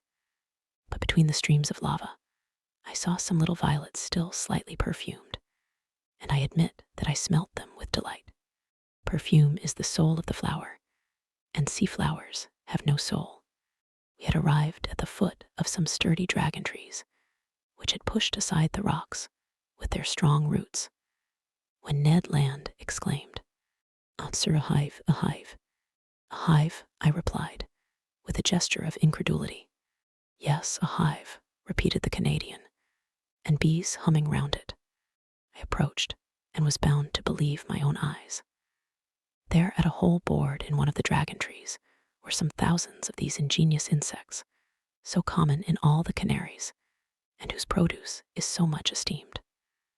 Naturally enough, the Canadian wished to gather the honey, and I could not well oppose his wish. A quantity of dry leaves, mixed with sulfur, he lit with a spark from his flint, and he began to smoke out the bees. The humming ceased by degrees, and the hive eventually yielded several pounds of the sweetest honey, with which Ned Land filled his haversack. "When I have mixed this honey with the paste of the artocarpus," said he, "I shall be able to offer you a succulent cake." "Upon my word," said Conseil, "it will be gingerbread." "Never mind the gingerbread," said I. "Let us continue our interesting walk." At every turn of the path we were following, the lake appeared in all its length and breadth. The lantern lit up the whole of its peaceable surface, which knew neither ripple nor wave. The Nautilus remained perfectly immovable. On the platform and on the mountain, the ship's crew were working like black shadows, clearly carved against the luminous atmosphere. We were now going round the highest crest of the first layers of rock which upheld the roof. I then saw that bees were not the only representatives of the animal kingdom in the interior of this volcano. Birds of prey hovered here and there in the shadows, or fled from their nests on the top of the rocks. There were sparrowhawks with white breasts and kestrels, and down the slopes scampered, with their long legs, several fine fat bustards. I leave anyone to imagine the covetousness of the Canadian at the sight of this savory game, and whether he did not regret having no gun. But he did his best to replace the lead by stones, and after several fruitless attempts, he succeeded in wounding a magnificent bird. To say that he risked his life 20 times before reaching it is but the truth, but he managed so well that the creature joined the honeycakes in his bag. We were now obliged to descend toward the shore, the crest becoming impracticable. Above us, the crater seemed to gape like the mouth of a well. From this place, the sky could be clearly seen, and clouds, dissipated by the west wind, leaving behind them, even on the summit of the mountain, their misty remnants, certain proof that they were only moderately high, for the volcano did not rise more than 800 feet above the level of the ocean. Half an hour after the Canadians' last exploit, we had regained the inner shore. Here the flora was represented by large carpets of marine crystal, a little umbelliferous plant, very good to pickle, which also bears the name of pierstone and sea fennel. Conseil gathered some bundles of it. As to the fauna, it might be counted by thousands of crustacea of all sorts, lobsters, crabs, spider crabs, chameleon shrimps, and a large number of shells, rockfish, and limpets. 3/4 of an hour later, we had finished our circuitous walk and were on board. The crew had just finished loading the sodium, and the Nautilus could have left that instant. But Captain Nemo gave no order. Did he wish to wait until night and leave the submarine passage secretly? Perhaps so. Whatever it might be, the next day, the Nautilus, having left its port, steered clear of all land at a few yards beneath the waves of the Atlantic. Chapter 11, the Sargasso Sea. That day, the Nautilus crossed a singular part of the Atlantic Ocean. No one can be ignorant of the existence of a current of warm water known by the name of the Gulf Stream. After leaving the Gulf of Florida, we went in the direction of Spitzbergen. But before entering the Gulf of Mexico, about 45 degrees of N-lat, this current divides into two arms, the principal one going towards the coast of Ireland and Norway, whilst the second bends to the south about the height of the Azores. Then, touching the African shore and describing a lengthened oval, returns to the Antilles. This second arm, it is rather a collar than an arm, surrounds with its circles of warm water that portion of the cold, quiet, immovable ocean called the Sargasso Sea, a perfect lake in the open Atlantic. It takes no less than 3 years for the great current to pass round it. Such was the region the Nautilus was now visiting, a perfect meadow, a close carpet of seaweed, fucus, and tropical berries, so thick and so compact that the stem of a vessel could hardly tear its way through it. And Captain Nemo, not wishing to entangle his screw in this herbaceous mass, kept some yards beneath the surface of the waves.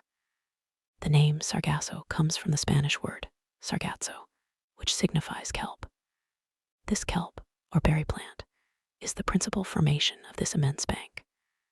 And this is the reason why these plants unite in the peaceful basin of the Atlantic. The only explanation which can be given, he says, seems to me to result from the experience known to all the world. Place in a vase some fragments of cork or other floating body, and give to the water in the vase a circular movement. The scattered fragments will unite in a group in the center of the liquid surface, that is to say, in the part least agitated. In the phenomenon we are considering, the Atlantic is the vase, the Gulf Stream the circular current, and the Sargasso Sea the central point at which the floating bodies unite. I share Maury's opinion, and I was able to study the phenomenon in the very midst, where vessels rarely penetrate. Above us floated products of all kinds, heaped up among these brownish plants, trunks of trees torn from the Andes or the Rocky Mountains, and floated by the Amazon or the Mississippi, numerous wrecks, remains of keels or ships' bottoms, side planks stove in, and so weighted with shells and barnacles that they could not again rise to the surface. And time will one day justify Maury's other opinion, that these substances, thus accumulated for ages, will become petrified by the action of the water, and will then form inexhaustible coal mines, a precious reserve prepared by far-seeing nature for the moment when men shall have exhausted the mines of continents. In the midst of this inextricable mass of plants and seaweed, I noticed some charming pink halcyons and actiniae, with their long tentacles trailing after them, and medusae, green, red, and blue. All the day of the 22nd of February, we passed in the Sargasso Sea, where such fish as are partial to marine plants find abundant nourishment. The next, the ocean had returned to its accustomed aspect. From this time for 19 days, from the 23rd of February to the 12th of March, the Nautilus kept in the middle of the Atlantic, carrying us at a constant speed of 100 leagues in 24 hours. Captain Nemo evidently intended accomplishing his submarine program, and I imagined that he intended, after doubling Cape Horn, to return to the Australian seas of the Pacific. Ned Land had cause for fear. In these large seas, void of islands, we could not attempt to leave the boat. nor had we any means of opposing Captain Nemo's will. Our only course was to submit, but what we could neither gain by force nor cunning, I like to think might be obtained by persuasion. This voyage ended, would he not consent to restore our liberty, under an oath never to reveal his existence, an oath of honor which we should have religiously kept? But we must consider that delicate question with the captain. But was I free to claim this liberty? Had he not himself said from the beginning, in the firmest manner, that the secret of his life exacted from him our lasting imprisonment on board the Nautilus? And would not my 4 months' silence appear to him a tacit acceptance of our situation? And would not a return to the subject result in raising suspicions which might be hurtful to our projects, if at some future time a favorable opportunity offered to return to them? During the 19 days mentioned above, no incident of any kind happened to signalize our voyage. I saw little of the captain. He was at work. In the library, I often found his books left open, especially those on natural history. My work on submarine depths, conned over by him, was covered with marginal notes, often contradicting my theories and systems. But the captain contented himself with thus purging my work. It was very rare for him to discuss it with me. Sometimes I heard the melancholy tones of his organ, but only at night, in the midst of the deepest obscurity, when the Nautilus slept upon the deserted ocean. During this part of our voyage, we sailed whole days on the surface of the waves. The sea seemed abandoned. A few sailing vessels on the road to India were making for the Cape of Good Hope. One day we were followed by the boats of a whaler, who, no doubt, took us for some enormous whale of great price. But Captain Nemo did not wish the worthy fellows to lose their time and trouble, so ended the chase by plunging under the water. Our navigation continued until the 13th of March. That day, the Nautilus was employed in taking soundings, which greatly interested me. We had then made about 13,000 leagues since our departure from the high seas of the Pacific. The bearings gave us 45 degrees 37 S lat and 37 degrees 53 W long. It was the same water in which Captain Denham of the Herald sounded 7,000 fathoms without finding the bottom. There, too, Lieutenant Parker, of the American frigate Congress, could not touch the bottom with 15,140 fathoms. Captain Nemo intended seeking the bottom of the ocean by a diagonal sufficiently lengthened by means of lateral planes, placed at an angle of 45 degrees with the waterline of the Nautilus. Then the screw set to work at its maximum speed, its 4 blades beating the waves with indescribable force. Under this powerful pressure, the hull of the Nautilus quivered like a sonorous chord and sank regularly under the water. At 7,000 fathoms, I saw some blackish tops rising from the midst of the waters, but these summits might belong to high mountains like the Himalayas or Mont Blanc, even higher, and the depth of the abyss remained incalculable. The Nautilus descended still lower in spite of the great pressure. I felt the steel plates tremble at the fastenings of the bolts, its bars bent, its partitions groaned, the windows of the saloon seemed to curve under the pressure of the waters, and this firm structure would doubtless have yielded if, as its captain had said, it had not been capable of resistance like a solid block. We had attained a depth of 16,000 yards 4 leagues, and the sides of the Nautilus then bore a pressure of 1,600 atmospheres, that is to say, 3,200 pounds, to each square 2/5 of an inch of its surface. What a situation to be in, I exclaimed, to overrun these deep regions where man has never trod. Look, Captain, look at these magnificent rocks, these uninhabited grottos, these lowest receptacles of the globe, where life is no longer possible. What unknown sights are here? Why should we be unable to preserve a remembrance of them? Would you like to carry away more than the remembrance? Said Captain Nemo. What do you mean by those words? I mean to say that nothing is easier than to make a photographic view of this submarine region. I had not time to express my surprise at this new proposition when, at Captain Nemo's call, an objective was brought into the saloon. Through the widely opened panel, the liquid mass was bright with electricity, which was distributed with such uniformity that not a shadow, not a gradation, was to be seen in our manufactured light.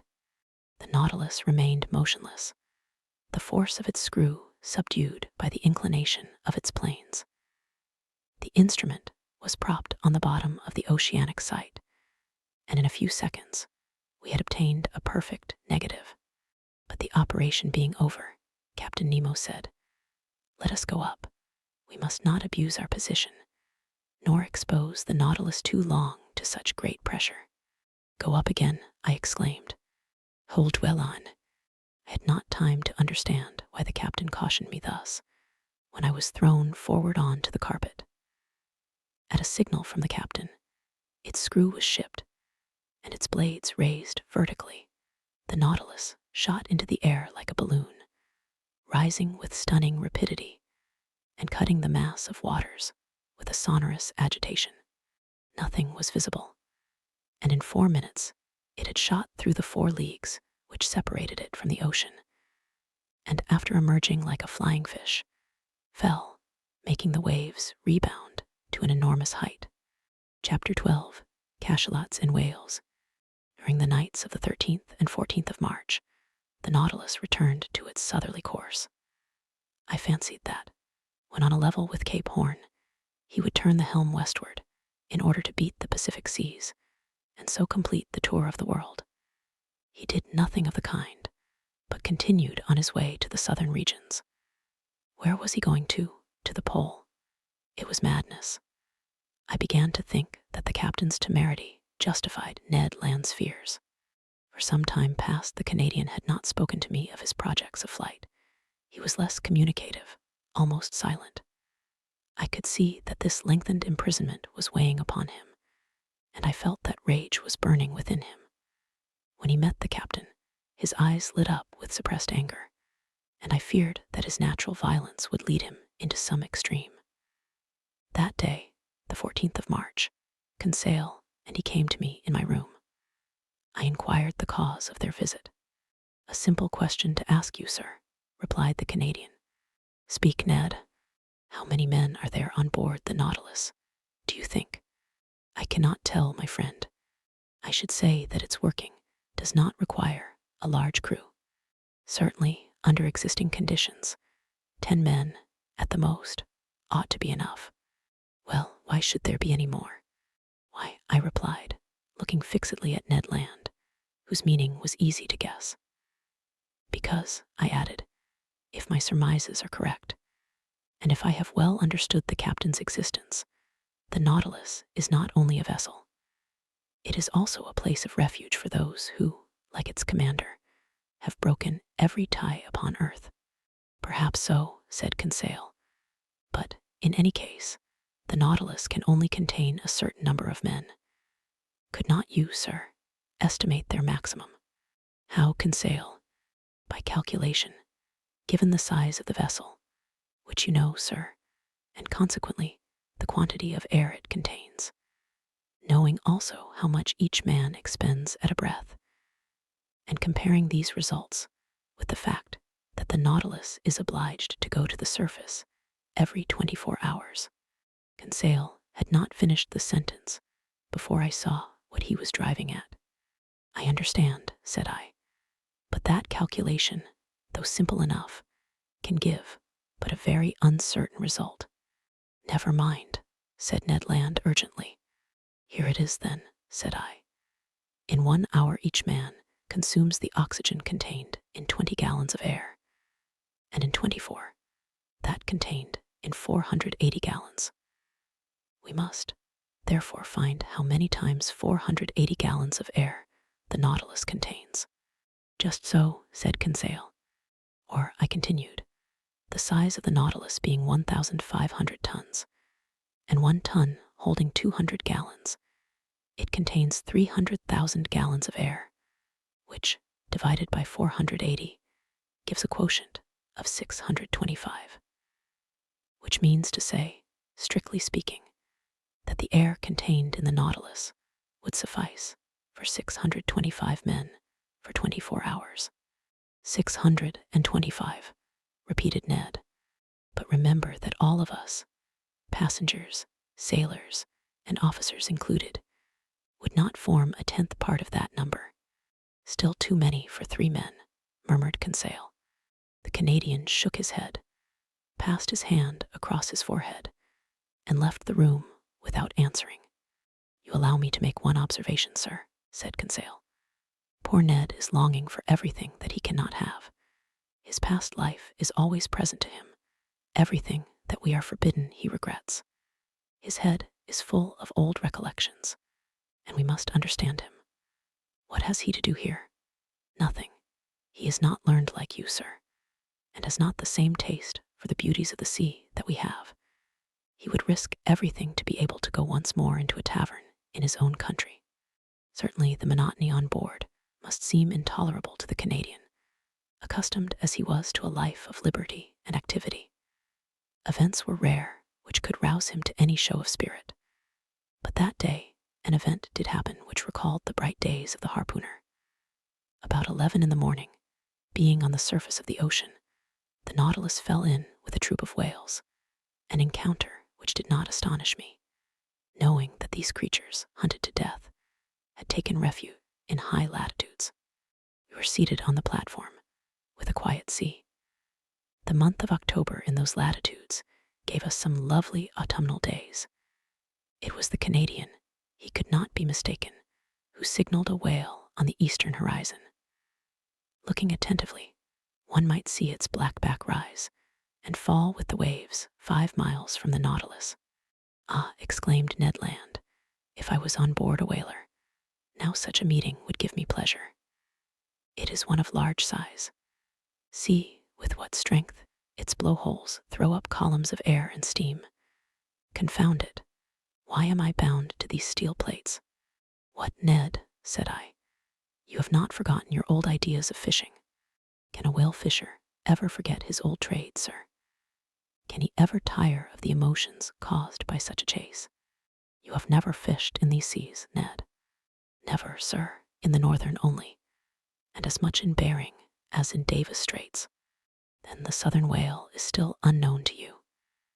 It is the Greenland whale you have hunted up to this time, and that would not risk passing through the warm waters of the equator.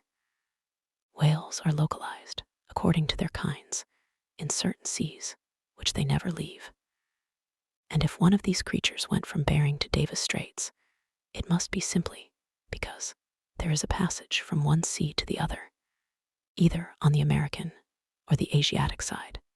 In that case, as I have never fished in these seas, I do not know the kind of whale frequenting them. I have told you, Ned, a greater reason for making their acquaintance, said Conseil. Look, look, exclaimed the Canadian. They approach. They aggravate me. They know that I cannot get at them. Ned stamped his feet.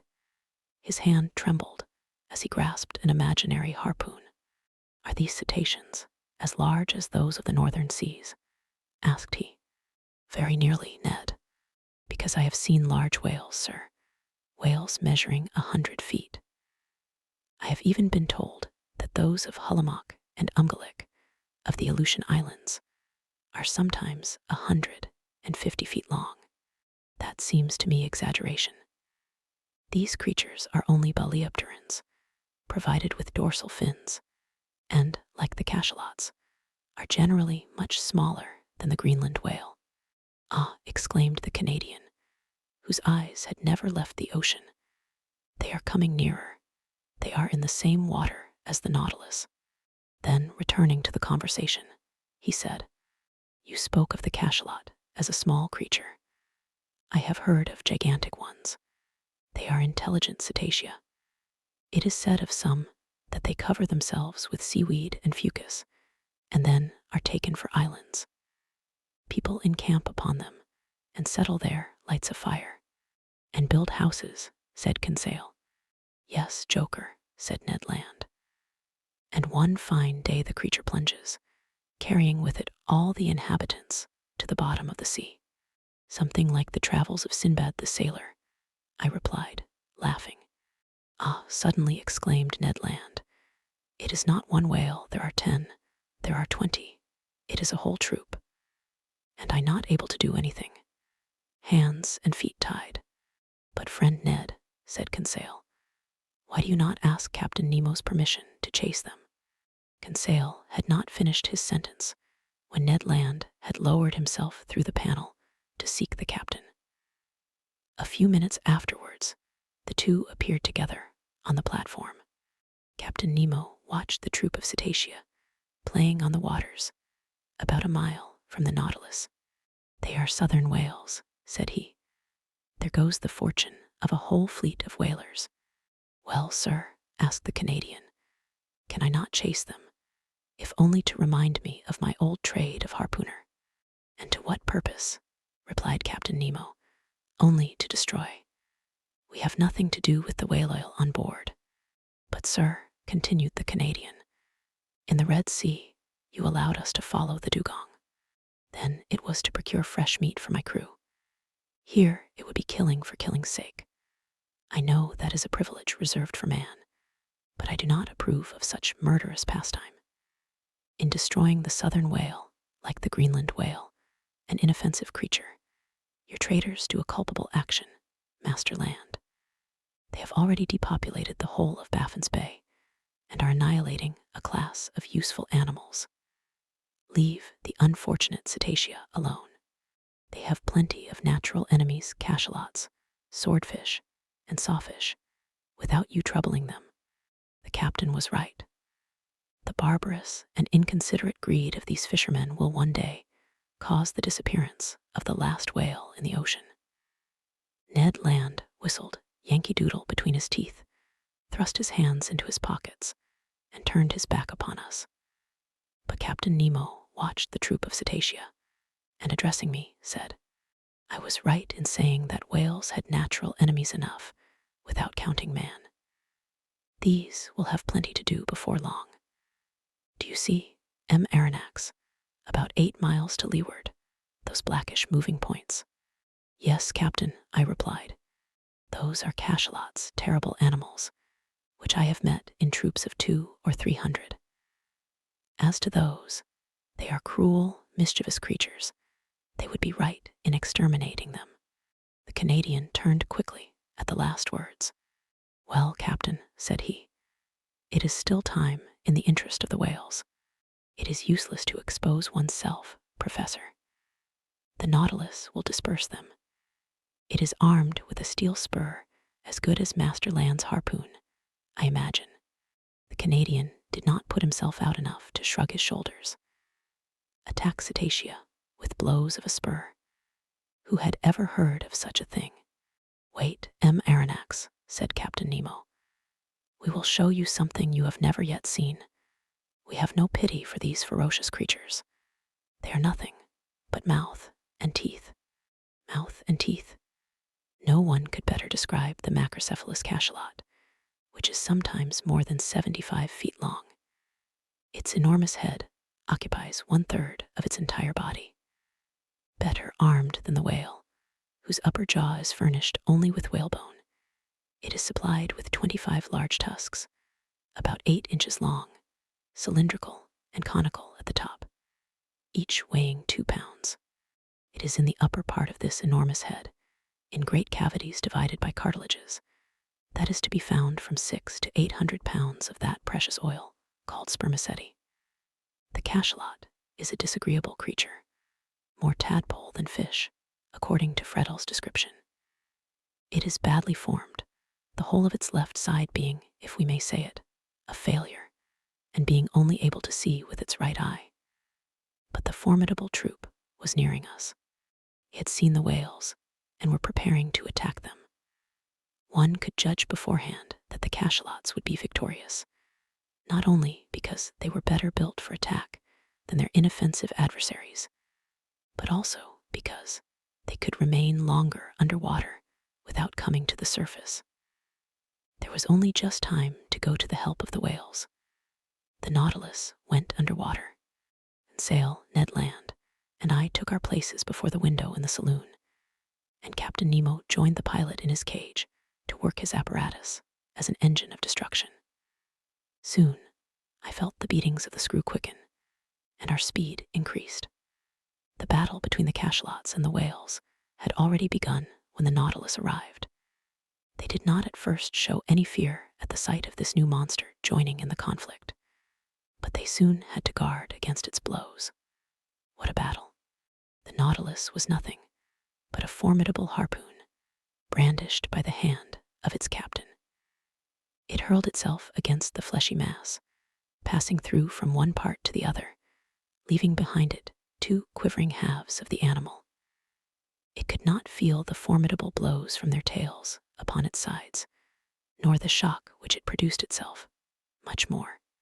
One cachalot killed, it ran at the next, tacked on the spot that it might not miss its prey, going forwards and backwards, answering to its helm, plunging when the cetacean dived into the deep waters, coming up with it when it returned to the surface, striking it front or sideways, cutting or tearing in all directions, and at any pace, piercing it with its terrible spur. What carnage! What a noise on the surface of the waves! What sharp hissing, and what snorting peculiar to these enraged animals! In the midst of these waters, generally so peaceful, their tails made perfect billows. For 1 hour, this wholesale massacre continued, from which the cachalots could not escape. Several times, 10 or 12 united tried to crush the Nautilus by their weight. From the window, we could see their enormous mouths, studded with tusks, and their formidable eyes. Ned Land could not contain himself. He threatened and swore at them. We could feel them clinging to our vessel like dogs worrying a wild boar in a copse. But the Nautilus, working its screw, carried them here and there, or to the upper levels of the ocean, without caring for their enormous weight, nor the powerful strain on the vessel.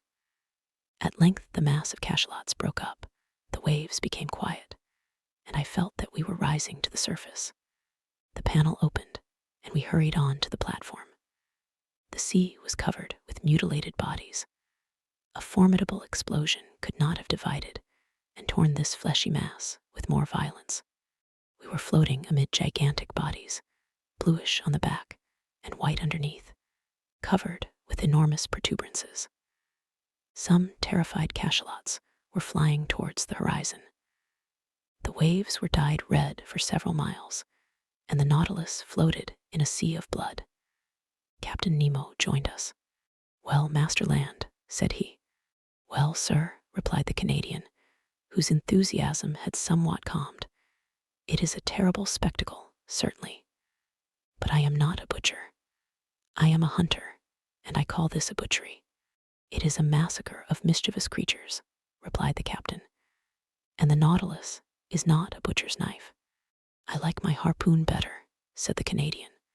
"Every one to his own," answered the captain, looking fixedly at Ned Land. I feared he would commit some act of violence, which would end in sad consequences. But his anger was turned by the sight of a whale, which the Nautilus had just come up with. The creature had not quite escaped from the cachalot's teeth. I recognized the southern whale by its flat head, which is entirely black. Anatomically, it is distinguished from the white whale and the North Cape whale by the 7 cervical vertebrae, and it has 2 more ribs than its congeners. Unfortunate cetacean was lying on its side, riddled with holes from the bites, and quite dead. From its mutilated fin still hung a young whale which it could not save from the massacre. Its open mouth let the water flow in and out, murmuring like the waves breaking on the shore. Captain Nemo steered close to the corpse of the creature. 2 of his men mounted its side, and I saw, not without surprise, that they were drawing from its breasts all the milk which they contained, that is to say, about 2 or 3 tons. The captain offered me a cup of the milk, which was still warm. I could not help showing my repugnance to the drink, but he assured me that it was excellent, and not to be distinguished from cow's milk. I tasted it, and was of his opinion. It was a useful reserve to us, for in the shape of salt butter or cheese, It would form an agreeable variety from our ordinary food. From that day, I noticed with uneasiness that Ned Land's ill will towards Captain Nemo increased, and I resolved to watch the Canadian's gestures closely. Chapter 13, The Iceberg. The Nautilus was steadily pursuing its southerly course, following the 50th meridian with considerable speed. Did he wish to reach the pole? I did not think so, for every attempt to reach that point had hitherto failed. Again, the season was far advanced, for in the Antarctic regions, the 13th of March corresponds with the 13th of September of northern regions, which begin at the equinoctial season. On the 14th of March, I saw floating ice in latitude 55 degrees, merely pale bits of debris from 20 to 25 feet long, forming banks over which the sea curled. The Nautilus remained on the surface of the ocean. Ned Land, who had fished in the Arctic seas, was familiar with its icebergs, but Conseil and I admired them for the first time. In the atmosphere towards the southern horizon stretched a white, dazzling band. English whalers have given it the name of ice blink. However thick the clouds may be, it is always visible and announces the presence of an ice pack or bank. Accordingly, larger blocks soon appeared, whose brilliancy changed with the caprices of the fog. Some of these masses showed green veins, as if long undulating lines had been traced with sulfate of copper. Others resembled enormous amethysts, with the light shining through them. Some reflected the light of day upon 1,000 crystal facets. Others, shaded with vivid calcareous reflections, resembled a perfect town of marble. The more we neared the south, the more these floating islands increased both in number and importance. At 60 degrees lat, every pass had disappeared. But seeking carefully, Captain Nemo soon found a narrow opening, through which he boldly slipped, knowing, however, that it would close behind him. Guided by this clever hand, the Nautilus passed through all the ice with a precision which quite charmed Conseil. Icebergs or mountains, ice fields or smooth plains, seeming to have no limits, drift ice or floating ice packs, plains broken up, called pouches when they are circular, and streams when they are made up of long strips. The temperature was very low. The thermometer exposed to the air marked 2 deg, or 3 degrees below zero, but we were warmly clad with fur, at the expense of the sea bear and seal. Interior of the Nautilus, warmed regularly by its electric apparatus, defied the most intense cold. Besides, it would only have been necessary to go some yards beneath the waves to find a more bearable temperature. 2 months earlier, we should have had perpetual daylight in these latitudes, but already we had had 3 or 4 hours of night, and by there would be 6 months of darkness in these circumpolar regions. On the 15th of March, we were in the latitude of New Shetland and South Orkney. The captain told me that formerly numerous tribes of seals inhabited them, but that English and American whalers, in their rage for destruction, massacred both old and young. Thus, where there was once life and animation, they had left silence and death. About 8 o'clock on the morning of the 16th of March, the Nautilus, following the 55th meridian, cut the Antarctic polar circle. Ice surrounded us on all sides and closed the horizon. But Captain Nemo went from one opening to another, still going higher. I cannot express my astonishment at the beauties of these new regions. The ice took most surprising forms. Here the grouping formed an oriental town, with innumerable mosques and minarets. There a fallen city thrown to the earth, as it were, by some convulsion of nature. The whole aspect was constantly changed by the oblique rays of the sun, or lost in the grayish fog amidst hurricanes of snow. Detonations and falls were heard on all sides, great overthrows of icebergs, which altered the whole landscape like a diorama. Often seeing no exit, I thought we were definitely prisoners, but instinct guiding him at the slightest indication, Captain Nemo would discover a new pass. He was never mistaken when he saw the thin threads of bluish water trickling along the ice fields, and I had no doubt that he had already ventured into the midst of these Antarctic seas before. On the 16th of March, however, the ice fields absolutely blocked our road. It was not the iceberg itself, as yet, but vast fields cemented by the cold. But this obstacle could not stop Captain Nemo. He hurled himself against it with frightful violence. The Nautilus entered the brittle mass like a wedge and split it with frightful crackings. It was the battering ram of the ancients hurled by infinite strength. The ice, thrown high in the air, fell like hail around us. By its own power of impulsion, our apparatus made a canal for itself. Sometimes carried away by its own impetus, it lodged on the ice field, crushing it with its weight, and sometimes buried beneath it, dividing it by a simple pitching movement, producing large rents in it. Violent gales assailed us at this time, accompanied by thick fogs, through which, from one end of the platform to the other, we could see nothing. The wind blew sharply from all parts of the compass, and the snow lay in such hard heaps that we had to break it with blows of a pickaxe. The temperature was always at 5°. Below zero, every outward part of the Nautilus was covered with ice. A rigged vessel would have been entangled in the blocked-up gorges.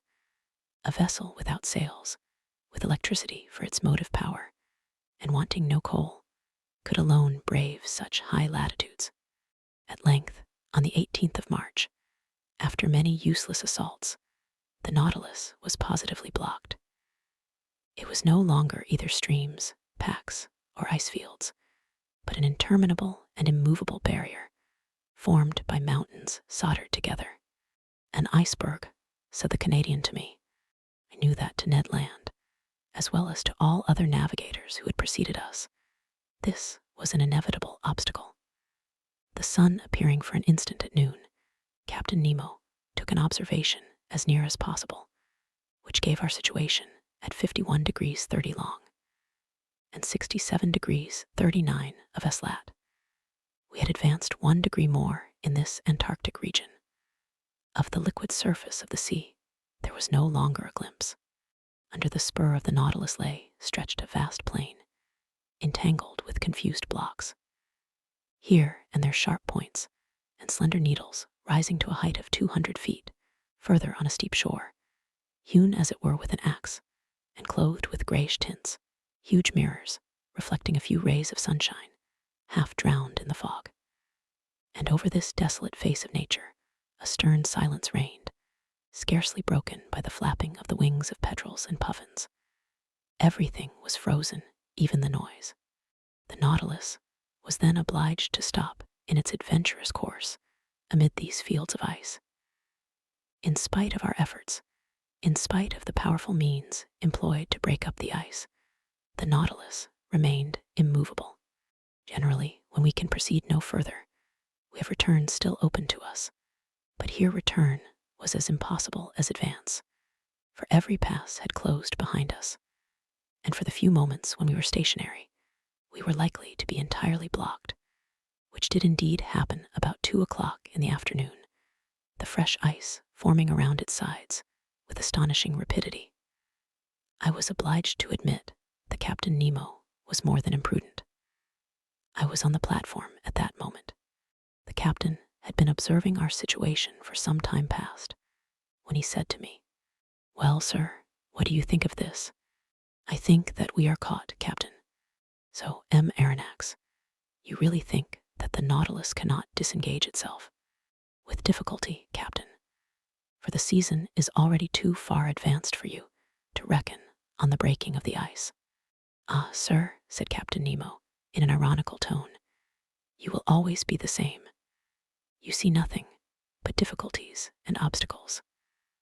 I affirm that not only can the Nautilus disengage itself, but also that it can go further still."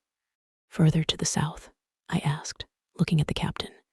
"Yes, sir, it shall go to the pole." "To the pole?"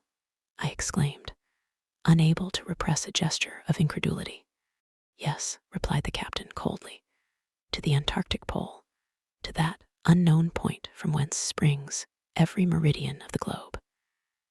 You know whether I can do as I please with the Nautilus. Yes, I knew that. I knew that this man was bold, even to rashness.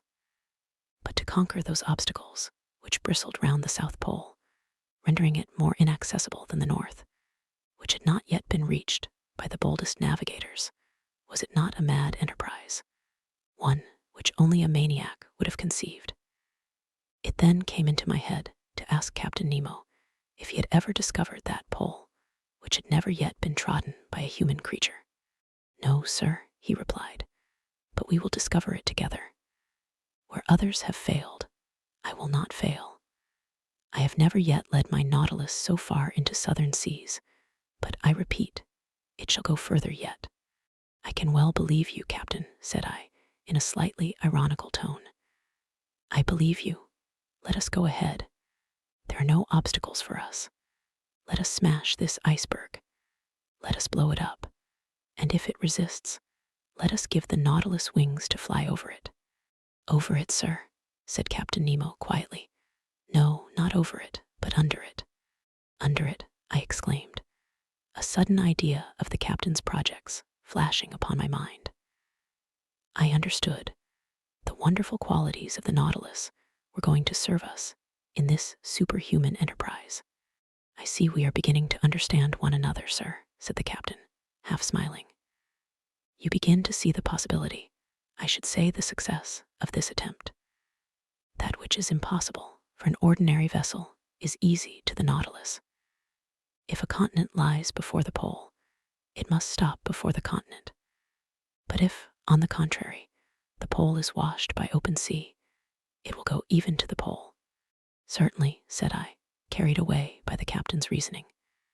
If the surface of the sea is solidified by the ice, the lower depths are free by the providential law, which has placed the maximum of density of the waters of the ocean 1 degree higher than freezing point. And, if I am not mistaken, the portion of this iceberg which is above the water is as 1 to 4 to that which is below. Very nearly, sir. For 1 foot of iceberg above the sea, there are 3 below it. If these ice mountains are not more than 300 feet above the surface, they are not more than 900 beneath. And what are 900 feet to the Nautilus? Nothing, sir. It could even seek at greater depths that uniform temperature of seawater. And there, brave with impunity, the 30 or 40 degrees of surface cold. Just so, sir, just so, I replied, getting animated. The only difficulty, continued Captain Nemo, is that of remaining several days without renewing our provision of air. Is that all? The Nautilus has vast reservoirs. We can fill them, and they will supply us with all the oxygen we want. Well thought of, M. Aronnax, replied the captain, smiling. But not wishing you to accuse me of rashness, I will first give you all my objections. Have you any more to make? Only one. It is possible, if the sea exists at the South Pole, that it may be covered, and consequently, we shall be unable to come to the surface. Good sir, but do you forget that the Nautilus is armed with a powerful spur, and could we not send it diagonally against these fields of ice, which would open at the shocks? Ah, sir, you are full of ideas today. Besides, Captain, I added enthusiastically, why should we not find the sea open at the South Pole as well as at the North? The frozen poles of the earth do not coincide, either in the southern or in the northern regions. And until it is proved to the contrary, we may suppose either a continent or an ocean free from ice at these 2 points of the globe. I think so too, M. Aronnax, replied Captain Nemo. I only wish you to observe that, after having made so many objections to my project, you are now crushing me with arguments in its favor. Preparations for this audacious attempt now began. The powerful pumps of the Nautilus were working air into the reservoirs and storing it at high pressure.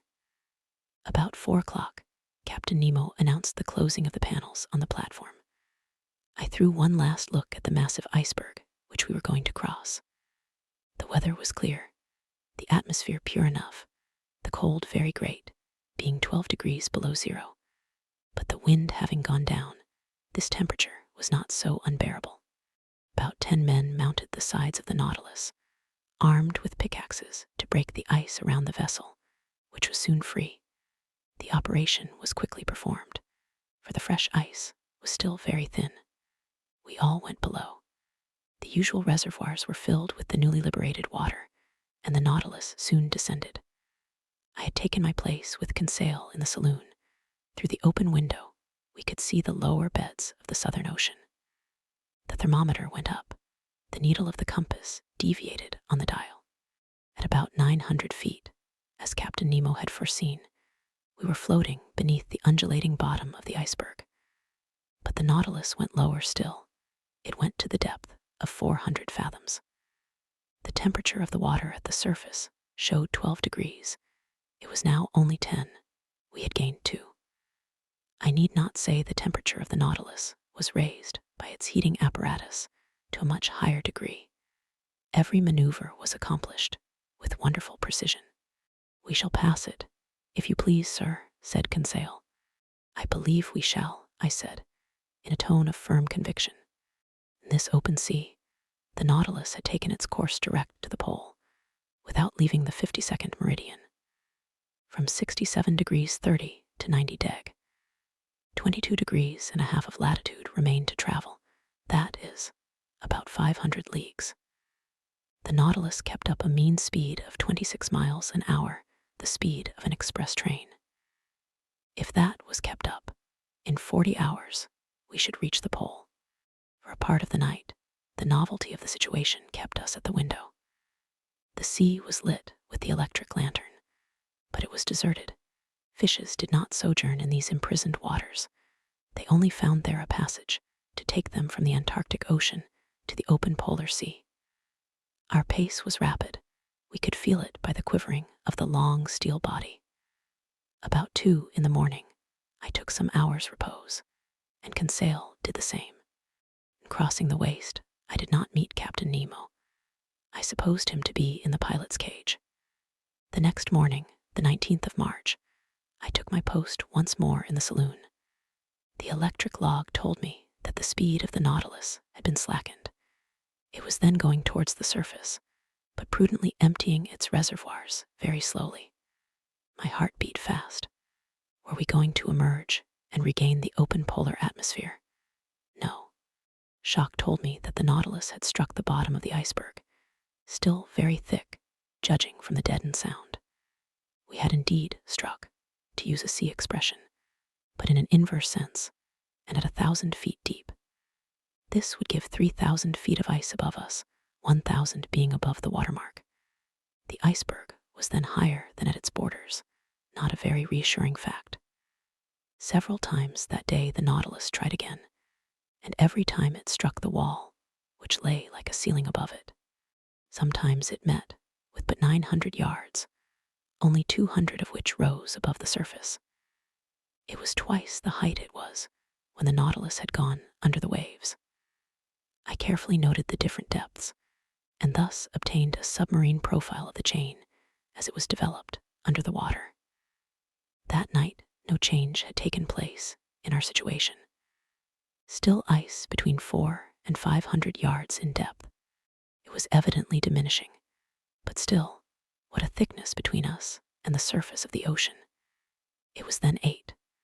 According to the daily custom on board the Nautilus, its air should have been renewed 4 hours ago, but I did not suffer much, although Captain Nemo had not yet made any demand upon his reserve of oxygen. My sleep was painful that night. Hope and fear besieged me by turns. I rose several times. The groping of the Nautilus continued. About 3 in the morning, I noticed that the lower surface of the iceberg was only about 50 feet deep. 150 feet now separated us from the surface of the waters. The iceberg was by degrees becoming an ice field, the mountain a plain. My eyes never left the manometer. We were still rising diagonally to the surface, which sparkled under the electric rays. The iceberg was stretching both above and beneath into lengthening slopes. Mile after mile, it was getting thinner. At length, at 6 in the morning of that memorable day, the 19th of March, the door of the saloon opened, and Captain Nemo appeared. "The sea is open," was all he said. Chapter 14, The South Pole. I rushed on to the platform. Yes, the open sea, with but a few scattered pieces of ice and moving icebergs, a long stretch of sea, a world of birds in the air, and myriads of fishes under those waters, which varied from intense blue to olive green, according to the bottom. The thermometer marked 3 degrees C above zero. It was comparatively spring, shut up as we were behind this iceberg, whose lengthened mass was dimly seen on our northern horizon. "Are we at the pole?" I asked the captain, with a beating heart. "I do not know," he replied. "At noon I will take our bearings." "But will the sun show himself through this fog?" said I, looking at the leaden sky. "However little it shows, it will be enough," replied the captain. About 10 miles south, a solitary island rose to a height of 104 yards. We made for it, but carefully, for the sea might be strewn with banks. 1 hour afterwards we had reached it. 2 hours later we had made the round of it. It measured 4 or 5 miles in circumference. A narrow canal separated it from a considerable stretch of land, perhaps a continent, for we could not see its limits. The existence of this land seemed to give some color to Maury's theory. The ingenious American has remarked that between the South Pole and the 60th parallel, the sea is covered with floating ice of enormous size, which is never met with in the North Atlantic. From this fact, he has drawn the conclusion that the Antarctic Circle encloses considerable continents, as icebergs cannot form in open sea, but only on the coasts. According to these calculations, the mass of ice surrounding the southern pole forms a vast cap, the circumference of which must be at least 2,500 miles. But the Nautilus, for fear of running aground, had stopped about 3 cable lengths from a strand over which reared a superb heap of rocks. The boat was launched. The captain, 2 of his men, bearing instruments, Conseil, and myself were in it. It was 10 in the morning. I had not seen Ned Land. Doubtless, the Canadian did not wish to admit the presence of the South Pole. A few strokes of the oar brought us to the sand, where we ran ashore. Conseil was going to jump onto the land when I held him back. "Sir," said I to Captain Nemo, "to you belongs the honor of first setting foot on this land." "Yes, sir," said the captain, "and if I do not hesitate to tread this South Pole, it is because, up to this time, no human being has left a trace there." Saying this, he jumped lightly onto the sand. His heart beat with emotion. He climbed a rock, sloping to a little promontory, and there, with his arms crossed, mute and motionless, and with an eager look, he seemed to take possession of these southern regions. After 5 minutes passed in this ecstasy, he turned to us. "When you like, sir." I landed, followed by Conseil, leaving the 2 men in the boat. For a long way the soil was composed of a reddish sandy stone, something like crushed brick, scoriae, streams of lava, and pumice stones. One could not mistake its volcanic origin. In some parts, slight curls of smoke emitted a sulphurous smell, proving that the internal fires had lost nothing of their expansive powers, though, having climbed a high acclivity, I could see no volcano for a radius of several miles. We know that in those Antarctic countries, James Ross found 2 craters, the Erebus and Terror, in full activity on the 167th meridian, latitude 77 degrees 32. The vegetation of this desolate continent seemed to me much restricted.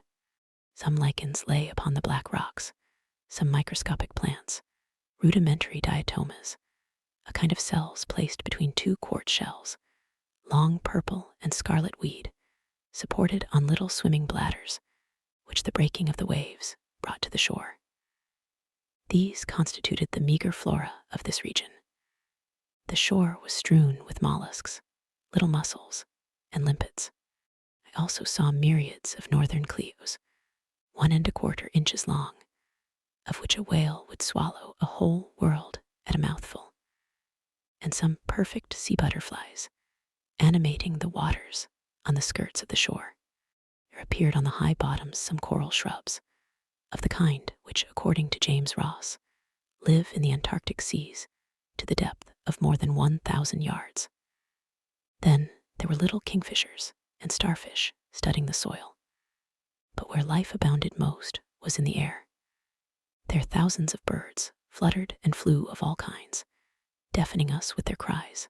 Others crowded the rock, looking at us as we passed by without fear, and pressing familiarly close by our feet.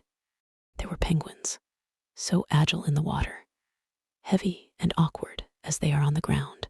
They were uttering harsh cries. A large assembly, sober in gesture, but extravagant in clamor. Albatrosses passed in the air, the expanse of their wings being at least 4.5 yards, and justly called the vultures of the ocean, some gigantic petrels, and some damiers, a kind of small duck, the underpart of whose body is black and white. Then there were a whole series of petrels, some whitish, with brown bordered wings, others blue, peculiar to the Antarctic seas, and so oily, as I told Conseil, that the inhabitants of the Faroe Islands had nothing to do before lighting them, but to put a wick in. A little more, said Conseil, and they would be perfect lamps. After that, we cannot expect nature to have previously furnished them with wicks. About half a mile farther on the soil was riddled with ruff's nests, a sort of laying ground, out of which many birds were issuing. Captain Nemo had some hundreds hunted. They uttered a cry like the braying of an ass, were about the size of a goose, slate color on the body, white beneath, with a yellow line round their throats. They allowed themselves to be killed with a stone, never trying to escape. But the fog did not lift, and at 11 the sun had not yet shown itself. Its absence made me uneasy. Without it, no observations were possible. How, then, could we decide whether we had reached the pole? When I rejoined Captain Nemo, I found him leaning on a piece of rock, silently watching the sky. He seemed impatient and vexed. But what was to be done? This rash and powerful man could not command the sun as he did the sea. Noon arrived without the orb of day showing itself for an instant. We could not even tell its position behind the curtain of fog, and soon the fog turned to snow.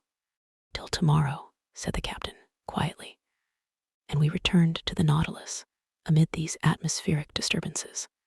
The tempest of snow continued till the next day.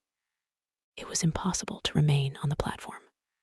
From the saloon, where I was taking notes of incidents happening during this excursion to the polar continent, I could hear the cries of petrels and albatrosses sporting in the midst of this violent storm. The Nautilus did not remain motionless, but skirted the coast, advancing 10 miles more to the south in the half-light left by the sun as it skirted the edge of the horizon. The next day, the 20th of March, the snow had ceased. The cold was a little greater, the thermometer showing 2 degrees below zero. The fog was rising, and I hoped that that day our observations might be taken. Captain Nemo not having yet appeared, the boat took Conseil and myself to land. The soil was still of the same volcanic nature. Everywhere were traces of lava, scoriae, and basalt, but the crater which had vomited them I could not see. Here, as lower down, this continent was alive with myriads of birds, but their rule was now divided with large troops of sea mammals, looking at us with their soft eyes. There were several kinds of seals, some stretched on the earth, some on flakes of ice, many going in and out of the sea. They did not flee at our approach, never having had anything to do with man, and I reckoned that there were provisions there for hundreds of vessels. Sir, said Conseil, will you tell me the names of these creatures? They are seals and morses. It was now 8 in the morning. 4 hours remained to us before the sun could be observed with advantage. I directed our steps towards a vast bay cut in the steep granite shore. There, I can aver that earth and ice were lost to sight by the numbers of sea mammals covering them, and I involuntarily sought for old Proteus, the mythological shepherd who watched these immense flocks of Neptune. There were more seals than anything else, forming distinct groups, male and female, the father watching over his family, the mother suckling her little ones, some already strong enough to go a few steps. When they wished to change their place, they took little jumps, made by the contraction of their bodies, and helped awkwardly enough by their imperfect fin, which, as with the lamentin, their cousins, forms a perfect forearm. I should say that, in the water, which is their element, the spine of these creatures is flexible. With smooth and close skin and webbed feet, they swim admirably. In resting on the earth, they take the most graceful attitudes. Thus the ancients, observing their soft and expressive looks, which cannot be surpassed by the most beautiful look a woman can give, their clear, voluptuous eyes, their charming positions, and the poetry of their manners, metamorphose them, the male into a triton, and the female into a mermaid. I made Conseil notice the considerable development of the lobes of the brain in these interesting cetaceans. No mammal, except man, has such a quantity of brain matter.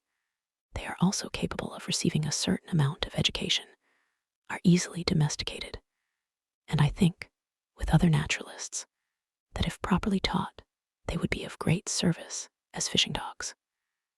The greater part of them slept on the rocks or on the sand, amongst these seals, properly so called, which have no external ears, in which they differ from the otter, whose ears are prominent. I noticed several varieties of seals about 3 yards long, with a white coat, bulldog heads, armed with teeth in both jaws, 4 incisors at the top and 4 at the bottom, and 2 large canine teeth in the shape of a fleur-de-lis. Amongst them glided sea elephants, a kind of seal with short, flexible trunks. The giants of this species measured 20 feet round and 10 yards and a half in length. But they did not move as we approached. "These creatures are not dangerous?" asked Conseil. "No, not unless you attack them. When they have to defend their young, their rage is terrible, and it is not uncommon for them to break the fishing boats to pieces." "They are quite right," said Conseil. "I do not say they are not." 2 miles farther on we were stopped by the promontory, which shelters the bay from the southerly winds. Beyond it, we heard loud bellowings, such as a troop of ruminants would produce. "Good," said Conseil. "A concert of bulls." "No, a concert of morses. They are fighting. They are either fighting or playing." We now began to climb the blackish rocks, amid unforeseen stumbles, and over stones, which the ice made slippery. More than once I rolled over at the expense of my loins. Conseil, more prudent or more steady, did not stumble, and helped me up, saying, "If, sir, you would have the kindness to take wider steps, you would preserve your equilibrium better." Arrived at the upper ridge of the promontory, I saw a vast white plain covered with morses. They were playing amongst themselves, and what we heard were bellowings of pleasure, not of anger. As I passed these curious animals, I could examine them leisurely, for they did not move. Their skins were thick and rugged, of a yellowish tint approaching to red. Their hair was short and scant. Some of them were 4 yards and a quarter long. Quieter and less timid than their cousins of the north, they did not, like them, place sentinels round the outskirts of their encampment. After examining this city of morses, I began to think of returning. It was 11 o'clock, and if Captain Nemo found the conditions favorable for observations, I wished to be present at the operation. We followed a narrow pathway running along the summit of the steep shore. At 11:30, we had reached the place where we landed. The boat had run aground, bringing the captain. I saw him standing on a block of basalt, his instruments near him, his eyes fixed on the northern horizon, near which the sun was then describing a lengthened curve. I took my place beside him and waited without speaking. Noon arrived, and as before, the sun did not appear. It was a fatality. Observations were still wanting. If not accomplished tomorrow, we must give up all idea of taking any. We were indeed exactly at the 20th of March. Tomorrow, the 21st, would be the equinox. The sun would disappear behind the horizon for 6 months, and with its disappearance, the long polar night would begin. Since the September equinox, it had emerged from the northern horizon, rising by lengthened spirals up to the 21st of December. At this period, the summer solstice of the northern regions, it had begun to descend, and tomorrow was to shed its last rays upon them. I communicated my fears and observations to Captain Nemo. "You are right, M. Aronnax," said he. "If tomorrow I cannot take the altitude of the sun, I shall not be able to do it for 6 months. But precisely because chance has led me into these seas on the 21st of March, my bearings will be easy to take if at 12 we can see the sun." "Why, Captain?" "Because then the orb of day described such lengthened curves that it is difficult to measure exactly its height above the horizon, and grave errors may be made with instruments." "What will you do then?" "I shall only use my chronometer," replied Captain Nemo. "If tomorrow, the 21st of March, the disk of the sun, allowing for refraction, is exactly cut by the northern horizon, it will show that I am at the South Pole." "Just so," said I. "But this statement is not mathematically correct, because the equinox does not necessarily begin at noon." "Very likely, sir. But the error will not be 100 yards, and we do not want more. Till tomorrow, then." Captain Nemo returned on board. Conseil and I remained to survey the shore, observing and studying until 5 o'clock. Then I went to bed, not, however, without invoking, like the Indian, the favor of the radiant orb. The next day, the 21st of March, at 5 in the morning, I mounted the platform. I found Captain Nemo there. "The weather is lightening a little," said he. "I have some hope. After breakfast, we will go on shore and choose a post for observation." That point settled, I sought Ned Land. I wanted to take him with me, but the obstinate Canadian refused, and I saw that his taciturnity and his bad humor grew day by day. After all, I was not sorry for his obstinacy under the circumstances. Indeed, there were too many seals on shore, and we ought not to lay such temptation in this unreflecting fisherman's way. Breakfast over, we went on shore. The Nautilus had gone some miles further up in the night. It was a whole league from the coast, above which reared a sharp peak about 500 yards high. The boat took with me Captain Nemo, 2 men of the crew, and the instruments, which consisted of a chronometer, a telescope, and a barometer. While crossing, I saw numerous whales belonging to the 3 kinds peculiar to the southern seas: the whale, or the English right whale, which has no dorsal fin; the humpback, with reeved chest and large, whitish fins, which, in spite of its name, do not form wings; and the finback, of a yellowish brown, the liveliest of all the cetacea. This powerful creature is heard a long way off when he throws to great height columns of air and vapor, which look like whirlwinds of smoke. These different mammals were disporting themselves in troops in the quiet waters, and I could see that this basin of the Antarctic pole serves as a place of refuge to the cetacea, too closely tracked by the hunters. I also noticed large medusae floating between the reeds. At 9 we landed. The sky was brightening. The clouds were flying to the south, and the fog seemed to be leaving the cold surface of the waters. Captain Nemo went towards the peak, which he doubtless meant to be his observatory. It was a painful ascent over the sharp lava and the pumice stones, in an atmosphere often impregnated with a sulphurous smell from the smoking cracks. For a man unaccustomed to walk on land, the captain climbed the steep slopes with an agility I never saw equaled, and which a hunter would have envied. We were 2 hours getting to the summit of this peak, which was half porphyry and half basalt. From thence we looked upon a vast sea which, towards the north, distinctly traced its boundary line upon the sky. At our feet lay fields of dazzling whiteness. Over our heads a pale azure, free from fog. To the north, the disk of the sun seemed like a ball of fire, already horned by the cutting of the horizon. From the bosom of the water rose sheaves of liquid jets by hundreds. In the distance lay the Nautilus like a cetacean asleep on the water. Behind us, to the south and east, an immense country and a chaotic heap of rocks and ice, the limits of which were not visible. On arriving at the summit, Captain Nemo carefully took the mean height of the barometer, for he would have to consider that in taking his observations. At 11:45, the sun, then seen only by refraction, looked like a golden disk shedding its last rays upon this deserted continent and seas which never man had yet plowed. Captain Nemo, furnished with a lenticular glass, which, by means of a mirror, corrected the refraction, watched the orb sinking below the horizon by degrees, following a lengthened diagonal. I held the chronometer. My heart beat fast. If the disappearance of the half-disk of the sun coincided with 12 o'clock on the chronometer, we were at the pole itself. 12, I exclaimed.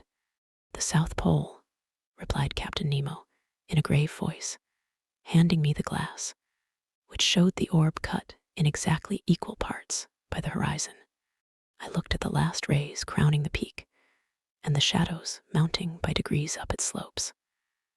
At that moment, Captain Nemo, resting with his hand on my shoulder, said, I, Captain Nemo, on this 21st day of March, 1868, have reached the South Pole on the 90th degree, and I take possession of this part of the globe, equal to 1/6 of the known continents.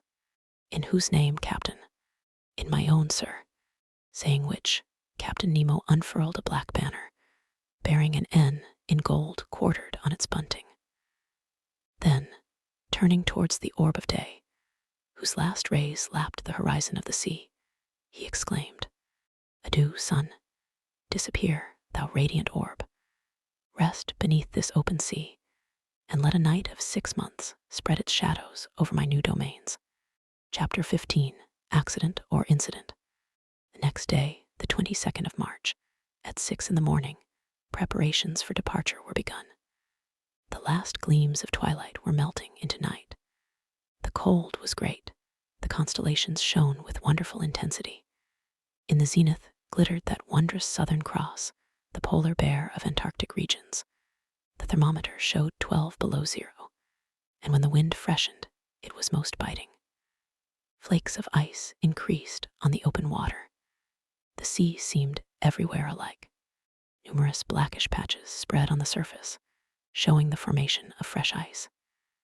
Evidently, the southern basin, frozen during the 6 winter months, was absolutely inaccessible. What became of the whales in that time? Doubtless, they went beneath the icebergs, seeking more practicable seas. As to the seals and morses, accustomed to live in a hard climate, they remained on these icy shores. These creatures have the instinct to break holes in the ice field and to keep them open. To these holes they come for breath. When the birds, driven away by the cold, have emigrated to the north, these sea mammals remain sole masters of the polar continent. But the reservoirs were filling with water, and the Nautilus was slowly descending. At 1,000 feet deep, it stopped. Its screw beat the waves, and it advanced straight towards the north at a speed of 15 miles an hour. Towards night, it was already floating under the immense body of the iceberg. At 3 in the morning, I was awakened by a violent shock. I sat up in my bed and listened in the darkness when I was thrown into the middle of the room. The Nautilus, after having struck, had rebounded violently. I groped along the partition and by the staircase to the saloon, which was lit by the luminous ceiling. The furniture was upset. Fortunately, the windows were firmly set and had held fast. The pictures on the starboard side, from being no longer vertical, were clinging to the paper, whilst those of the port side were hanging at least a foot from the wall. The Nautilus was lying on its starboard side, perfectly motionless. I heard footsteps and a confusion of voices, but Captain Nemo did not appear. As I was leaving the saloon, Ned Land and Conseil entered. "What is the matter?" said I at once. "I came to ask you, sir," replied Conseil. "Confound it," exclaimed the Canadian. "I know well enough. The Nautilus has struck, and judging by the way she lies, I do not think she will right herself as she did the first time in Torres Straits." "But," I asked, "has she at least come to the surface of the sea?" "We do not know," said Conseil. "It is easy to decide," I answered. I consulted the manometer. To my great surprise, it showed a depth of more than 180 fathoms. "What does that mean?" I exclaimed. "We must ask Captain Nemo," said Conseil. "But where shall we find him?" said Ned Land. "Follow me," said I to my companions. We left the saloon. There was no one in the library. At the center staircase, by the berths of the ship's crew, there was no one. I thought that Captain Nemo must be in the pilot's cage. It was best to wait. We all returned to the saloon. For 20 minutes we remained thus, trying to hear the slightest noise which might be made on board the Nautilus, when Captain Nemo entered. He seemed not to see us. His face, generally so impassive, showed signs of uneasiness. He watched the compass silently, then the manometer, and going to the planisphere, placed his finger on a spot representing the southern seas. I would not interrupt him, but some minutes later, when he turned towards me, I said, using one of his own expressions in the Torres Straits, "An incident, Captain." "No, sir, an accident this time." "Serious?" "Perhaps." "Is the danger immediate?" "No. The Nautilus has stranded." "Yes." "And this has happened, how?" "From a caprice of nature, not from the ignorance of man. Not a mistake has been made in the working, but we cannot prevent equilibrium from producing its effects. We may brave human laws, but we cannot resist natural ones." Captain Nemo had chosen a strange moment for uttering this philosophical reflection. On the whole, his answer helped me little. "May I ask, sir, the cause of this accident?" "An enormous block of ice, a whole mountain, has turned over," he replied. "When icebergs are undermined at their base by warmer water, or reiterated shocks their center of gravity rises, and the whole thing turns over. This is what has happened. One of these blocks, as it fell, struck the Nautilus, then, gliding under its hull, raised it with irresistible force, bringing it into beds which are not so thick, where it is lying on its side. But can we not get the Nautilus off by emptying its reservoirs, that it might regain its equilibrium? That, sir, is being done at this moment. You can hear the pump working. Look at the needle of the manometer. It shows that the Nautilus is rising, but the block of ice is floating with it, and until some obstacle stops its ascending motion, our position cannot be altered. Indeed, the Nautilus still held the same position to starboard. Doubtless, it would right itself when the block stopped.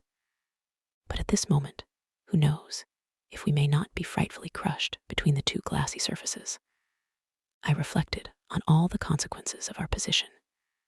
Captain Nemo never took his eyes off the manometer. Since the fall of the iceberg, the Nautilus had risen about 150 feet, but it still made the same angle with the perpendicular. Suddenly, a slight movement was felt in the hold.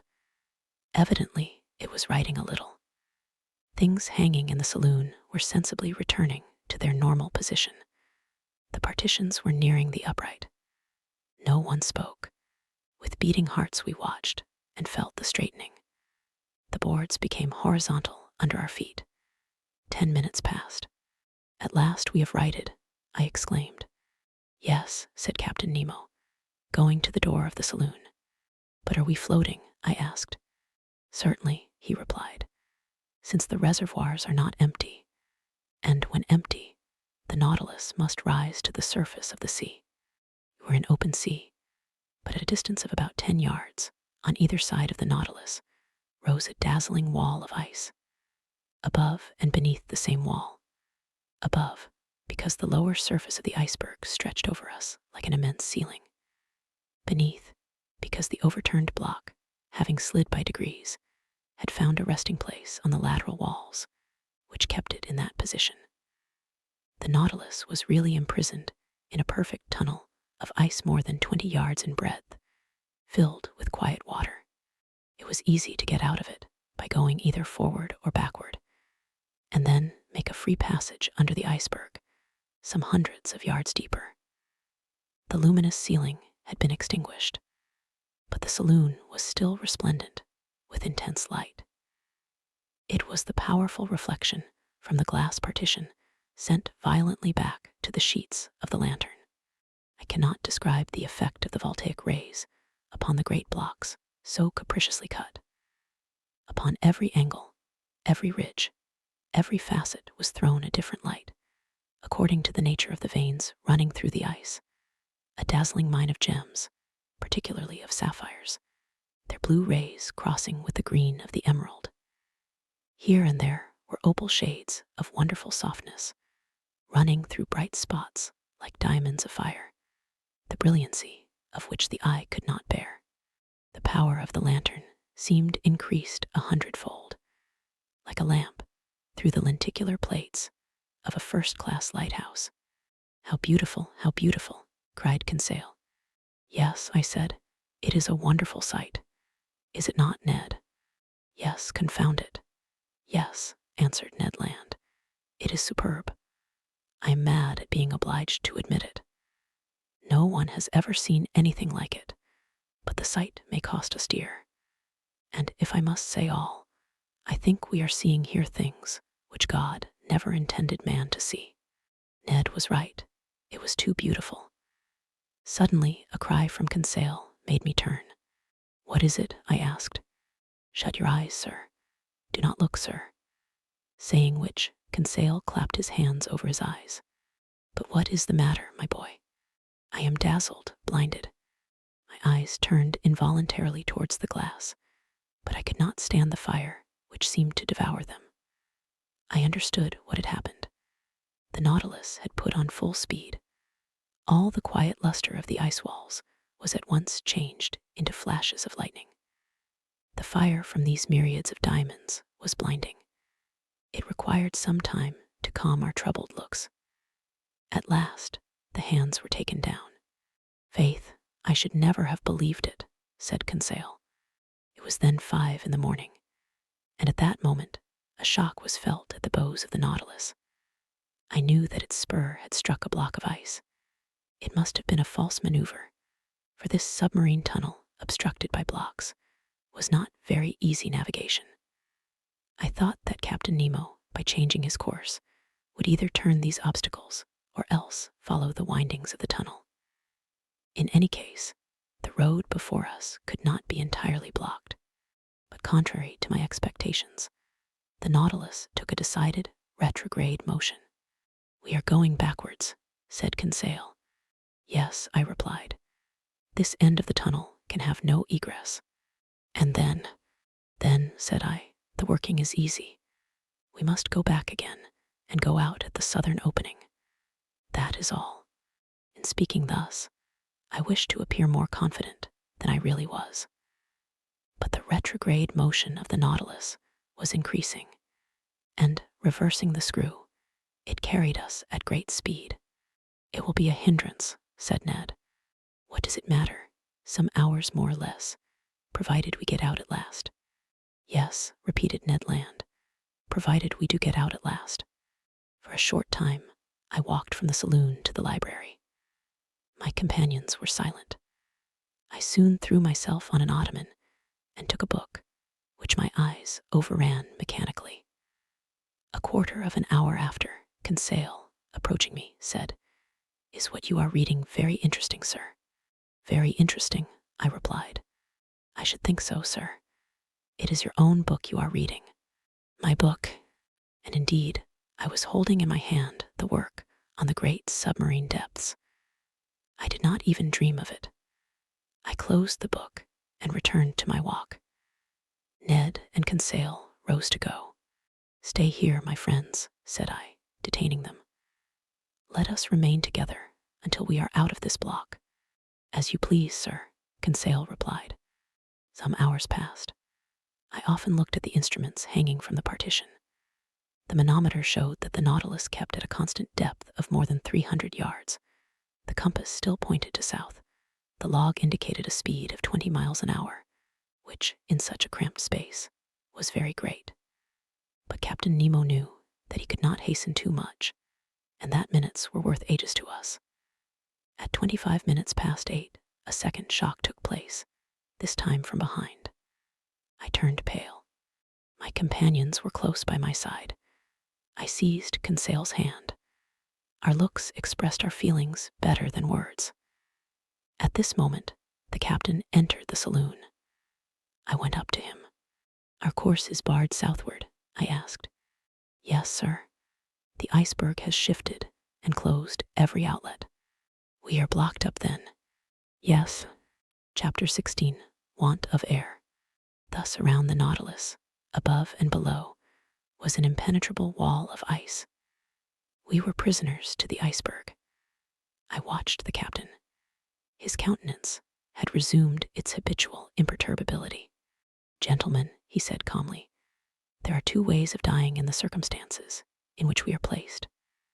This puzzling person had the air of a mathematical professor lecturing to his pupils. "The first is to be crushed. The second is to die of suffocation. I do not speak of the possibility of dying of hunger, for the supply of provisions in the Nautilus will certainly last longer than we shall. Let us, then, calculate our chances." "As to suffocation, Captain," I replied, "that is not to be feared, because our reservoirs are full." "Just so, but they will only yield 2 days' supply of air. Now, for 36 hours, we have been hidden under the water, and already the heavy atmosphere of the Nautilus requires renewal. In 48 hours, our reserve will be exhausted." "Well, Captain, can we be delivered before 48 hours? "We will attempt it, at least, by piercing the wall that surrounds us." "On which side?" "Sound will tell us. I am going to run the Nautilus aground on the lower bank, and my men will attack the iceberg on the side that is least thick." Captain Nemo went out. Soon, I discovered by a hissing noise that the water was entering the reservoirs. The Nautilus sank slowly and rested on the ice at a depth of 350 yards, the depth at which the lower bank was immersed. "My friends," I said, "our situation is serious, but I rely on your courage and energy." "Sir," replied the Canadian, "I am ready to do anything for the general safety." "Good, Ned," and I held out my hand to the Canadian. "I will add," he continued, "that, being as handy with the pickaxe as with the harpoon, if I can be useful to the captain, he can command my services. He will not refuse your help. Come, Ned." I led him to the room where the crew of the Nautilus were putting on their cork jackets. I told the captain of Ned's proposal, which he accepted. The Canadian put on his sea costume and was ready as soon as his companions. When Ned was dressed, I re-entered the drawing room, where the panes of glass were open, and posted near Conseil, I examined the ambient beds that supported the Nautilus. Some instants after, we saw a dozen of the crew set foot on the bank of ice, and among them Ned Land, easily known by his stature. Captain Nemo was with them. Before proceeding to dig the walls, he took the soundings, to be sure of working in the right direction. Long sounding lines were sunk in the side walls, but after 15 yards, they were again stopped by the thick wall. It was useless to attack it on the ceiling-like surface, since the iceberg itself measured more than 400 yards in height. Captain Nemo then sounded the lower surface. Their 10 yards of wall separated us from the water. So great was the thickness of the ice field. It was necessary, therefore, to cut from it a piece equal in extent to the water line of the Nautilus. There were about 6,000 cubic yards to detach, so as to dig a hole by which we could descend to the ice field. The work had begun immediately and carried on with indefatigable energy. Instead of digging round the Nautilus, which would have involved greater difficulty, Captain Nemo had an immense trench made at 8 yards from the port quarter. Then the men set to work simultaneously with their screws on several points of its circumference. Presently, the pickaxe attacked this compact matter vigorously, and large blocks were detached from the mass. By a curious effect of specific gravity, these blocks, lighter than water, fled, so to speak, to the vault of the tunnel that increased in thickness at the top in proportion as it diminished at the base. But that mattered little, so long as the lower part grew thinner. After 2 hours' hard work, Ned Land came in exhausted. He and his comrades were replaced by new workers, whom Conseil and I joined.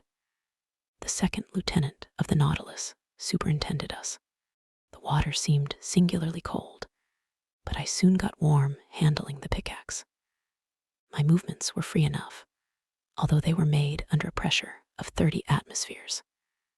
When I re-entered, after working 2 hours, to take some food and rest, I found a perceptible difference between the pure fluid with which the Rauquirol engine supplied me and the atmosphere of the Nautilus, already charged with carbonic acid. Air had not been renewed for 48 hours, and its vivifying qualities were considerably enfeebled. However, after a lapse of 12 hours, we had only raised a block of ice 1 yard thick on the marked surface, which was about 600 cubic yards. Reckoning that it took 12 hours to accomplish this much, it would take 5 nights and 4 days to bring this enterprise to a satisfactory conclusion. 5 nights and 4 days, and we have only air enough for 2 days in the reservoirs. Without taking into account, said Ned, that, even if we get out of this infernal prison, we shall also be imprisoned under the iceberg, shut out from all possible communication with the atmosphere. True enough. Who could then foresee the minimum of time necessary for our deliverance? We might be suffocated before the Nautilus could regain the surface of the waves. Was it destined to perish in this ice tomb, with all those it enclosed? The situation was terrible, but everyone had looked the danger in the face, and each was determined to do his duty to the last.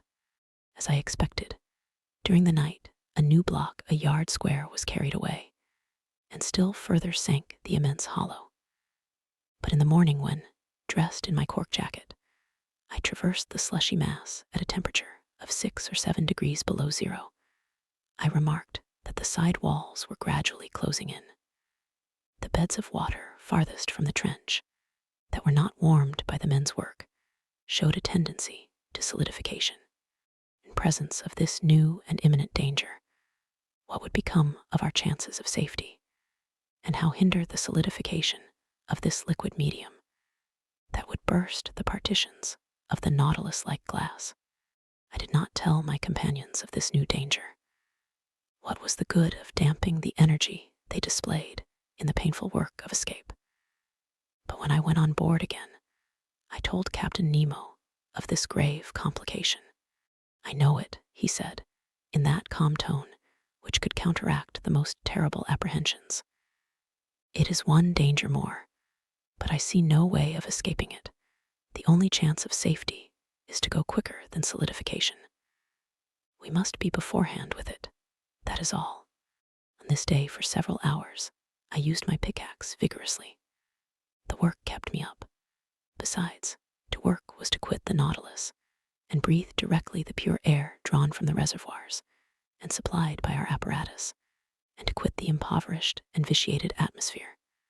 Towards evening, the trench was dug 1 yard deeper. When I returned on board, I was nearly suffocated by the carbonic acid with which the air was filled. Ah, if we had only the chemical means to drive away this deleterious gas. We had plenty of oxygen. All this water contained a considerable quantity, and by dissolving it with our powerful piles, it would restore the vivifying fluid.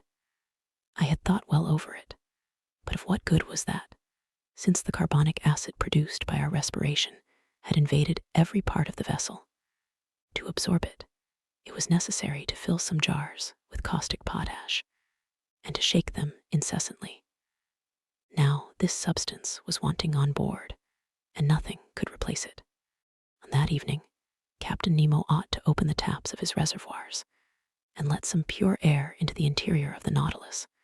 Without this precaution, we could not get rid of the sense of suffocation. The next day, March 26th, I resumed my miner's work in beginning the 5th yard. The side walls and the lower surface of the iceberg thickened visibly. It was evident that they would meet before the Nautilus was able to disengage itself. Despair seized me for an instant. My pickaxe nearly fell from my hands. What was the good of digging if I must be suffocated, crushed by the water that was turning into stone? A punishment that the ferocity of the savages even would not have invented. Just then, Captain Nemo passed near me. I touched his hand and showed him the walls of our prison. The wall to port had advanced to at least 4 yards from the hull of the Nautilus. The captain understood me and signed me to follow him. We went on board. I took off my cork jacket and accompanied him into the drawing room. Aronnax, we must attempt some desperate means, or we shall be sealed up in this solidified water as in cement. Yes, but what is to be done? If my Nautilus were strong enough to bear this pressure without being crushed. Well, I asked, not catching the captain's idea. Do you not understand, he replied, that this congelation of water will help us? Do you not see that, by its solidification, it would burst through this field of ice that imprisons us, as, when it freezes, it bursts the hardest stones? Do you not perceive that it would be an agent of safety instead of destruction? Yes, Captain, perhaps. But whatever resistance to crushing the Nautilus possesses, it could not support this terrible pressure, and would be flattened like an iron plate. I know it, sir. Therefore, we must not reckon on the aid of nature, but on our own exertions. We must stop this solidification. Not only will the side walls be pressed together, but there is not 10 feet of water before or behind the Nautilus. The congelation gains on us on all sides. How long will the air in the reservoirs last for us to breathe on board? The captain looked in my face. After tomorrow, they will be empty. Cold sweat came over me. However, ought I to have been astonished at the answer? On March 22, the Nautilus was in the open polar seas. We were at 26 degrees. For 5 days, we had lived on the reserve on board, and what was left of the respirable air must be kept for the workers. Even now, as I write, my recollection is still so vivid that an involuntary terror seizes me and my lungs seem to be without air. Meanwhile, Captain Nemo reflected silently, and evidently an idea had struck him, but he seemed to reject it. At last, these words escaped his lips. "Boiling water," he muttered. "Boiling water," I cried. "Yes, sir. We are enclosed in a space that is relatively confined. Would not jets of boiling water, constantly injected by the pumps, raise the temperature in this part and stay the congelation? Let us try it," I said resolutely. "Let us try it, Professor." The thermometer then stood at 7 degrees outside. Captain Nemo took me to the galleys, where the vast distillatory machines stood that furnished the drinkable water by evaporation. They filled these with water, and all the electric heat from the piles was thrown through the worms bathed in the liquid. In a few minutes, this water reached 100 degrees. It was directed towards the pumps, while fresh water replaced it in proportion. The heat developed by the troughs was such that cold water, drawn up from the sea after only having gone through the machines, came boiling into the body of the pump. The injection was begun, and 3 hours after the thermometer marked 6 degrees below zero outside. 1 degree was gained. 2 hours later, the thermometer only marked 4 degrees. "We shall succeed," I said to the captain, after having anxiously watched the result of the operation. "I think," he answered, "that we shall not be crushed. We have no more suffocation to fear." During the night, the temperature of the water rose to 1 degree below zero. The injections could not carry it to a higher point. But as the congelation of the seawater produces at least 2 degrees, I was at least reassured against the dangers of solidification. Next day, March 27th, 6 yards of ice had been cleared, 12 feet only remaining to be cleared away. There was yet 48 hours' work. The air could not be renewed in the interior of the Nautilus, and this day would make it worse. An intolerable weight oppressed me. Towards 3 o'clock in the evening, this feeling rose to a violent degree. Yawns dislocated my jaws. My lungs panted as they inhaled this burning fluid, which became rarefied more and more. A moral torpor took hold of me. I was powerless, almost unconscious. My brave Conseil, though exhibiting the same symptoms and suffering in the same manner, never left me. He took my hand and encouraged me, and I heard him murmur, "Oh, if I could only not breathe, so as to leave more air for my master." Tears came into my eyes on hearing him speak thus. If our situation to all was intolerable in the interior, with what haste and gladness would we put on our cork jackets to work in our turn? Pickaxes sounded on the frozen ice beds. Our arms ached. The skin was torn off our hands. But what were these fatigues? What did the wounds matter? Vital air came to the lungs. We breathed. We breathed. All this time, no one prolonged his voluntary task beyond the prescribed time. His task accomplished, each one handed in turn to his panting companions the apparatus that supplied him with life. Captain Nemo set the example and submitted first to this severe discipline. When the time came, he gave up his apparatus to another and returned to the vitiated air on board, calm, unflinching, unmurmuring. On that day, the ordinary work was accomplished with unusual vigor. Only 2 yards remained to be raised from the surface. 2 yards only separated us from the open sea, but the reservoirs were nearly emptied of air. The little that remained ought to be kept for the workers, not a particle for the Nautilus. When I went back on board, I was half suffocated. What a night! I know not how to describe it. The next day my breathing was oppressed. Dizziness accompanied the pain in my head and made me like a drunken man. My companions showed the same symptoms. Some of the crew had rattling in the throat. On that day, the 6th of our imprisonment, Captain Nemo, finding the pickaxes work too slowly, resolved to crush the ice bed that still separated us from the liquid sheet. This man's coolness and energy never forsook him. He subdued his physical pains by moral force. By his orders, the vessel was lightened, that is to say, raised from the ice bed by a change of specific gravity. When it floated, they towed it so as to bring it above the immense trench made on the level of the waterline. Then, filling his reservoirs of water, he descended and shut himself up in the hole. Just then all the crew came on board, and the double door of communication was shut. The Nautilus then rested on the bed of ice, which was not 1 yard thick, and which the sounding leads had perforated in 1,000 places. The taps of the reservoirs were then opened, and 100 cubic yards of water was let in, increasing the weight of the Nautilus to 1,800 tons. We waited, we listened, forgetting our sufferings in hope. Our safety depended on this last chance.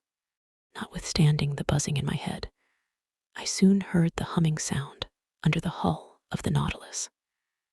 The ice cracked with a singular noise, like tearing paper, and the Nautilus sank. "We are off," murmured Conseil in my ear. I could not answer him. I seized his hand and pressed it convulsively. All at once, carried away by its frightful overcharge, the Nautilus sank like a bullet under the waters. That is to say, it fell as if it was in a vacuum. Then all the electric force was put on the pumps, that soon began to let the water out of the reservoirs. After some minutes, our fall was stopped. Soon, too, the manometer indicated an ascending movement. The screw, going at full speed, made the iron hull tremble to its very bolts, and drew us towards the north. But if this floating under the iceberg is to last another day before we reach the open sea, I shall be dead first. Half stretched upon a divan in the library, I was suffocating. My face was purple, my lips blue, my faculties suspended. I neither saw nor heard. All notion of time had gone from my mind. My muscles could not contract. I do not know how many hours passed thus, but I was conscious of the agony that was coming over me. I felt as if I was going to die. Suddenly, I came to. Some breaths of air penetrated my lungs. Had we risen to the surface of the waves? Were we free of the iceberg? No. Ned and Conseil, my two brave friends, were sacrificing themselves to save me. Some particles of air still remained at the bottom of one apparatus. Instead of using it, they had kept it for me, and while they were being suffocated, they gave me life, drop by drop. I wanted to push back the thing they held my hands, and for some moments I breathed freely. I looked at the clock. It was 11 in the morning. It ought to be the 28th of March. The Nautilus went at a frightful pace, 40 miles an hour. It literally tore through the water. Where was Captain Nemo? Had he succumbed? Were his companions dead with him? At the moment, the manometer indicated that we were not more than 20 feet from the surface. A mere plate of ice separated us from the atmosphere. Could we not break it? Perhaps. In any case, the Nautilus was going to attempt it. I felt that it was in an oblique position, lowering the stern and raising the bows. The introduction of water had been the means of disturbing its equilibrium. Then, impelled by its powerful screw, it attacked the ice field from beneath like a formidable battering ram. It broke it by backing and then rushing forward against the field, which gradually gave way, and at last, dashing suddenly against it, shot forwards on the ice field that crushed beneath its weight. The panel was opened, one might say torn off, and the pure air came in abundance to all parts of the Nautilus. Chapter 17. From Cape Horn to the Amazon. How I got onto the platform, I have no idea. Perhaps the Canadian had carried me there. But I breathed. I inhaled the vivifying sea air. My two companions were getting drunk with the fresh particles. The other unhappy men had been so long without food that they could not with impunity indulge in the simplest aliments that were given them. We, on the contrary, had no end to restrain ourselves. We could draw this air freely into our lungs, and it was the breeze alone, that filled us with this keen enjoyment. "Ah," said Conseil, "how delightful this oxygen is. Master need not fear to breathe it. There is enough for everybody." Ned Land did not speak, but he opened his jaws wide enough to frighten a shark. Our strength soon returned, and when I looked round me, I saw we were alone on the platform. The foreign seamen in the Nautilus were contented with the air that circulated in the interior. None of them had come to drink in the open air. The first words I spoke were words of gratitude and thankfulness to my two companions. Ned and Conseil had prolonged my life during the last hours of this long agony. All my gratitude could not repay such devotion. "My friends," said I, "we are bound one to the other forever, and I am under infinite obligations to you, which I shall take advantage of," exclaimed the Canadian. "What do you mean?" said Conseil. "I mean that I shall take you with me when I leave this infernal Nautilus." "Well," said Conseil, "after all this, are we going right?"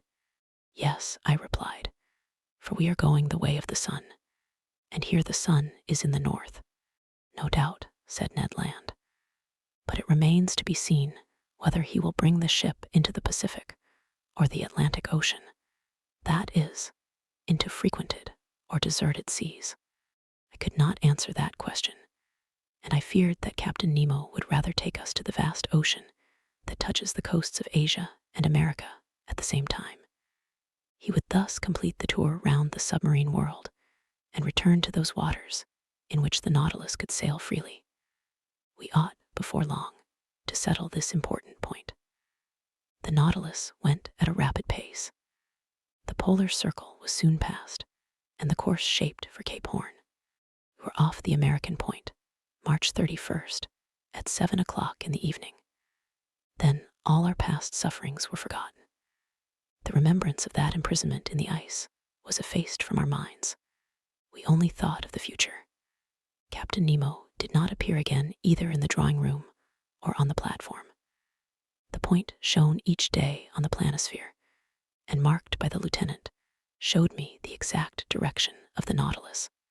Now, on that evening, it was evident, to my great satisfaction, that we were going back to the north by the Atlantic.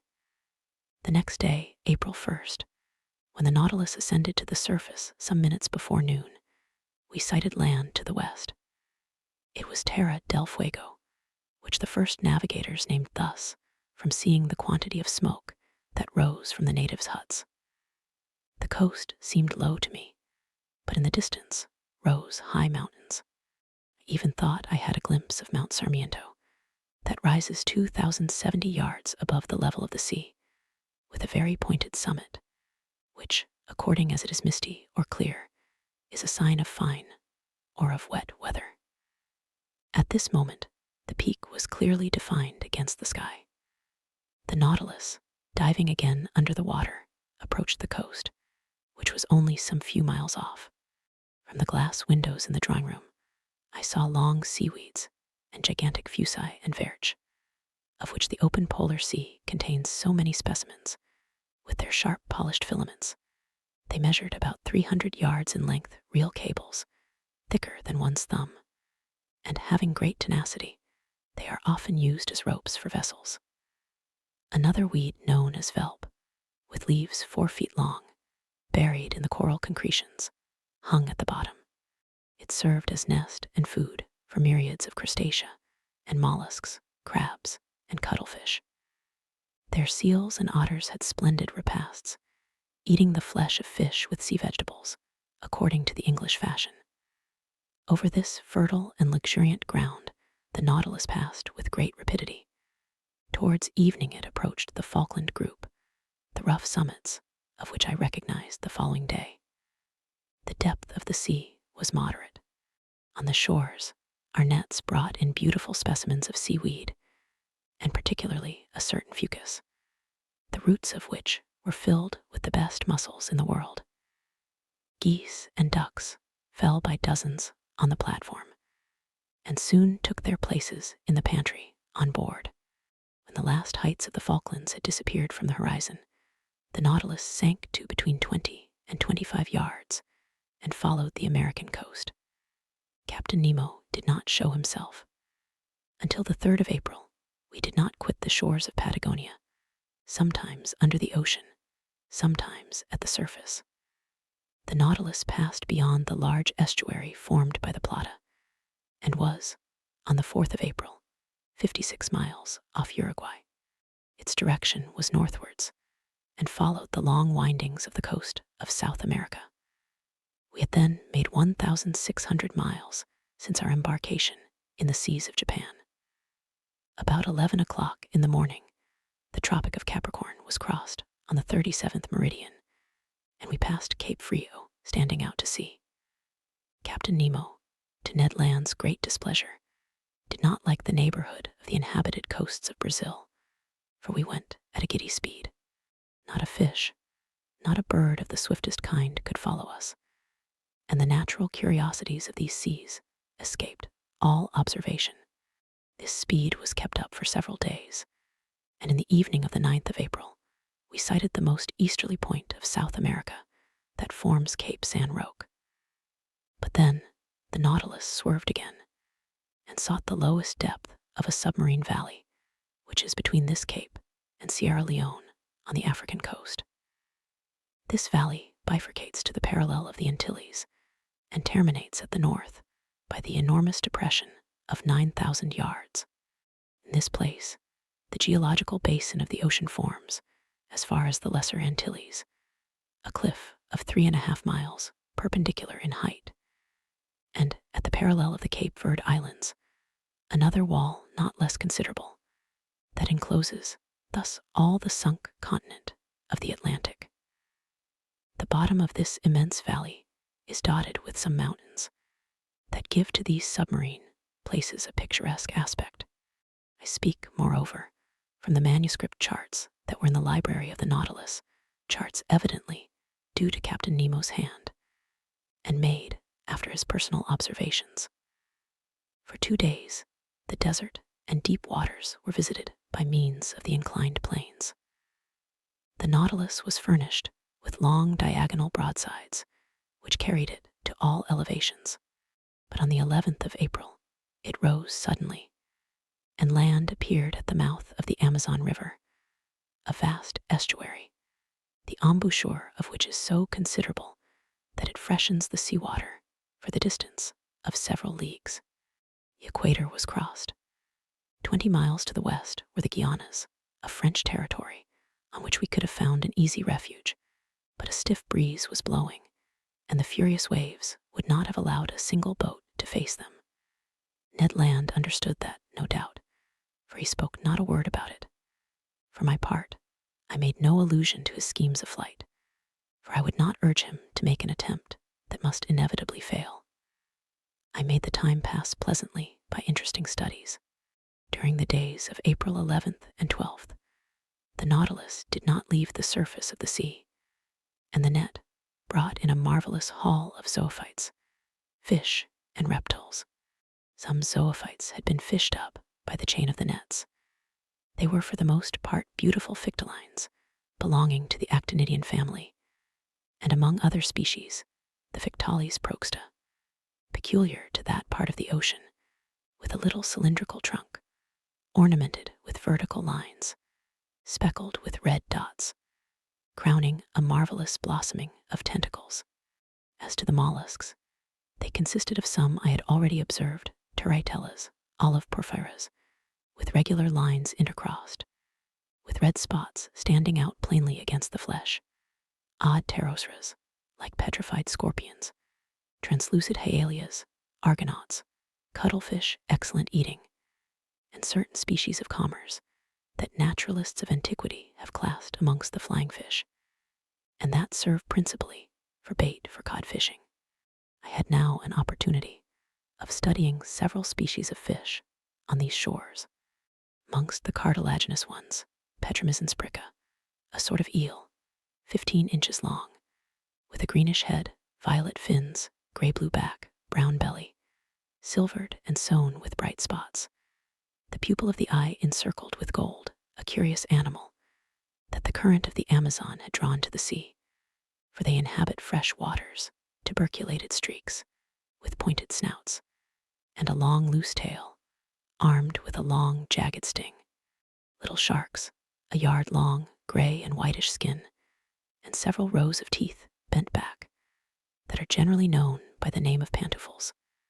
Vespertilios, a kind of red isosceles triangle, half a yard long, to which pectorals are attached by fleshy prolongations that make them look like bats, but that their horny appendage, situated near the nostrils, has given them the name of sea unicorns. Lastly, some species of ballasty, the curasavian, whose spots were of a brilliant gold color, and the capriscus of clear violet, and with varying shades, like a pigeon's throat. I end here this catalogue, which is somewhat dry perhaps, but very exact, with a series of bony fish that I observed in passing belonging to the apteronotes, and whose snout is white as snow, the body of a beautiful black, marked with a very long, loose, fleshy strip. Odontognaths, armed with spikes.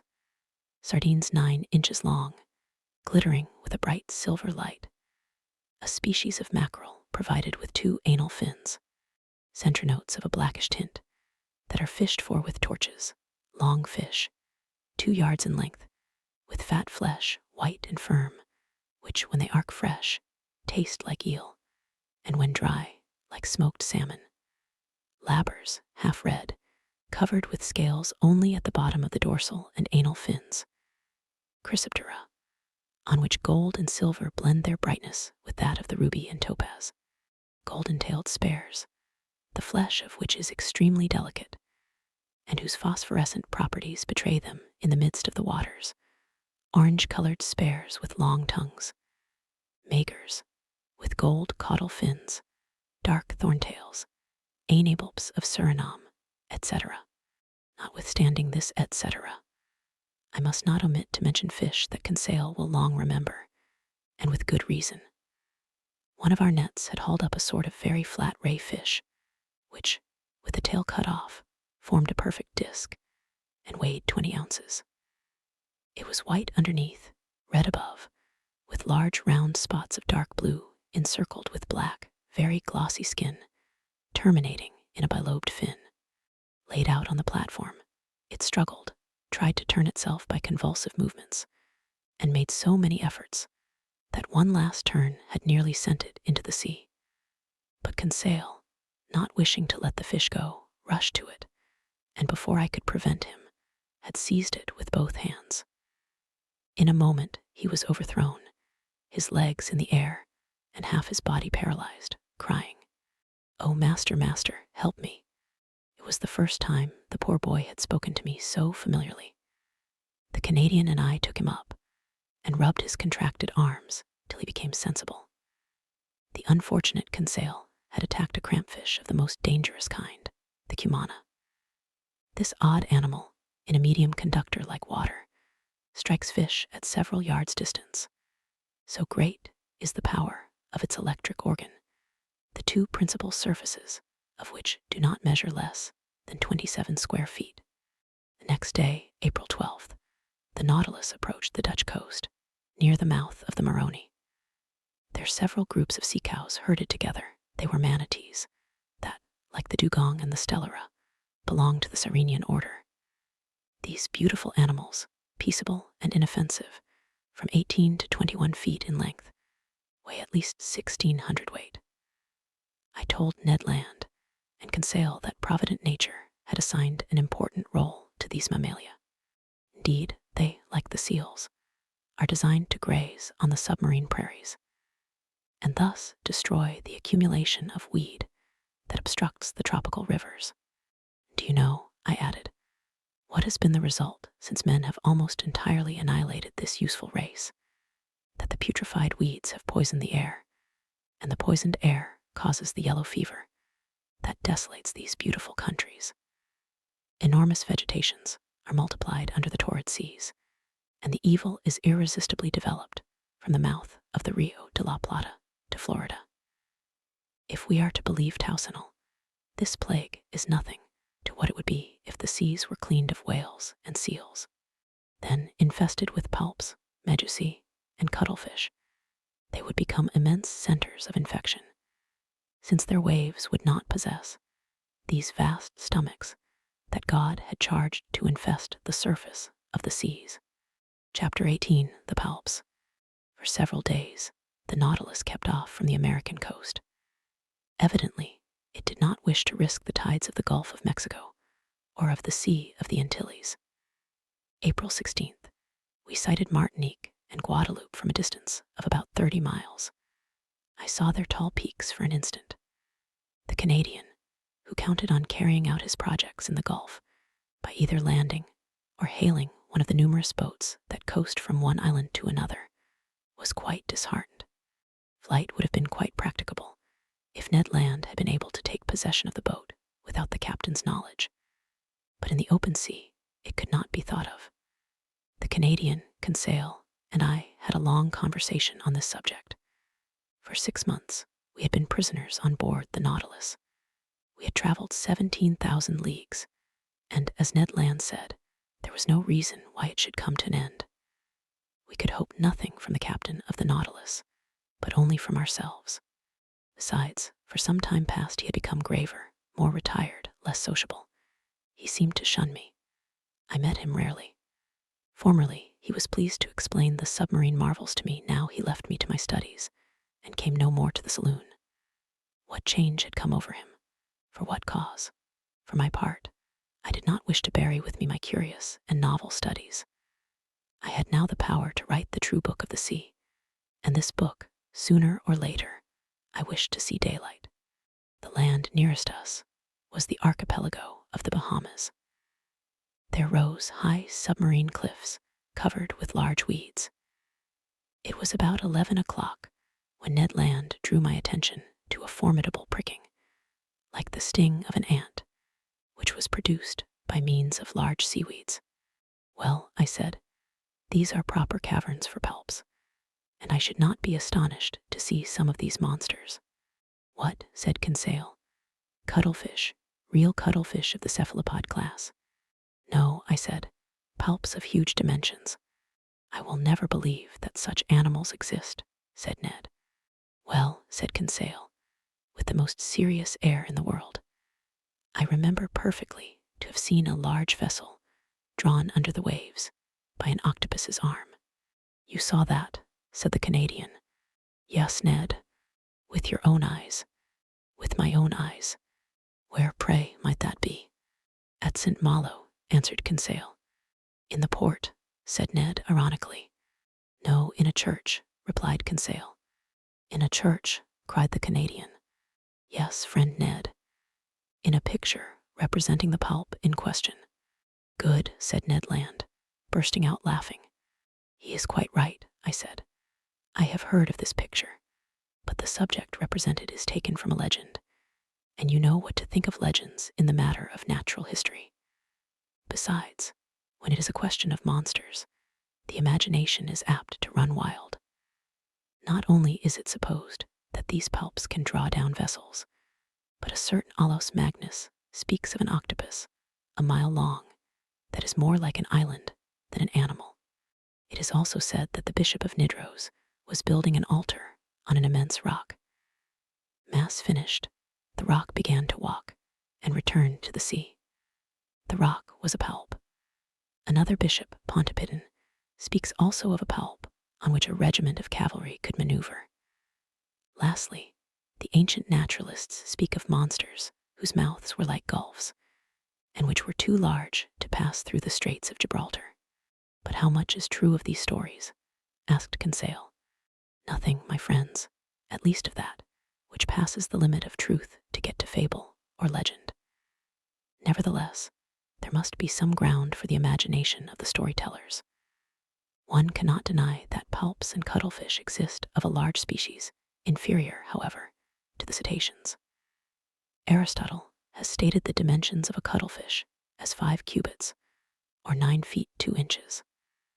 Our fishermen frequently see some that are more than 4 feet long. Some skeletons of palps are preserved in the museums of Trieste and Montpellier that measure 2 yards in length. Besides, according to the calculations of some naturalists, one of these animals, only 6 feet long, would have tentacles 27 feet long. That would suffice to make a formidable monster. "Do they fish for them in these days?" asked Ned. "If they do not fish for them, sailors see them at least. One of my friends, Captain Paul Bowes of Havre, has often affirmed that he met one of these monsters of colossal dimensions in the Indian seas. But the most astonishing fact, and which does not permit of the denial of the existence of these gigantic animals, happened some years ago, in 1861. "What is the fact?" asked Ned Land. "This is it. In 1861, to the northeast of Tenerife, very nearly in the same latitude we are in now, the crew of the dispatch boat Elector perceived a monstrous cuttlefish swimming in the waters. Captain Bowger went near to the animal and attacked it with harpoon and guns, without much success, for balls and harpoons glided over the soft flesh. After several fruitless attempts, the crew tried to pass a slip knot round the body of the mollusk. The noose slipped as far as the tail fins, and there stopped. They tried then to haul it on board, but its weight was so considerable that the tightness of the cord separated the tail from the body, and deprived of this ornament, he disappeared under the water. Indeed, is that a fact? An indisputable fact, my good Ned. They proposed to name this palp Bowger's cuttlefish. "What length was it?" asked the Canadian. "Did it not measure about 6 yards?" said Conseil, who, posted at the window, was examining again the irregular windings of the cliff. Precisely, I replied. Its head, rejoined Conseil, was it not crowned with 8 tentacles that beat the water like a nest of serpents? Precisely. Had not its eyes, placed at the back of its head, considerable development? Yes, Conseil. And was not its mouth like a parrot's beak? Exactly, Conseil. Very well. No offense to master, he replied quietly. If this is not Bowger's cuttlefish, it is, at least, one of its brothers. I looked at Conseil. Ned Land hurried to the window.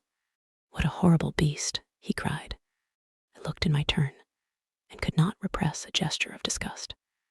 Before my eyes was a horrible monster worthy to figure in the legends of the marvelous. It was an immense cuttlefish, being 8 yards long. It swam crossways in the direction of the Nautilus with great speed, watching us with its enormous staring green eyes. Its 8 arms, or rather feet, fixed to its head, that have given the name of cephalopod to these animals, were twice as long as its body, and were twisted like the Fury's hair. One could see the 250 air holes on the inner side of the tentacles. The monster's mouth, a horned beak like a parrot's, opened and shut vertically. Its tongue, a horned substance, furnished with several rows of pointed teeth, came out quivering from this veritable pair of shears. What a freak of nature, a bird's beak on a mollusk. Its spindle-like body formed a fleshy mass that might weigh 4,000 to 5,000 pounds, the varying color changing with great rapidity according to the irritation of the animal, passed successively from livid gray to reddish brown. What irritated this mollusk? No doubt the presence of the Nautilus, more formidable than itself, and on which its suckers or its jaws had no hold. Yet, what monsters these palps are! What vitality the Creator has given them! What vigor in their movements! And they possess 3 hearts. Chance had brought us in presence of this cuttlefish, and I did not wish to lose the opportunity of carefully studying this specimen of cephalopods. I overcame the horror that inspired me, and taking a pencil, began to draw it. Perhaps this is the same which the Elector saw, said Conseil. No, replied the Canadian, for this is whole, and the other had lost its tail. That is no reason, I replied. The arms and tails of these animals are reformed by renewal, and in 7 years, the tail of Bowger's cuttlefish has no doubt had time to grow. By this time, other palps appeared at the port light. I counted 7. They formed a procession after the Nautilus, and I heard their beaks gnashing against the iron hull. I continued my work. These monsters kept in the water with such precision that they seemed immovable. Suddenly, the Nautilus stopped. A shock made it tremble in every plate. Have we struck anything? I asked. In any case, replied the Canadian, we shall be free, for we are floating. The Nautilus was floating, no doubt, but it did not move. A minute passed. Captain Nemo, followed by his lieutenant, entered the drawing room. I had not seen him for some time. He seemed dull. Without noticing or speaking to us, he went to the panel, looked at the palps, and said something to his lieutenant. The latter went out. Soon the panels were shut. The ceiling was lighted. I went towards the captain. A curious collection of palps, I said. Yes, indeed, Mr. Naturalist, he replied. And we are going to fight them, man to beast. I looked at him. I thought I had not heard aright. Man to beast, I repeated. Yes, sir. The screw is stopped. I think that the horny jaws of one of the cuttlefish is entangled in the blades. That is what prevents our moving. What are you going to do? Rise to the surface and slaughter this vermin. A difficult enterprise. Yes, indeed. The electric bullets are powerless against the soft flesh, where they do not find resistance enough to go off. But we shall attack them with the hatchet. And the harpoon, sir, said the Canadian. If you do not refuse my help, I will accept it, Master Land. We will follow you, I said, and following Captain Nemo, we went towards the central staircase. About 10 men with boarding hatchets were ready for the attack. Conseil and I took 2 hatchets. Ned Land seized a harpoon. The Nautilus had then risen to the surface. One of the sailors, posted on the top ladder step, unscrewed the bolts of the panels. But hardly were the screws loosed when the panel rose with great violence, evidently drawn by the suckers of a palp's arm. Immediately one of these arms slid like a serpent down the opening, and 20 others were above. With one blow of the axe, Captain Nemo cut this formidable tentacle that slid wriggling down the ladder. Just as we were pressing one on the other to reach the platform, 2 other arms, lashing the air, came down on the seaman placed before Captain Nemo and lifted him up with irresistible power. Captain Nemo uttered a cry and rushed out. We hurried after him. What a scene! The unhappy man, seized by the tentacle and fixed to the suckers, was balanced in the air at the caprice of this enormous trunk. He rattled in his throat. He was stifled. He cried, "Help, help!" These words, spoken in French, startled me. I had a fellow countryman on board, perhaps several. That heartrending cry. I shall hear it all my life. The unfortunate man was lost. Who could rescue him from that powerful pressure? However, Captain Nemo had rushed to the pulp, and with one blow of the axe had cut through one arm. His lieutenant struggled furiously against other monsters that crept on the flanks of the Nautilus. The crew fought with their axes. The Canadian Conseil and I buried our weapons in the fleshy masses. A strong smell of musk penetrated the atmosphere. It was horrible. For one instant, I thought the unhappy man, entangled with the pulp, would be torn from its powerful suction. 7 of the 8 arms had been cut off. One only wriggled in the air, brandishing the victim like a feather. But just as Captain Nemo and his lieutenant threw themselves on it, the animal ejected a stream of black liquid. We were blinded with it. When the cloud dispersed, the cuttlefish had disappeared, and my unfortunate countryman with it. 10 or 12 palps now invaded the platform and sides of the Nautilus. We rolled pell-mell into the midst of this nest of serpents that wriggled on the platform in the waves of blood and ink. It seemed as though these slimy tentacles sprang up like the hydra's heads. Ned Land's harpoon, at each stroke, was plunged into the staring eyes of the cuttlefish. But my bold companion was suddenly overturned by the tentacles of a monster he had not been able to avoid. Ah, how my heart beat with emotion and horror. The formidable beak of a cuttlefish was open over Ned Land. The unhappy man would be cut in 2. I rushed to his succor, but Captain Nemo was before me. His axe disappeared between the 2 enormous jaws, and miraculously saved. The Canadian, rising, plunged his harpoon deep into the triple heart of the pulp. I owed myself this revenge, said the captain to the Canadian. Ned bowed without replying. The combat had lasted a quarter of an hour. The monsters, vanquished and mutilated, left us at last and disappeared under the waves. Captain Nemo, covered with blood, nearly exhausted, gazed upon the sea that had swallowed up one of his companions, and great tears gathered in his eyes. Chapter 19, The Gulf Stream. This terrible scene of the 20th of April, none of us can ever forget. I have written it under the influence of violent emotion. Since then, I have revised the recital. I have read it to Conseil and to the Canadian. They found it exact as to facts, but insufficient as to effect. To paint such pictures, one must have the pen of the most illustrious of our poets, the author of The Toilers of the Deep. I have said that Captain Nemo wept while watching the waves. His grief was great. It was the second companion he had lost since our arrival on board, and what a death. That friend, crushed, stifled, bruised by the dreadful arms of a pulp, pounded by his iron jaws, would not rest with his comrades in the peaceful coral cemetery. In the midst of the struggle, it was the despairing cry uttered by the unfortunate man that had torn my heart. The poor Frenchman, forgetting his conventional language, had taken to his own mother tongue to utter a last appeal. Amongst the crew of the Nautilus, associated with the body and soul of the captain, recoiling like him from all contact with men, I had a fellow countryman. Did he alone represent France in this mysterious association, evidently composed of individuals of diverse nationalities? It was one of these insoluble problems that rose up unceasingly before my mind.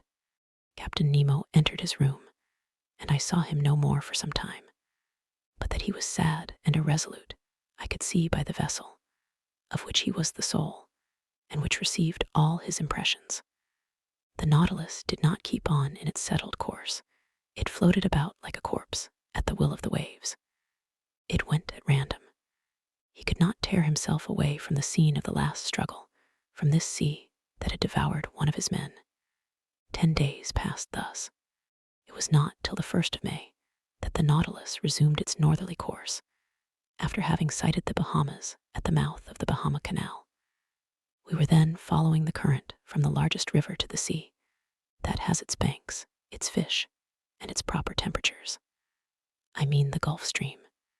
It is really a river that flows freely to the middle of the Atlantic, and whose waters do not mix with the ocean waters. It is a salt river, salter than the surrounding sea. Its mean depth is 1,500 fathoms, its mean breadth 10 miles. In certain places the current flows with the speed of 2 miles and a half an hour. The body of its waters is more considerable than that of all the rivers in the globe. It was on this ocean river that the Nautilus then sailed. I must add that, during the night, the phosphorescent waters of the Gulf Stream rivaled the electric power of our watchlight, especially in the stormy weather that threatened us so frequently. May 8th, we were still crossing Cape Hatteras at the height of North Carolina. The width of the Gulf Stream there is 75 miles, and its depth 210 yards. The Nautilus still went at random. All supervision seemed abandoned. I thought that, under these circumstances, escape would be possible. Indeed, the inhabited shores offered anywhere an easy refuge. The sea was incessantly plowed by the steamers that ply between New York or Boston and the Gulf of Mexico, and overrun day and night by the little schooners coasting about the several parts of the American coast. We could hope to be picked up. It was a favorable opportunity, notwithstanding the 30 miles that separated the Nautilus from the coasts of the Union.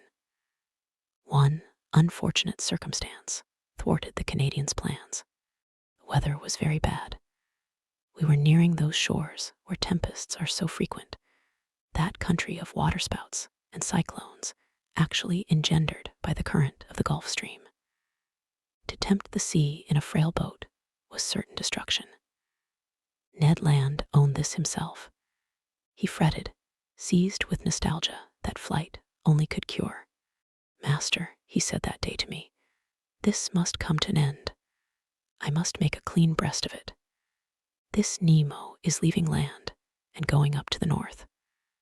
But I declare to you that I have had enough of the South Pole, and I will not follow him to the north.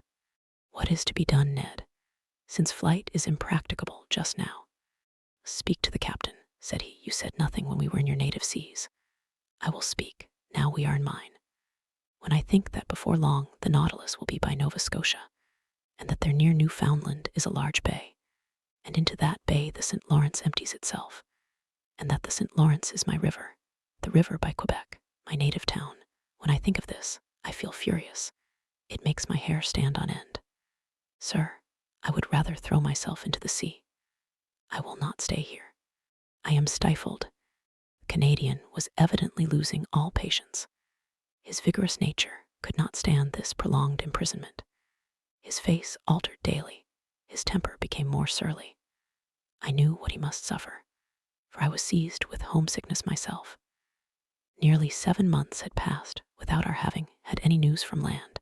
Captain Nemo's isolation, his altered spirits, especially since the fight with the Palps, his taciturnity, all made me view things in a different light. "Well, sir," said Ned, seeing I did not reply. "Well, Ned, do you wish me to ask Captain Nemo his intentions concerning us. Yes, sir, although he has already made them known. Yes, I wish it settled finally. Speak for me, in my name only, if you like. But I so seldom meet him. He avoids me. That is all the more reason for you to go to see him. I went to my room. From thence I meant to go to Captain Nemo's. It would not do to let this opportunity of meeting him slip. I knocked at the door. No answer. I knocked again, then turned the handle. The door opened. I went in. The captain was there. Bending over his work table, he had not heard me. Resolved not to go without having spoken, I approached him. He raised his head quickly, frowned, and said roughly, "You hear? What do you want?" "To speak to you, Captain. But I am busy, sir. I am working." "I leave you at liberty to shut yourself up. Cannot I be allowed the same?" This reception was not encouraging, but I was determined to hear and answer everything. "Sir," I said coldly, "I have to speak to you on a matter that admits of no delay." "What is that, sir?" he replied, ironically. "Have you discovered something that has escaped me? Or has the sea delivered up any new secrets?" We were at cross purposes. But before I could reply, he showed me an open manuscript on his table and said, in a more serious tone, "Here, M. Aronnax, is a manuscript written in several languages. It contains the sum of my studies of the sea, and if it please God, it shall not perish with me. This manuscript, signed with my name, complete with the history of my life, will be shut up in a little floating case. The last survivor of all of us on board, the Nautilus, will throw this case into the sea, and it will go whither it is borne by the waves. This man's name, his history written by himself, his mystery would then be revealed some day." "Captain," I said, "I can but approve of the idea that makes you act thus. The result of your studies must not be lost. But the means you employ seem to me to be primitive. Who knows where the winds will carry this case, and in whose hands it will fall? Could you not use some other means? Could not you, or one of yours?" "Never, sir," he said, hastily interrupting me. "But I and my companions are ready to keep this manuscript in store. And if you will put us at liberty—" "At liberty," said the captain, rising. "Yes, sir, that is the subject on which I wish to question you. For 7 months we have been here on board, and I ask you today, in the name of my companions and in my own, if your intention is to keep us here always. M. Aronnax, I will answer you today as I did 7 months ago. Whoever enters the Nautilus must never quit it. You impose actual slavery upon us. Give it what name you please. But everywhere the slave has the right to regain his liberty. Who denies you this right? Have I ever tried to chain you with an oath?" He looked at me with his arms crossed. "Sir," I said, "to return a second time to this subject will be neither to your nor to my taste. But as we have entered upon it, let us go through with it. I repeat, it is not only myself whom it concerns. Study is to me a relief, a diversion, a passion that could make me forget everything. Like you, I am willing to live obscure in the frail hope of bequeathing one day to future time the result of my labors. But it is otherwise with Ned Land. Every man worthy of the name deserves some consideration. Have you thought that love of liberty, hatred of slavery, can give rise to schemes of revenge in a nature like the Canadian's, that he could think, attempt, and try?" I was silenced. Captain Nemo rose. "Whatever Ned Land thinks of, attempts, or tries, what does it matter to me? I did not seek him. It is not for my pleasure that I keep him on board. As for you, M. Aronnax, you are one of those who can understand everything, even silence. I have nothing more to say to you.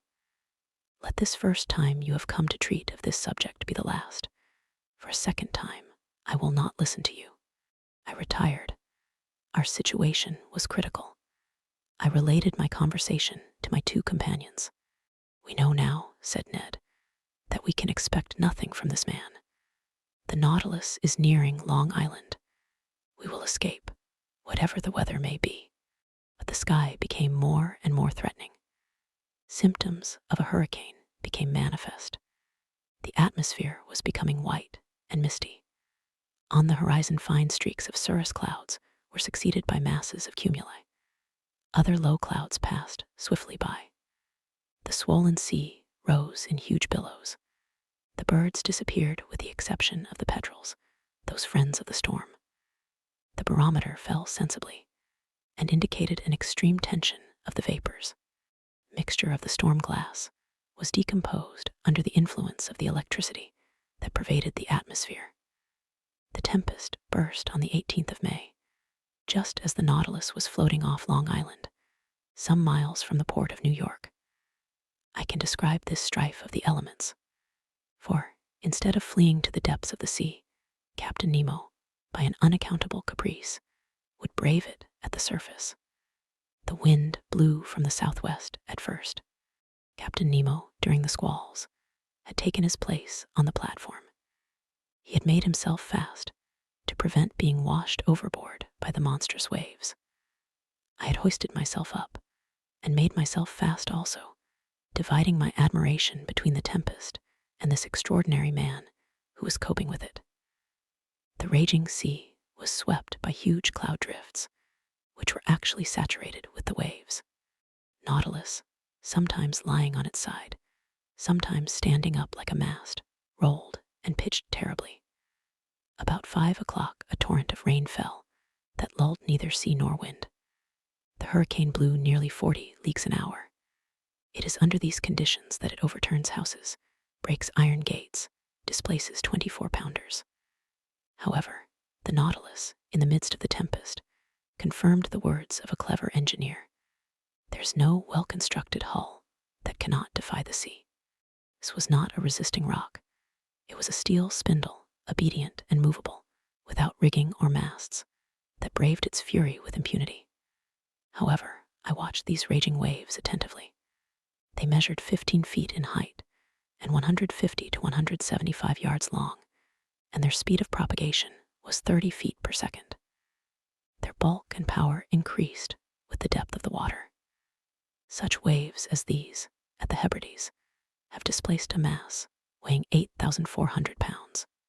They are they which, in the tempest of December 23rd, 1864, after destroying the town of Yedo in Japan, broke the same day on the shores of America.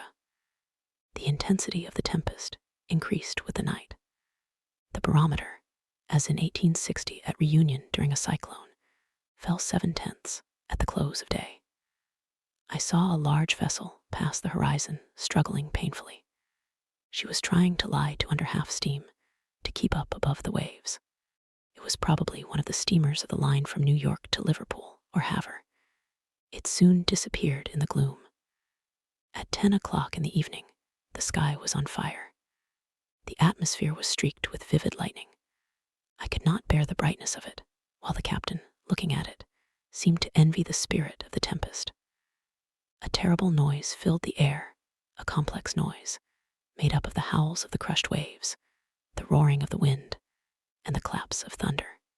The wind veered suddenly to all points of the horizon, and the cyclone, rising in the east, returned after passing by the north, west, and south, in the inverse course pursued by the circular storm of the southern hemisphere. Ah, that Gulf Stream! It deserves its name of the king of tempests. It is that which causes those formidable cyclones, by the difference of temperature between its air and its currents. A shower of fire had succeeded the rain. The drops of water were changed to sharp spikes. One would have thought that Captain Nemo was courting a death worthy of himself, a death by lightning. As the Nautilus, pitching dreadfully, raised its steel spur in the air, it seemed to act as a conductor, and I saw long sparks burst from it. Crushed and without strength, I crawled to the panel, opened it, and descended to the saloon. The storm was then at its height. It was impossible to stand upright in the interior of the Nautilus. Captain Nemo came down about 12, heard the reservoirs filling by degrees, and the Nautilus sank slowly beneath the waves. Through the open windows in the saloon, I saw large fish terrified, passing like phantoms in the water. Some were struck before my eyes. The Nautilus was still descending. I thought that at about 8 fathoms deep we should find a calm. But no, the upper beds were too violently agitated for that.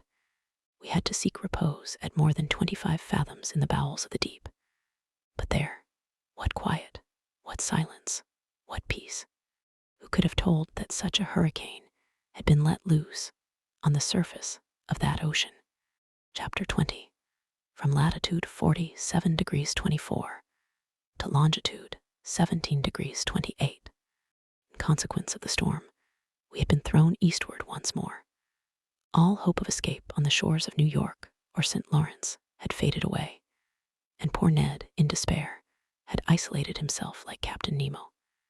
Conseil and I, however, never left each other. I said that the Nautilus had gone aside to the east. I should have said, to be more exact, the northeast. For some days, it wandered first on the surface, and then beneath it, amid those fogs so dreaded by sailors. What accidents are due to these thick fogs? What shocks upon these reefs when the wind drowns the breaking of the waves? What collisions between vessels, in spite of their warning lights, whistles, and alarm bells? And the bottoms of these seas look like a field of battle, where still lie all the conquered of the ocean, some old and already encrusted, others fresh and reflecting from their iron bands, and copper plates the brilliancy of our lantern. On the 15th of May, we were at the extreme south of the bank of Newfoundland. This bank consists of alluvia, or large heaps of organic matter, brought either from the equator by the Gulf Stream, or from the North Pole by the countercurrent of cold water which skirts the American coast. There also are heaped up those erratic blocks which are carried along by the broken ice, and close by, a vast charnel house of mollusks, which perish here by millions. The depth of the sea is not great at Newfoundland, not more than some hundreds of fathoms, but towards the south is a depression of 1,500 fathoms. There, the Gulf Stream widens. It loses some of its speed and some of its temperature, but it becomes a sea.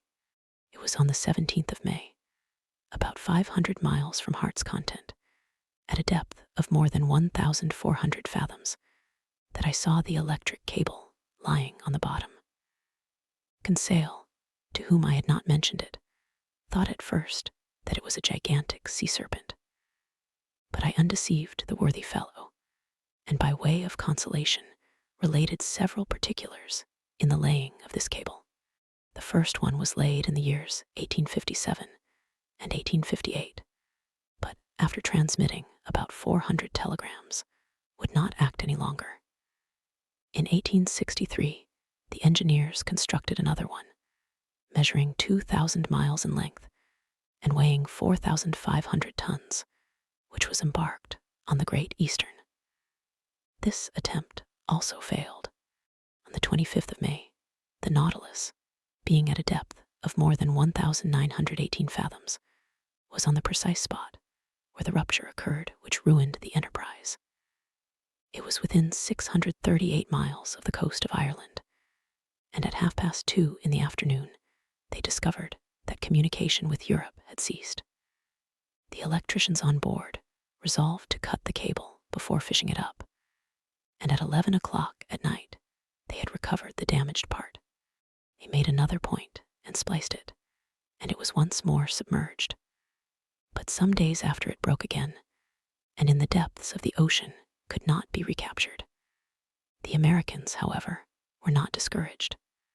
Cyrus Field, the bold promoter of the enterprise, as he had sunk all his own fortune, set a new subscription on foot, which was at once answered, and another cable was constructed on better principles. The bundles of conducting wires were each enveloped in gutta percha and protected by a wadding of hemp contained in a metallic covering. The Great Eastern sailed on the 13th of July, 1866. The operation worked well, but one incident occurred. Several times, in unrolling the cable, they observed that nails had recently been forced into it, evidently with the motive of destroying it. Captain Anderson, the officers, and engineers consulted together and had it posted up that, if the offender was surprised on board, he would be thrown without further trial into the sea. From that time, the criminal attempt was never repeated. On the 23rd of July, the Great Eastern was not more than 500 miles from Newfoundland when they telegraphed from Ireland the news of the armistice concluded between Prussia and Austria after Sadowa. On the 27th, in the midst of heavy fogs, they reached the port of Heart's Content. The enterprise was successfully terminated, and for its first dispatch, young America addressed old Europe in these words of wisdom, so rarely understood: "Glory to God in the highest, and on earth peace, goodwill towards men." I did not expect to find the electric cable in its primitive state, such as it was on leaving the manufactory. The long serpent, covered with the remains of shells, bristling with foraminiferæ, was encrusted with a strong coating, which served as a protection against all boring mollusks. It lay quietly sheltered from the motions of the sea, and under a favorable pressure for the transmission of the electric spark, which passes from Europe to America in 0.32 of a second. Doubtless this cable will last for a great length of time, for they find that the gutta percha covering is improved by the seawater. Besides, on this level, so well chosen, the cable is never so deeply submerged as to cause it to break. The Nautilus followed it to the lowest depth, which was more than 2,212 fathoms, and there it lay without any anchorage. And then we reached the spot where the accident had taken place in 1863. The bottom of the ocean then formed a valley about 100 miles broad, in which Mont Blanc might have been placed without its summit appearing above the waves. This valley is closed at the east by a perpendicular wall more than 2,000 yards high. We arrived there on the 28th of May, and the Nautilus was then not more than 120 miles from Ireland. Was Captain Nemo going to land on the British Isles? No. To my great surprise, he made for the south, once more coming back towards European seas. In rounding the Emerald Isle, for one instant, I caught sight of Cape Clear and the light which guides the thousands of vessels leaving Glasgow or Liverpool. An important question then arose in my mind. Did the Nautilus dare entangle itself in the Manche? Ned Land, who had reappeared since we had been nearing land, did not cease to question me. How could I answer? Captain Nemo remained invisible. After having shown the Canadian a glimpse of American shores, was he going to show me the coast of France? But the Nautilus was still going southward. On the 30th of May, it passed in sight of Land's End, between the extreme point of England and the Scilly Isles, which were left to starboard. If we wished to enter the Manche, he must go straight to the east. He did not do so. During the whole of the 31st of May, the Nautilus described a series of circles on the water, which greatly interested me. It seemed to be seeking a spot it had some trouble in finding. At noon, Captain Nemo himself came to work the ship's log. He spoke no word to me, but seemed gloomier than ever. What could sadden him thus? Was it his proximity to European shores? Had he some recollections of his abandoned country?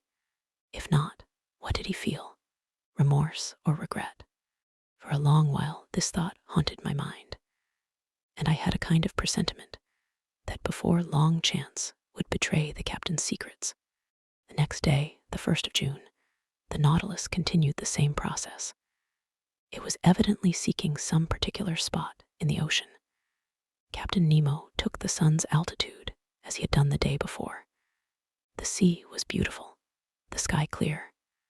About 8 miles to the east, a large steam vessel could be discerned on the horizon. No flag fluttered from its mast, and I could not discover its nationality. Some minutes before the sun passed the meridian, Captain Nemo took his sextant and watched with great attention. The perfect rest of the water greatly helped the operation. The Nautilus was motionless. It neither rolled nor pitched.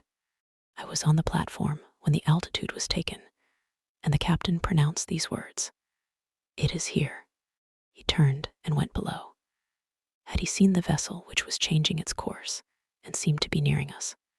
I could not tell. I returned to the saloon. The panels closed. I heard the hissing of the water in the reservoirs. The Nautilus began to sink, following a vertical line, for its screw communicated no motion to it. Some minutes later, it stopped at a depth of more than 420 fathoms, resting on the ground. The luminous ceiling was darkened. Then the panels were opened, and through the glass, I saw the sea brilliantly illuminated by the rays of our lantern for at least half a mile round us. I looked to the port side and saw nothing but an immensity of quiet waters. But to starboard, on the bottom, appeared a large protuberance, which at once attracted my attention. One would have thought it a ruin buried under a coating of white shells, much resembling a covering of snow. Upon examining the mass attentively, I could recognize the ever-thickening form of a vessel bare of its masts, which must have sunk. It certainly belonged to past times. This wreck, to be thus encrusted with the lime of the water, must already be able to count many years past at the bottom of the ocean. What was this vessel? Why did the Nautilus visit its tomb? Could it have been aught but a shipwreck which had drawn it under the water? I knew not what to think, when near me, in a slow voice, I heard Captain Nemo say, "At one time this ship was called the Marseillais. It carried 74 guns and was launched in 1762. In 1778, the 13th of August, commanded by La Poivrière, it fought boldly against the Preston. In 1779, on the 4th of July, it was at the taking of Grenada with the squadron of Admiral Estaing. In 1781, on the 5th of September, it took part in the Battle of Comte de Grasse in Chesapeake Bay. In 1794, the French Republic changed its name. On the 16th of April, in the same year, it joined the squadron of Villaret-Joyeuse at Brest, being entrusted with the escort of a cargo of corn coming from America, under the command of Admiral Van Stebbel. On the 11th and 12th peril of the second year, this squadron fell in with an English vessel. Sir, today is the 13th peril, the 1st of June, 1868. It is now 74 years ago, day for day on this very spot, in latitude 47 degrees 24, longitude 17 degrees 28, that this vessel, after fighting heroically, losing its 3 masts, with the water in its hold, and the third of its crew disabled, preferred sinking with its 356 sailors to surrendering, and nailing its colors to the poop, disappeared under the waves to the cry of "Long live the Republic." "The Avenger," I exclaimed. "Yes, sir, the Avenger. A good name," muttered Captain Nemo, crossing his arms. Chapter 21, a hecatomb. Way of describing this unlooked-for scene, the history of the Patriot ship, told at first so coldly, and the emotion with which this strange man pronounced the last words, the name of the Avenger, the significance of which could not escape me, all impressed itself deeply on my mind. My eyes did not leave the captain, who, with his hand stretched out to sea, was watching with a glowing eye the glorious wreck. Perhaps I was never to know who he was, from whence he came, or where he was going to, but I saw the man move, and apart from the savant. It was no common misanthropy which had shut Captain Nemo and his companions within the Nautilus, but a hatred, either monstrous or sublime, which time could never weaken. Did this hatred still seek for vengeance? The future would soon teach me that. But the Nautilus was rising slowly to the surface of the sea, and the form of the Avenger disappeared by degrees from my sight. Soon, a slight rolling told me that we were in the open air. At that moment, a dull boom was heard. I looked at the captain. He did not move. "Captain," said I. He did not answer. I left him and mounted the platform. Conseil and the Canadian were already there. "Where did that sound come from?" I asked. "It was a gunshot," replied Ned Land. I looked in the direction of the vessel I had already seen. It was nearing the Nautilus, and we could see that it was putting on steam. It was within 6 miles of us. "What is that ship, Ned?" "By its rigging and the height of its lower masts," said the Canadian, "I bet she is a ship of war. May it reach us, and if necessary, sink this cursed Nautilus." "Friend Ned," replied Conseil, "what harm can it do to the Nautilus? Can it attack it beneath the waves? Can it cannonade us at the bottom of the sea?" "Tell me, Ned," said I, "can you recognize what country she belongs to?" The Canadian knitted his eyebrows, dropped his eyelids, and screwed up the corners of his eyes, and for a few moments fixed a piercing look upon the vessel. "No, sir," he replied. "I cannot tell what nation she belongs to, for she shows no colors. But I can declare she is a man-o'-war, for a long pennant flutters from her main mast." For a quarter of an hour, we watched the ship which was steaming towards us. I could not, however, believe that she could see the Nautilus from that distance, and still less that she could know what this submarine engine was. Soon, the Canadian informed me that she was a large, armored, 2-decker ram. A thick black smoke was pouring from her 2 funnels. Her closely furled sails were stopped to her yards. She hoisted no flag at her mizzen peak. The distance prevented us from distinguishing the colors of her pennant, which floated like a thin ribbon. She advanced rapidly. If Captain Nemo allowed her to approach, there was a chance of salvation for us. "Sir," said Ned Land, "if that vessel passes within a mile of us, I shall throw myself into the sea, and I should advise you to do the same." I did not reply to the Canadian's suggestion, but continued watching the ship. Whether English, French, American, or Russian, she would be sure to take us in if we could only reach her. Presently, a white smoke burst from the forepart of the vessel. Some seconds after, the water, agitated by the fall of a heavy body, splashed the stern of the Nautilus, and shortly afterwards, a loud explosion struck my ear. "What, they are firing at us!" I exclaimed. "So please you, sir," said Ned, "they have recognized the Unicorn, and they are firing at us." "But," I exclaimed, "surely they can see that there are men in the case." "It is, perhaps, because of that," replied Ned Land, looking at me. A whole flood of light burst upon my mind. Doubtless, they knew now how to believe the stories of the pretended monster. No doubt, on board the Abraham Lincoln, when the Canadian struck it with the harpoon, Commander Farragut had recognized in the supposed narwhal a submarine vessel, more dangerous than a supernatural cetacean. Yes, it must have been so, and on every sea they were now seeking this engine of destruction. Terrible indeed. If, as we supposed, Captain Nemo employed the Nautilus in works of vengeance. On the night when we were imprisoned in that cell, in the midst of the Indian Ocean, had he not attacked some vessel? The man buried in the coral cemetery, had he not been a victim to the shock caused by the Nautilus? Yes, I repeated, it must be so. One part of the mysterious existence of Captain Nemo had been unveiled, and if his identity had not been recognized, at least, the nations united against him were no longer hunting a chimerical creature, but a man who had vowed a deadly hatred against them. All the formidable past rose before me. Instead of meeting friends on board the approaching ship, we could only expect pitiless enemies. But the shot rattled about us. Some of them struck the sea and ricocheted, losing themselves in the distance. But none touched the Nautilus.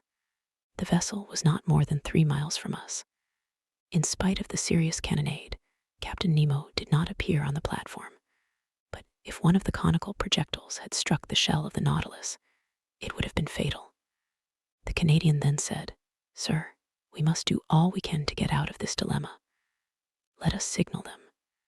They will then, perhaps, understand that we are honest folks." Ned Land took his handkerchief to wave in the air, but he had scarcely displayed it when he was struck down by an iron hand and fell, in spite of his great strength, upon the deck. "Fool," exclaimed the captain, "do you wish to be pierced by the spur of the Nautilus before it is hurled at this vessel?" Captain Nemo was terrible to hear. He was still more terrible to see. His face was deadly pale, with a spasm at his heart. For an instant it must have ceased to beat. His pupils were fearfully contracted. He did not speak. He roared, as with his body thrown forward, he wrung the Canadian's shoulders. Then, leaving him, and turning to the ship of war, whose shot was still raining around him, he exclaimed, with a powerful voice, "Ah, ship of an accursed nation, you know who I am. I do not want your colors to know you by. Look, and I will show you mine." And on the forepart of the platform captain, Nemo unfurled a black flag, similar to the one he had placed at the South Pole. At that moment, a shot struck the shell of the Nautilus obliquely, without piercing it, and rebounding near the captain, was lost in the sea. He shrugged his shoulders, and addressing me, said shortly, "Go down, you and your companions, go down." "Sir," I cried, "are you going to attack this vessel?" "Sir, I am going to sink it." "You will not do that." "I shall do it," he replied coldly. "And I advise you not to judge me, sir. Fate has shown you what you ought not to have seen. The attack has begun. Go down."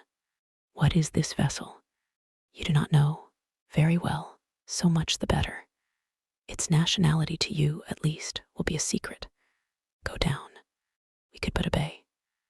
About 15 of the sailors surrounded the captain, looking with implacable hatred at the vessel nearing them. One could feel that the same desire of vengeance animated every soul.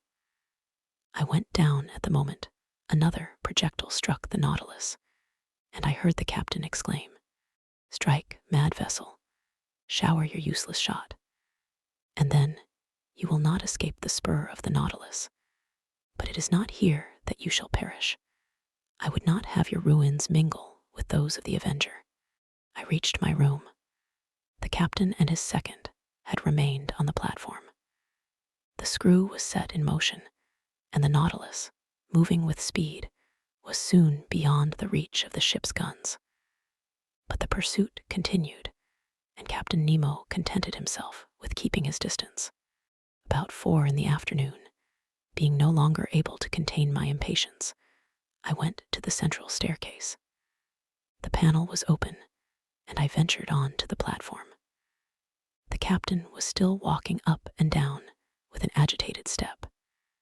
He was looking at the ship, which was 5 or 6 miles to leeward.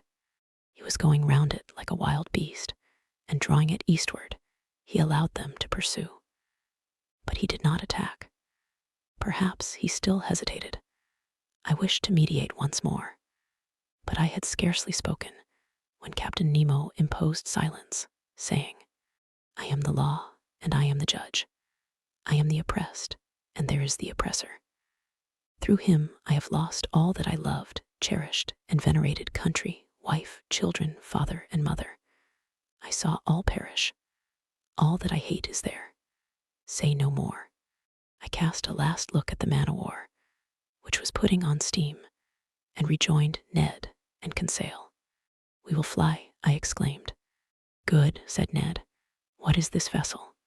"I do not know, but whatever it is, it will be sunk before night. In any case, it is better to perish with it than be made accomplices in a retaliation the justice of which we cannot judge." "That is my opinion too," said Ned Land coolly.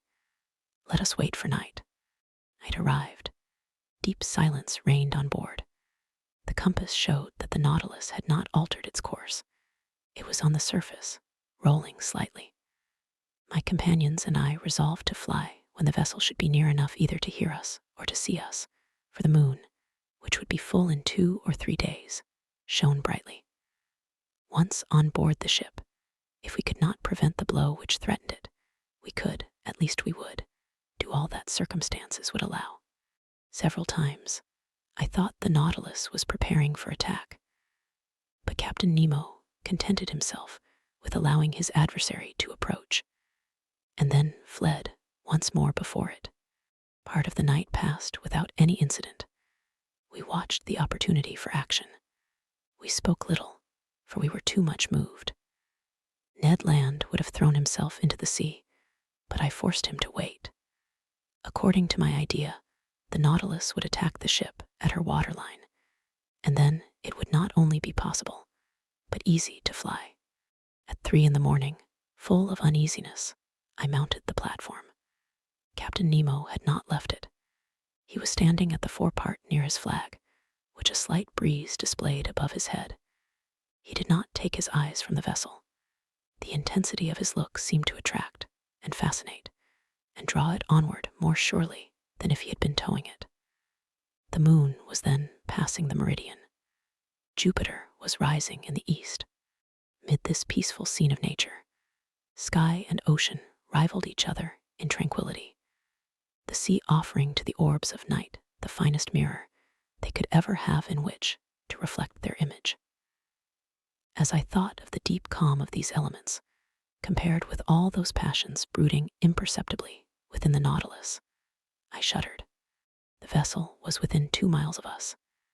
It was ever nearing that phosphorescent light which showed the presence of the Nautilus. I could see its green and red lights, and its white lantern hanging from the large foremast. An indistinct vibration quivered through its rigging, showing that the furnaces were heated to the uttermost. Sheaves of sparks and red ashes flew from the funnels, shining in the atmosphere like stars. I remained thus until 6 a.m, without Captain Nemo noticing me. The ship stood about 1.5 miles from us, and with the first dawn of day, the firing began afresh. The moment could not be far off when, the Nautilus attacking its adversary, my companions and myself should forever leave this man.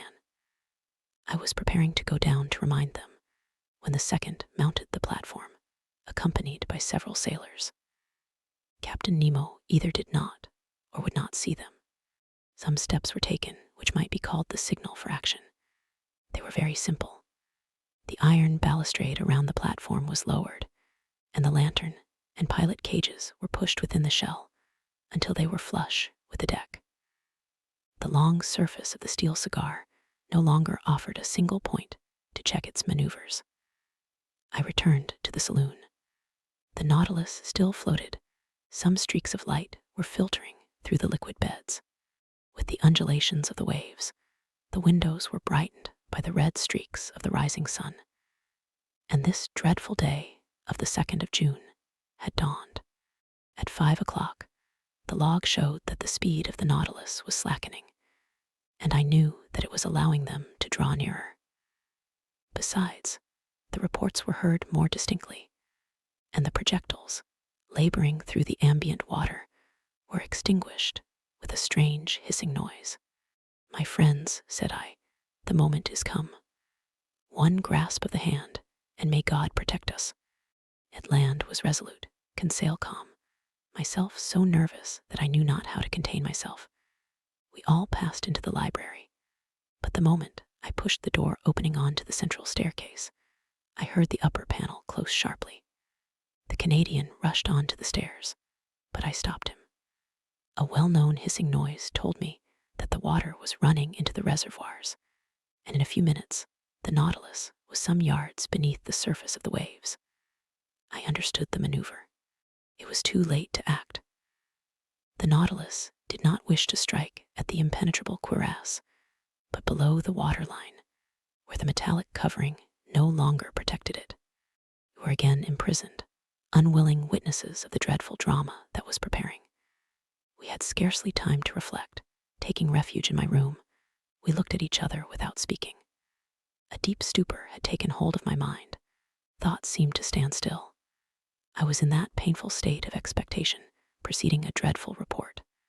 I waited, I listened. Every sense was merged in that of hearing. The speed of the Nautilus was accelerated. It was preparing to rush. The whole ship trembled. Suddenly, I screamed. I felt the shock, but comparatively light. I felt the penetrating power of the steel spur.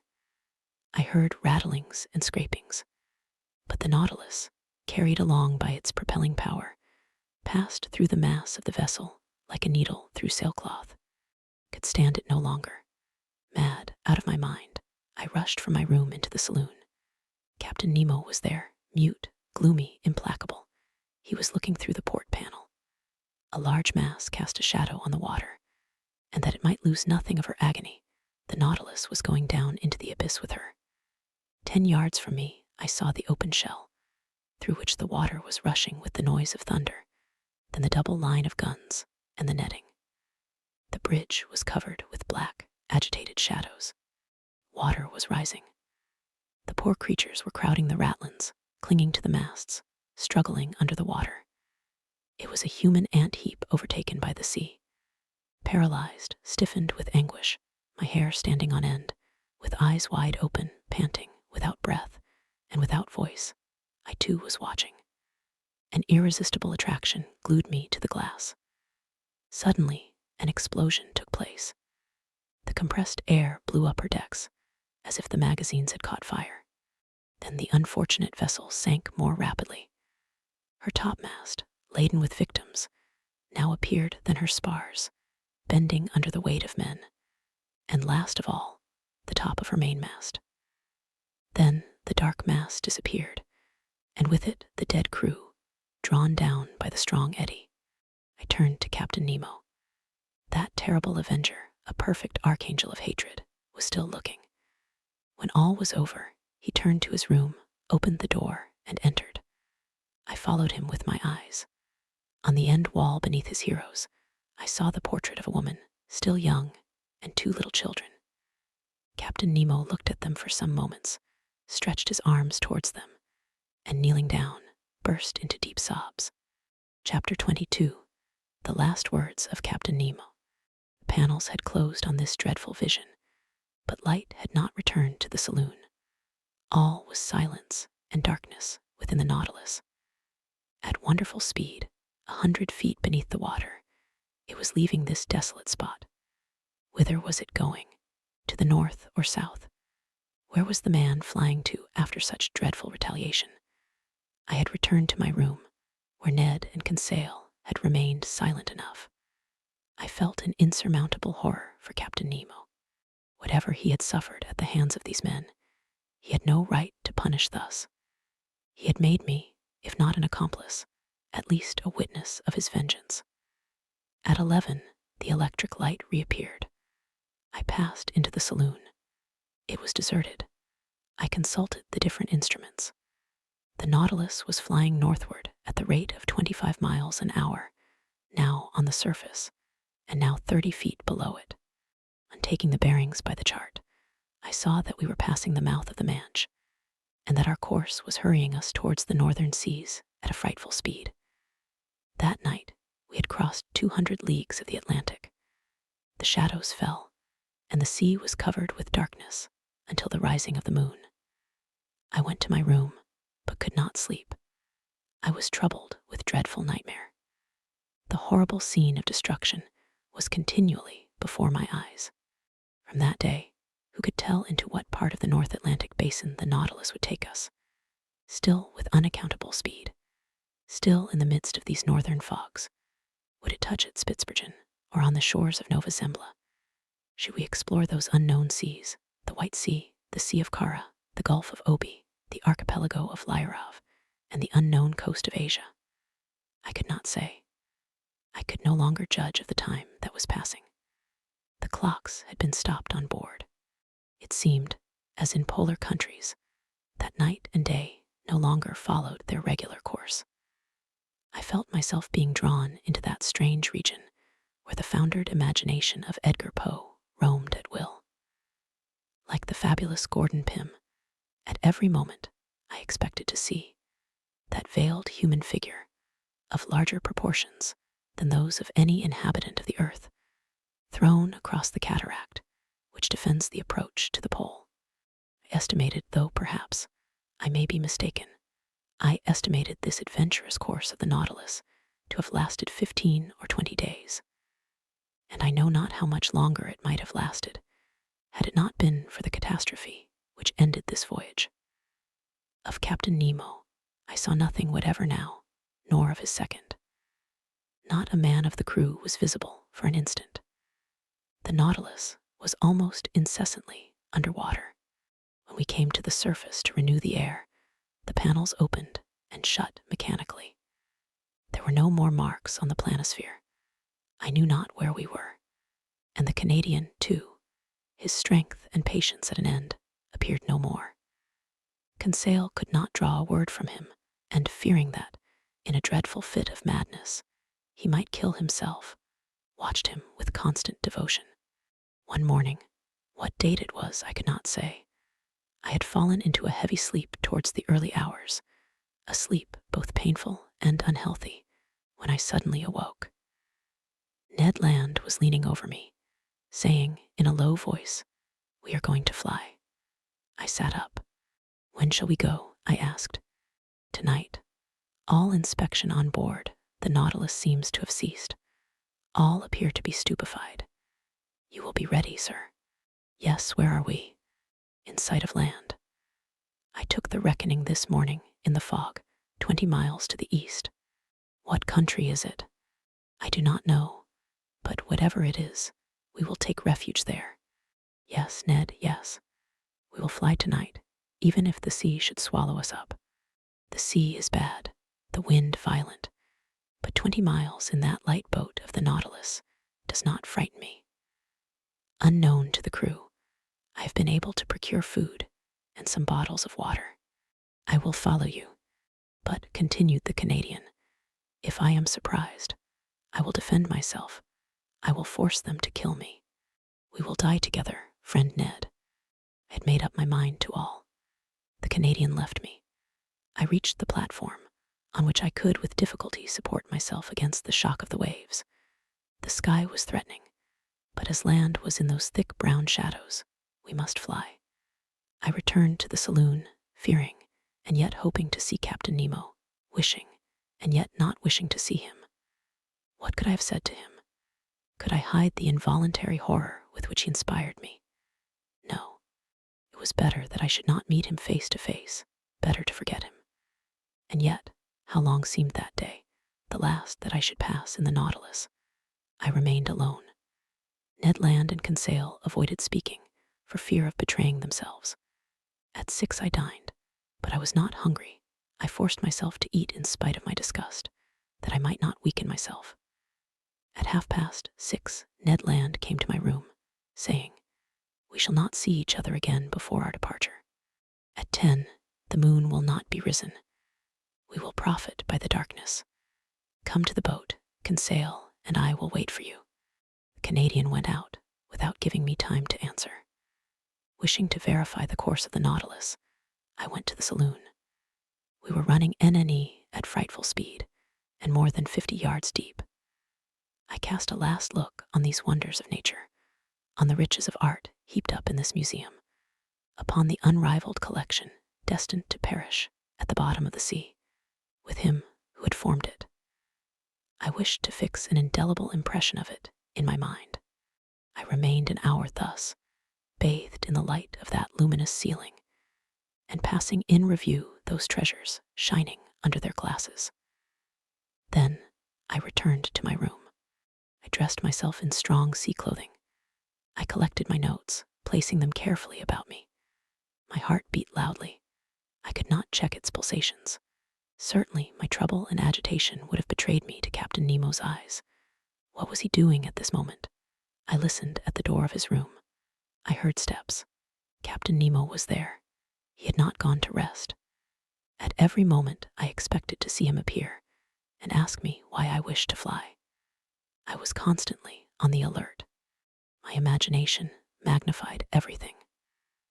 The impression became at last so poignant that I asked myself if it would not be better to go to the captain's room, see him face to face, and brave him with look and gesture. It was the inspiration of a madman. Fortunately, I resisted the desire and stretched myself on my bed to quiet my bodily agitation. My nerves were somewhat calmer, but in my excited brain, I saw over again all my existence on board the Nautilus, every incident, either happy or unfortunate, which had happened since my disappearance from the Abraham Lincoln, the submarine hunt, the Torres Straits, the savages of Papua, the running ashore, the coral cemetery, the passage of Suez, the island of Santorin, the Cretan diver, Vigo Bay, Atlantis, the iceberg, the South Pole, the imprisonment in the ice, the fight among the palps, the storm in the Gulf Stream, the Avenger, and the horrible scene of the vessel sunk with all her crew. All these events passed before my eyes like scenes in a drama. Then Captain Nemo seemed to grow enormously, his features to assume superhuman proportions. He was no longer my equal, but a man of the waters, the genie of the sea. It was then 9:30. I held my head between my hands to keep it from bursting. I closed my eyes. I would not think any longer. There was another half hour to wait, another half hour of a nightmare, which might drive me mad. At that moment, I heard the distant strains of the organ, a sad harmony to an undefinable chant, the wail of a soul longing to break these earthly bonds. I listened with every sense, scarcely breathing, plunged, like Captain Nemo, in that musical ecstasy, which was drawing him in spirit to the end of life. Then a sudden thought terrified me. Captain Nemo had left his room. He was in the saloon, which I must cross to fly. There I should meet him for the last time. He would see me, perhaps speak to me. A gesture of his might destroy me. A single word chain me on board. But 10 was about to strike. The moment had come for me to leave my room and join my companions. I must not hesitate, even if Captain Nemo himself should rise before me. I opened my door carefully, and even then, as it turned on its hinges, it seemed to me to make a dreadful noise. Perhaps it only existed in my own imagination. I crept along the dark stairs of the Nautilus, stopping at each step to check the beating of my heart. I reached the door of the saloon and opened it gently. It was plunged in profound darkness. The strains of the organ sounded faintly. Captain Nemo was there. He did not see me. In the full light, I do not think he would have noticed me, so entirely was he absorbed in the ecstasy. I crept along the carpet, avoiding the slightest sound which might betray my presence.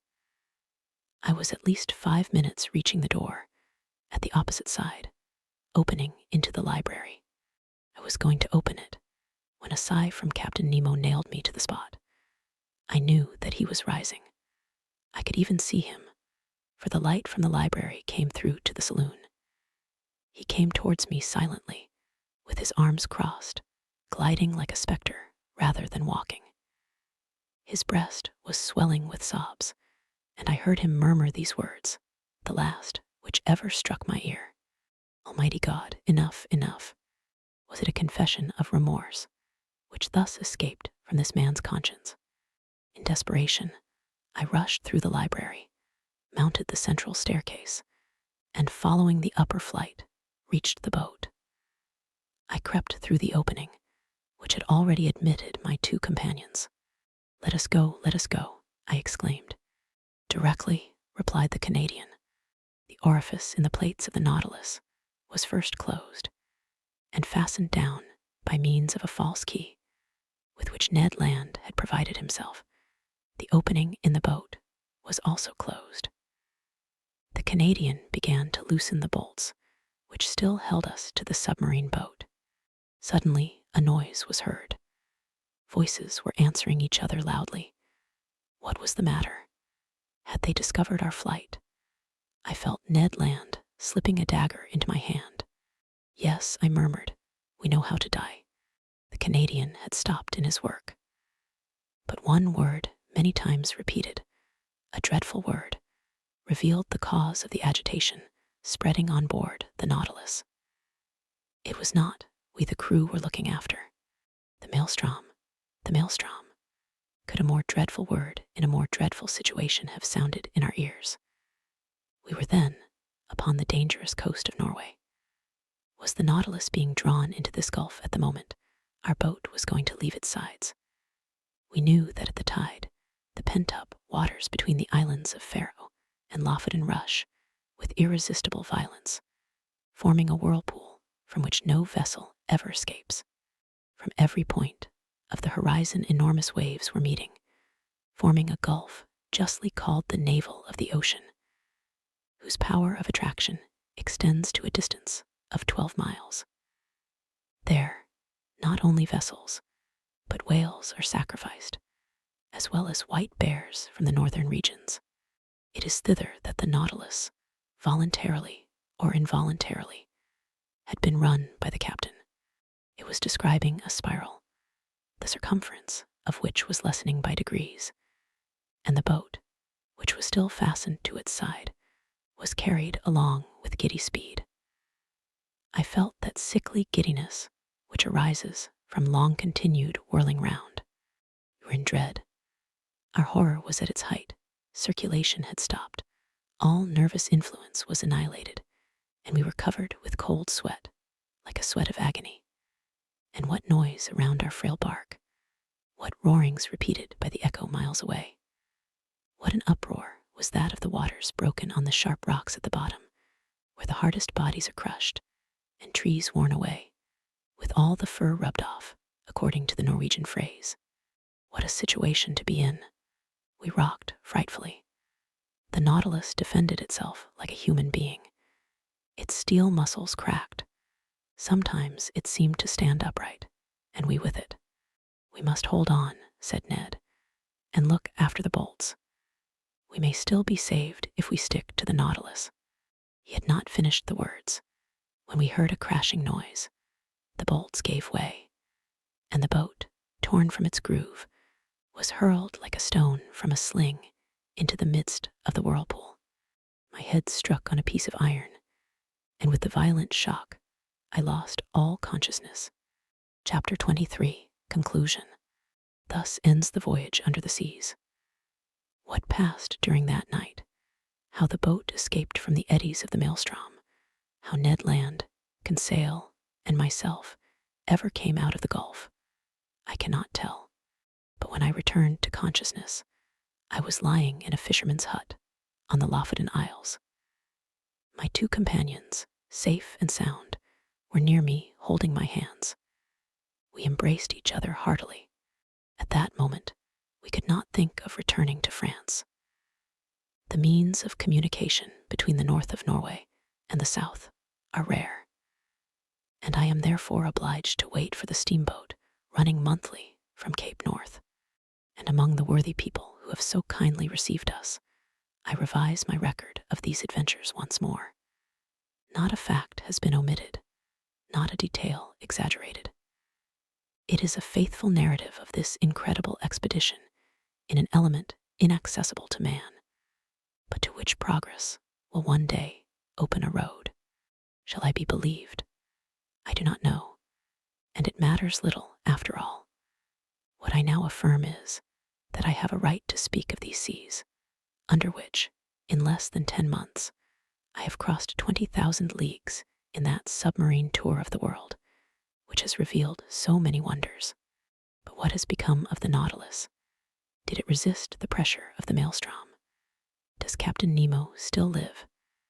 And does he still follow under the ocean those frightful retaliations? Or did he stop after the last hecatomb?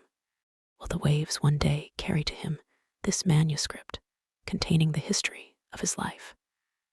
Shall I ever know the name of this man? Will the missing vessel tell us by its nationality that of Captain Nemo? I hope so.